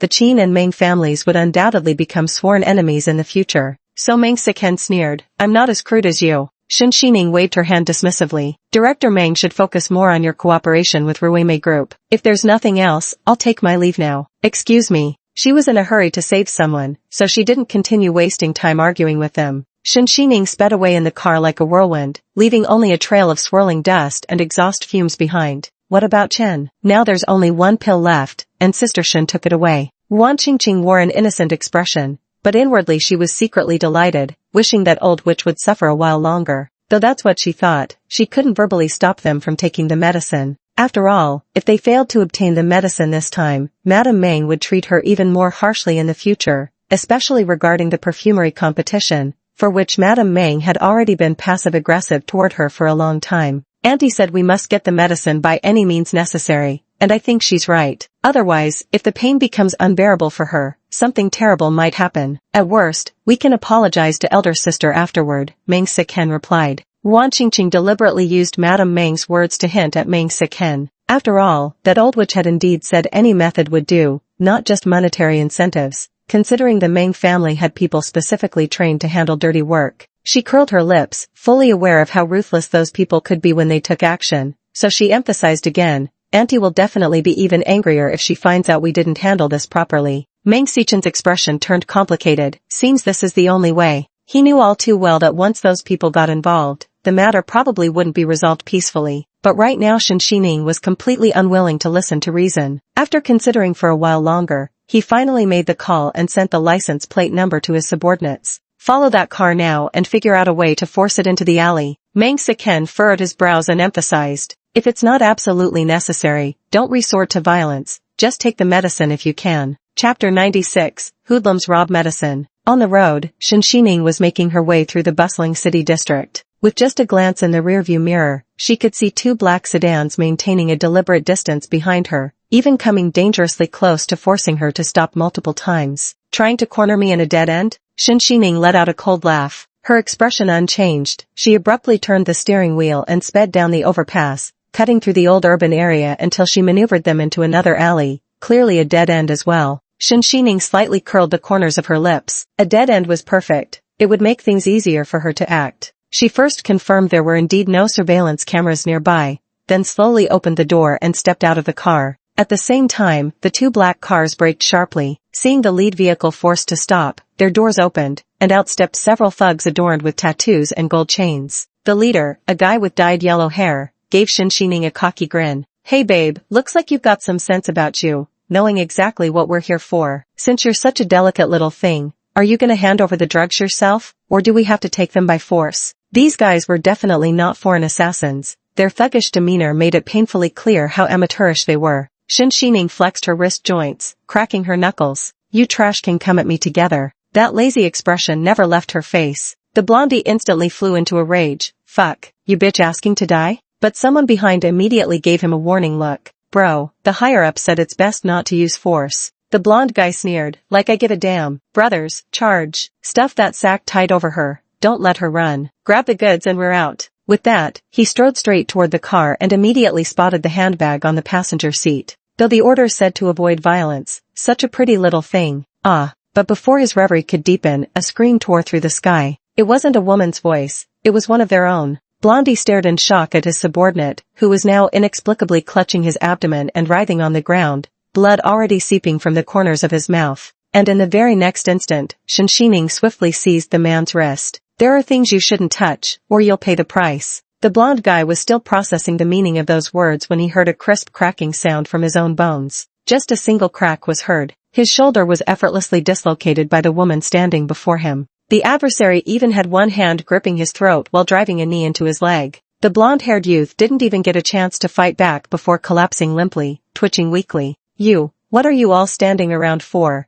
Get the fuck over here and help me. As earth-shattering screams erupted, the blonde-haired youth, boiling with rage, crawled backwards while ordering his men to gang up on Shinshining. But witnessing this, his underlings couldn't help but swallow hard, even taking a couple of involuntary steps backward. B-boss, this woman looks like a professional. Amidst the grim confines of the alley, Shinshining advanced like the Grim Reaper herself, her measured steps forcing the thugs into retreat despite their desperate inner pep talks. Blondie erupted in fury. Damn it, are you all useless? She's just a fucking woman. What's there to fear? We've got bats with us. %%. Then, as if suddenly remembering something, the thugs immediately picked up their clubs and swung directly at Shinshining's head. Yet Shinshining dodged swiftly. The blonde punk suddenly realized in shock that there was no one in front of him anymore. A tremendous force struck him from behind, sending him crashing to the ground instantly. The others didn't fare any better, each was effortlessly taken down. Ah damn my back. The blonde-haired man writhed in pain, feeling as though his spine was about to snap.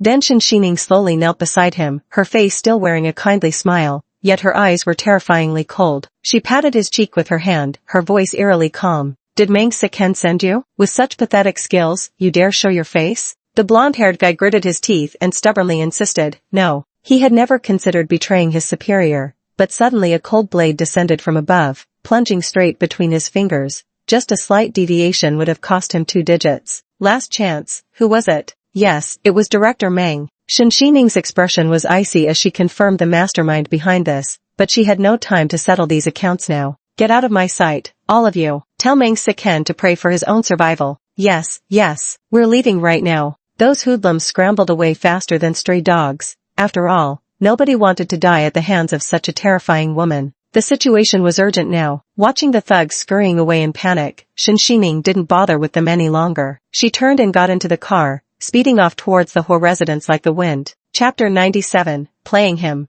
Shinshining immediately administered the medicine to Hua Jingchuan. When he finally regained consciousness, she handed him a glass of warm water and asked, Mr. Hua, are you feeling better now? Hua Jingchuan was momentarily stunned, apparently not expecting Shinshining to appear here. Feeling better. His previously agonized expression had eased considerably. Staring at the research institute's name printed on the capsule, Hua Jingchuan gazed at Shinshining's eyes with an inscrutable expression. Thank you, Miss Shin. You've saved me yet again. It was nothing really, just a small favor. Shinshining thought it would be a waste not to use the medicine. No way she'd let those ungrateful Meng family members benefit from it. Hua Jingchuan's gaze deepened with intensity. It said that MDH Pharmaceutical Institute only supplies its medications to an extremely small circle of top-tier individuals in Country M, the so-called elite class. Ordinary people haven't even heard of this institute's name. His curiosity grew stronger. Just how many more secrets was Shinshining hiding? Even why she stayed in City A and what exactly she wanted to do. Shinshining also replied playfully, President Hua is truly well informed, even knowing about this research institute in Country M. But this medicine, I only obtained it by sheer coincidence. The two were utterly engaged in a game of push and pull. Yet this feeling wasn't unpleasant. Instead, there was a kind of secret delight to it. Just as Shinshining was about to say something to change the subject, her phone rang and interrupted her. She glanced down at the screen, another unknown number. This time, she promptly blocked and hung up, but then unfamiliar calls started flooding in one after another. Just as Shinshining was about to press the power-off button, Hua Jingchuan suddenly remarked, Why isn't Miss Shin answering? Have you caught trouble with someone? I might be able to lend some help.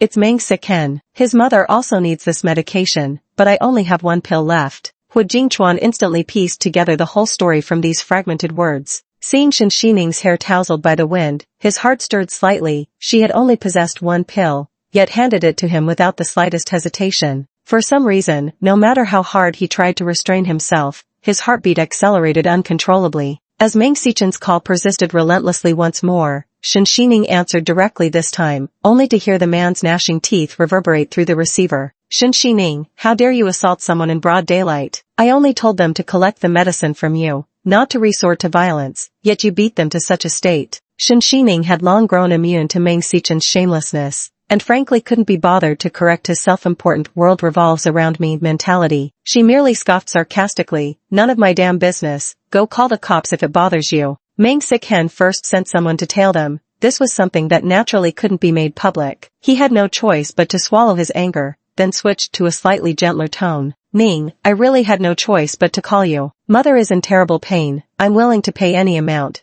Just please give me this medicine. A faint smile curled at Shen Xining's lips as she casually remarked, of course you can. After all, we did share 3 years of marital ties. Just head right on Berlin Street number 5, and I'll meet you there in 10 minutes. Fine. Meng Xichen's face darkened as he abruptly ended the call. Glancing contemptuously at the thugs lying sprawled behind him, feigning injury, he sneered, pathetic, the lot of you. Can't even handle one defenseless woman, now I have to cover your medical bills. Come on, Chen, don't be upset. At least we'll get the medicine now, Wan Qingqing chirped innocently, tilting her head. Honestly, I should have realized sooner that sister would eventually need money. If only she'd named her price from the start. It's understandable, given she's all alone now and needs something to fall back on. Meng Xicchen sneered coldly. What else could possibly move that kind of vain woman besides money? Fortunately, they were not far from Berlin Street, so the two quickly walked forward. Upon reaching Fifth Road, they saw a massive comedy theater at the end, its exterior adorned with a clown poster. Meng Xicchen redialed the number, struggling to steady his voice. I've arrived. There's a comedy theater ahead, but I don't see you. Where are you waiting for me? Shen Xining's amused voice came through the phone. You got the address right. Walk straight to the comedy theater, stand on stage, preferably with all the spotlights focused on you, then repeat every ridiculous thing you just said. You'll definitely headline today's most sold-out show. Shen Xining, you tricked me. Meng Xicchen instantly realized she'd been played. Chapter 98, Expose his number. Inside the villa, Hu Jingchuan couldn't help but laugh out loud upon hearing Shen Xining's teasing remark. He hadn't expected these two to be so incredibly foolish as to walk right into such an obvious trap. Upon hearing the voice, Meng Xicchen immediately found it familiar. With a darkened expression, he demanded, Shen Xining, you're still hanging around with men at this point? Have you no sense of shame left? What does it matter to you who I'm with? Shen Xining shot back without hesitation. Before Boss Meng says such things, perhaps you should look at who's in your arms right now. When it comes to taste, I'd say mine's better than yours. At the mention of taste, Hu Jingchuan couldn't help but raise an eyebrow, deliberately lowering his voice slightly. I'm really sorry, President Meng, that I ended up taking that pill. I can compensate you with whatever amount you need. After all, with your company facing difficulties, what you need most right now is money. His tone was lazy, laced with blatant humiliation, like a sharp slap across Meng Xichen's face. The fury of being toyed with and provoked sent his blood boiling. Meng Xichen's face darkened with fury. Fine, Shen Xining, you've truly climbed to a higher branch now. She spat out the words. How dare you refuse to save even your own mother? Aren't you afraid of karma catching up with you? Exactly, sister, Wan Qingqing chimed in at just the right moment. Even if you've climbed to a higher branch, acting so cold-hearted and ungrateful, aren't you afraid of being cast aside? Although Wan Qingqing said these words, she had already secretly clenched her fists, consumed by the flames of jealousy. She never expected Shen Xining to actually succeed in catching Hu Jingchuan's attention. After all, in terms of assets, the Hu family was at least a tier above the Meng family. She was about to say something more when she heard 2 beeps from the phone. Clearly, the call had been disconnected, and when she tried calling back, she found her number had been blocked. Meng Xicchen was furious. Now that the only medicine was gone, how could he explain this to his mother? And to think this woman had taken the medicine meant for his mother and given it to some random outsider.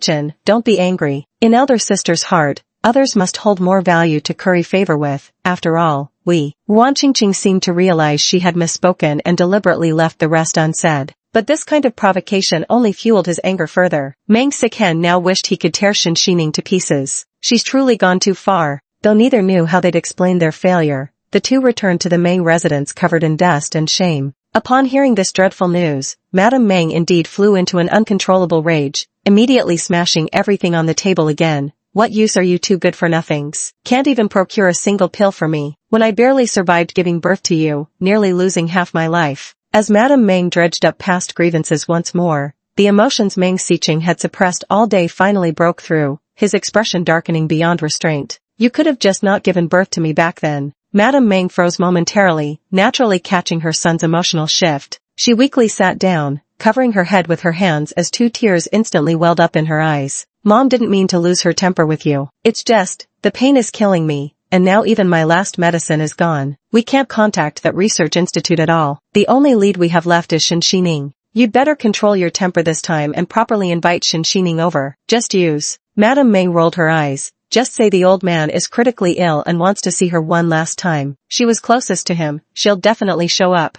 Meng Xiqing, however, frowned deeply. After all, he had no desire to exploit his grandfather's condition. Yet, seeing his mother's tears softened his resolve. But the moment he unlocked his phone, he was bombarded by a flood of spam messages and endless incoming calls. The screen lit up for mere seconds before being completely overwhelmed by the deluge. After flickering weakly a few times, the device finally succumbed and shut down completely. Clearly, his number was leaked by someone. Meng Xiqing gnashed his teeth and spat out, Shen Xining. Chapter 99 hit him directly. At the Hu family's private residence, Hu Jingchuan asked, Miss Shen, why don't you turn off your phone? After all, Meng Xiqing seems to be harassing you like a madman now. Do you need me to have someone handle it? No need. Shen Xining curved her lips into a smile under the glow of her phone screen. What he needs most right now is to pray for his own safety. After all, I've just given him a taste of his own medicine. At this point, even deleting his account won't save him. He'll need to buy a new phone altogether. Though Hu Jingchuan didn't know exactly what method she had used, seeing Shen Xining's confident, scheming expression still made him chuckle despite himself. Shen Xining's methods were excellent, and most importantly, her vindictive personality suited his taste perfectly. At times, the two of them seemed like a match made in heaven, displaying remarkable synergy.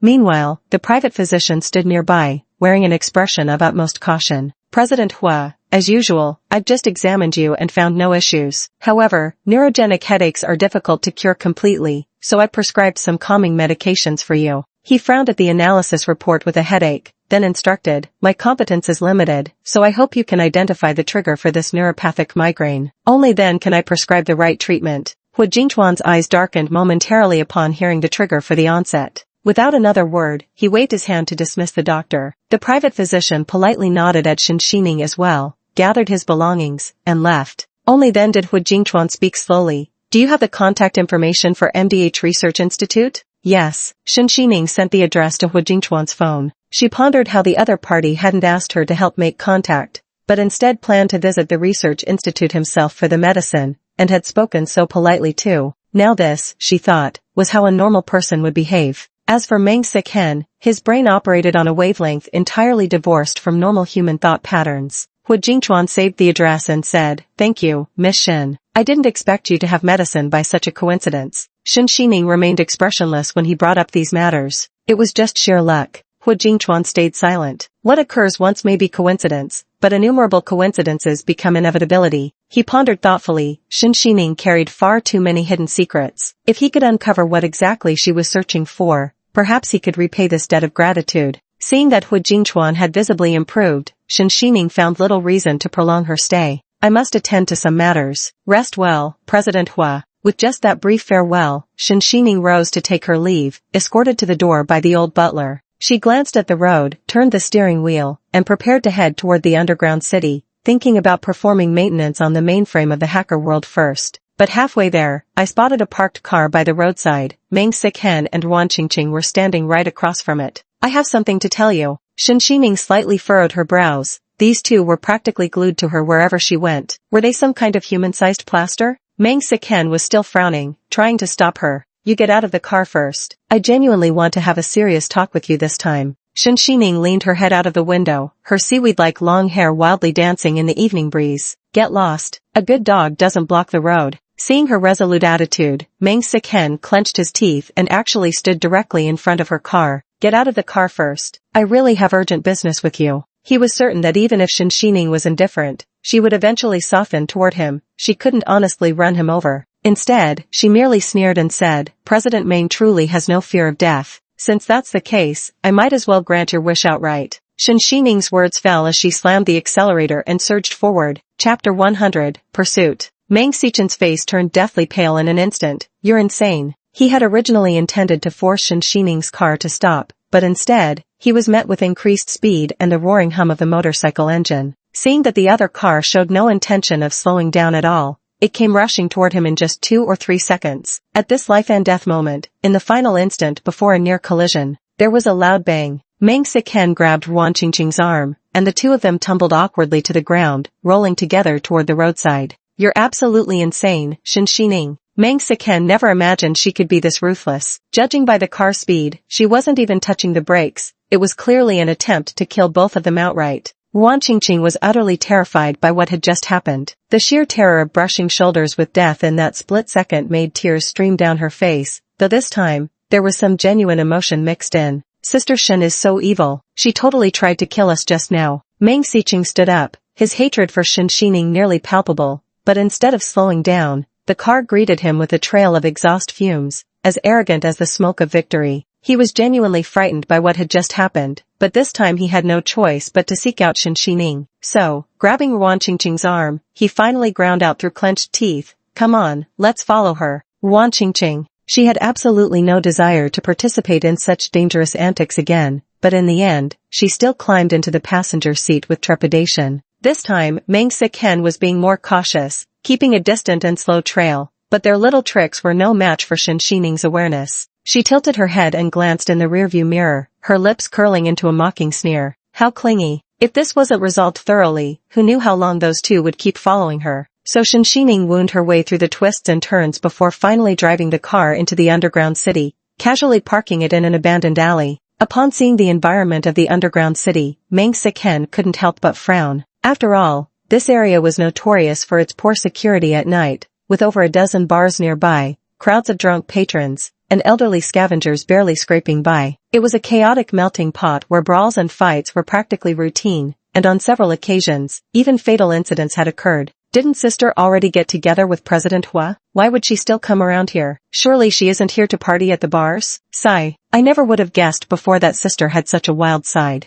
Wan Qingqing never missed an opportunity to tarnish Shen Xining's reputation. If in the past it was for Meng Xichen, now this inexplicable jealousy inexplicably entangled Hu Jingchuan as well. Someone like Shen Xining was born to live in misery. How dare she rise above her? Soon they got out of the car and trailed Shen Xining from a distance, only to witness her being harassed by someone. What's a pretty thing like you doing all alone? Why don't you come have a drink with Big Brother? A drunken brute was urinating in the alley when he suddenly spotted a stunning woman approaching. His eyes lit up, and he fumbled to pull up his pants, reeking of alcohol as he reached out to grope her face. Meng Xichen frowned at the sight and prepared to intervene. After all, she was still his ex-wife. But seeing Meng Xichen about to step in, Wan Qingqing felt even more displeased. She innocently stretched out her arm to block him. Chen, let's not go down yet. Have you forgotten how skilled Sister Shen is? She's been hiding it from you all these years. Who knows what trap she's laid? Maybe she's deliberately trying to get you to go down and do a good deed, only to get entangled with that drunkard. But unexpectedly, Shen Xining flashed a radiant smile. You want me to accompany you? Well, you'd better not regret it. The drunkard was momentarily dazed by that smile. Before he could even react, Shen Xining had already kneed the drunkard in his most vulnerable spot. Aha! The drunkard immediately clutched his groin, letting out a scream like a pig being slaughtered. Witnessing this brutal scene, even Meng Xichen couldn't help but feel a phantom pain between his legs. She certainly knows how to put on an act these past 3 years. He almost didn't recognize Shen Xining, the woman who once followed him with tender words and gentle tones, so gentle in his memory that even when he vented his frustrations on her, she would always soothe his emotions first. But now, after the divorce, I've come to realize that Shen Xining never truly bowed her head for anyone. It was never in her nature. Everything except for him during these 3 years. But now, it seemed he had completely lost the woman who would lower her head for him. Chapter 101, Restarting the Hacker World. Shen Xining single-handedly lifted the burly man, stuffed him straight into a trash can, casually closed the lid, then placed a large rock on top before disdainfully dusting off his hands. Her movements flowed as smoothly as drifting clouds and running water. Some people should carefully consider whether they can bear the consequences before acting. Though her voice wasn't loud, it was clear and thought-provoking.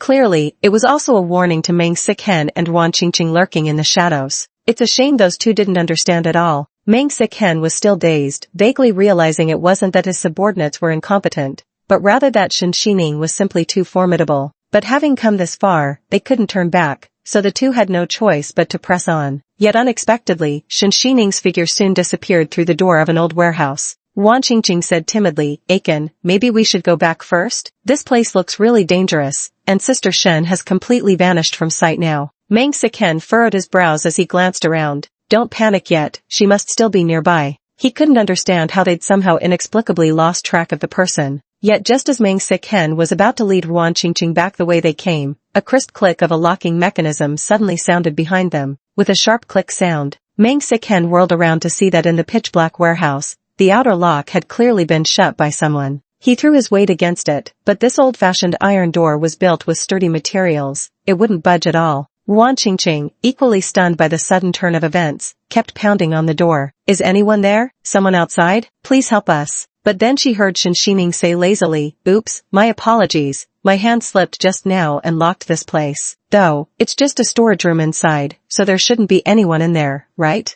Meng Siken angrily slammed his fist against the door, shouting, "Shen Xining, you're utterly shameless." As a result, he accidentally hit his fractured finger again, breaking out in cold sweat from the pain, finally realizing he'd been fooled once more. Shen Xining couldn't help but sneer. If this was just her fighting back, did that really make her shameless? And whoever could tell her hasn't been born yet, with such clumsy skills, they dare emulate others in tracking? Since there's no one inside, I'd better leave before some trash notices me. Shen Xining didn't spare another glance at the two calling for help, turning to leave without hesitation. Navigating the alleyways with practiced ease, she crossed through a basement to reach a massive warehouse at the street corner's lowest level. With a light tap of her foot, a machine emerged from the enormous iron gate. Shen Xining pressed her fingerprint onto the scanner. As the door slowly opened, a choking cloud of dust rushed toward her. She fumbled for the light switch, and soon the room was flooded with bright light. Rows of enormous display screens stood before her, 2 or 3 deep, tightly integrated with over a dozen servers, arranged like counters. At the center was a heavy computer, already coated in a fine layer of dust. "I really don't understand why Master insisted on setting up the mainframes and servers in Cydia back then." Shen Xining sighed, then got to work, firing up all the equipment. But in the end, the host still failed to start successfully. After some contemplation, Shen Xining concluded that the device must have malfunctioned from being left unused for too long. She then retrieved a toolbox from the corner, deftly dismantled the components, and repaired the damaged parts. She was completely absorbed in these tasks. With a sharp beep, all the machinery in the warehouse suddenly sprang to life. On the 3 surrounding wall displays, a pink-haired, twin-tailed lowly figure instantly appeared, looking impossibly cute and cartoonish. The pink light reflecting on Shen Xining's face, however, didn't lend any warmth. Instead, it added an eerie, bloodthirsty danger and mystery to her presence. The holographic projection of the pink-haired lowly flashed her a smile. "Welcome online. Would you like to restart the hacker world?" The moment her words faded, the selection page popped up below. Expressionless, Shen Xining clicked confirm, then entered her ID and password. After navigating a complex procedure, she finally typed her username, Dawn. The moment the mainframe restarted, with a click sound, the entire warehouse plunged into darkness once more. Shen Xining, seriously? After all that painstaking effort to repair it, it only stayed online for a second? This program test directly caused a power outage. Shen Xining sighed as she looked up at the moonlight through the basement window, struck by the thought that trying to do all the repairs alone was not just exhausting,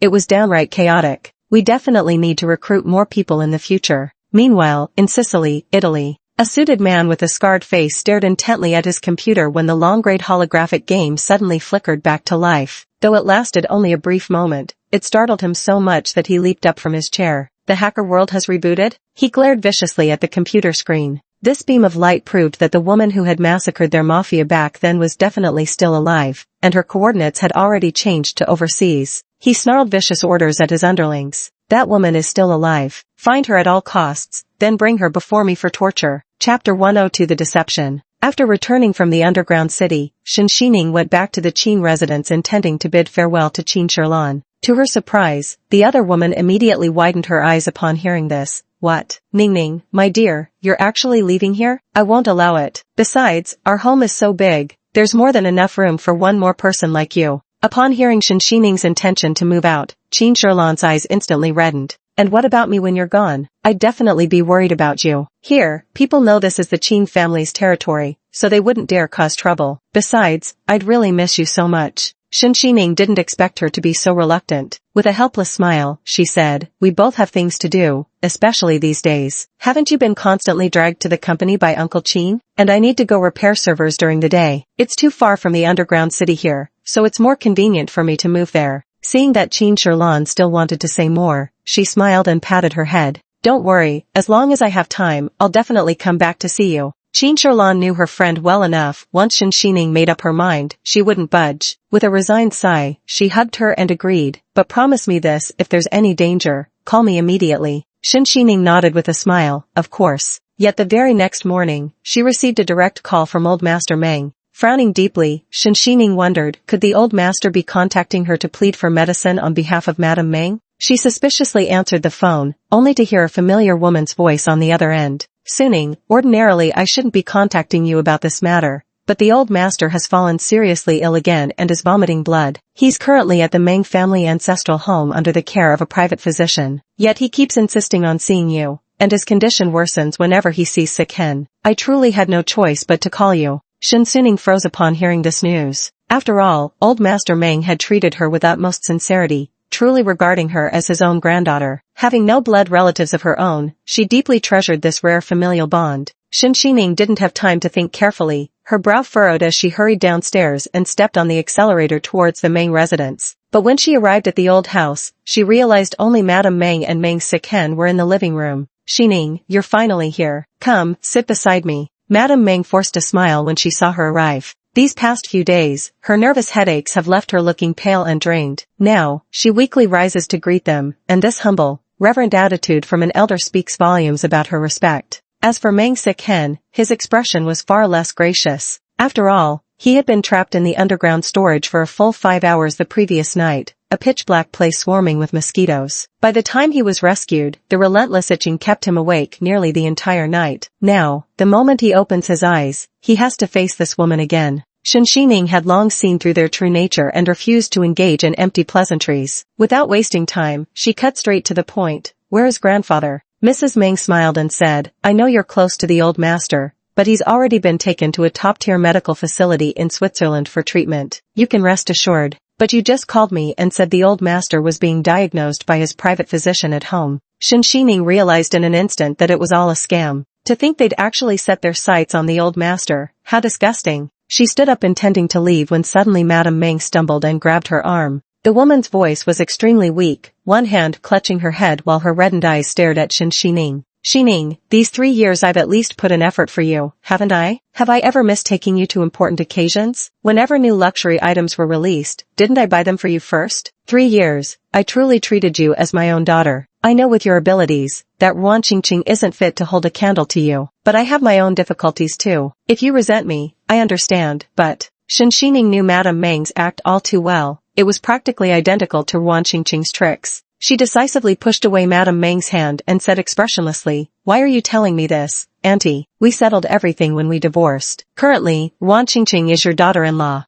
Madame Meng stiffened upon hearing this, and couldn't help but feel resentment toward Ruan Qingqing. If she hadn't interfered and stirred up trouble at the time, the relationship wouldn't have become so strained that day. Madame Meng continued pleading, "I just want you to use your connections to help me get the medicine one more time. And don't worry, I won't shortchange you, you'll be properly compensated." Chapter 103 Refusing to Help. Shen Xining remained impassive. "I'm powerless to assist. The Meng family should seek help elsewhere." Witnessing this scene, Meng Xichen's brows knitted tightly together. "Even my mother has begged you on her knees, yet you make an elder humble herself like this. Shen Xining, do you have even an ounce of upbringing?" Shen Xining gave him a flat, indifferent glance. "I indeed lack upbringing, so President Meng should watch his fingers." Meng Siken. His fingers still ached faintly. The memory of Shen Xining's blade nearly slicing off his tongue that day remained vivid, not to mention how he had witnessed her shoving a burly man into a trash bin just last night. This woman truly means what she says, utterly ruthless. Shen Xining spoke coldly. "Madame Meng is indeed generous. She once tried to exchange an invitation for a bracelet. Surely she won't later attempt to trade a mere earring for life-saving medicine? Haha, Xining, you're too kind. I'll pay whatever the medicine costs, no bargaining." Accustomed to flattery wherever she went, Madame Meng had never endured such treatment before. Her head instantly throbbed with excruciating pain, and resentment burned fiercely in her heart. She had thought that after making her stance so clear, Shen Xining would at least massage her like before, if not with the same devotion. but who knew the woman could be so cold and heartless? Upon hearing this humiliation, Meng Siken could no longer restrain herself. With a livid expression, she snapped, "Who the hell do you think you are? Even without you, I could still get the medicine." Shen Xining nodded, giving her a baffled glance. "Then why do you keep coming to me repeatedly? You're practically on your knees begging. Just go get it yourself." With that, she couldn't bear to continue this mother-son entanglement and turned to leave without another word. The Meng mother and son were so furious they nearly cursed her to her face. As Shen Xining left, she happened to bump into Ruan Qingqing standing gloomily outside the door. Narrowing her eyes, Shen Xining sneered, "You'd better get out of my way. After all, good dogs don't block the path." Ruan Qingqing. She still remembers vividly how Shen Xining dealt with that drunkard last night. Ruan Qingqing instinctively took 2 steps back, her mind racing to find a countermeasure. But after uttering these words, Shen Xining treated her as if she were air, not even sparing her a sidelong glance, and walked straight past her. From inside the old house came the sound of shattering glass, crackling and crashing. It was clearly Madame Meng throwing another tantrum. Ruan Qingqing clenched her fists tightly. She had heard their conversation clearly outside the door. How dare they say she wasn't as good as Shen Xining? More importantly, Meng Siqing hadn't uttered a single word in her defense. Her face expressionless, she thought to herself, "I hope that old witch suffers to death. She doesn't have many years left anyway. Once she's gone, the entire Meng family will be mine." Taking a deep breath to suppress her emotions, Ruan Qingqing walked in with an innocent look on her face. "Auntie, don't be angry. That's just how my sister is." Madame Meng was so furious she spoke without thinking. "I never imagined Shen Xining could be this kind of person. All those luxury items I bought for her back then truly fed to the dogs." She completely forgot that Shen Xining had already left all those things behind when she departed. Seeing her mother getting a headache, Meng Siken offered words of comfort from the side. "Mom, don't worry. I've gathered all the information. Although the calm capsules are extremely rare, there's this full immersion game called Hacker World, the one that took the globe by storm years ago. Its forum has a darknet section where people post all kinds of bounties with generous rewards. Some tasks even offer capsules from the MDH Pharmaceutical Research Institute. I'll definitely bring them back for you." Ruan Qingqing asked, "But hasn't Hacker World been offline for ages?" She naturally didn't want Madame Meng to obtain any pain-relieving medication. Meng Siken pondered and said, "Don't worry, I've done my research. Several overseas rumors suggest the founder is returning, so Hacker World will likely relaunch very soon." Chapter 104, Hidden Agendas. Then exactly how much longer must I wait? Madame Meng grew increasingly discontented. She felt her son wasn't taking her illness seriously at all. After all, who knew how long it would take to restart some elusive hacker world? Frowning impatiently, she urged him, "During this time, hurry up and leverage your overseas connections. If another episode hits me, it might truly be the death of this old woman." Madame Meng had endured the most painful moments and was feeling much better now, yet her gaze toward Ruan Qingqing grew increasingly dissatisfied. Weren't Ruan Qingqing's parents supposed to be abroad? To think she lacked even the most basic connections. Her capabilities couldn't even compare to orphan Shen Xining's. Ruan Qingqing felt her stare and knew exactly what Madame Meng was thinking without needing to guess. "Auntie, I have good news to share with you." Though inwardly seething with hatred, her words still carried gentle laughter. "My parents finally found time. They're returning from abroad today to discuss and prepare for our wedding ceremony. They mentioned bringing carefully selected gifts when they come." Though pleasantly spoken, these words carried a veiled warning. After all, unlike that pushover orphan, she had parents standing firmly behind her. Madame Meng's heart sank slightly, her expression stiffening. Everyone present was sharp-witted, who couldn't discern the implied meaning. Be that as it may, though Ruan Qingqing couldn't compare to Shen Xining, she at least had nouveau riche parents who could ultimately provide substantial assistance to Meng Siken in the future. Especially during her covert and overt struggles with those mistresses outside, having a wealthy daughter-in-law would give her an extra bargaining chip. "Good child, Auntie knows everything. It's just that I've been unwell these past couple days, so I said many unpleasant things." Lady Meng's expression softened considerably as she reached out with a smile to grasp Ruan Qingqing's hand, delivering pleasantries with impeccable charm. "You've really been through so much all this time. It's perfect timing that your parents are coming today. I'll be able to properly prepare a welcome feast and finally meet the in-laws." Noticing Meng Siken still seemed distracted, she directly prompted him with clear advice. "As for the medicine situation, you and Qingqing don't need to worry about it these days. I'll hand it over to others first. If absolutely necessary, I'll try reaching out through Grandpa's connections. Your most important task right now is to properly accompany your future parents-in-law and discuss the wedding arrangements. It would be best to fool the Meng family parents into investing more money." This thought remained unspoken, but Madame Meng's mental calculations were already clicking away. Noticing her son was clearly still distracted by Shen Xining's affairs, she gently nudged him with her elbow. What's wrong? Overjoyed to hear your in-laws are coming? Meng Xiqing finally snapped out of his reverie. Gazing at Ruan Qingqing's gentle smile while thinking of the approaching wedding,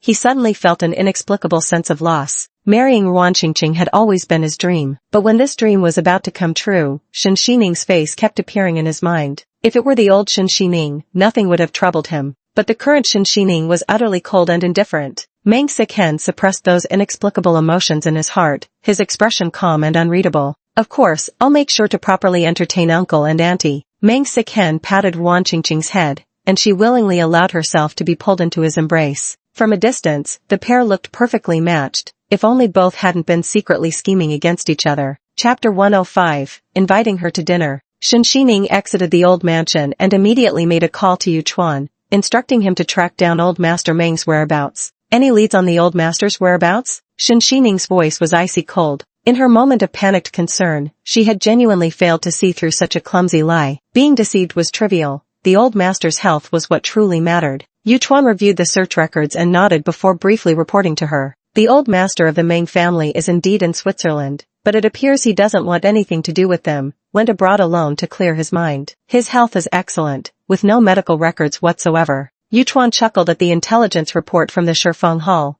Not only is he fine, but the old man's interests are quite impressive. At his age, he actually signed up for skiing lessons. Shen Xining sighed slightly in relief. It was good that old Master Meng was fine. She faintly guessed that the elderly man had probably gone abroad because he was displeased about Meng Xiqing divorcing her. Countless words surged to the tip of her tongue, yet all she could do was heave a long sigh. One could only blame the cruel twists of fate. She and old Master Meng were never destined to become family. After returning, Shen Xining began making arrangements for her move. But when she saw the items Qin Shiran had packed for her, she couldn't help but press her fingers to her forehead in exasperation. I'm just moving house, she said. Why does your packing make it feel like the end of the world? Truth be told, she hadn't brought many belongings when she first came to the Qin household. Yet now, as she prepared to leave, the amount of items had more than doubled, many still sealed in their original packaging. Qin Shiran had even thoughtfully prepared kitchenware down to the bowls and chopsticks for her. I'm worried about you, and besides, these aren't much. Qin Shiran was absolutely unabashed. She was simply concerned about Shen Xining living alone outside and wanted to prepare everything for her. She hadn't expected there would be so much. Alright, these are all tokens of my care. If you refuse any more, I'll be angry. Seeing Shen Xining hesitant, Qin Shiran quickly instructed people to load everything into the car. Come on, sis will help you move. When Shen Xining and Qin Shilan arrived at the house near the underground city, she finally understood what Hu Jingchuan meant by good security. It wasn't just good, it was practically impossible for even a fly to get in. The villa was an oasis of calm amidst the chaos. Surrounded by towering skyscrapers, it stood in a rare pocket of tranquility, flanked by high-end private clubs that made the entire block inaccessible to the average person. Most importantly, this villa is not only spacious but also extravagantly detailed in every aspect. Even the fountain in the courtyard mimics the Bellagio. One might easily mistake it for a royal palace. CEO Hua only charging you 2,000 a month? Qin Shilan slightly furrowed her brow, revealing a hint of playful sarcasm. When she first heard the rent amount, she had assumed it was for an apartment, never expecting it to be such a luxurious villa estate. Isn't Hu Jingchuan supposed to be a business prodigy? How come he's running his own real estate at a loss? A few thousand in rent. Who would believe that if word got out? Don't joke around, he's just returning a favor because of my niece's matter. Shen Xining deliberately ignored her best friend's teasing remarks and made a call to Hu Jingchuan. Thank you, President Hua. I've already moved in. The apartment is indeed very affordable. On the other end of the line, Hu Jingchuan responded in a languid voice, no need for thanks. If anything, I should be thanking you for the medicine. Are you free today, Miss Shen? I'd like to invite you to dinner. Qin Shilan was utterly shocked. She subtly tugged at Shen Xining's sleeve, winking pointedly at her. Her entire face screamed, and you still claim there's nothing going on between you two? No, I'm already incredibly grateful for the discounted rent you've offered me. How could I possibly take advantage of President Hua's generosity? As I said, it was just a small favor. Shen Xining chuckled softly, gracefully declining the offer. Hu Jingchuan had long anticipated that Shen Xining wouldn't agree so readily to come out for dinner, so he toyed with the alarm remote in his hand and smirked. It's not just about dinner either. It was my oversight to forget mentioning to Miss Shen that the villa is equipped with cutting-edge security systems. Any unauthorized entry triggers alarms, with alerts going directly to the Hu Corporation. Since the controller is with me, I thought I'd deliver it to you in person. Faced with such a valid reason, Shen Xining found she couldn't politely refuse and had to agree to meet that evening. Then we'll trouble you, President Hua. After hanging up the phone, Qin Sherlan smiled with sly amusement. Well, it looks like President Hua is treating us to dinner tonight. Why don't you go freshen up, and later we'll go shopping for some clothes before eating. It's been so long since we last went shopping together. Giggling, she wrapped her arms around Shen Xining's arm. Ning darling, buy a couple more dresses. Don't just wear casual clothes all the time. It's good to switch up your style. Shen Xining had been swamped with work lately, so she gladly agreed when an opportunity arose to take a break and unwind.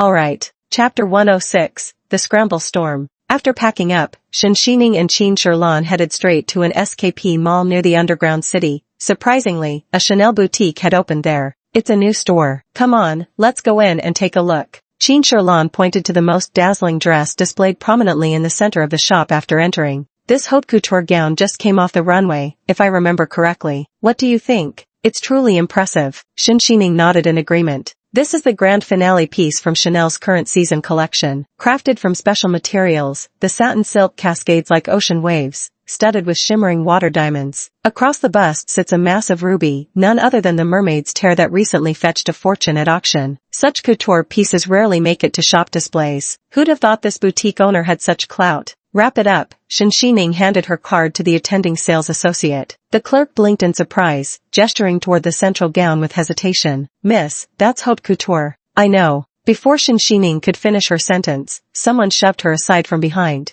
This dress is nice, wrap it up for me right now. A dignified and elegant woman, wearing sunglasses, pointed at the gown with an air of authority and remarked, this will suitably match my daughter's status. Darling, do you even understand the concept of first come, first served? Qin Sherlan sneered. We've already set our sights on this dress. Her fiery temper couldn't stand anyone snatching away what she wanted, especially when Shen Xining had finally found a dress that caught her eye. So she snapped at the shop assistant. Didn't you hear we asked for it first? Just you two? Chen Wei lightly lifted one corner of her sunglasses, casting a disdainful glance over them. You must have come to the wrong place. Didn't you hear the clerk questioning whether you could even afford anything here? Dressed like beggars, I suggest you take a 2-hour cab ride to the wholesale market over there. The clothes should suit you perfectly. Qin Sherlan finally understood why the salesperson had hesitated moments earlier, glancing down at her own outfit. She'd been dragged into working overtime by her father for several nights straight. Not wanting to stand out at the office, she'd simply worn the most basic professional attire, a plain white blouse with a black skirt. As for Shen Xining, most of her clothes were personally designed by herself and never sold commercially. Many people hadn't even heard of her designs. At least it's better than dressing like a nouveau riche. Auntie, those earrings of yours must be from a runway show 3 years ago. I remember that season's theme was futuristic technology, which clashes completely with the elements of the dress you're wearing. Instead of mocking others here, you'd be better off improving your own taste and refinement, lest you become a laughingstock. Qin Sherlan spoke with a hint of mockery. And you, what are you standing there for? Wrap up the dress. First come, first served. Do I really need to teach you such basic manners? Yet, despite the urging, the shop assistant still didn't move. To everyone's surprise, she even pushed the card back. Ladies, please don't cause trouble here. Reading a few fashion magazines won't help you transcend social classes. Then she immediately bent forward obsequiously toward the matron, asking, Madam, is this the one you want? Chen Wei gave a cold snort, her demeanor growing even more haughty. See, some people can wear imperial robes but still won't look like royalty. No matter how many fancy words they spout, they can't hide their shabby appearance. Enough now. I don't have time to deal with you kids anymore, so stop stirring up trouble here, trying to pull some scam. Wrap these up properly for me. How much for everything? She was about to meet with her future in-laws to discuss her daughter's wedding arrangements. She had no time to waste on these paupers. Chen Wei thought of her daughter, believing this dress would make the perfect wedding gift for Qing Qing. Nothing less would be worthy of her. Oh dear, madam, please don't say such things. We deal with several of these types every day, those who only look but never buy, or those who hesitate at the checkout claiming they need to think it over. I've seen plenty like them. You shouldn't let such people affect your mood. The shop assistant quickly chimed in, her eyes filled with disdain. When will these poor wretches realize they shouldn't even step into the store if they can't afford anything? They're just wasting my time. Chapter 107, Judging People by Their Appearances. Qin Shiran couldn't hold back her explosive temper upon hearing the clerk's sarcastic remark. Mom, you damn judgmental bitch. When had she ever endured such humiliation? With a glance at the store's signage, she immediately called the mall manager. What's going on with you people lately? Are we from the Chin family not good enough to enter your mall? Or did your new hires skip their job training? The mall manager was already breaking out in a cold sweat upon hearing these words. Apologizing profusely, he immediately instructed someone to notify the store's manager. Miss Chin, I sincerely apologize. That store recently opened in our mall, and the staff were hired too hastily without proper training. I'll make the call to address this immediately. In no time, the shop manager hurried out and spotted Chin Shiran at first glance, warmly stepping forward. Oh my, isn't this Miss Chin? Chin Shirlan sneered. I'm no Miss Chin, I'm just a poor wretch. How amusing. In all my life, no one has dared to point their finger and insult me to my face. Your trainees have truly opened my eyes. The clerk froze on the spot. Store manager. I didn't mean to. She truly never expected that these two plainly dressed girls actually had real spending power. The store manager was an experienced, shrewd character. Seeing his employee's guilty expression, he instantly understood everything. Frowning, he scolded, You blind fool. What did we teach you during training? Customers are gods, you treat them all equally. Your entire month's wages are docked. He deliberately added some sucking up too. Besides, do you even know who this is? This is Miss Chin. Their family owns this entire shopping mall property. I'm sorry. The shop assistant looked wronged but didn't dare to argue back. She knew she'd made a huge mistake this time, offending people she shouldn't have offended. Whether she could continue working in this industry was now a big question, so she immediately knelt down to apologize to the two of them, trembling with fear as she said, I'm truly sorry to both of you. It was my blindness and incompetence. At this, Chen Wei standing nearby sneered coldly, Humph, what does the Chin family amount to? I'm telling you, not even the president could intervene today. Besides, I grabbed this dress first, by all rights it should be mine.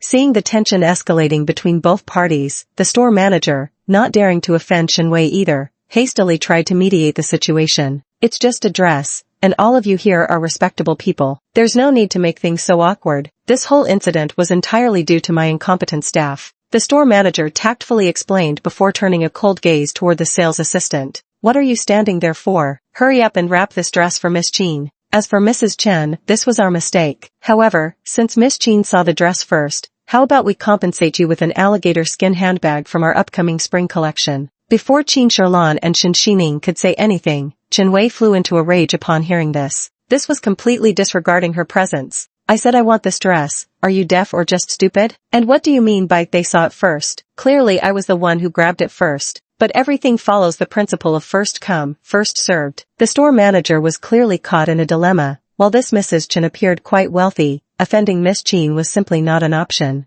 Chen Wei's expression was extremely unpleasant. Having relied on her wealth to mock and bully others for so many years, she never could have imagined she'd be utterly humiliated by two young girls. Furious and embarrassed, she immediately called Wan Qingqing in retaliation. I just came back to the country, and I was bullied. Are you going to do something about this or not? Wan Qingqing and Meng Xiqing happened to be shopping nearby and hurried over as soon as they heard the news. After hanging up the phone, Chen Wei sneered at the two of them. Just wait, my daughter and son-in-law are even richer. They'll be here soon from the neighborhood, and then you'll be sorry. Chapter 108, adding them to the blacklist. Wan Qingqing hurried to SKP Mall with Meng Siken after receiving her mother's call, but as soon as they entered the store, they saw Shen Xining standing leisurely with arms crossed. Sister Shen, is that you? Her voice was soft and unhurried, yet she was grinding her teeth in rage. This woman just wouldn't leave her alone. When Chen Wei saw Meng Siken and Wan Qingqing arrive, her attitude became even more domineering. If you know what's good for you, hand over those clothes right now. Can't you see who my son-in-law is? He's none other than the renowned president of Meng Corporation. One stomp from him could make the earth tremble for miles. What a bunch of snobbish lowlifes. With that, she reached out and pulled Wan Qingqing over. Qingqing, that dress was meant to be Mom's wedding gift for you. Look how beautiful it is. If you wore it for the toast, you'd undoubtedly be the most beautiful bride in all of City A. Yet some blind fool dared to fight me for it. From the moment Meng Xiqing entered, his attention remained fixed on Shen Xining. She was dressed casually today, simple, neat, yet exuding a quiet strength. Her detached expression at this moment radiated an aura that kept strangers at bay. Even upon hearing news of his impending marriage, Shen Xining didn't so much as glance his way, as if it truly held no relevance to her. Meng Siken felt inexplicably irritable, and his words came out icy cold. Shen Xining, couldn't you wear anything else? Why must you snatch Qingqing's dress? This concerns the wedding's importance, so hand over this dress. I'll pay double for it. Turns out President Meng isn't just blind, but also enjoys throwing money around at every turn. How impressive. Pity I'm not fond of money. Shen Xining scoffed and turned to the shop manager. Wrap it up, I'm taking it. Seeing their standoff, the shop manager already understood the situation perfectly. Although the Meng family is influential, the Qin family is not to be trifled with. In this matter, Qin Shiran and Shen Xining clearly have the moral high ground. Even if Meng Siken wanted to throw money at the problem, he likely wouldn't have the capability. So with that thought in mind, he hurriedly went to pack his clothes. Yes, I'll go right now. Seeing this, Meng Sichen's expression darkened even further as he glared at Shen Xining. This is a gift from mother-in-law for Qingqing, specifically to wear during the wedding toast ceremony. He thought Shen Xining still cared too much in her heart, so even though she appeared perfectly composed on the surface, she couldn't help but feel jealous of Qingqing upon hearing about the wedding. Meng Siken frowned slightly and looked at her. Shen Xining, if you really can't stand Qingqing, you can compete for anything, but not this one. To which Shen Xining reacted as if she'd heard something utterly ridiculous, and even Qin Shiran beside her couldn't hold back, bursting into laughter outright. Ningning baby, did you hear that? Some people actually think we deliberately targeted their wedding to snatch things. Talk about having the audacity. I'm dying of laughter. As if they don't know who got here first. Shen Xining sighed in response. Can't be helped. Dogs bark everywhere. I'm pretty much used to it by now. Having said that, she lifted her gaze to glance at Meng Siken with an amused smirk. Mr. Meng can't tell right from wrong, so be it. But now you're blocking my way deliberately. Do you want to lie in the middle of the road again, waiting to be run over like last time? Or perhaps you're nostalgic for the taste of the black room? Shen Xining's words stabbed at the other's heart like knives. I never realized before how shameless Mr. Meng could be. After persistently suffering so many losses, you still dare to provoke me to my face, even imagining that I care about your wedding. It's truly laughable. Meng Siken. His face stiffened instantly, recalling all the losses he'd suffered during this period. But with his mother-in-law standing right behind him now, he couldn't possibly back down. Beside them, Wan Qingqing keenly sensed Meng Sichen's dilemma and deftly took over the conversation, adopting an expression of fragile innocence the moment she spoke. Even if you despise me, sister, you shouldn't sabotage me on the eve of my wedding. This is a gift from my mother for my marriage. I'd gladly give you anything else, but you don't need to snatch this particular item from me. Hearing Wan Qingqing's twisted accusation and taking in her manipulative green tea bitch act, Qin Shiran was sorely tempted to slap her across the face until someone suddenly intervened. She turned around and was surprised to see Yao Shi, the assistant by Hu Jingchuan's side. Good day, Miss Qin, Miss Shen. Our CEO was originally heading to the penthouse. We didn't expect to run into you here. Shen Xining looked up at the words, just in time to see Hu Jingchuan in his wheelchair. You don't bite back when a dog bites you, Miss Qin. If you retaliate, you'd simply be playing into someone else's hands. Hu Jingchuan had somehow appeared here for some reason. With a mocking curl of his lips, he directly locked eyes with the shop manager. What kind of stray cats and dogs are allowed in stores these days? President Hua, I really didn't. This time it was my mistake. The manager broke out in an instant cold sweat. How could such an unfortunate incident happen to our own boss? What's this, President Hua, trying to take what belongs to someone else? Meng Siken continued to press relentlessly. Who would have thought Hu Jingchuan wouldn't even spare him a glance, merely giving his assistant a cool look. Put these people on the blacklist for our luxury stores. Chapter 109, I find them unlucky. Yes, Yao Shi promptly stepped forward to handle the situation. Please leave, both of you. We don't welcome those without manners. Wan Qingqing's face darkened with displeasure, wanting to step in and mediate. Mr. Hua, there must be some misunderstanding here. We had no idea the Chanel store was yours. My mother just wanted to give me a wedding gift. She meant nothing else by it. Hu Jingchuan was secretly the backer of many luxury brands, but who could have guessed this particular store was his too? If they got blacklisted, buying luxury goods in City A would become nearly impossible. They might even have to travel abroad for future purchases. Blacklisting someone over a mere verbal disagreement seems rather excessive, Mr. Hua. Wan Qingqing's resolve was wavering. Chen Wei, who had been acting so arrogantly just moments ago,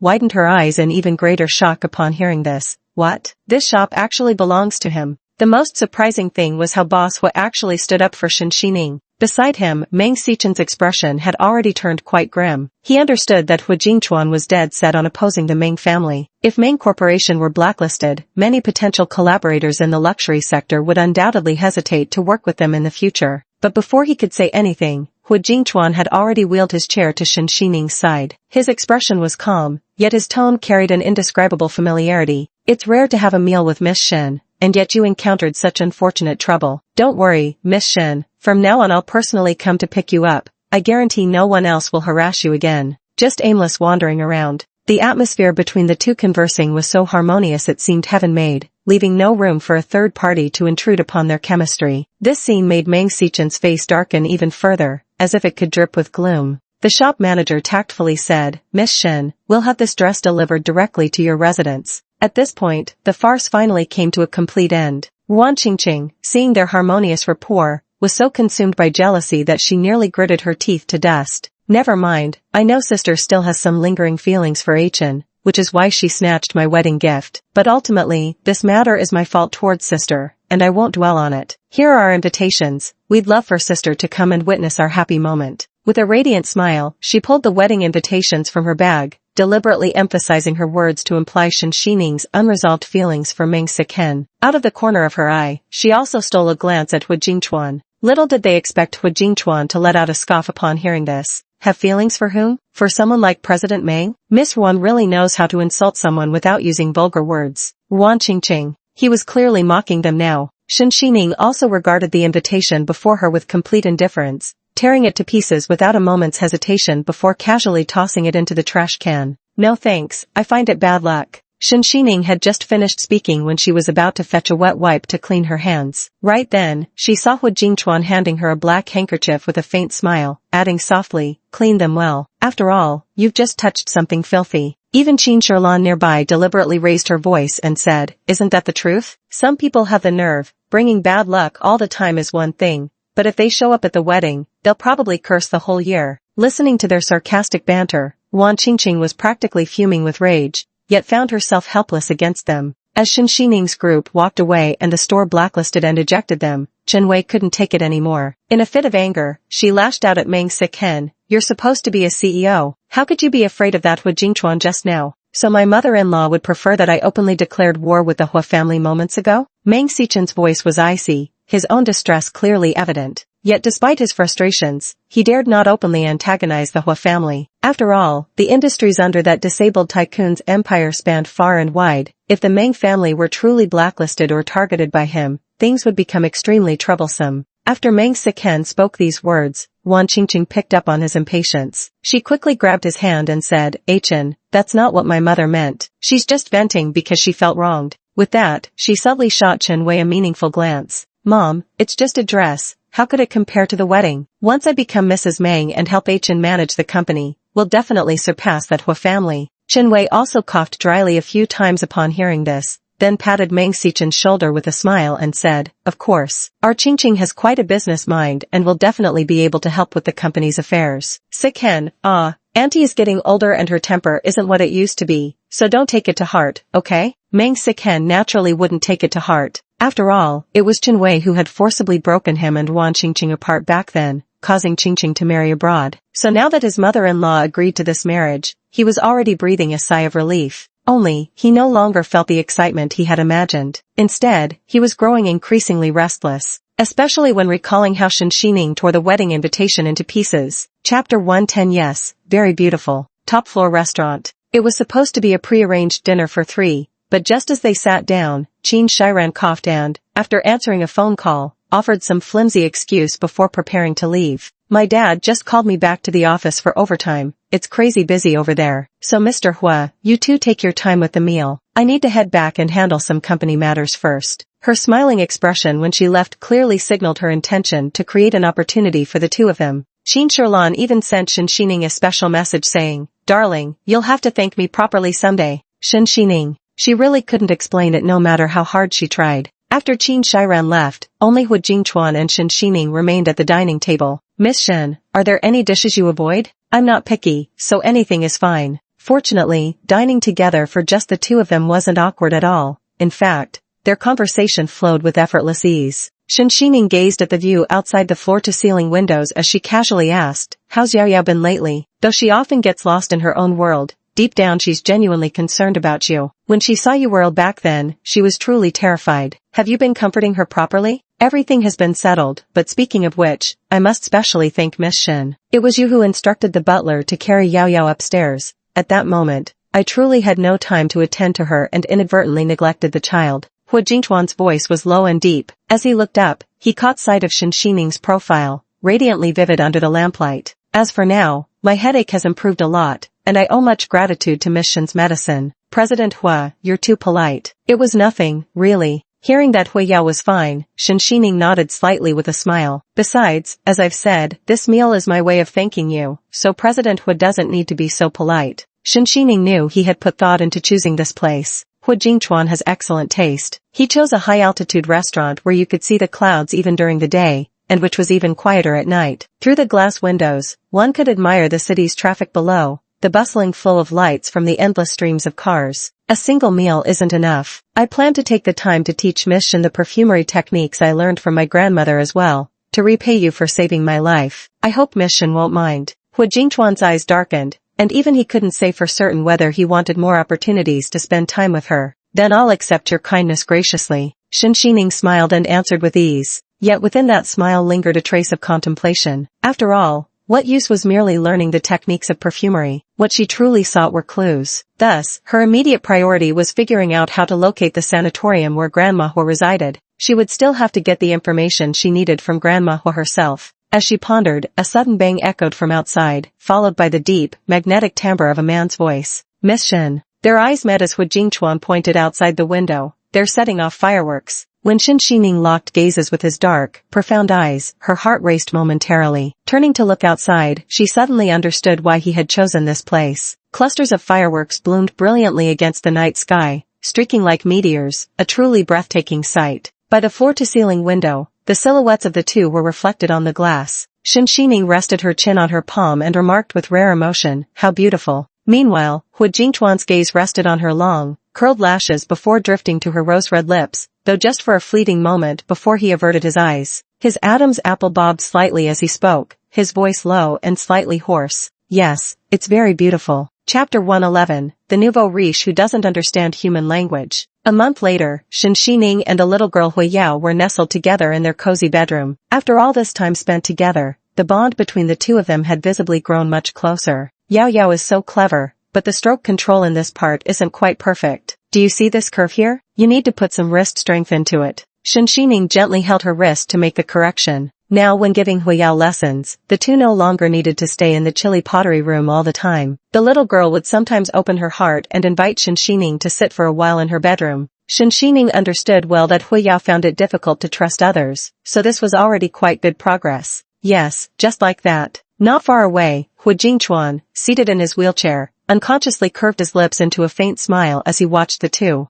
Meanwhile, Hui Yao lowered her head and drew a flawless line, then immediately looked up at Shen Xining with sparkling, grape-like eyes. Though she couldn't speak, her entire expression radiated eager anticipation for praise. Shen Xining chuckled and gently patted her head. You're truly amazing, Yao Yao. For the past month, the entire Hua family had been exceedingly courteous to her. Unfortunately, she hadn't gathered much useful intelligence, only scattered minor clues. Yet, even the most crucial information is pieced together from such trivial details. And when it came to matters concerning her mother, she always exercised extraordinary patience. After the pottery lesson concluded, Hua Jingchuan remarked thoughtfully, "Today seems to be the day of Meng Siken and Wan Qingqing's wedding. Are you truly unwilling to attend, Miss Shen?" No sooner had he tentatively broached the subject than Shen Xining lifted her head wearily, replying with effortless banter, "Seriously, President Hua, it's not like we have some deep-seated grudge. There's no need to torture me with such revolting words, is there? Just a joke." Seeing Shen Xining's calm expression, Hua Jingchuan actually felt relieved and began to smile as well. He was very familiar with Shen Xining's temperament and had learned much about her past. He could hardly imagine that someone like her would conceal her brilliance to become a housewife for someone as worthless as Meng Siken.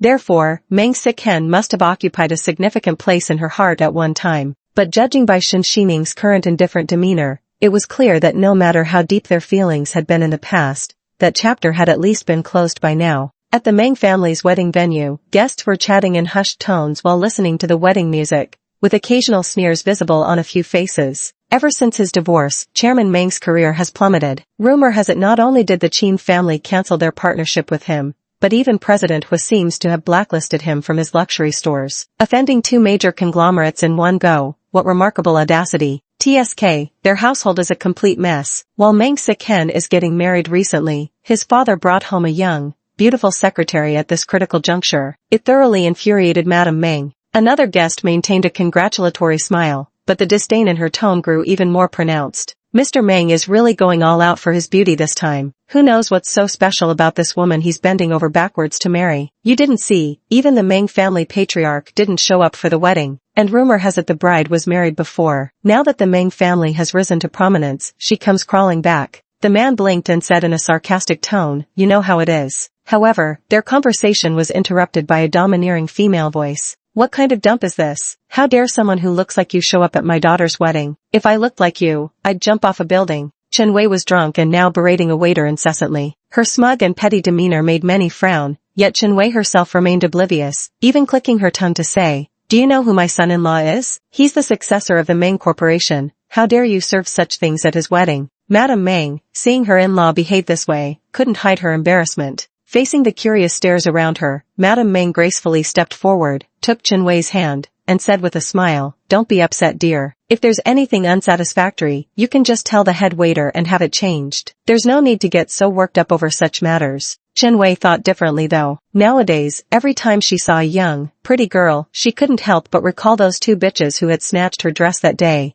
and her hatred burned fiercely within her. Especially now that she'd had too much to drink, she became even more unrestrained. "It's fine, my health is robust, getting angry won't hurt me one bit." Madame Meng's face stiffened at these words. Was this idiot truly incapable of reading between the lines? She was just about to speak when she heard the secretary her husband had brought home let out a coquettish giggle behind her hand. Even under Madame Meng's icy glare, the woman brazenly stood her ground without a care. "This Mrs. Chen is truly naive and innocent. Who are you mocking?" Before Mrs. Meng could summon her anger, she heard Chen Wei burst into laughter, as if genuinely pleased with the compliment. "Of course," she declared, "I've always been kind-hearted and pure at heart. Lady Meng, such an obtuse nouveau riche who doesn't understand human language." Chapter 112, Wedding Farce. Chen Wei's behavior had already secretly displeased many attendees, who felt merely attending this wedding was degrading their status. But the entertainment didn't stop there. Just as the wedding ceremony reached the point where the couple was to drink the crossed-arm wine right, a tall,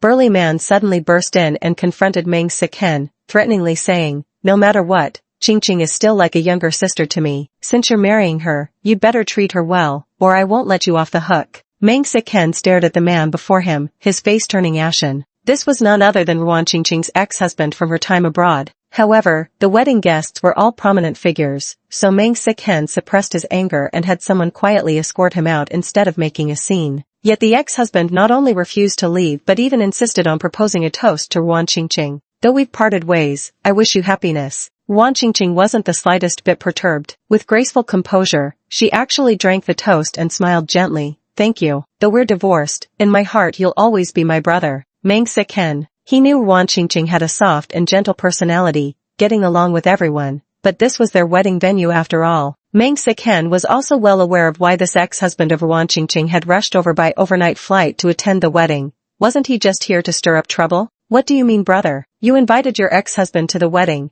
Why didn't you tell me in advance?" Meng Siken was so furious he nearly smashed his wine glass, but mindful of the onlookers, he merely lowered his voice to confront Ruan Qingqing, his expression icy cold. To everyone's surprise, Ruan Qingqing stared at him with astonishment plastered across her face. "Chen, don't you trust me? If there was really something between us, would I have invited him so openly to our wedding? I just wanted him to tell you that we're completely over. But can't you read the room?" "Read what room? You didn't object when I sent the invitation to my sister. It all comes down to you not trusting me. I never doubted there might be something between you and my sister. The bride and groom quarreling in front of wedding guests is probably something unique to City A." By the time the banquet ended, the guests had witnessed quite the spectacle. When the wedding finally concluded, Madame Meng, nearly livid, summoned Ruan Qingqing into her room. "Qingqing, now that you've married into our Meng family, you mustn't associate with those people like before. You must become a proper daughter-in-law who manages the household well. Just look at today's wedding fiasco." Recalling the ridicule she endured today, Madame Meng nearly fainted from sheer anger. Ruan Qingqing, however, stared down at her ring, suppressing a cold sneer in her heart. So the old hag finally realized she was already married into the family, yet still tried to manipulate her. Her voice softened sweetly as she said, "Today was my fault. My attitude wasn't right. But truly, my conscience is clear. Besides, my parents promised me an 80 million dowry. If I were really fooling around with someone else, why would they stake so much on me? And I truly love Chen with all my heart. Managing household chores? Playing the doting housewife? That old witch must have set her heart on turning her into a servant after marriage. But she was no Shin Shining from before,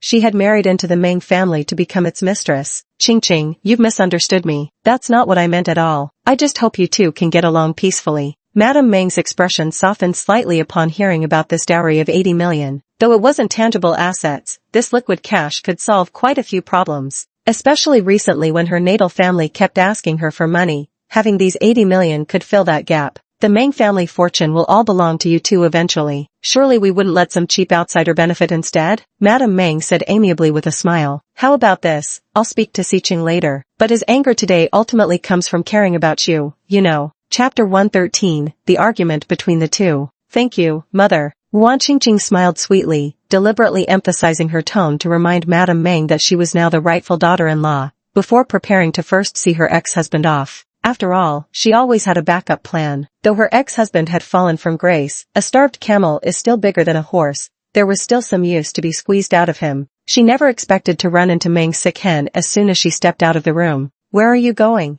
I'm seeing my brother off. This matter was indeed my lack of consideration, but my brother meant well. He had no ill intentions. Wan Qingqing understood perfectly well the wisdom of showing humility and yielding. Her ex-husband had always treated her well in the past, spending money without batting an eye. This time, he even flew thousands of miles to attend her wedding. Although he claimed to see her only as a younger sister, the suppressed affection in his eyes was something that could never be erased. Wan Qingqing's favorite principle was always leaving herself a way out. What if he made a comeback one day? She recalled how generous her ex-husband had been with her, then thought of Madame Meng's disdainful expression and the instantly shifting look in the woman's eyes when her 80 million dowry was mentioned. The bitterness in her heart grew even fiercer. So, Aiken, I hope you won't mind. Meng Sichen remained completely unaware that in that brief moment, Wan Qingqing's thoughts had already raced through countless turns, even reaching far-flung considerations. His expression unreadable, he merely stated, I've already sent your ex-husband away. As for your parents, I've arranged for them to rest at a hotel. Recalling the commotion at today's wedding ceremony, Meng Sichen couldn't help but frown deeply. He had likely become the laughingstock in those people's eyes. Everything today was far too chaotic, and the wedding was much too rushed. If only he'd known to spend more time getting acquainted beforehand. If only he'd known his in-laws would behave like this,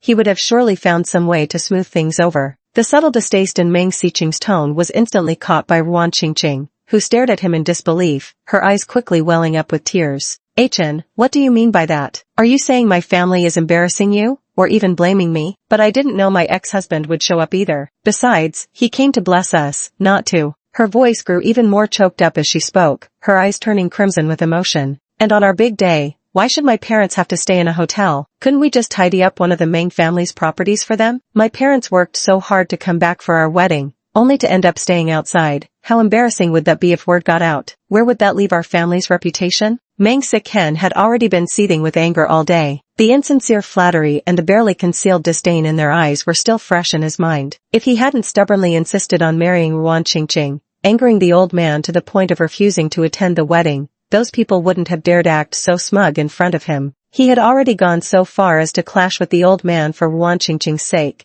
Yet not only were her family ungrateful, they even made a scene at his wedding, especially Qingqing's parents, who clearly lacked any sense of propriety. During the wedding, some guests wanted to toast the hosts for good fortune, but his utterly ridiculous in-laws, upon hearing that one company's market value was relatively low, couldn't even muster basic courtesy. Meanwhile, the moment they heard others were doing big business, they rushed to flatter them shamelessly, such a pair of social climbers. He desperately tried to suppress the rage in his heart, but found it unbearable. Me looking down on you? Then what exactly did you mean by bringing your ex-husband here today? If you hadn't told him about the wedding, how would he have known? Chan, you're actually blaming me for this? Weren't you planning to invite your sister to our wedding before? What's wrong with me inviting my brother? It was you who gave him the invitation, not me. Do you think I don't see what you're implying? Meng Sichen was so overcome with anger that he momentarily lost control of his words. After all, Shen Xining was just an orphan, powerless and insignificant. Even if she came to the wedding, she was merely there as a foil. But Wan Qingqing's ex-husband was different. He was still a wealthy young master from a proper background. The way he spoke today was so poised and confident, clearly coming here just to humiliate people. Wan Qingqing stared at Meng Sichen in disbelief, unable to believe he would speak to her like this. Aiken, you actually snapped at me because of Shen Xining. Her eyes instantly reddened as tears fell. Meng Siqing, seeing her incredulous expression, also felt his harsh words had wounded her. Taking a deep breath, he barely managed to suppress his temper. I'm sorry, I need to step out and calm down. Don't follow me. As Ruan Qingqing watched Meng Xiqing's retreating figure, she stormed into the bridal chamber in a fury. She glared at the festively decorated room with gritted teeth, and in a fit of rage, she smashed candles and wine glasses to the ground. This was only the first day of marriage. How could their joyous occasion turn into such a mess? If that bitch Shen Xining found out, who knew how smug she would be? Chapter 114, Schemes Within Schemes. Meng Siken hadn't actually gone far. He had paused at the staircase, restless and distracted, when he suddenly heard the sound of crashing erupt from inside. With a loud bang, it seemed all those champagne flutes had been smashed to pieces by Ruan Qingqing. Had this been any other time, he would have swallowed his temper by now and rushed to coax Qingqing into better spirits. After all, they'd had their arguments before, those lovers' tiffs that bloomed from deep affection. But this time was different. With painful clarity, he sensed that Qingqing no longer resembled the woman preserved in his memories. He vaguely remembered how long ago she had similarly shyly linked arms with him, sweetly smiling when others teased and joked. Don't get the wrong idea, I only treat Achin as my own elder brother. Only now did he realize Ruan Qingqing also treated that ex-husband of hers as a brother. So just how many good brothers does she actually have? Everything is relative, and once cracks begin to form, they tend to spread endlessly. Just as Meng Xiqing's expression darkened further and he impatiently picked up his car keys to leave, Madame Meng suddenly called out to him from behind. Siken, if you go out alone on your wedding night and someone sees you, do you think the Meng family hasn't suffered enough humiliation? Today is your joyous occasion, so we must stand tall. As long as you aren't ashamed, no one can laugh at us behind our backs. Madame Meng slowly approached, placing a hand on his shoulder as she gently urged him. Go comfort Qingqing. She brought quite a dowry from her parents this time, a full 80 million. And as for your in-laws, though they may be shrewd and calculating in nature, at least they're not particularly sharp-witted. Her words were laced with disdain and scheming. But it's precisely this kind of people who are easy to control. If we were to encounter truly cunning foxes, our Meng family would likely struggle to hold our ground. Upon hearing his mother's advice, Meng Siken forcibly halted his steps. Especially with Ruan Qingqing's sobs still ringing in his ears, his heart ultimately softened. After all, she had been the idealized love he'd yearned for all these years. Perhaps she truly was just kind by nature, and the whole mess was solely caused by that meddling ex-husband. Mom, I understand now. I'll go back and comfort her properly. As long as you understand. Madame Meng watched Meng Xiqing's retreating figure heading back to the bridal chamber, her eyes brimming with hidden meaning as she let out a cold laugh. What nonsense this so-called love and affection was, she had long seen through it. Only benefits were the most substantial things in life. Meanwhile inside the bridal chamber, Ruan Qingqing appeared deeply aggrieved, quarreling with him on their wedding day itself. Especially when she heard the sound of the door opening, her tears fell at just the right moment. Meng Siken then gently embraced her from behind, tenderly wiping away her tears with a heart full of pity. It's okay, no more tears. I only said those things in the heat of the moment. But isn't it because I care about you? Meng Siken sighed. That's why I resent your ex-husband so much that I even took it out on you. I'm really sorry, I won't do it again. After speaking, he softly kissed the corner of Ruan Qingqing's lips, and in response, she nestled closer against his body. Ruan Qingqing looked up with pitiable fragility, her voice exceptionally soft. Aiken, just believe in me, and you're the only one I care about. So from now on, could you please stop doubting me? It really hurts me so much. Alright, I won't do this again. Hearing this, Ruan Qingqing let out a relieved sigh. After all this drama, she had finally achieved her goal. A slight smirk tugged at her lips as she thought, if I can manipulate Meng Siken once, then I can control him for a lifetime. With just a few simple words, they wordlessly turned the page on their earlier argument, and soon the two were embracing each other in a passionate kiss, sharing a night of perfect harmony under the moonlight. Lost in pleasure with her eyes closed, Ruan Qingqing failed to notice the particularly inscrutable expression on Meng Xiqing's face in the darkness. If Shen Xining found out about today's affair, she'd surely mock him mercilessly for making such a disgraceful spectacle of himself. Chapter 115 Meeting Grand Manhwa. Unfortunately, the Shen Xining whom Meng Xiqing had been pining for had no time to spare for their messy affairs. After leaving the Hua residence, Shen Xining drove directly along a secluded mountain path toward the hilltop sanatorium where old Madame Hua resided. Nestled atop the mountain with beautiful scenery and excellent air quality, coupled with extremely tight security, she currently had no certainty of gaining entry and could only scout the location first. Glancing at the silver mask on the passenger seat, she stepped on the accelerator, feeling a trace of nervousness in her heart. Before they could reach the mountaintop, someone suddenly blocked the middle of the road halfway up the mountain. Shen Xining slammed on the brakes. In this pitch-dark night, it could have easily turned disastrous. But when she got a clear look at the person, Shen Xining frowned and said, Granny Hua? She had long memorized the Hua family's records and was very familiar with the old lady's face. Except the woman looked dazed, her words slurred and incoherent. Ugh. The elderly woman seemed to have sneaked out alone, without any nurses or staff by her side. At the moment, she was carrying a very exquisite woven bamboo bag, its basket brimming with wildflowers she'd casually picked along the way. She had been crouching with a small shovel in hand, selecting the blooms she liked best when Shinshini's startled gasp drew her attention. Rising to her feet, she glanced around in confusion, her mind appearing to clear slightly. Where am I? We're halfway up the mountain. Shinshining stepped out of the car and reached out to support her. It was far too dangerous for an elderly woman to be alone on this mountain. The area was only partially developed, and wild animals could occasionally be seen in the woods. With twilight falling, it would only become more hazardous. Grandma, let me take you back home first. Where am I supposed to go back to? And who are you? You don't even know me, why call me Grandma? The old woman clutched Shinshining's hand with a puzzled expression. She was struggling when suddenly, upon seeing Shinshining's face, she froze in astonishment. The old woman remained dazed for a long while before suddenly plucking the most vibrant flower from her basket and gently tucking it behind Shinshining's ear. Yes, you know me, and I know you too. Clapping her hands joyfully, she burst into laughter, resembling nothing so much as a delighted child. Lily, you still look so beautiful with flowers in your hair. Shinshining froze instantly upon hearing that name. Lily happened to be her mother's childhood nickname, known only to those closest to her. At that moment, Shinshining was utterly shocked, yet she still gripped her mask tightly, forcing herself to stay composed. Then she turned to hold the old lady's hand, smiling radiantly while gently reminding the elderly woman to watch her step.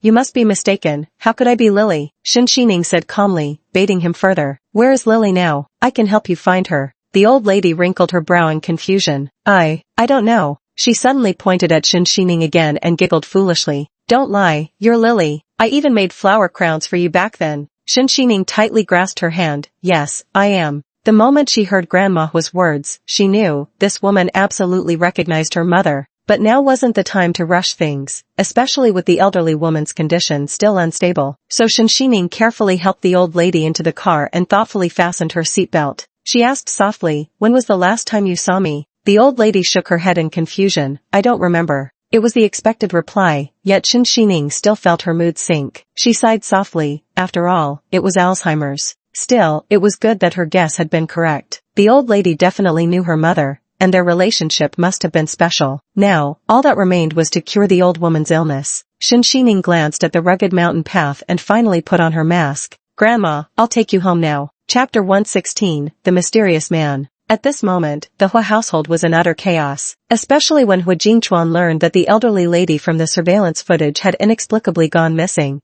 His entire demeanor turned stormy with barely concealed rage. Has she been found yet or not? Hua Jingchuan said coldly to Yao Shi. Are those people at the sanatorium just taking their salaries for nothing? So many of them, yet they still let an elderly woman go missing? Fire them all. Yao Shi wiped the cold sweat from his forehead and nodded with extreme caution. Yes, Chairman Hua, I'll handle this properly. He had only just received the news that Mrs. Hua had gone missing, and now the entire sanatorium was in utter chaos. After all, it wasn't the first time something like a kidnapping had occurred. Criminals had previously attempted to abduct Mrs. Hua to demand ransom from the Hua family. I never expected the people at the sanatorium to be so careless. They deserve a lesson. Director Hua, please don't worry. The surveillance shows the elderly lady went out alone, likely not abducted, just lost. We've already deployed all available personnel to search. As Yao Shi spoke, she kept glancing at updates from her subordinates, then suddenly let out a relieved sigh. Director Hua, we found the elderly madam. Where? On the bed.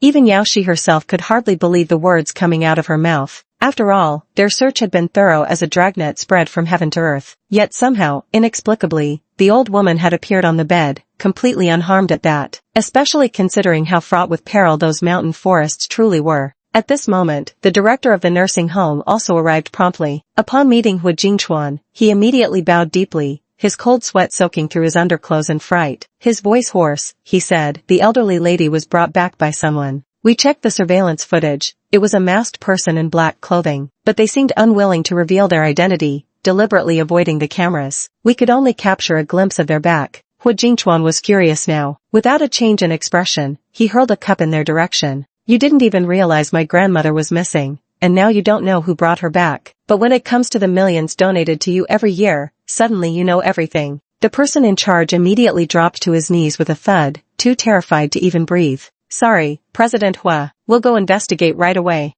Hu Jingchuan's voice was ice-cold as he said, first arrange a comprehensive examination for Grandma, not a single mistake can be made. Once her condition stabilizes, change locations immediately. Then he lowered his head thoughtfully, staring at the surveillance footage transmitted to his phone. The black-clad figure inside wore a silver mask with a tall, slender frame. Though merely a fleeting glimpse of their back was visible, it inexplicably struck him as strangely familiar. Find that mysterious person for me immediately, and pull up all entry and exit records. I must uncover every detail about them. Also, dispatch additional personnel for close protection to ensure Grandma's safety. After all, while this individual hadn't kidnapped Grandma, their remarkable skills were alarming. Not only had they effortlessly bypassed all surveillance, but they'd also managed to earn Grandma's trust, an utterly baffling feat. Surely this mysterious figure couldn't have acted out of mere whimsy, simply to escort Grandma back to the sanatorium. Hu Jingchuan raised his gaze and said, if anything like this happens again, you should know the consequences. The person in charge broke out in a cold sweat. Don't worry, Mr. Hua, it will never happen again. After all, who didn't know Hu Jingchuan's methods? With just one word from him, the entire sanatorium could vanish from the mountaintop without a trace, and they might even be thrown into the open sea as shark bait. Chapter 117, The Comic Artist's Plagiarism. Shen Xining drove back to the underground city after returning from the mountain road while making a phone call to the head of the MDH Pharmaceutical Research Institute. So what you're saying is, since the drug is still in the trial phase, roughly how much longer will it take? If she wanted to obtain truthful information from the elderly woman, she absolutely needed to cure her Alzheimer's disease first. Ms. Shen, as you know, we've been researching Alzheimer's for many years, but this disease is truly difficult to cure. However, we've made some headway. It's just that the drug is still in the experimental stage and will require some more time. Shen Xining knew this kind of thing couldn't be rushed. After all, she couldn't possibly give unreliable medicine to the elderly for treatment. After exchanging a few more pleasantries, she finally hung up the phone. When she drove down to the underground city, she noticed that the warehouse housing the servers this time was surrounded not only by numerous alleyways but also by many parked cars. She left her vehicle outside, and as she stepped out, her gaze was suddenly drawn to a massive electronic display screen across the street. Several manga covers were being showcased, seemingly as part of an advertisement. Original manga artist Hoshino's brand new series is now available. A few young and pretty girls were enthusiastically promoting the release with megaphones in hand. The nearby group of enthusiasts were chatting excitedly, with someone murmuring softly, "This Hoshino fellow is really something. He's the hottest manga artist right now. I heard from people who've met him at signings that he's only in his 20s, incredibly handsome, and his stories are amazing too." Shen Xining normally avoided such crowds, but something about the art style on the cover seemed oddly familiar to her. She casually picked up the manga to flip through it, but as she finished scanning those pages, her expression grew increasingly icy. A murderous aura radiated from her so intensely that people nearby instinctively shuddered and quietly stepped away. Many of the storyboard panels and plotlines in this manga were actually pieced together from discarded drafts she drew while in Italy. Her fingertip lingered gently over the signature Hoshino, and Shen Xining could not help but let out a cold chuckle. What a coincidence, this was none other than that male editor she had worked with before. Is this manga artist really that popular? Shen Xining looked up and inquired of the person beside her. The young girl gave her a bewildered glance before nodding in response. That's right, Xingye is currently the hottest manga artist online. By the way, he's holding a signing event at the Commerce Plaza next week. If you like his manga, you can go get his autograph then. Shen Xining slowly set down the manga. So it's next week then. No rush, for such a delightful occasion, she'd surely show up to lend her support. The young girl reflexively asked, "Sister, do you know Hoshino?" Shen Xining replied playfully, "Never heard of him." After all, even Hoshino could do such a thing behind her back. Naturally, he wouldn't want her to recognize it. It makes sense when you think about it. Back then, after dealing with the mafia in Italy, she vanished without a trace. No wonder the man felt bold enough to use her discarded drafts so brazenly. They probably never imagined they'd meet again in City A. In the past, she would have rushed over without hesitation to see who dared plagiarize her work, but right now,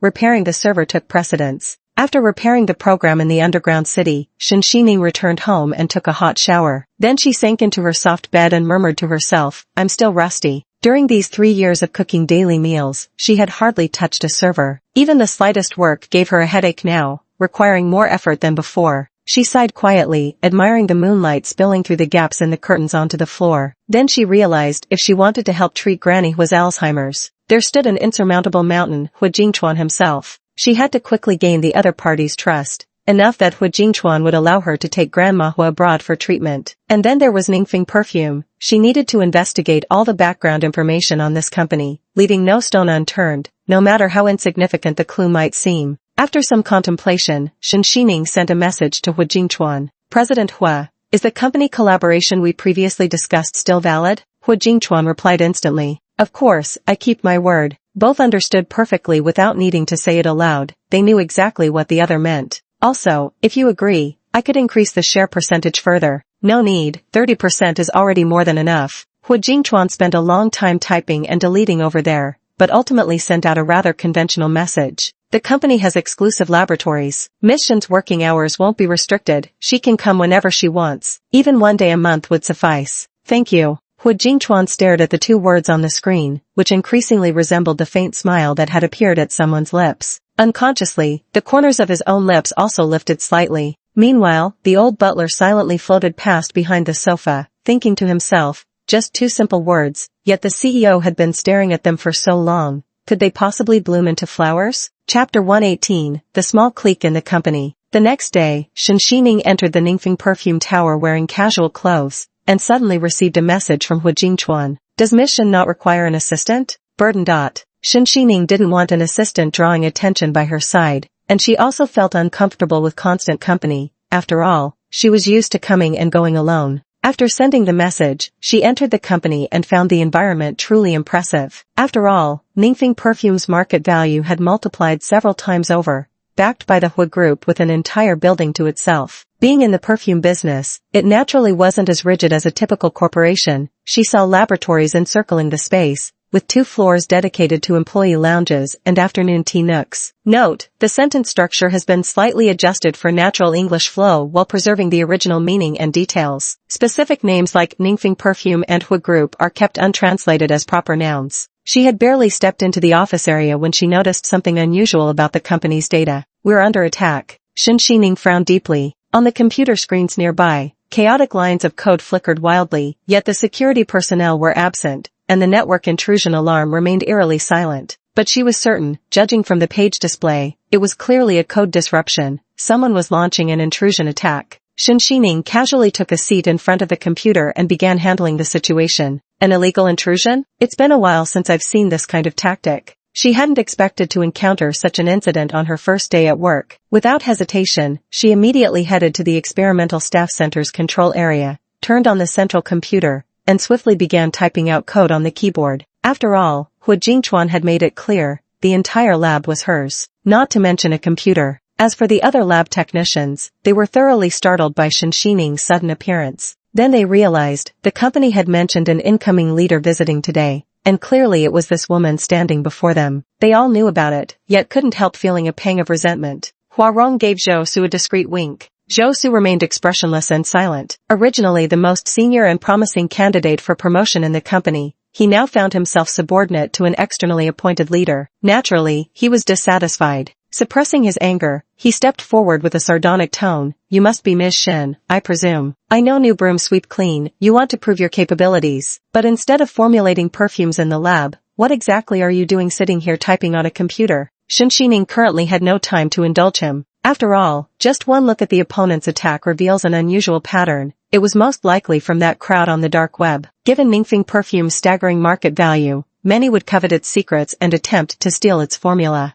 If their breach couldn't be effectively blocked within minutes, the attackers would swiftly infiltrate the database. At this point, even if she reported it immediately and asked the Hu Corporation to dispatch professional hackers for backup, it would already be too late. And there was no way she was going to let someone else snatch away documents she hadn't even secured for herself yet. So when Shen Xining heard this, she didn't even look up. Since you know I'm the newly appointed leader, don't stand in my way right now. Zhou Su was taken aback by the remark, his anger flaring even hotter as the other lab technicians began making sarcastic comments. Yeah, we're always the ones worrying. It's not like it's my company anyway, why bother with that? If the sky falls, the bosses will handle it. Ms. Shen, don't take offense at our bluntness. If you'd earned your position through genuine ability, we'd all respect you. But since you got in through connections, it's only natural for us to speak our minds. No offense meant. Waren's words carried subtle cunning intentions. She practically wanted to shout Shen Xining got in through connections from the rooftops for all to hear. After all, they had expected someone experienced and senior, but Shin Shining looked like a quiet, demure girl in her 20s, the kind who seemed easy to bully. However, their opponent turned out to be anything but a pushover. If you know you're being rude, then shut up. If you can't solve the problem, get out. It's a simple concept not to disturb others at work, or do you lack even that basic courtesy? Shin Shining could tell from their sarcastic tone that they were unhappy about her parachuting into the position. The company's system is under attack. I'm handling the repairs, you all should evacuate first. At the moment, she was completely focused on dealing with the hacker's assassination attempt, but the buzzing of a swarm of flies around her ears was utterly maddening. Meanwhile, the lab technicians stood stiff-faced, not daring to argue, and could only grit their teeth as they walked out. A few people gathered around outside, quietly peering through the glass window at the intently focused Shin Shining. Unable to contain themselves, they whispered among themselves, "Still fixing programs? Such a show-off. Look, isn't she the perfumer? Just admit you're slacking off instead of making excuses. It's downright ridiculous." Hua Rong pouted and winked playfully, asking,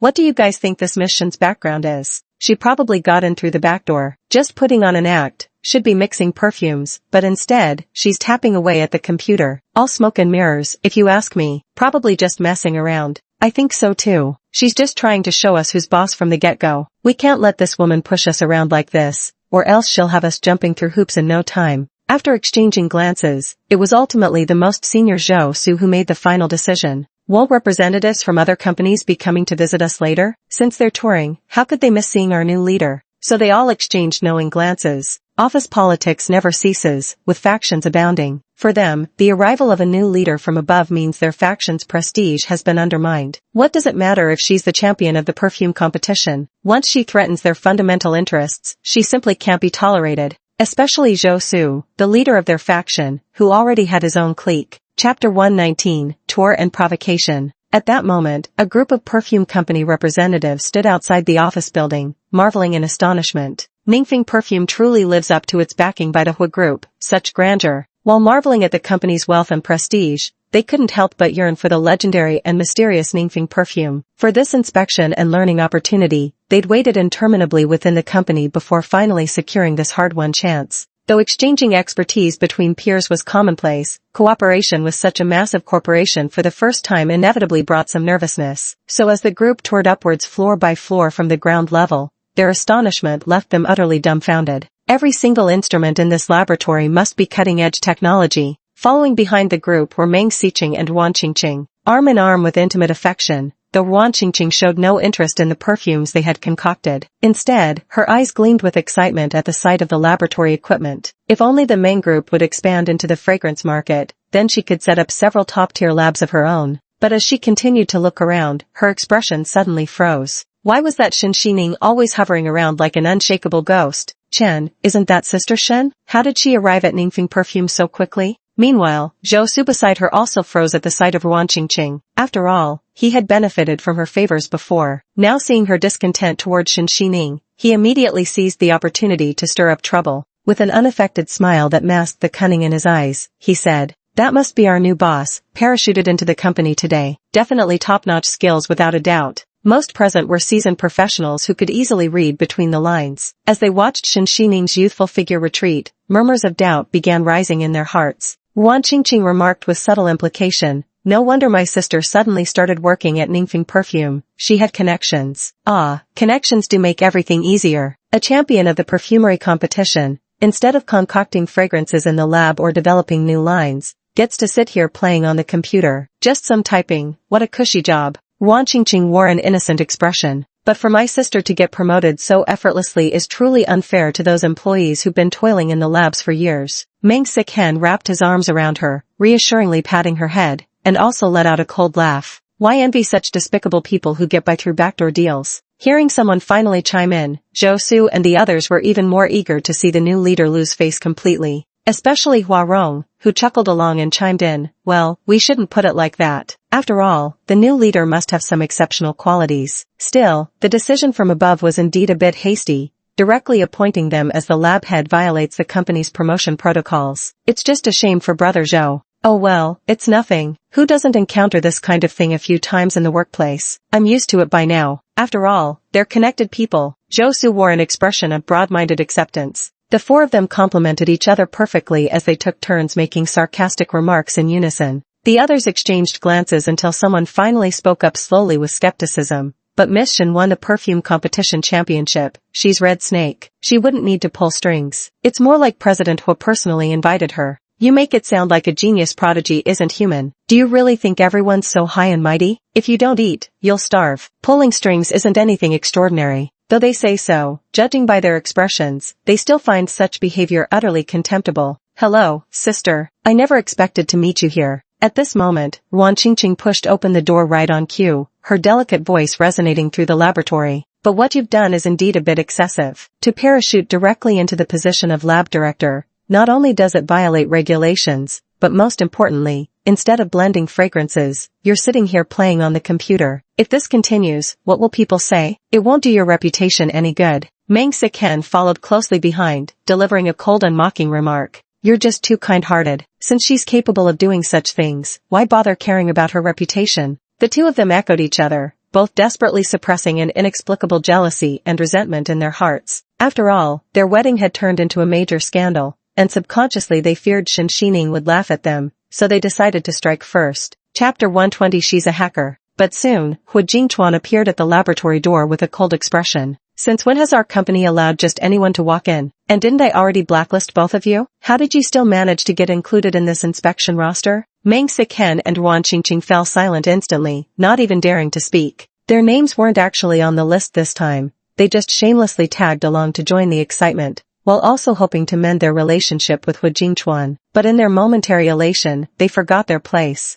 Seeing the skepticism around them, Hu Jingchuan stepped forward with unwavering support for her. Ms. Shen is a shareholder and co-owner of our company. Does an owner need your opinions on how they conduct themselves? He gave a cold laugh. Moreover, Ms. Shen is the lead perfumer in our lab. She can do whatever she pleases. Even if she wanted to tear this place apart today, not a single person in our company would raise an objection. The moment Hu Jingchuan finished speaking, the faces of those researchers instantly turned pale. They initially thought they were just dealing with some parachute executive. Nobody had told them Shen Xining was actually a shareholder. They clearly understood the difference between a superior and a shareholder. After all, you could always pretend compliance with a boss while flaunting seniority, but shareholders could literally fire you on a whim. Red Snake is actually one of Ningfeng Perfume's shareholders, but even as a shareholder, they can't just blatantly break rules and regulations. After all, those on the inspection list were all perfume companies. Peers getting along harmoniously could be seen as mutual learning, but where relations were strained, some naturally harbored ulterior motives. So someone deliberately remarked, this truly doesn't conform to protocol. Yet Shen Xining retorted expressionlessly. Since when has age dictated the rules of perfumery? Take the seasoned professionals who've spent half their lives buried up to their necks in the craft. What was your ranking in the perfumery competition again? His face turned as pale as paper upon hearing those words. After all, with his abilities, he wasn't even qualified to participate in the perfumery competition. Shen Xining remarked sarcastically, what a pity talent is something you either have or don't. Some people cling to their formulas for a lifetime, yet never match a novice's flash of inspiration. Rather than whining about unfairness here, why not just hang yourself? After all, you're simply talentless compared to others. She finished typing the last line of code before slowly rising from her seat. Shen Xining's icy gaze swept over everyone before lingering intensely on the few lab technicians, who found themselves frozen in place. They'd never realized this woman could radiate such overwhelming pressure. Receiving Ruan Qingqing's meaningful glance, Zhou Su stepped forward without hesitation to voice his doubts. But Miss Shen, even as a shareholder, you shouldn't be slacking off at the central control terminals in the laboratory. This is after all the core area. What if the computers get maliciously hacked? Hua Rong then piped up innocently, oh dear, I completely forgot. Miss Shen just told us to step out because she was fixing the computers. Apparently the core program had already been maliciously hacked. The others in the small clique also deliberately ganged up on Shen Xining. But isn't Miss Shen a perfumer? Even if the system got hacked, she shouldn't be sitting here playing on her computer, much less refusing to let us observe. Ningfeng Perfume's firewall has always been top tier in City A. If it could actually get hacked, that would be completely unacceptable. Nothing's happened in all these years. After all, everyone was convinced Shen Xining was simply neglecting her duties. Hu Jingchuan frowned deeply, yet he didn't doubt Shen Xining. Just as he was about to speak, a staff member came rushing over with a stack of documents. Mr. Hua, something terrible has happened. Our company's website was maliciously attacked, nearly crashing the database. Fortunately, it was repaired in time. Did the headquarters send support? That couldn't have been possible so quickly. In an instant, Hu Jingchuan understood. He turned to Shen Xining and said, "It seems Miss Shen has done me another great favor." Upon hearing this news, everyone immediately turned their gazes toward Shen Xining, whose expression remained unreadable. Behind the woman, lines of code could already be seen streaming across the computer screen. The chaotic interface gradually began returning to normal. Wan Qingqing was utterly dumbfounded at the sight. "Sister Shen, how could this happen?" Meng Siken was also staring at the computer in disbelief. Never did she expect Shen Xining to be capable of repairing the program. The expressions of those who had mocked her earlier turned equally awkward. The cold, cutting words they'd hurled at Shen Xining now seemed to have transformed into slaps, stinging their own cheeks. Truly painful. Chapter 121, Miss Shen is the real expert. Meng Siken unconsciously murmured to himself, impossible. After all, over the past 3 years, Shen Xining hadn't even touched a computer, let alone used a smartphone. She relied on some unknown off-brand phone. How could she possibly know anything about hacking technology? Hu Jingchuan, however, replied with a cold expression, "Some people see everything as impossible. A frog at the bottom of a well shouldn't hop out and disgust others." Hearing this, Shen Xining chuckled and shrugged. Just now, President Hu mentioned that certain individuals weren't originally on the exchange list, and there are even unauthorized people sneaking into the company. Especially right after they arrived, the company suffered a cyber attack. How could such a coincidence possibly exist in the world? Upon hearing herself being slandered, Meng Siken instantly grew furious. "Stop falsely accusing us. What does this have to do with us? Then why are you wandering around someone else's company for no reason? Hiding in the crowd, coming in here just to spread discord with your sarcastic remarks. I have every reason to suspect you're intentionally threatening our company's security." Shen Xining thought arguing with such people was a waste of time, so she retaliated by splashing a basin of dirty water at them. "And I never expected you, Wan Qingqing, to be of such vile character and depraved morals. Perhaps you're trying to steal secrets. After all, it's not like your sister doesn't have a record." At these words, Wan Qingqing instantly wished she could vanish into a crack in the ground. "You're talking nonsense." She was just about to retort when Hu Jingchuan icily glared at them. "Either get lost now, or I'll have security throw you out immediately." Wan Qingqing and Meng Siken were ultimately escorted out by security, treated like criminals being hauled away in ancient times. Standing before the Ningfeng Perfume Tower, they endured numerous strange glances along the way, leaving them utterly humiliated and furious. The Hu family has gone too far in bullying people like this. Meng Siken was so angry that his fingertips trembled.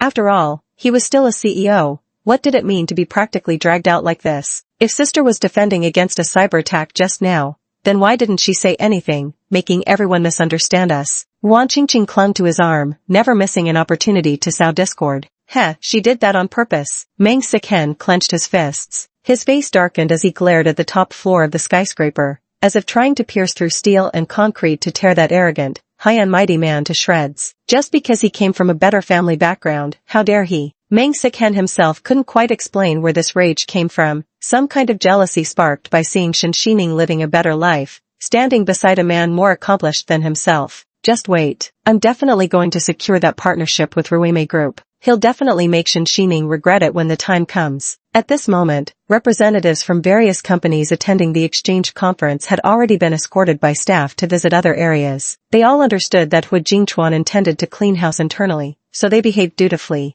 "A few of you aren't focusing on your work properly, instead spreading rumors here. Aren't you clear about what's most taboo in the workplace?" Hu Jingchuan swept his icy gaze across the few agitators causing trouble. The leader Zhou Su immediately bent forward in fright and said, "Sorry, President Hua, we didn't mean to. Year-end bonuses deducted entirely." "Understood." Hu Jingchuan then went to find Shen Xining and thanked her thoughtfully. "Today was all thanks to Miss Shen. If the database had been breached, we'd be in serious trouble." Hu Jingchuan met her gaze, his words carrying hidden depths. "Plus, Miss Shen's skills are exceptional. She even upgraded the firewall again. The elite hackers I hired all say you're the real expert." Chapter 122, She's the Boss. "I just picked it up casually, happened to know it by chance." Shen Xining still glossed over it lightly. "Besides, it's part of the job. You can't just join a company and have it go bankrupt the next day." She laughed it off with a playful tease, deftly steering the conversation elsewhere. Then Shen Xining also exchanged business compliments with Hu Jingchuan. "It's still thanks to the excellent security system at President Hu's company. Even without me, someone would have noticed soon enough. I merely did a very small thing." Hu Jingchuan knew she was just being evasive, but he didn't press further. After all, if Shen Xining didn't want to talk about it, he wouldn't force her.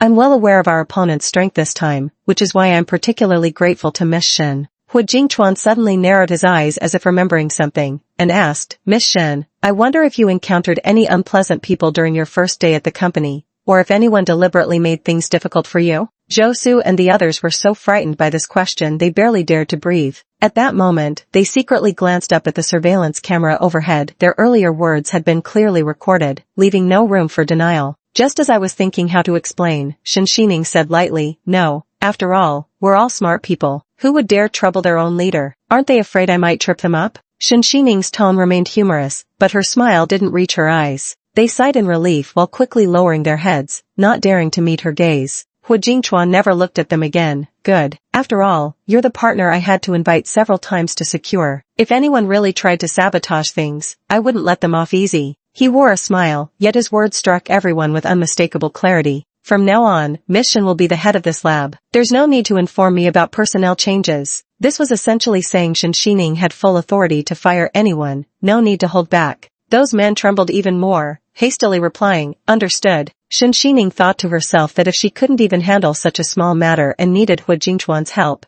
she would never be able to establish her authority in the future. Fortunately, Hu Jingchuan understood the unspoken rules of the workplace and wouldn't interfere too much, having complete faith in Shen Xining's capabilities. Feel free to use the laboratory, Miss Shen. Don't stand on ceremony. Thank you, President Hua. After exchanging a few more casual words, Hu Jingchuan took his leave. After everyone had left, Shen Xining cast a cold glance, her tone remaining calm. Everyone, disperse and tend to your own duties. However, this unauthorized absence is the first occurrence. If there's a second time, it will be dealt with according to the rules and regulations. I won't show any leniency. At this, whether honest and dutiful or harboring ulterior motives, everyone scurried away fearfully to attend to their tasks, not daring to provoke any trouble at this moment. After all, a new official usually applies strict discipline. Who knows if this fiery approach might end up reducing them to ashes? A young woman dressed in a plaid shirt with straight-cut bangs soon quietly entered Shen Xining's private office, hesitantly keeping her head lowered. Shen Xining tilted her head and asked, is something the matter? I just wanted to apologize to you, Zhou Qian said softly, her eyes filled with remorse. You don't need to apologize to me, you didn't say a single word earlier. Shen Xining had been observing the girl who spoke up. This colleague had always stood at the back, barely noticeable, yet she never participated in the gossiping or stirring trouble. Zhou Qian shook her head, her voice dropping even lower. It's already tough enough for women in the workplace. I didn't speak up, but I did believe their rumors and doubted you. I should have stepped in to defend you back then. Unintentionally, I became complicit in my silence. If I don't apologize to you now, I won't be able to live with myself. Shen Xining remained calm. What good would that have done? Especially with those seasoned troublemakers. For every word you say, they'd hit back with 10. Even if you had defended me, they wouldn't have believed you. More likely, they'd have dragged you down with me. Self-preservation is the most basic instinct. Don't feel guilty for it. Hearing these words, Zhou Qian actually grew more ashamed, lowering her head even further, like an ostrich burying its head in the sand. After gathering her thoughts for a moment, she finally mustered the courage, as if preparing to say something important. Ms. Shen, this lab is far from peaceful. It's filled with cliques constantly at odds with each other. They steal experimental results or deliberately sabotage clients, and the dirty tricks they pull behind the scenes are ruthless. You should be extra careful. After all, when she had first joined, they had used such methods to poach a major client right out from under her. Zhou Qian's voice gradually faded into a whisper by the end. Shen Xining nodded, reached out, and patted her shoulder. I see. Thank you for telling me this. Now, go back to work. With that, Zhou Qian gently closed the door and walked away with the files in her arms. Meanwhile, Shen Xining raised her head and looked out the window. Dark, heavy clouds gathered ominously, foretelling an impending storm. Chapter 123, Propagating Rumors. At lunchtime, many employees in the company gathered to gossip, eager to get some insider information. What do you think this new leader's deal is? How did she even catch President Hua's attention? President Hua said it took him 3 or 4 invitations before she finally agreed. Right then, Zhou Su's phone dinged with an incoming message. I don't care what method you use, you must drive Shen Xining out for me. After it's done, I'll reward you handsomely with money, and you'll get your share of benefits. What's more, you can jump ship to Main Corporation afterward. The sender was none other than Ruan Qingqing, who also attached a lengthy dossier. Zhou Su had made deals with this woman many years ago when she wanted to steal the formula of Ningfeng perfume, so she bribed him to do the job. Since it was just a matter of convenience, why not take the opportunity? As for that Shen Xining, even without Ruan Qingqing's instructions, he had already made up his mind to kick this woman out. After all, she clearly looked like a fox spirit. How could she possibly be better than him? She must have climbed into President Hua's bed by seducing him. A cold smirk appeared at the corner of Zhou Su's lips as he lazily typed a reply. Don't worry, Miss Ruan. I'll make sure to get this done for you. He raised his head and glanced at his colleagues, who all wore different expressions, then adjusted his glasses with a push. Rumor has it that our new boss started out as the other woman. You know that Miss Ruan who came today? No wonder she holds such a grudge against our new leader. After all, back then, when Shen Xining married President Meng, she actually stole him from his fiancé. Zhou Su said mysteriously, I have reliable information proving that Miss Ruan and President Meng grew up together. Who knows, maybe it was because of this affair that Miss Ruan got so angry and fled abroad back then. Someone remarked indifferently, well, what does it matter? After all the twists and turns, haven't the destined lovers still ended up together? Zhou Su shook his head, assuming an expression that suggested they just didn't understand. The real issue here is how Miss Shen, barely days after divorcing President Meng, has already latched onto our CEO Hua. Though I've heard the Hua family is aristocratic, their gates aren't so easy to enter. Everyone was so engrossed in this juicy gossip that they couldn't even eat, their eyes gleaming with excitement. Office life was extremely dull. These tangled web of wealthy family scandals were what truly captivated people, and Zhou Su's final remark had reminded them of this. After all, Hua Jingchuan was the heir of the Hua family. Of course, he had to marry a woman of equal standing. Exactly. No matter what, there's no way the Hua family would let an orphan become its madam, right? That's true, especially since Miss Shen has been divorced before. It's probably just a fling for her. Exactly. If anything goes wrong, she'll definitely be the first one to be dumped. The little clique that had been chastised that morning felt particularly vindicated now, scheming about how to teach Shen Xin a lesson. As for Zhou Su, driven by the commission from Ruan Qingqing, he pulled out all the stops, scurrying around like a monkey. Within 3 days, he had spread this news throughout the entire company. Even the cleaning lady knew about this matter. During regular working hours, everyone attended to their own duties, so they would take advantage of lunch breaks by gathering together with their packed meals or takeout, adamantly refusing to dine with Shen Xining. People like her, we definitely need to teach them a lesson. But after keeping this up for a day or two, they realized Shen Xining hadn't even noticed. She came and went alone every day, seemingly oblivious to the fact that they were quietly isolating her. But the gossip had become unbearably vicious. Zhou Qian overheard 2 men in the stairwell boastfully remarking, I really wonder how our Miss Shen managed to climb into President Hua's bed. Zhou Qian bit her lower lip. She could have continued pretending not to notice, but in the end, she slipped into the lab while everyone was at lunch. Looking up, she saw Shen Xining engrossed in her experiment, and couldn't help feeling a pang of bitterness in her heart. Although Miss Shen was parachuted into the company, she is a shareholder with exceptional capabilities and even won the fragrance blending competition. With such qualifications, how could those people look down on her? Zhou Qian had previously experienced workplace rumors being spread about her, so it was inevitable that she felt deeply distressed inside. Miss Shen, sorry to disturb you. Shen Xining turned around and saw her hanging her head low, appearing on the verge of tears, as if wronged by something. What's the matter? Is something wrong? She was just about to offer some comfort when Zhou Qian poured out all that had happened these past few days in one breath. There are some people spreading rumors about you. By the time Zhou Qian finished speaking, she found herself on the verge of tears instead. They're going too far. If they're jealous, they should just say so. That would be straightforward. What's the point of spreading these rumors? Shen Xining felt moved but also found it somewhat amusing, so she reached out and patted her shoulder. Such trash isn't worth getting angry over. Still, thank you for telling me this. Keep an eye on those people for me. I happen to need to observe them closely during this time. Shen Xining saw this as the perfect opportunity to round up certain individuals once and for all. After all, my lab simply won't tolerate such messy affairs. Her voice carried a chill. Upon hearing this reassurance, Zhou Qian felt warmth blossom in her chest. She replied softly, understood. I'll keep them under tight surveillance for you. Shen Xining watched the little girl's retreating figure as she cheered herself on with a smile. Young girls really couldn't hide their thoughts. It looked rather endearing. Yet he couldn't shake the feeling she was hiding something troubling. Chapter 124, Deliberate Provocation. After finishing the perfume blending, Shen Xining went to the restroom. Barely a moment later, he overheard a group of girls gossiping by the sinks. Hey, have you guys heard? Who would have thought that new boss who looks all respectable is actually such a sleazebag behind the scenes? Didn't manager Zhou tell us? Shen Xining's just an orphan who never had proper guidance from childhood. It's hardly surprising she went astray. I never expected Ms. Shen to be so adventurous.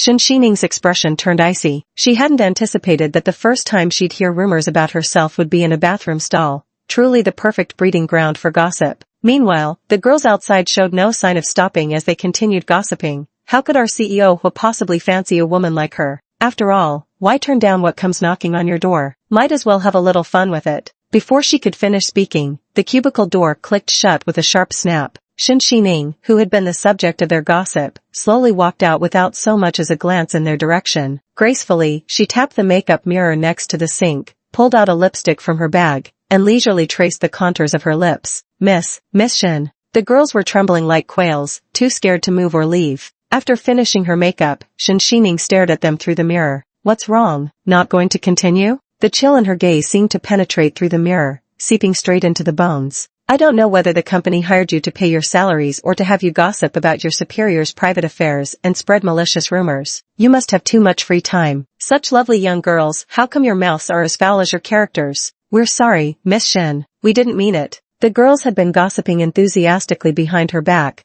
but shrank instantly when facing her directly. After all, Shen Xining was a department head who held their personnel transfers in her hands. These are all rumors spread by others. They really have nothing to do with us. Shen Xining slowly turned her head and sneered. So spreading rumors means nothing to you, huh? Dressed in a sharp professional suit with voluminous waves of hair and bold red lips that accentuated her radiant elegance, Shen Xining glanced them up and down before stating flatly, gossiping and neglecting your duties during work hours, your monthly bonuses are forfeited. These women weren't even the real catch lurking behind all this. Shen Xining thought to herself, it seems that Zhou Su has managed to rally quite a few people against her. Huh? Those girls froze instantly. What followed was sheer heartbreak. After all, this month's bonus for Ningfeng perfume was supposed to be 30,000 yuan. This hurt far more than any verbal insults could. But Shen Xining's indifferent gaze only made them tremble with fear all the more. This was just about the bonus. Who knew if she would trip them up later or even fire them outright? How could they be so unlucky as to have been overheard by her? In an instant, they had already imagined the worst possible outcome and fell to their knees with a thud. Miss Shen, we're truly sorry. We were wrong.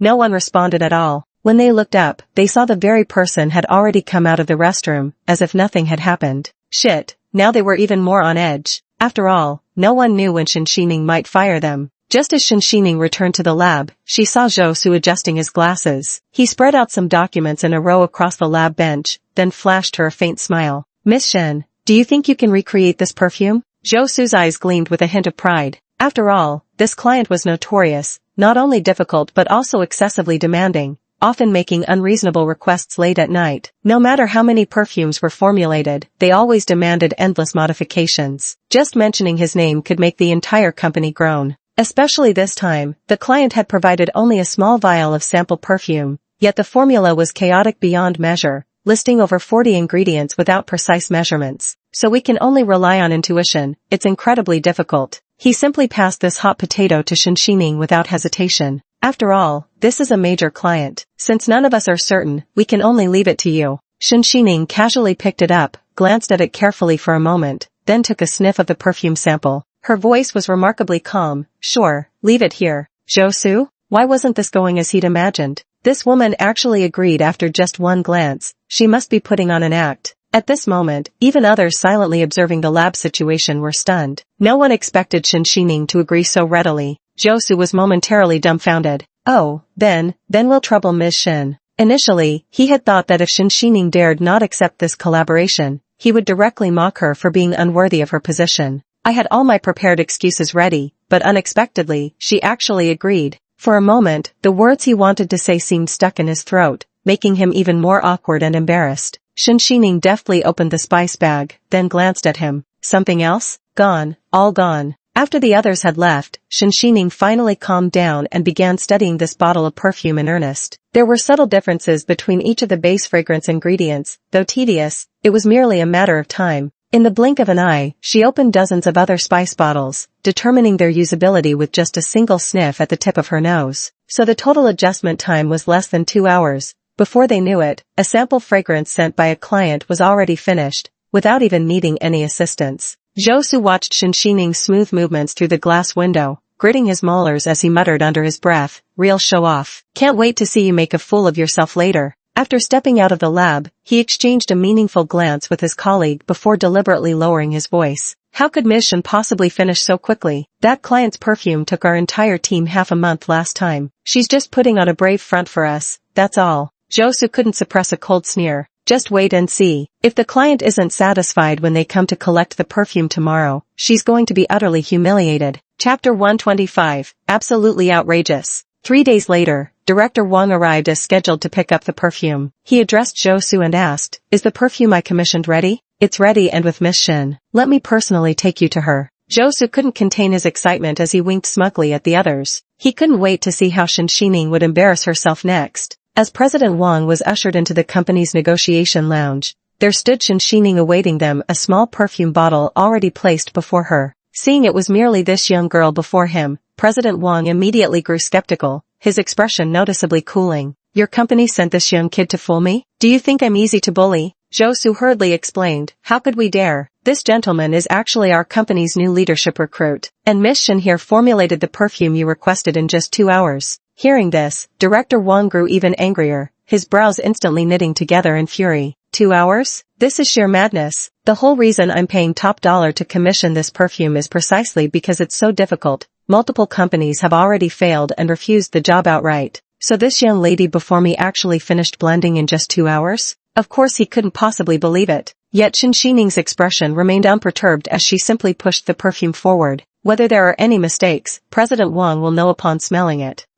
If this blend is wrong, I'll definitely file a complaint against your company for pulling a fast one." Director Wang sprayed impatiently with a dismissive flick. Even Josu was waiting to see the show. Everyone knew this client was notoriously difficult, with extremely high standards for perfumes. The slightest dissatisfaction could send him into a tizzy. "Don't be upset, Director Wang. Maybe Miss Shin really can perfect the formula in 2 hours. Josu deliberately emphasized 2 hours. He simply wanted to wait and see how Shin Shining would be humiliated. The moment the man caught the scent, his expression froze in an instant. Eyebrows tightly furrowed, he looked utterly stunned before his eyes reddened rapidly. Beside him, Josu, seeing this, stepped forward with feigned concern. "Director Wang, is there an issue with the perfume being too pungent?" "Well, you can't really blame Ms. Shin. What can anyone concoct in just 2 hours?" Before he could even finish speaking, the man abruptly shoved him away. "That's exactly the scent I wanted." Director Wang cradled the perfume as if it were a treasure, his voice trembling with involuntary excitement. "Our company's former perfumer unfortunately passed away, leaving behind only the most basic formula without any proportions. We thought no one could recreate it again, but who knew Miss Shin here was hiding such remarkable skills, truly worthy of the renowned Ningfeng perfume." The crowd? For real? Especially Josu, who was absolutely floored. Shin Shining, however, spoke with calm composure.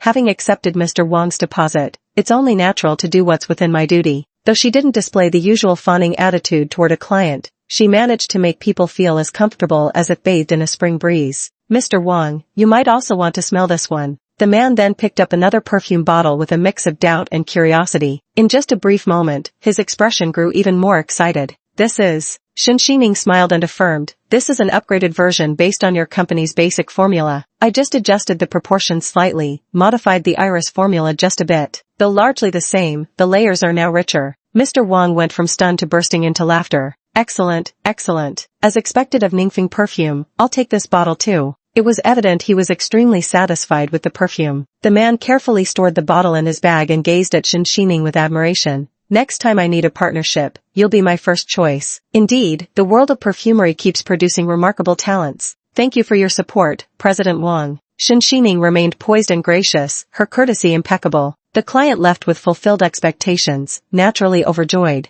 But Josu and the others were stunned in an instant, never expecting that Shin Shining had actually solved the problem they couldn't crack in half a month in just 2 short hours. What kind of level was this? Simply inhuman. Chapter 126, Stealing Credit and Slinging Mud. At the company's regular meeting, Hu Jingchuan sat in the seat of honor. Mr. Wang is notoriously picky in the perfume industry, having blacklisted countless companies. But this time we completed the project exceptionally well, and Mr. Wang was very pleased. Other companies have been contacting my secretary, curious about how we managed to win Mr. Wang over. Today is the company's regular meeting, and many important executives will be present. Hu Jingchuan knew it was Shin Shining's achievement, so he intentionally planned to introduce her. The project was completed excellently. Who was in charge? The bonus for this project will be very generous. Before Shin Shining could speak, Josu stepped forward directly. "I'm the person in charge." He declared shamelessly, "We don't deserve President Hua's praise, it's just our duty." To be honest, when I first liaised with President Wang, I was trembling with fear. But being able to successfully complete this mission already makes me very happy. Helping the company is our basic responsibility, how could we even mention bonuses? His words were masterfully crafted, never explicitly claiming personal credit while subtly appropriating all the achievements for himself. After all, this project with Director Wang was initially handled by him, and the perfume deal was also taken over by him, except that he had tried to use the situation to scheme against Shen Xining along the way.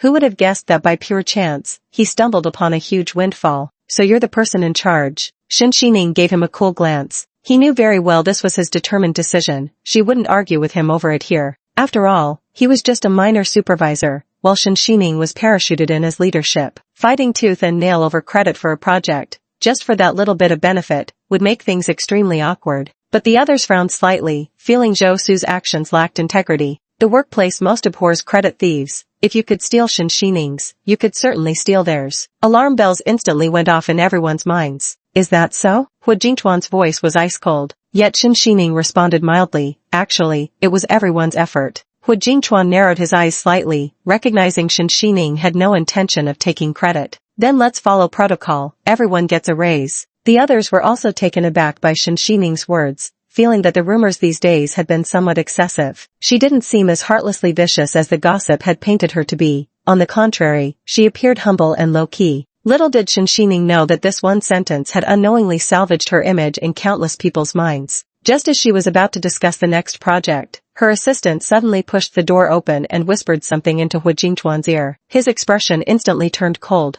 "The raise will have to wait, there's a problem with the project." He tapped the table with his pen, and the joyful expressions on everyone's faces instantly faded. "President Wang just filed a complaint against us." Hu Jingchuan glanced around, his gaze settling on Zhou Su. The sample fragrance formulation was correct, but out of the additional 5,000 perfumes they ordered, they only received 4,500. "We have one day to make up for the remaining 500 bottles." Hu Jingchuan's dark pupils locked onto Zhou Su. "Wasn't this your responsibility? How could there be such oversights? Even the quantities are miscounted. Did you skip school? Can't even handle basic arithmetic." Zhou Su never anticipated this oversight. His face turned deathly pale, beads of cold sweat instantly rolling down his forehead as he scrambled to his feet in defense. "And no, I was involved in the early stages, but the final approval came from Miss Shen. This has nothing to do with me." Little did he expect that not only would his attempt to claim credit fail, but it would also land him in a heap of trouble. So why not just dump this bucket of dirty water right onto Shen Xining's head?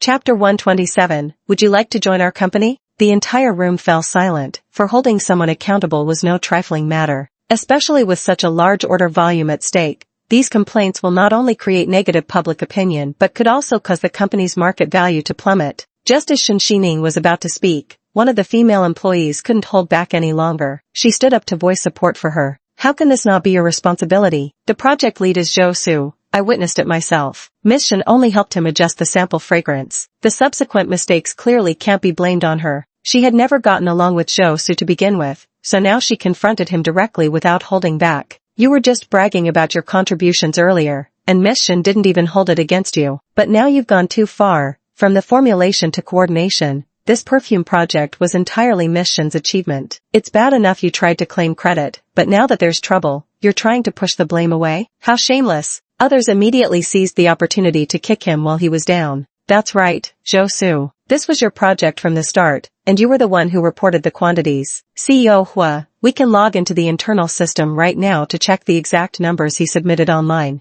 "I just checked too." Zhou Su clearly reported 4,500 units. It's all there in black and white, undeniable. Exactly. When there's work to be done, Zhou Su is nowhere to be found, but when it's time to claim credit, he's suddenly worth two men. To be honest, many in the company already had grievances against Zhou Su. This time, they simply couldn't stand it anymore. The way he hogged credit was clearly stepping on people's toes, so quite a few spoke up against him. Zhou Su's face turned livid with anger. You're talking nonsense." He never expected to be stabbed in the back like this. Yet Shen Xining knew very well. Some spoke sincerely, while others were merely driven by vested interests rather than genuine concern for her. But she paid it no mind. After all, she had seen far too many fence-sitters who swayed with the wind. Upon hearing this, Hu Jingchuan flung the project documents expressionlessly right in front of Zhou Su. "Even elementary school children can count these numbers, yet you still can't get them straight. You've wasted all your energy on office politics. Either do your job properly or resign and get the hell out. Zhou Su, however, was someone who knew when to bend. The moment accountability loomed, he instantly switched to playing the victim. I didn't mean it, President Hua. I just forgot. I truly just forgot. And what I said earlier carried no other meaning. The office staff were already in a foul mood, and hearing his pleading voice only irritated them further, especially Shen Xining, who shot Zhou Su an expressionless glance that instantly silenced him. The priority now isn't assigning blame, but fixing the damage. Regardless of whose mistake it was, the consequences are already upon us. Faced with this crisis, Shen Xining remained remarkably composed as she analyzed the situation. The top priority now is how to appease Chairman Wang, then ramp up production. Otherwise, it would be utterly embarrassing. Word just got out that our service earned praise from the notoriously demanding Chairman Wang, only for complaints to surface right after. I think we should quickly arrange for someone to propose a compensation plan to the client and communicate promptly. Hu Jingchuan nodded in agreement as Shen Xining methodically presented the compensation proposal. Ms. Shen is right. The most important thing now is how to make amends. After the meeting, Shen Xining, as head of the lab, then proceeded methodically with arrangements. Everyone, follow the formula ratios I've provided and speed up production. This time, there must be no oversights. Any issues should wait until I return. After arranging the tasks, she grabbed her bag and went out to find Mr. Wang. When she arrived at the meeting spot, Shen Xining spoke candidly. Our company sincerely apologizes for the trouble caused. Although it was our team members' oversight, there's no excuse for it. So Mr. Wang's decision not to withdraw the complaint is understandable, and we'd like to do our best to make amends. Shen Xining had arranged to meet Mr. Wang at a tea house. Upon his arrival, she immediately expressed her apology and then personally served him a cup of oolong tea. I prepared your favorite tea. We can discuss the subsequent compensation measures later. When Mr. Wang saw that she had personally come to apologize, his anger had already subsided considerably. After all, Shen Xining had previously reminded him to increase the proportion of irises in the formula, and the improved perfume recipe turned out even better than the sample he had provided. That's why he had been quite polite to Shen Xining. Then he spotted his favorite tea, which immediately caught his eye. Miss Shen, how did you know I love oolong tea? Last time you visited, I noticed you were wearing a perfume with oolong tea top notes. A person's fragrance is their most intimate accessory, an invisible social calling card. No one would wear a scent they dislike outside, so I guessed you must enjoy drinking oolong tea. That's why I took the liberty of ordering it. Surprisingly, my guess hit the mark. These two simple sentences instantly closed the distance between them. By this point, Director Wang wasn't really holding on to grievances anymore. As long as the issue could be resolved on time, he was ready to withdraw the complaint. Yet to his surprise, Shen Xining cheerfully produced another bottle of perfume. This is another fragrance I blended. Mr. Wang picked it up and took a whiff, then couldn't help but exclaim in admiration. This perfume truly carries ancient charm, tea leaves in the top notes and sandalwood in the base, very classical Chinese style. Shen Xining smiled. I thought this fragrance would suit you well. To make amends, I'll give this bottle to you, Mr. Wang. As for the remaining perfumes, we'll work overtime and complete them within a day. Mr. Wang was already quite fond of the perfume scent, so how could he possibly bear a grudge anymore? He immediately burst into hearty laughter. But it's just a minor matter, not worth troubling you, the big boss yourself. It was clearly just an employee issue. You didn't need to come personally. As long as the order can be completed, that's all that matters. He directly handed over his business card. Miss Shen, your perfumery skills are truly profound. I've loved every fragrance you've created. Would you consider joining our company? We won't make you settle for less. Big corporations have complicated waters, but we can offer you the most sincere compensation. Chapter 128, Taking Her Home. My modest skills are nothing to show off in front of masters, Shen Xining replied politely while putting away the card with a gentle smile. Besides, I'm only at Ningfeng Perfume to help out a friend, so it wouldn't be right for me to leave. President Wang, knowing when to back off, decided it was improper to continue poaching employees at this point. Then we'll leave it to Miss Shen's capable hands. Not only that, but he went ahead and withdrew the complaint entirely. After resolving the client's issue, Shen Xining rushed back to the company to oversee preparations. Producing 500 perfume sets within a single day was no small feat. It would require working around the clock. How many have been made so far? We've got about 200 ready. After all, these perfumes require manual blending, making it an enormous undertaking. Good. Let's finish the rest together today. Thank you all for your hard work. I've already handled the client and they'll withdraw their complaint. Everyone will get a bonus when this is done. Everyone was already exhausted, but the mention of bonuses barely managed to steady their nerves. Shen Xining, without any airs, worked alongside them intensively to hasten the perfume production. Soon, time slipped silently from day into midnight. Shen Xining worked the fastest, her fingertips fluttering like butterflies among various utensils, completing a bottle of perfume in what seemed like no time, her speed outpacing theirs by several times. While impressed, the others also began to see Shen Xining in a new light. After all, such ability and emotional intelligence are definitely not something a woman who got in through the back door could achieve. The smiles on many people's faces became more genuine, and their praises grew sincerer.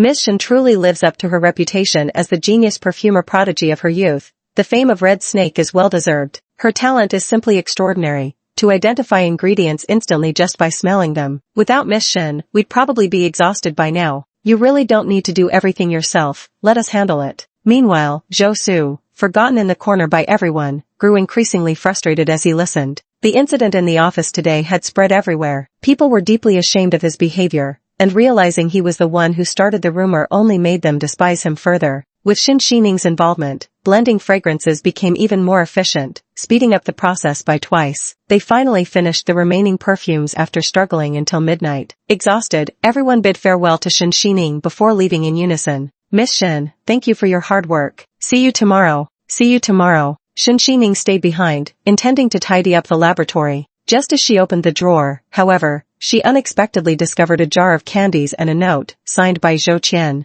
I noticed you've been working hard all day and didn't want to disturb you. Remember to have some sweets and watch out for low blood sugar. There's a tiny smiley face at the end of the words. Shen Xining couldn't help but curve her eyes into smiles as she looked at this note. Who would have thought that this usually timid girl, so inconspicuous in a crowd, could be extraordinarily attentive? Just then, a muffled thunderclap exploded as a silver-white lightning bolt split the sky. She looked up to see torrential rain pouring down. Having just finished tidying the lab and ready to go home, she was now caught in a rainstorm. Only then did Shen Xining remember she hadn't brought an umbrella at all. Forget it, I'll wait until the rain stops. Shen Xining stretched her limbs slightly, ultimately choosing to rest rather than brave the rain home. She curled up in a random chair, closing her eyes to recharge, intending to head back once the rain let up. Who would have thought that in that brief moment, she actually drifted off to sleep? Meanwhile, Hu Jingchuan at his top-floor office had just closed the last contract document. Giving his wrist a slight stretch, he stepped out of his office only to notice the laboratory lights still burning bright. It's 1 a.m. He glanced at the time. Everyone should have clocked out by now. Could the lab technician have forgotten to turn off the lights when leaving?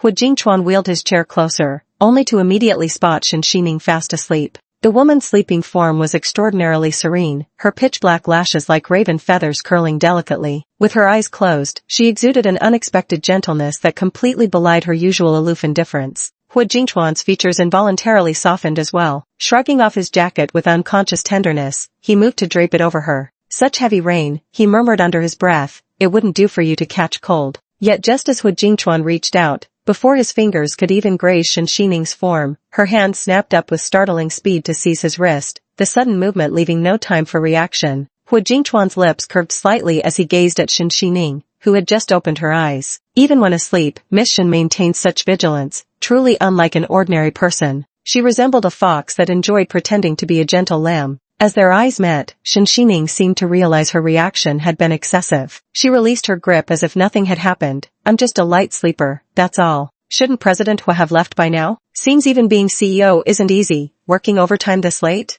That's exactly what I wanted to ask Miss Shen. All the employees have left, yet you're here asleep. Aren't you afraid of catching a cold? With this heavy downpour outside and my car parked in the opposite garage, it'd take at least 10 minutes to get there. I'd rather not get drenched. I was just resting my eyes, didn't expect to actually fall asleep. Shen Xining stole a glance at the relentless rain outside. It showed no signs of stopping. Miss Shen, thank you for your hard work today. Hu Jingchuan's voice softened considerably. My car is right downstairs. If you don't mind, I can give you a ride home. Shen Xining nodded slightly. That would be fine. Chapter 129, A Man and a Woman Alone Together. After safely delivering Shen Xining to the villa near the underground city, Hu Jingchuan offered a few parting words. Rest early, Miss Shen. It's cold outside. Be careful not to catch a chill. Shen Xining smiled and said, Thank you, President Hua. You too. But when Hu Jingchuan started driving again, he suddenly discovered a major problem. His expression blanked for an instant, then he frowned subconsciously, reaching for his phone while Shen Xining slightly turned her head and noticed his dashboard malfunctioning.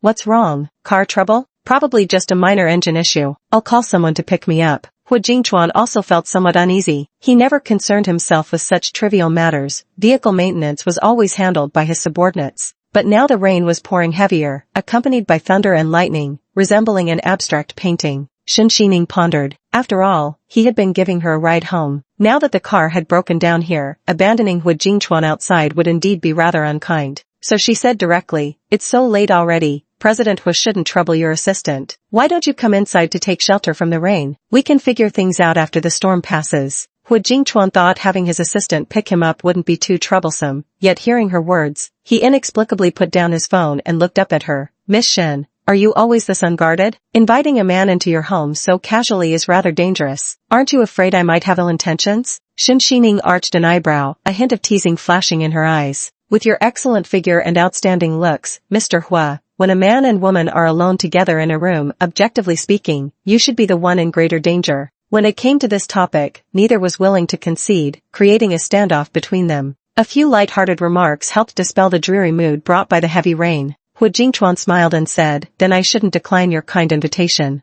Upon entering the house, Hu Jingchuan took a careful look around. He had overseen all the decorations himself, tailored to his personal aesthetic preferences. Now that she had moved in, the place remained largely unchanged in appearance. Only Shen Xining had added some distinctive accessories, and surprisingly, those small ornaments blended harmoniously with the overall style, creating a unique charm of its own. "Have some tea." Shen Xining brewed a cup of floral tea and pressed it into Hu Jingchuan's hands. "Perfect to warm your stomach." Hu Jingchuan smiled as he caught the tea's fragrance. Truly excellent tea. Outside, rain was urgently sweeping across the ground, battering the courtyard's cherry blossoms into scattered fragments. It seemed tonight's torrential downpour wouldn't be stopping anytime soon. Exhausted from the day's labors, Shen Xining stretched wearily, her body heavy with fatigue. "This house was already rented to me by Mr. Hua at a low price. It's really hard to find such a tasteful place, and with so many rooms available, why don't you just pick one and make do for the night? Consider it my way of saying thanks. If Miss Shen doesn't mind, then I'll stay for the night. I didn't expect you to be so unconventional, using this as a thank you. If you really want to show gratitude, why not treat me to a meal instead?" Shen Xining gave him a glance, teasing him with his own words. "A man and a woman alone, wouldn't it be improper for me to invite Mr. Hua to dinner? What if you got any ideas? Wouldn't that put me in danger?" Hu Jingchuan was instantly left speechless and could only let out a helpless chuckle. Though he was notoriously sharp-tongued, he somehow always seemed to lose the upper hand when facing Shen Xining.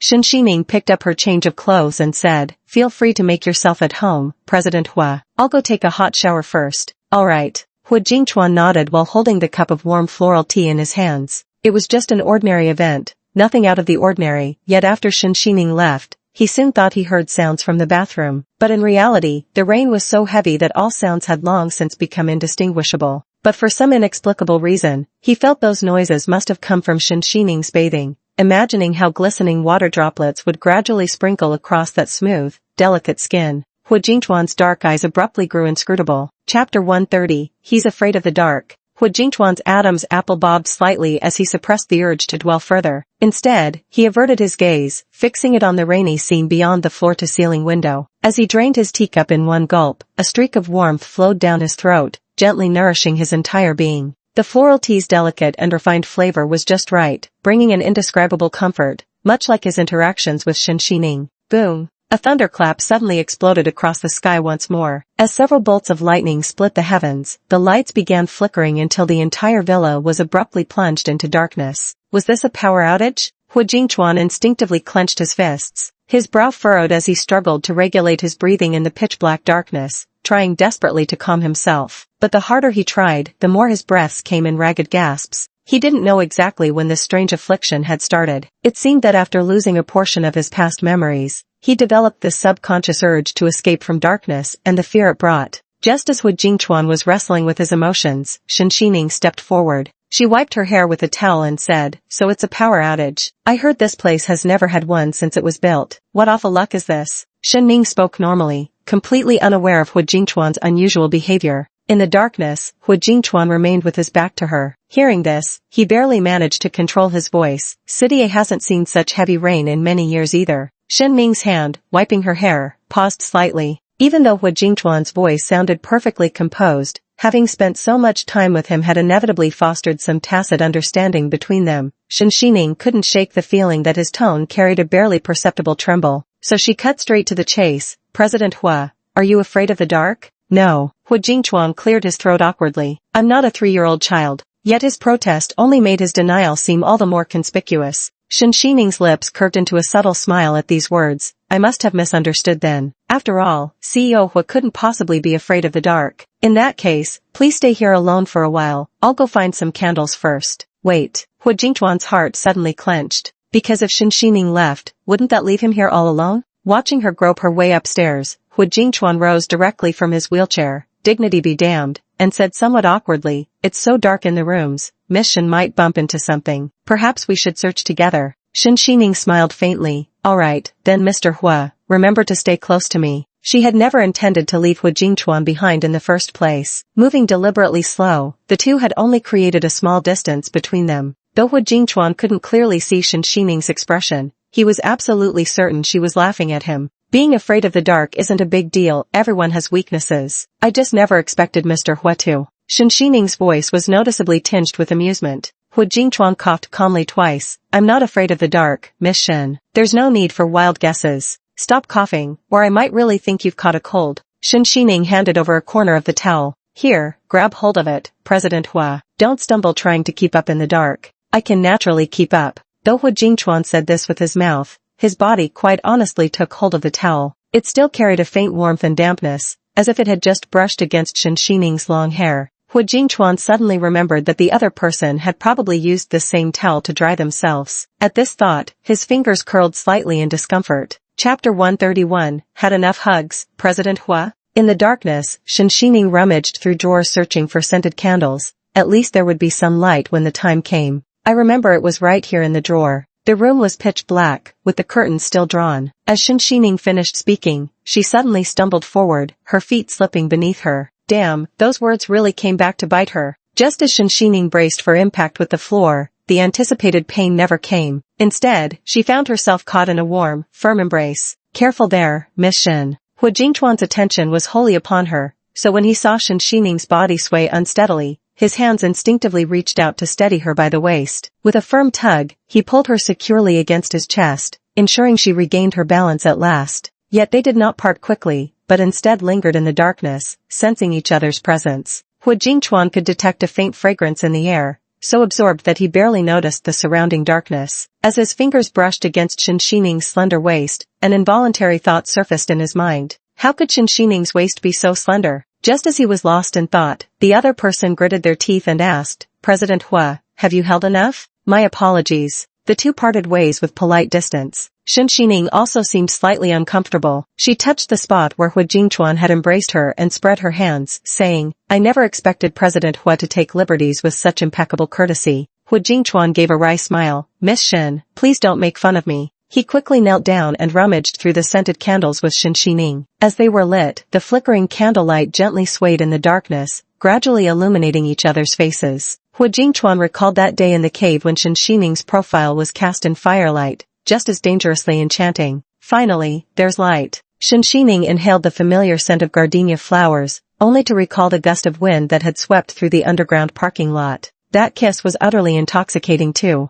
Though it was merely a candle, it unwittingly stirred memories in both of them simultaneously. A brief silence fell between them, and the atmosphere grew thick with an instantly escalating tension. Shen Xining was the first to break the slightly awkward atmosphere, bending down to place the candle on the bedside table. CEO Hua can sleep here tonight. I'll go to the room next door. No. Hu Jingchuan's refusal came out swiftly, almost involuntarily. Even he seemed surprised by how abruptly and decisively he had rejected the idea. So Hu Jingchuan paused and pretended to be nonchalant as he explained, it's a stormy night outside, thunder and lightning everywhere. How could I possibly let Miss Shen sleep alone next door? What if something happens? So how about this? Miss Shen takes the bed, and I'll sleep on the floor in your room. That way, if anything happens, I'll be right here to help. Shen Xining. She was now certain he was spouting nonsense. After all, it was just rain, not an earthquake. What could possibly go wrong? But seeing Hu Jingchuan's clearly repressed fear under the flickering firelight, she couldn't help teasing. Director Hu did say I'm a weak woman, can't even tie a chicken's wings together. What if you try to take advantage of me tonight? If that happens, I could scream my lungs out and no one would hear me. Hu Jingchuan knew from these words that Shen Xining was doing it on purpose. but deep down, he was actually quite embarrassed. After all, it was rather unreasonable for a grown man to be afraid of the dark and end up sleeping on her floor. Yet when he spoke, he still forced an air of composure. How could I forget? After all, I'm the one mission defeated. Don't you remember saving me not once, but twice? But didn't you just say you'd protect? Before Shen Xining could finish her sentence, she saw Hu Jingchuan seemingly surrender as he slowly reached to hold the hem of her clothes. Miss Shen, I'm truly afraid of the dark. Chapter 132, tie a bow tie for him. When Hu Jingchuan suddenly confessed, half of his face was hidden in darkness while the other half was illuminated by firelight, appearing particularly sharp and striking. Yet his words came out soft and quiet. Because I'm afraid of the dark, I wonder if I could trouble Miss Shen. He thought to himself how he kept falling into Shen Xining's hands time after time.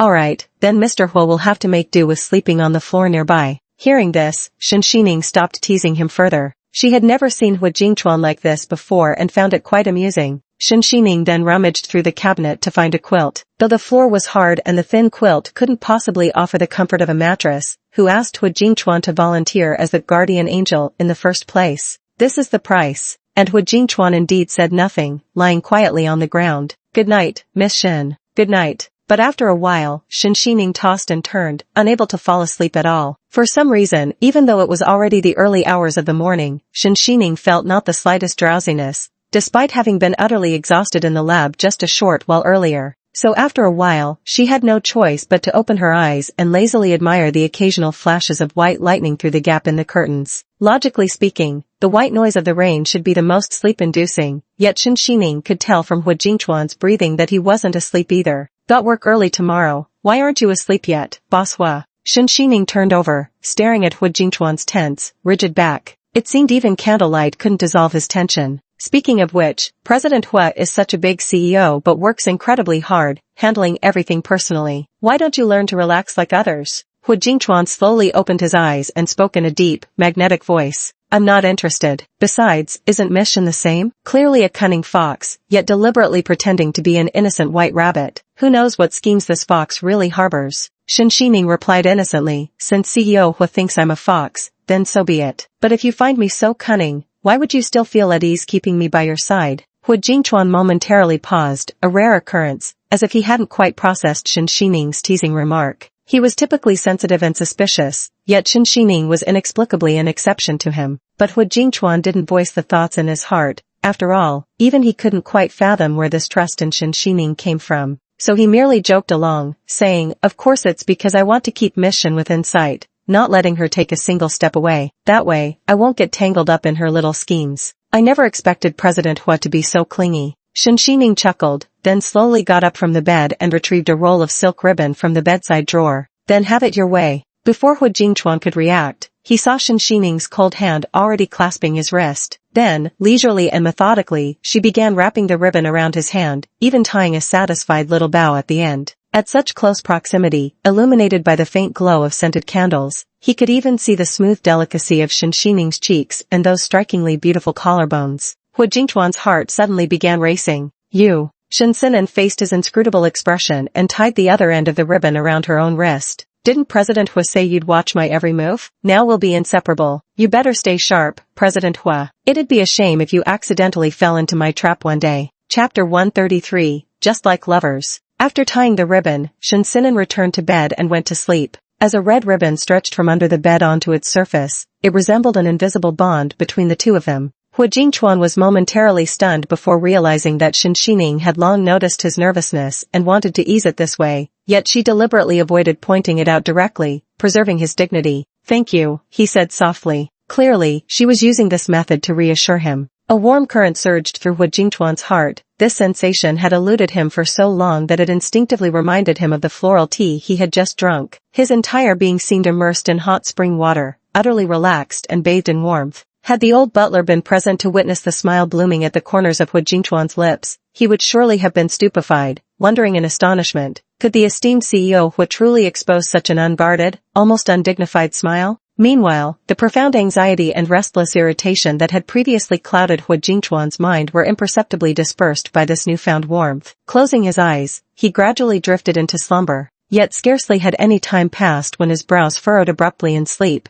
as if ensnared by some dreaded nightmare. Don't. Hu Jingchuan faintly saw a road that seemed endless no matter what. He didn't know where he was or what he was supposed to do, only that he was carrying a little girl on his back. Their lives now depended entirely on the strength left in his shoulders. He staggered along the path as the girl on his back grew lighter and lighter. He felt like he was about to lose his grip on her, so Hu Jingchuan unconsciously clenched his fists, his sleep growing increasingly restless. Only the girl's soft voice was heard whispering in Hu Jingchuan's ear, sounding oddly familiar to him. Pinky promise, 100 years no changes, wait for me to find you. Hu Jingchuan soon awoke from the dream with a start. Supporting his head, he saw only the glow of an aromatic candle burning in the pitch-black surroundings, and then finally realized that everything from before had just been a dream. He murmured to himself, how could it feel so real? Hu Jingchuan instinctively turned to look at Shen Xining, only to find that she had already fallen into a deep slumber, sleeping exceptionally quietly, though the blanket had somehow slipped to the floor at some point. Outside, the rain continued to fall intermittently, with occasional droplets pattering against the leaves. Hu Jingchuan slowly rose and carefully tucked the blanket around Shen Xining. Exhausted beyond measure this time, Shen Xining slept with rare tranquility, as if she had returned to a familiar place or because some subconscious trust in Hu Jingchuan dispelled any sense of danger. She remained utterly unaware, even as he covered her with the blanket. Thus Hu Jingchuan gazed quietly at her sleeping face, unconsciously tracing every feature with his eyes until they lingered on her thin lips. He recalled the passionate, lingering kiss in the elevator earlier, his breath briefly growing heavy. Quickly recognizing his own impropriety, he averted his gaze and slowly rose to his feet. The rain has stopped. Hu Jingchuan looked out the window to find the storm clouds had parted, allowing moonlight to spill through and cast their silhouettes against the wall, two figures entwined like lovers. He took a slight step backward, and for a moment their shadows merged completely, blending into a single pool of darkness where no distinction remained between them. Hu Jingchuan stared at the silk ribbon tied with a bow in his hand for a long while, finally reaching out to lightly touch the shadow. In a deep voice, he said, Miss Shen, sweet dreams. Chapter 134, He Made Breakfast.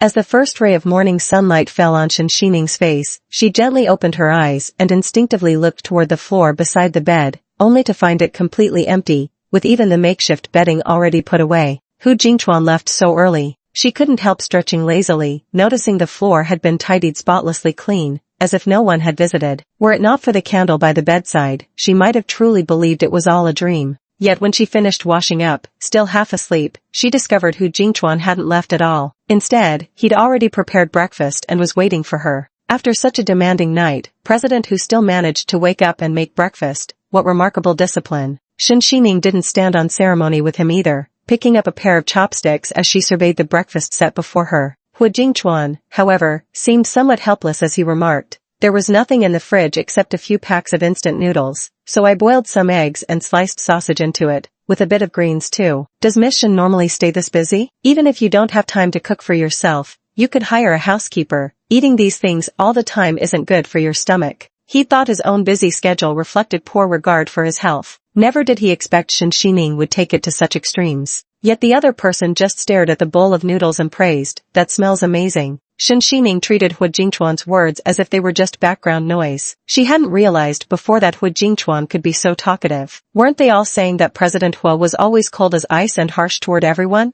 The more familiar they became, the more talkative he turned out to be. Still, she never expected that the noodles Hu Jingchuan cooked would actually taste better than what she made. She wondered if he had added some secret ingredient. I'm just being considerate of Mr. Hua. If the fridge were fully stocked, he'd have to put more thought into cooking breakfast, right? Now it's much simpler. Just boil some instant noodles. Although Shen Xining said this with a teasing smile, she was actually thinking that she really should stock the fridge, since Hu Jingchuan did have a point. It's just that she'd been too busy repairing servers in the underground city recently to properly take care of herself. Hu Jingchuan began eating with her. Well then, it seems I should thank Miss Shen. President Hua, you're too kind. But the noodles you made are truly delicious. How come they taste so much better than when I make them myself? They're just instant noodles, yet your version is completely different from mine. How different can instant noodles be? It's just a matter of cooking time. Though Hu Jingchuan spoke modestly, the corners of his lips curled up ever so slightly. After we finish eating, we can head to the company. Alright. After the two finished eating and tidied up, Hu Jingchuan effortlessly got into the car and then placed the wheelchair beside him. The car he drove was naturally from a top-tier autonomous driving company, custom-built to the highest specifications, specifically designed for people with disabilities. Its intelligent control system could accurately identify road conditions, ensuring absolute safety without any concerns. Shen Xining slightly raised an eyebrow. His persona as a man with disabled legs was utterly flawless in its deception. President Hua is quite meticulous. It seems even a performance must be thorough. It's not acting, just force of habit. After all, I was genuinely disabled before, though I recovered later, so I'm very familiar with these procedures, otherwise I couldn't have performed so flawlessly. Shen Xining froze momentarily, recalling Hu Jingchuan mentioning this in the cave that day. She'd completely forgotten about it, assuming his disability had always been an act. Unintentionally, she'd put her foot in her mouth. Sorry, I didn't mean it that way. According to the intelligence from the Shifeng Hall, the Hua family was indeed embroiled in constant turmoil. Hu Jingchuan's pretense of being wheelchair-bound had been intended to lure his enemies into the open. It seems the Hua family is surrounded by wolves, and the internal strife is even fiercer than she imagined. Miss Shen doesn't need to apologize, that was all in the distant past. Besides, I'm perfectly healthy now. Hu Jingchuan brushed off her words with ease, glancing at the passenger seat. Would you like to join me, Miss Shen? Shen Xining shook her head.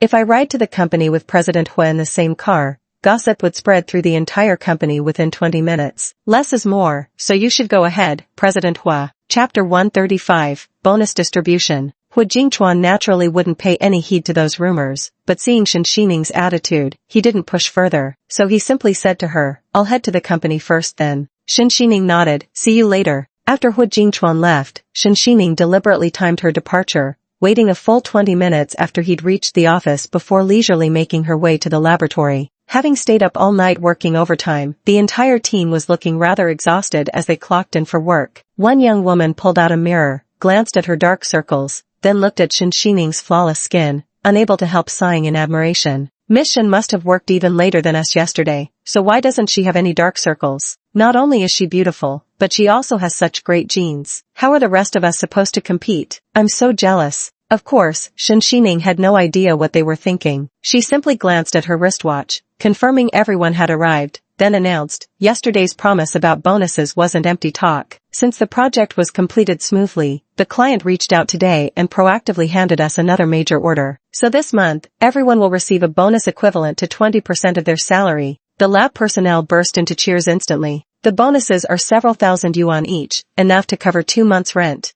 This is all thanks to Miss Shen. Exactly, if it were certain people, they'd probably try to take all the credit for themselves. Everyone's here working hard to make a living, and who wouldn't be happy to get paid? Only Zhou Su sits gloomily alone in the corner, knowing that even if there's a raise, it won't concern him. And those sarcastic remarks some people made were clearly aimed at him, but Zhou Su's skin is thick enough, so he still approaches Shen Xining with a smile. Hello Miss Shen, this project really owes its success to you. I was just wondering if there might be any bonus for me this time. After all, these past few days, even if I haven't contributed merit, I've certainly put in the effort. But Shen Xining wasn't buying it. With a sardonic smile, she said, you should know that because of your negligence yesterday, the client was extremely dissatisfied and nearly caused serious losses to the company. According to the rules, your entire year's bonus has been deducted, not just the year-end bonus, but your performance pay has also been significantly cut. Moreover, it's been documented in HR. The colleagues around readily chimed in. That's right. If something like this happens again, according to Director Hua's orders, you'll be fired on the spot. Brother Su, why make things hard for yourself? Just focus on getting the work done properly. Keeping your feet on the ground is what truly matters. Shamelessness won't put food on the table. At this moment, Zhou Su looked at the bustling crowd, his heart growing increasingly furious. You people, what are they so happy about? A bunch of fair-weather friends. Meanwhile, Zhou Qian considerately handed Shen Xining a glass of water and said sincerely, thank you, Miss Shen. You're truly kind. Her family circumstances weren't great, and she was certainly short on money. Now, with this bonus, she could alleviate her pressing needs and was genuinely delighted. Meanwhile, Zhou Su's gloomy gaze fixed on Zhou Qian. Watching the lab staff's completely different attitude from just a few days ago, he felt a hatred so deep it made his heart bleed.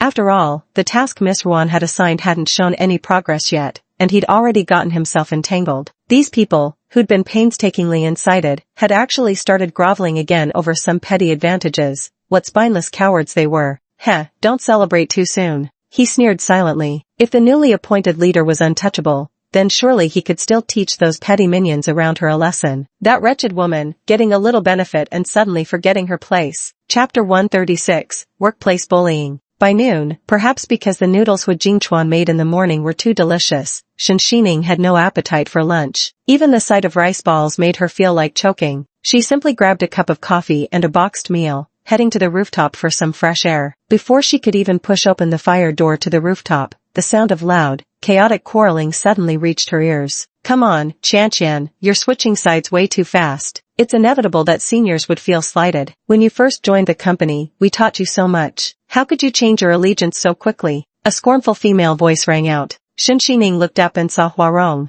She was also part of that group spreading rumors and picking fights the other day. And as for the so-called Chan, Shen Xining's brows furrowed instantly as she pulled out her phone to start recording. Zhou Qian was encircled in the middle, surrounded by people sneering at her, especially Zhou Su, whose expression was the most disdainful. He mocked scornfully, even if your family is poor and useless, with that deadweight pair of parents tagging along, it still won't save you. Regardless of how you flip-flop, you'd better remember who's really in charge. Shen Xining got in through the back door in the first place. Haven't you considered that? Once President Hu grows tired of her in a few months and loses interest, why would he ever keep her around in the company? The few unfamiliar faces also joined in with their biting sarcasm. What's the matter? You and that Miss Shen must be cut from the same cloth. That's why you're fawning over her like this. Huarong spat out with a smirk, speaking in a mocking tone. Exactly, this Zhou Qian is undoubtedly a reed bending with the wind, flopping to both sides. Just look at Shen Xining. Has she even spared you a single glance? I can't even figure out my own identity anymore. Shen Xining zoomed in on her phone screen's pixels to see the people around Zhou Su,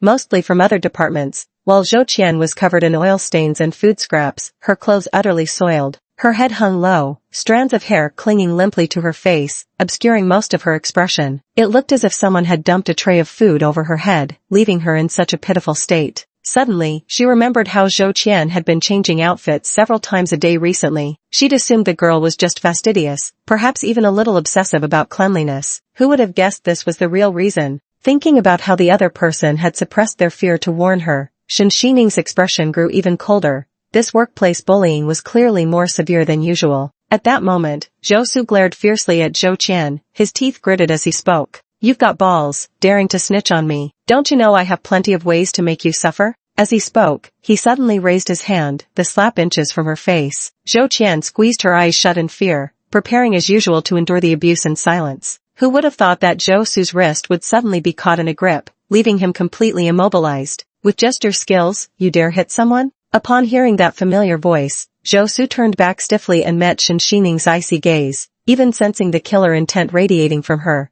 enough to send chills down one's spine. He defiantly retorted, I wasn't doing anything, just fooling around with friends. Shen Xining effortlessly flung him aside with a swift motion. With a loud thud, Zhou Su landed squarely on his backside. Rubbing his wrist, he noticed it had already turned black and blue, clear evidence of how much force she'd used. Recalling the scene, Zhou Su still felt a tremor of fear. That terrifying strength that had completely immobilized his entire body was truly unsettling. Shen Xining lowered her head and reached out to brush away the food scraps from Zhou Qian's clothes. It's all right now, I'm here. Her gaze turned icy as she looked at the others. What do you all take this company for? I could overlook your collusion and bullying coworkers through unfair competition, but today you dared to openly harass someone like this. This was the first time Shen Xining had lost her temper so severely since joining the company. Her voice was chillingly cold as she said, Do I need to remind you? You're all adults who can bear legal consequences. If Zhou Qian decides to press charges, every one of you will spend a few days in police custody. Chapter 137, We were just fooling around. No one expected Shen Xining to show up,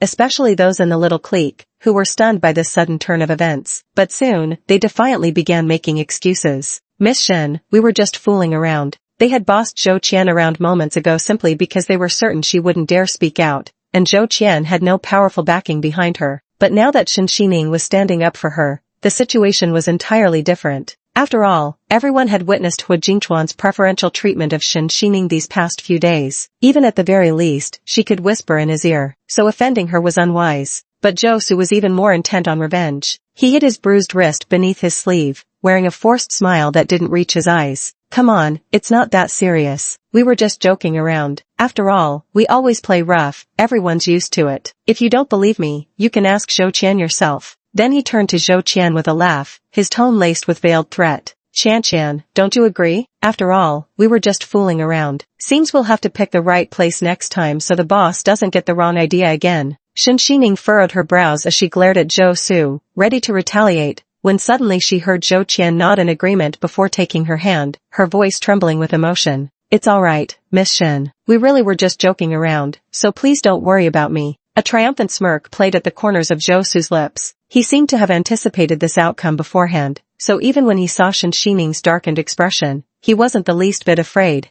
After all, Shen Xining couldn't very well make a scene now. Zhou Qian had already chosen not to press the matter. If she kept harping on about it, she might be suspected of pursuing a personal vendetta. Thus bolstered, Zhou Su stepped forward and patted Zhou Qian lightly on the back a couple of times. Qian, let's not come here to play any more next time. Then he pretended to look at Shen Xining with an innocent expression. Oh, Miss Shen, you're really making a mountain out of a molehill. Though you oversee the entire lab, surely you wouldn't mistake or even meddle in such trivial personal matters between colleagues? Zhou Su stood extremely close to Zhou Qian at this moment, throwing Shen Xining a provocative glance. This is the workplace, and we're all good friends here. Having some playful banter during breaks is perfectly normal. There's no need for you to misunderstand. The implied meaning in these words was clearly saying that Shen Xining was meddling in others' business. Zhou Su thought that if it weren't for Shen Xining, he wouldn't have ended up in this situation. So now seeing her in this state of having anger with nowhere to vent, he felt quite pleased inside. He said cheerfully, let's go, let's find someplace else to have fun. But before Zhou Su could finish his sentence, he suddenly felt a sharp pain in his abdomen. Bang, sounded. No one could clearly see how Shen Xining made his move. Amidst the sparks flying from the flint strike, his entire body was flung half a meter backward before crashing heavily to the ground on his back. My back. Zhou Su grimaced in pain, feeling as though his every organ was about to shift out of place. He didn't even have time to react. Just as he was trying to get up, before he could even lift his head, a box of food came crashing down heavily onto his forehead. As the broth splashed all over his face, Zhou Su screamed in pain from the scalding heat. Aha! Everyone was horrified into stunned silence. With her expressionless face, Shen Xining looked exactly like a cold-blooded killer seeking lives, and they all couldn't help but take a step back. But Shen Xining directly threw a cup of iced coffee at them. Everyone was stunned by this scene, then instinctively covered their heads. Miss Shen, this is really too much. Yeah, what exactly did we do wrong? Even if you dislike someone, you shouldn't go this far. Everyone stared at Shen Xining in disbelief, never expecting she'd actually dare to strike in public. Zhou Su, in particular, had been kicked flying and then doused with scalding soup. The man was utterly enraged, dropping all pretense of composure. This is assault. I'm absolutely taking you to court. Zhou Su wanted to leap up, but the sudden movement tugged at his wounds, leaving him slumped on the ground with nothing but threats. When had he ever suffered such humiliation? Yet Shen Xining merely responded with an utterly saccharine smile. Intentional assault? But I was just joking around with you all. After all, playful roughhousing between colleagues is perfectly normal. Even if you protest, there aren't any surveillance cameras here to prove otherwise. Though she was smiling, the mirth never reached her eyes. It even sent a chill down one's spine. Shen Xining then immediately took out her phone and waved it in front of everyone. But I just happened to record all the fun you were having with Zhou Qian. Though, given the extent of your playfulness, it's enough to sue for intentional harm. Zhou Su. He gritted his teeth, seething with hatred. Who could have imagined that Shen Xining would turn the tables on them, even going so far as to record video evidence? Shen Xining's voice was steady as she spoke to Zhou Qian. Don't be afraid. We have all the proof we need. Little did she know, Zhou Qian's guilt only deepened when she heard those words of reassurance. She buried her head deeply, and after much inner turmoil, finally forced out a few words between gritted teeth, her voice even trembling with suppressed tears. Miss Shen, please just stop worrying about me. Shen Xining frowned deeply, unable to believe these words came from someone who was clearly the victim. She found it rather suspicious. After all, although this young girl had a somewhat timid personality, she had clearly dared to speak up for others during critical moments. Yet when it came to herself being bullied, she suddenly became so pathetic. Unless someone had dirt on her. Zhou Qian looked even more guilt-ridden. When her gaze met Zhou Su's sinister eyes, she shuddered involuntarily. I was really just joking with them. Shen Xining naturally didn't miss Zhou Su's subtle gesture and knew there was more to the story. But with these people present, Zhou Qian probably wouldn't tell the truth, so she directly raised her head to face the crowd. If you don't want that video to go public, get the hell out of here right now.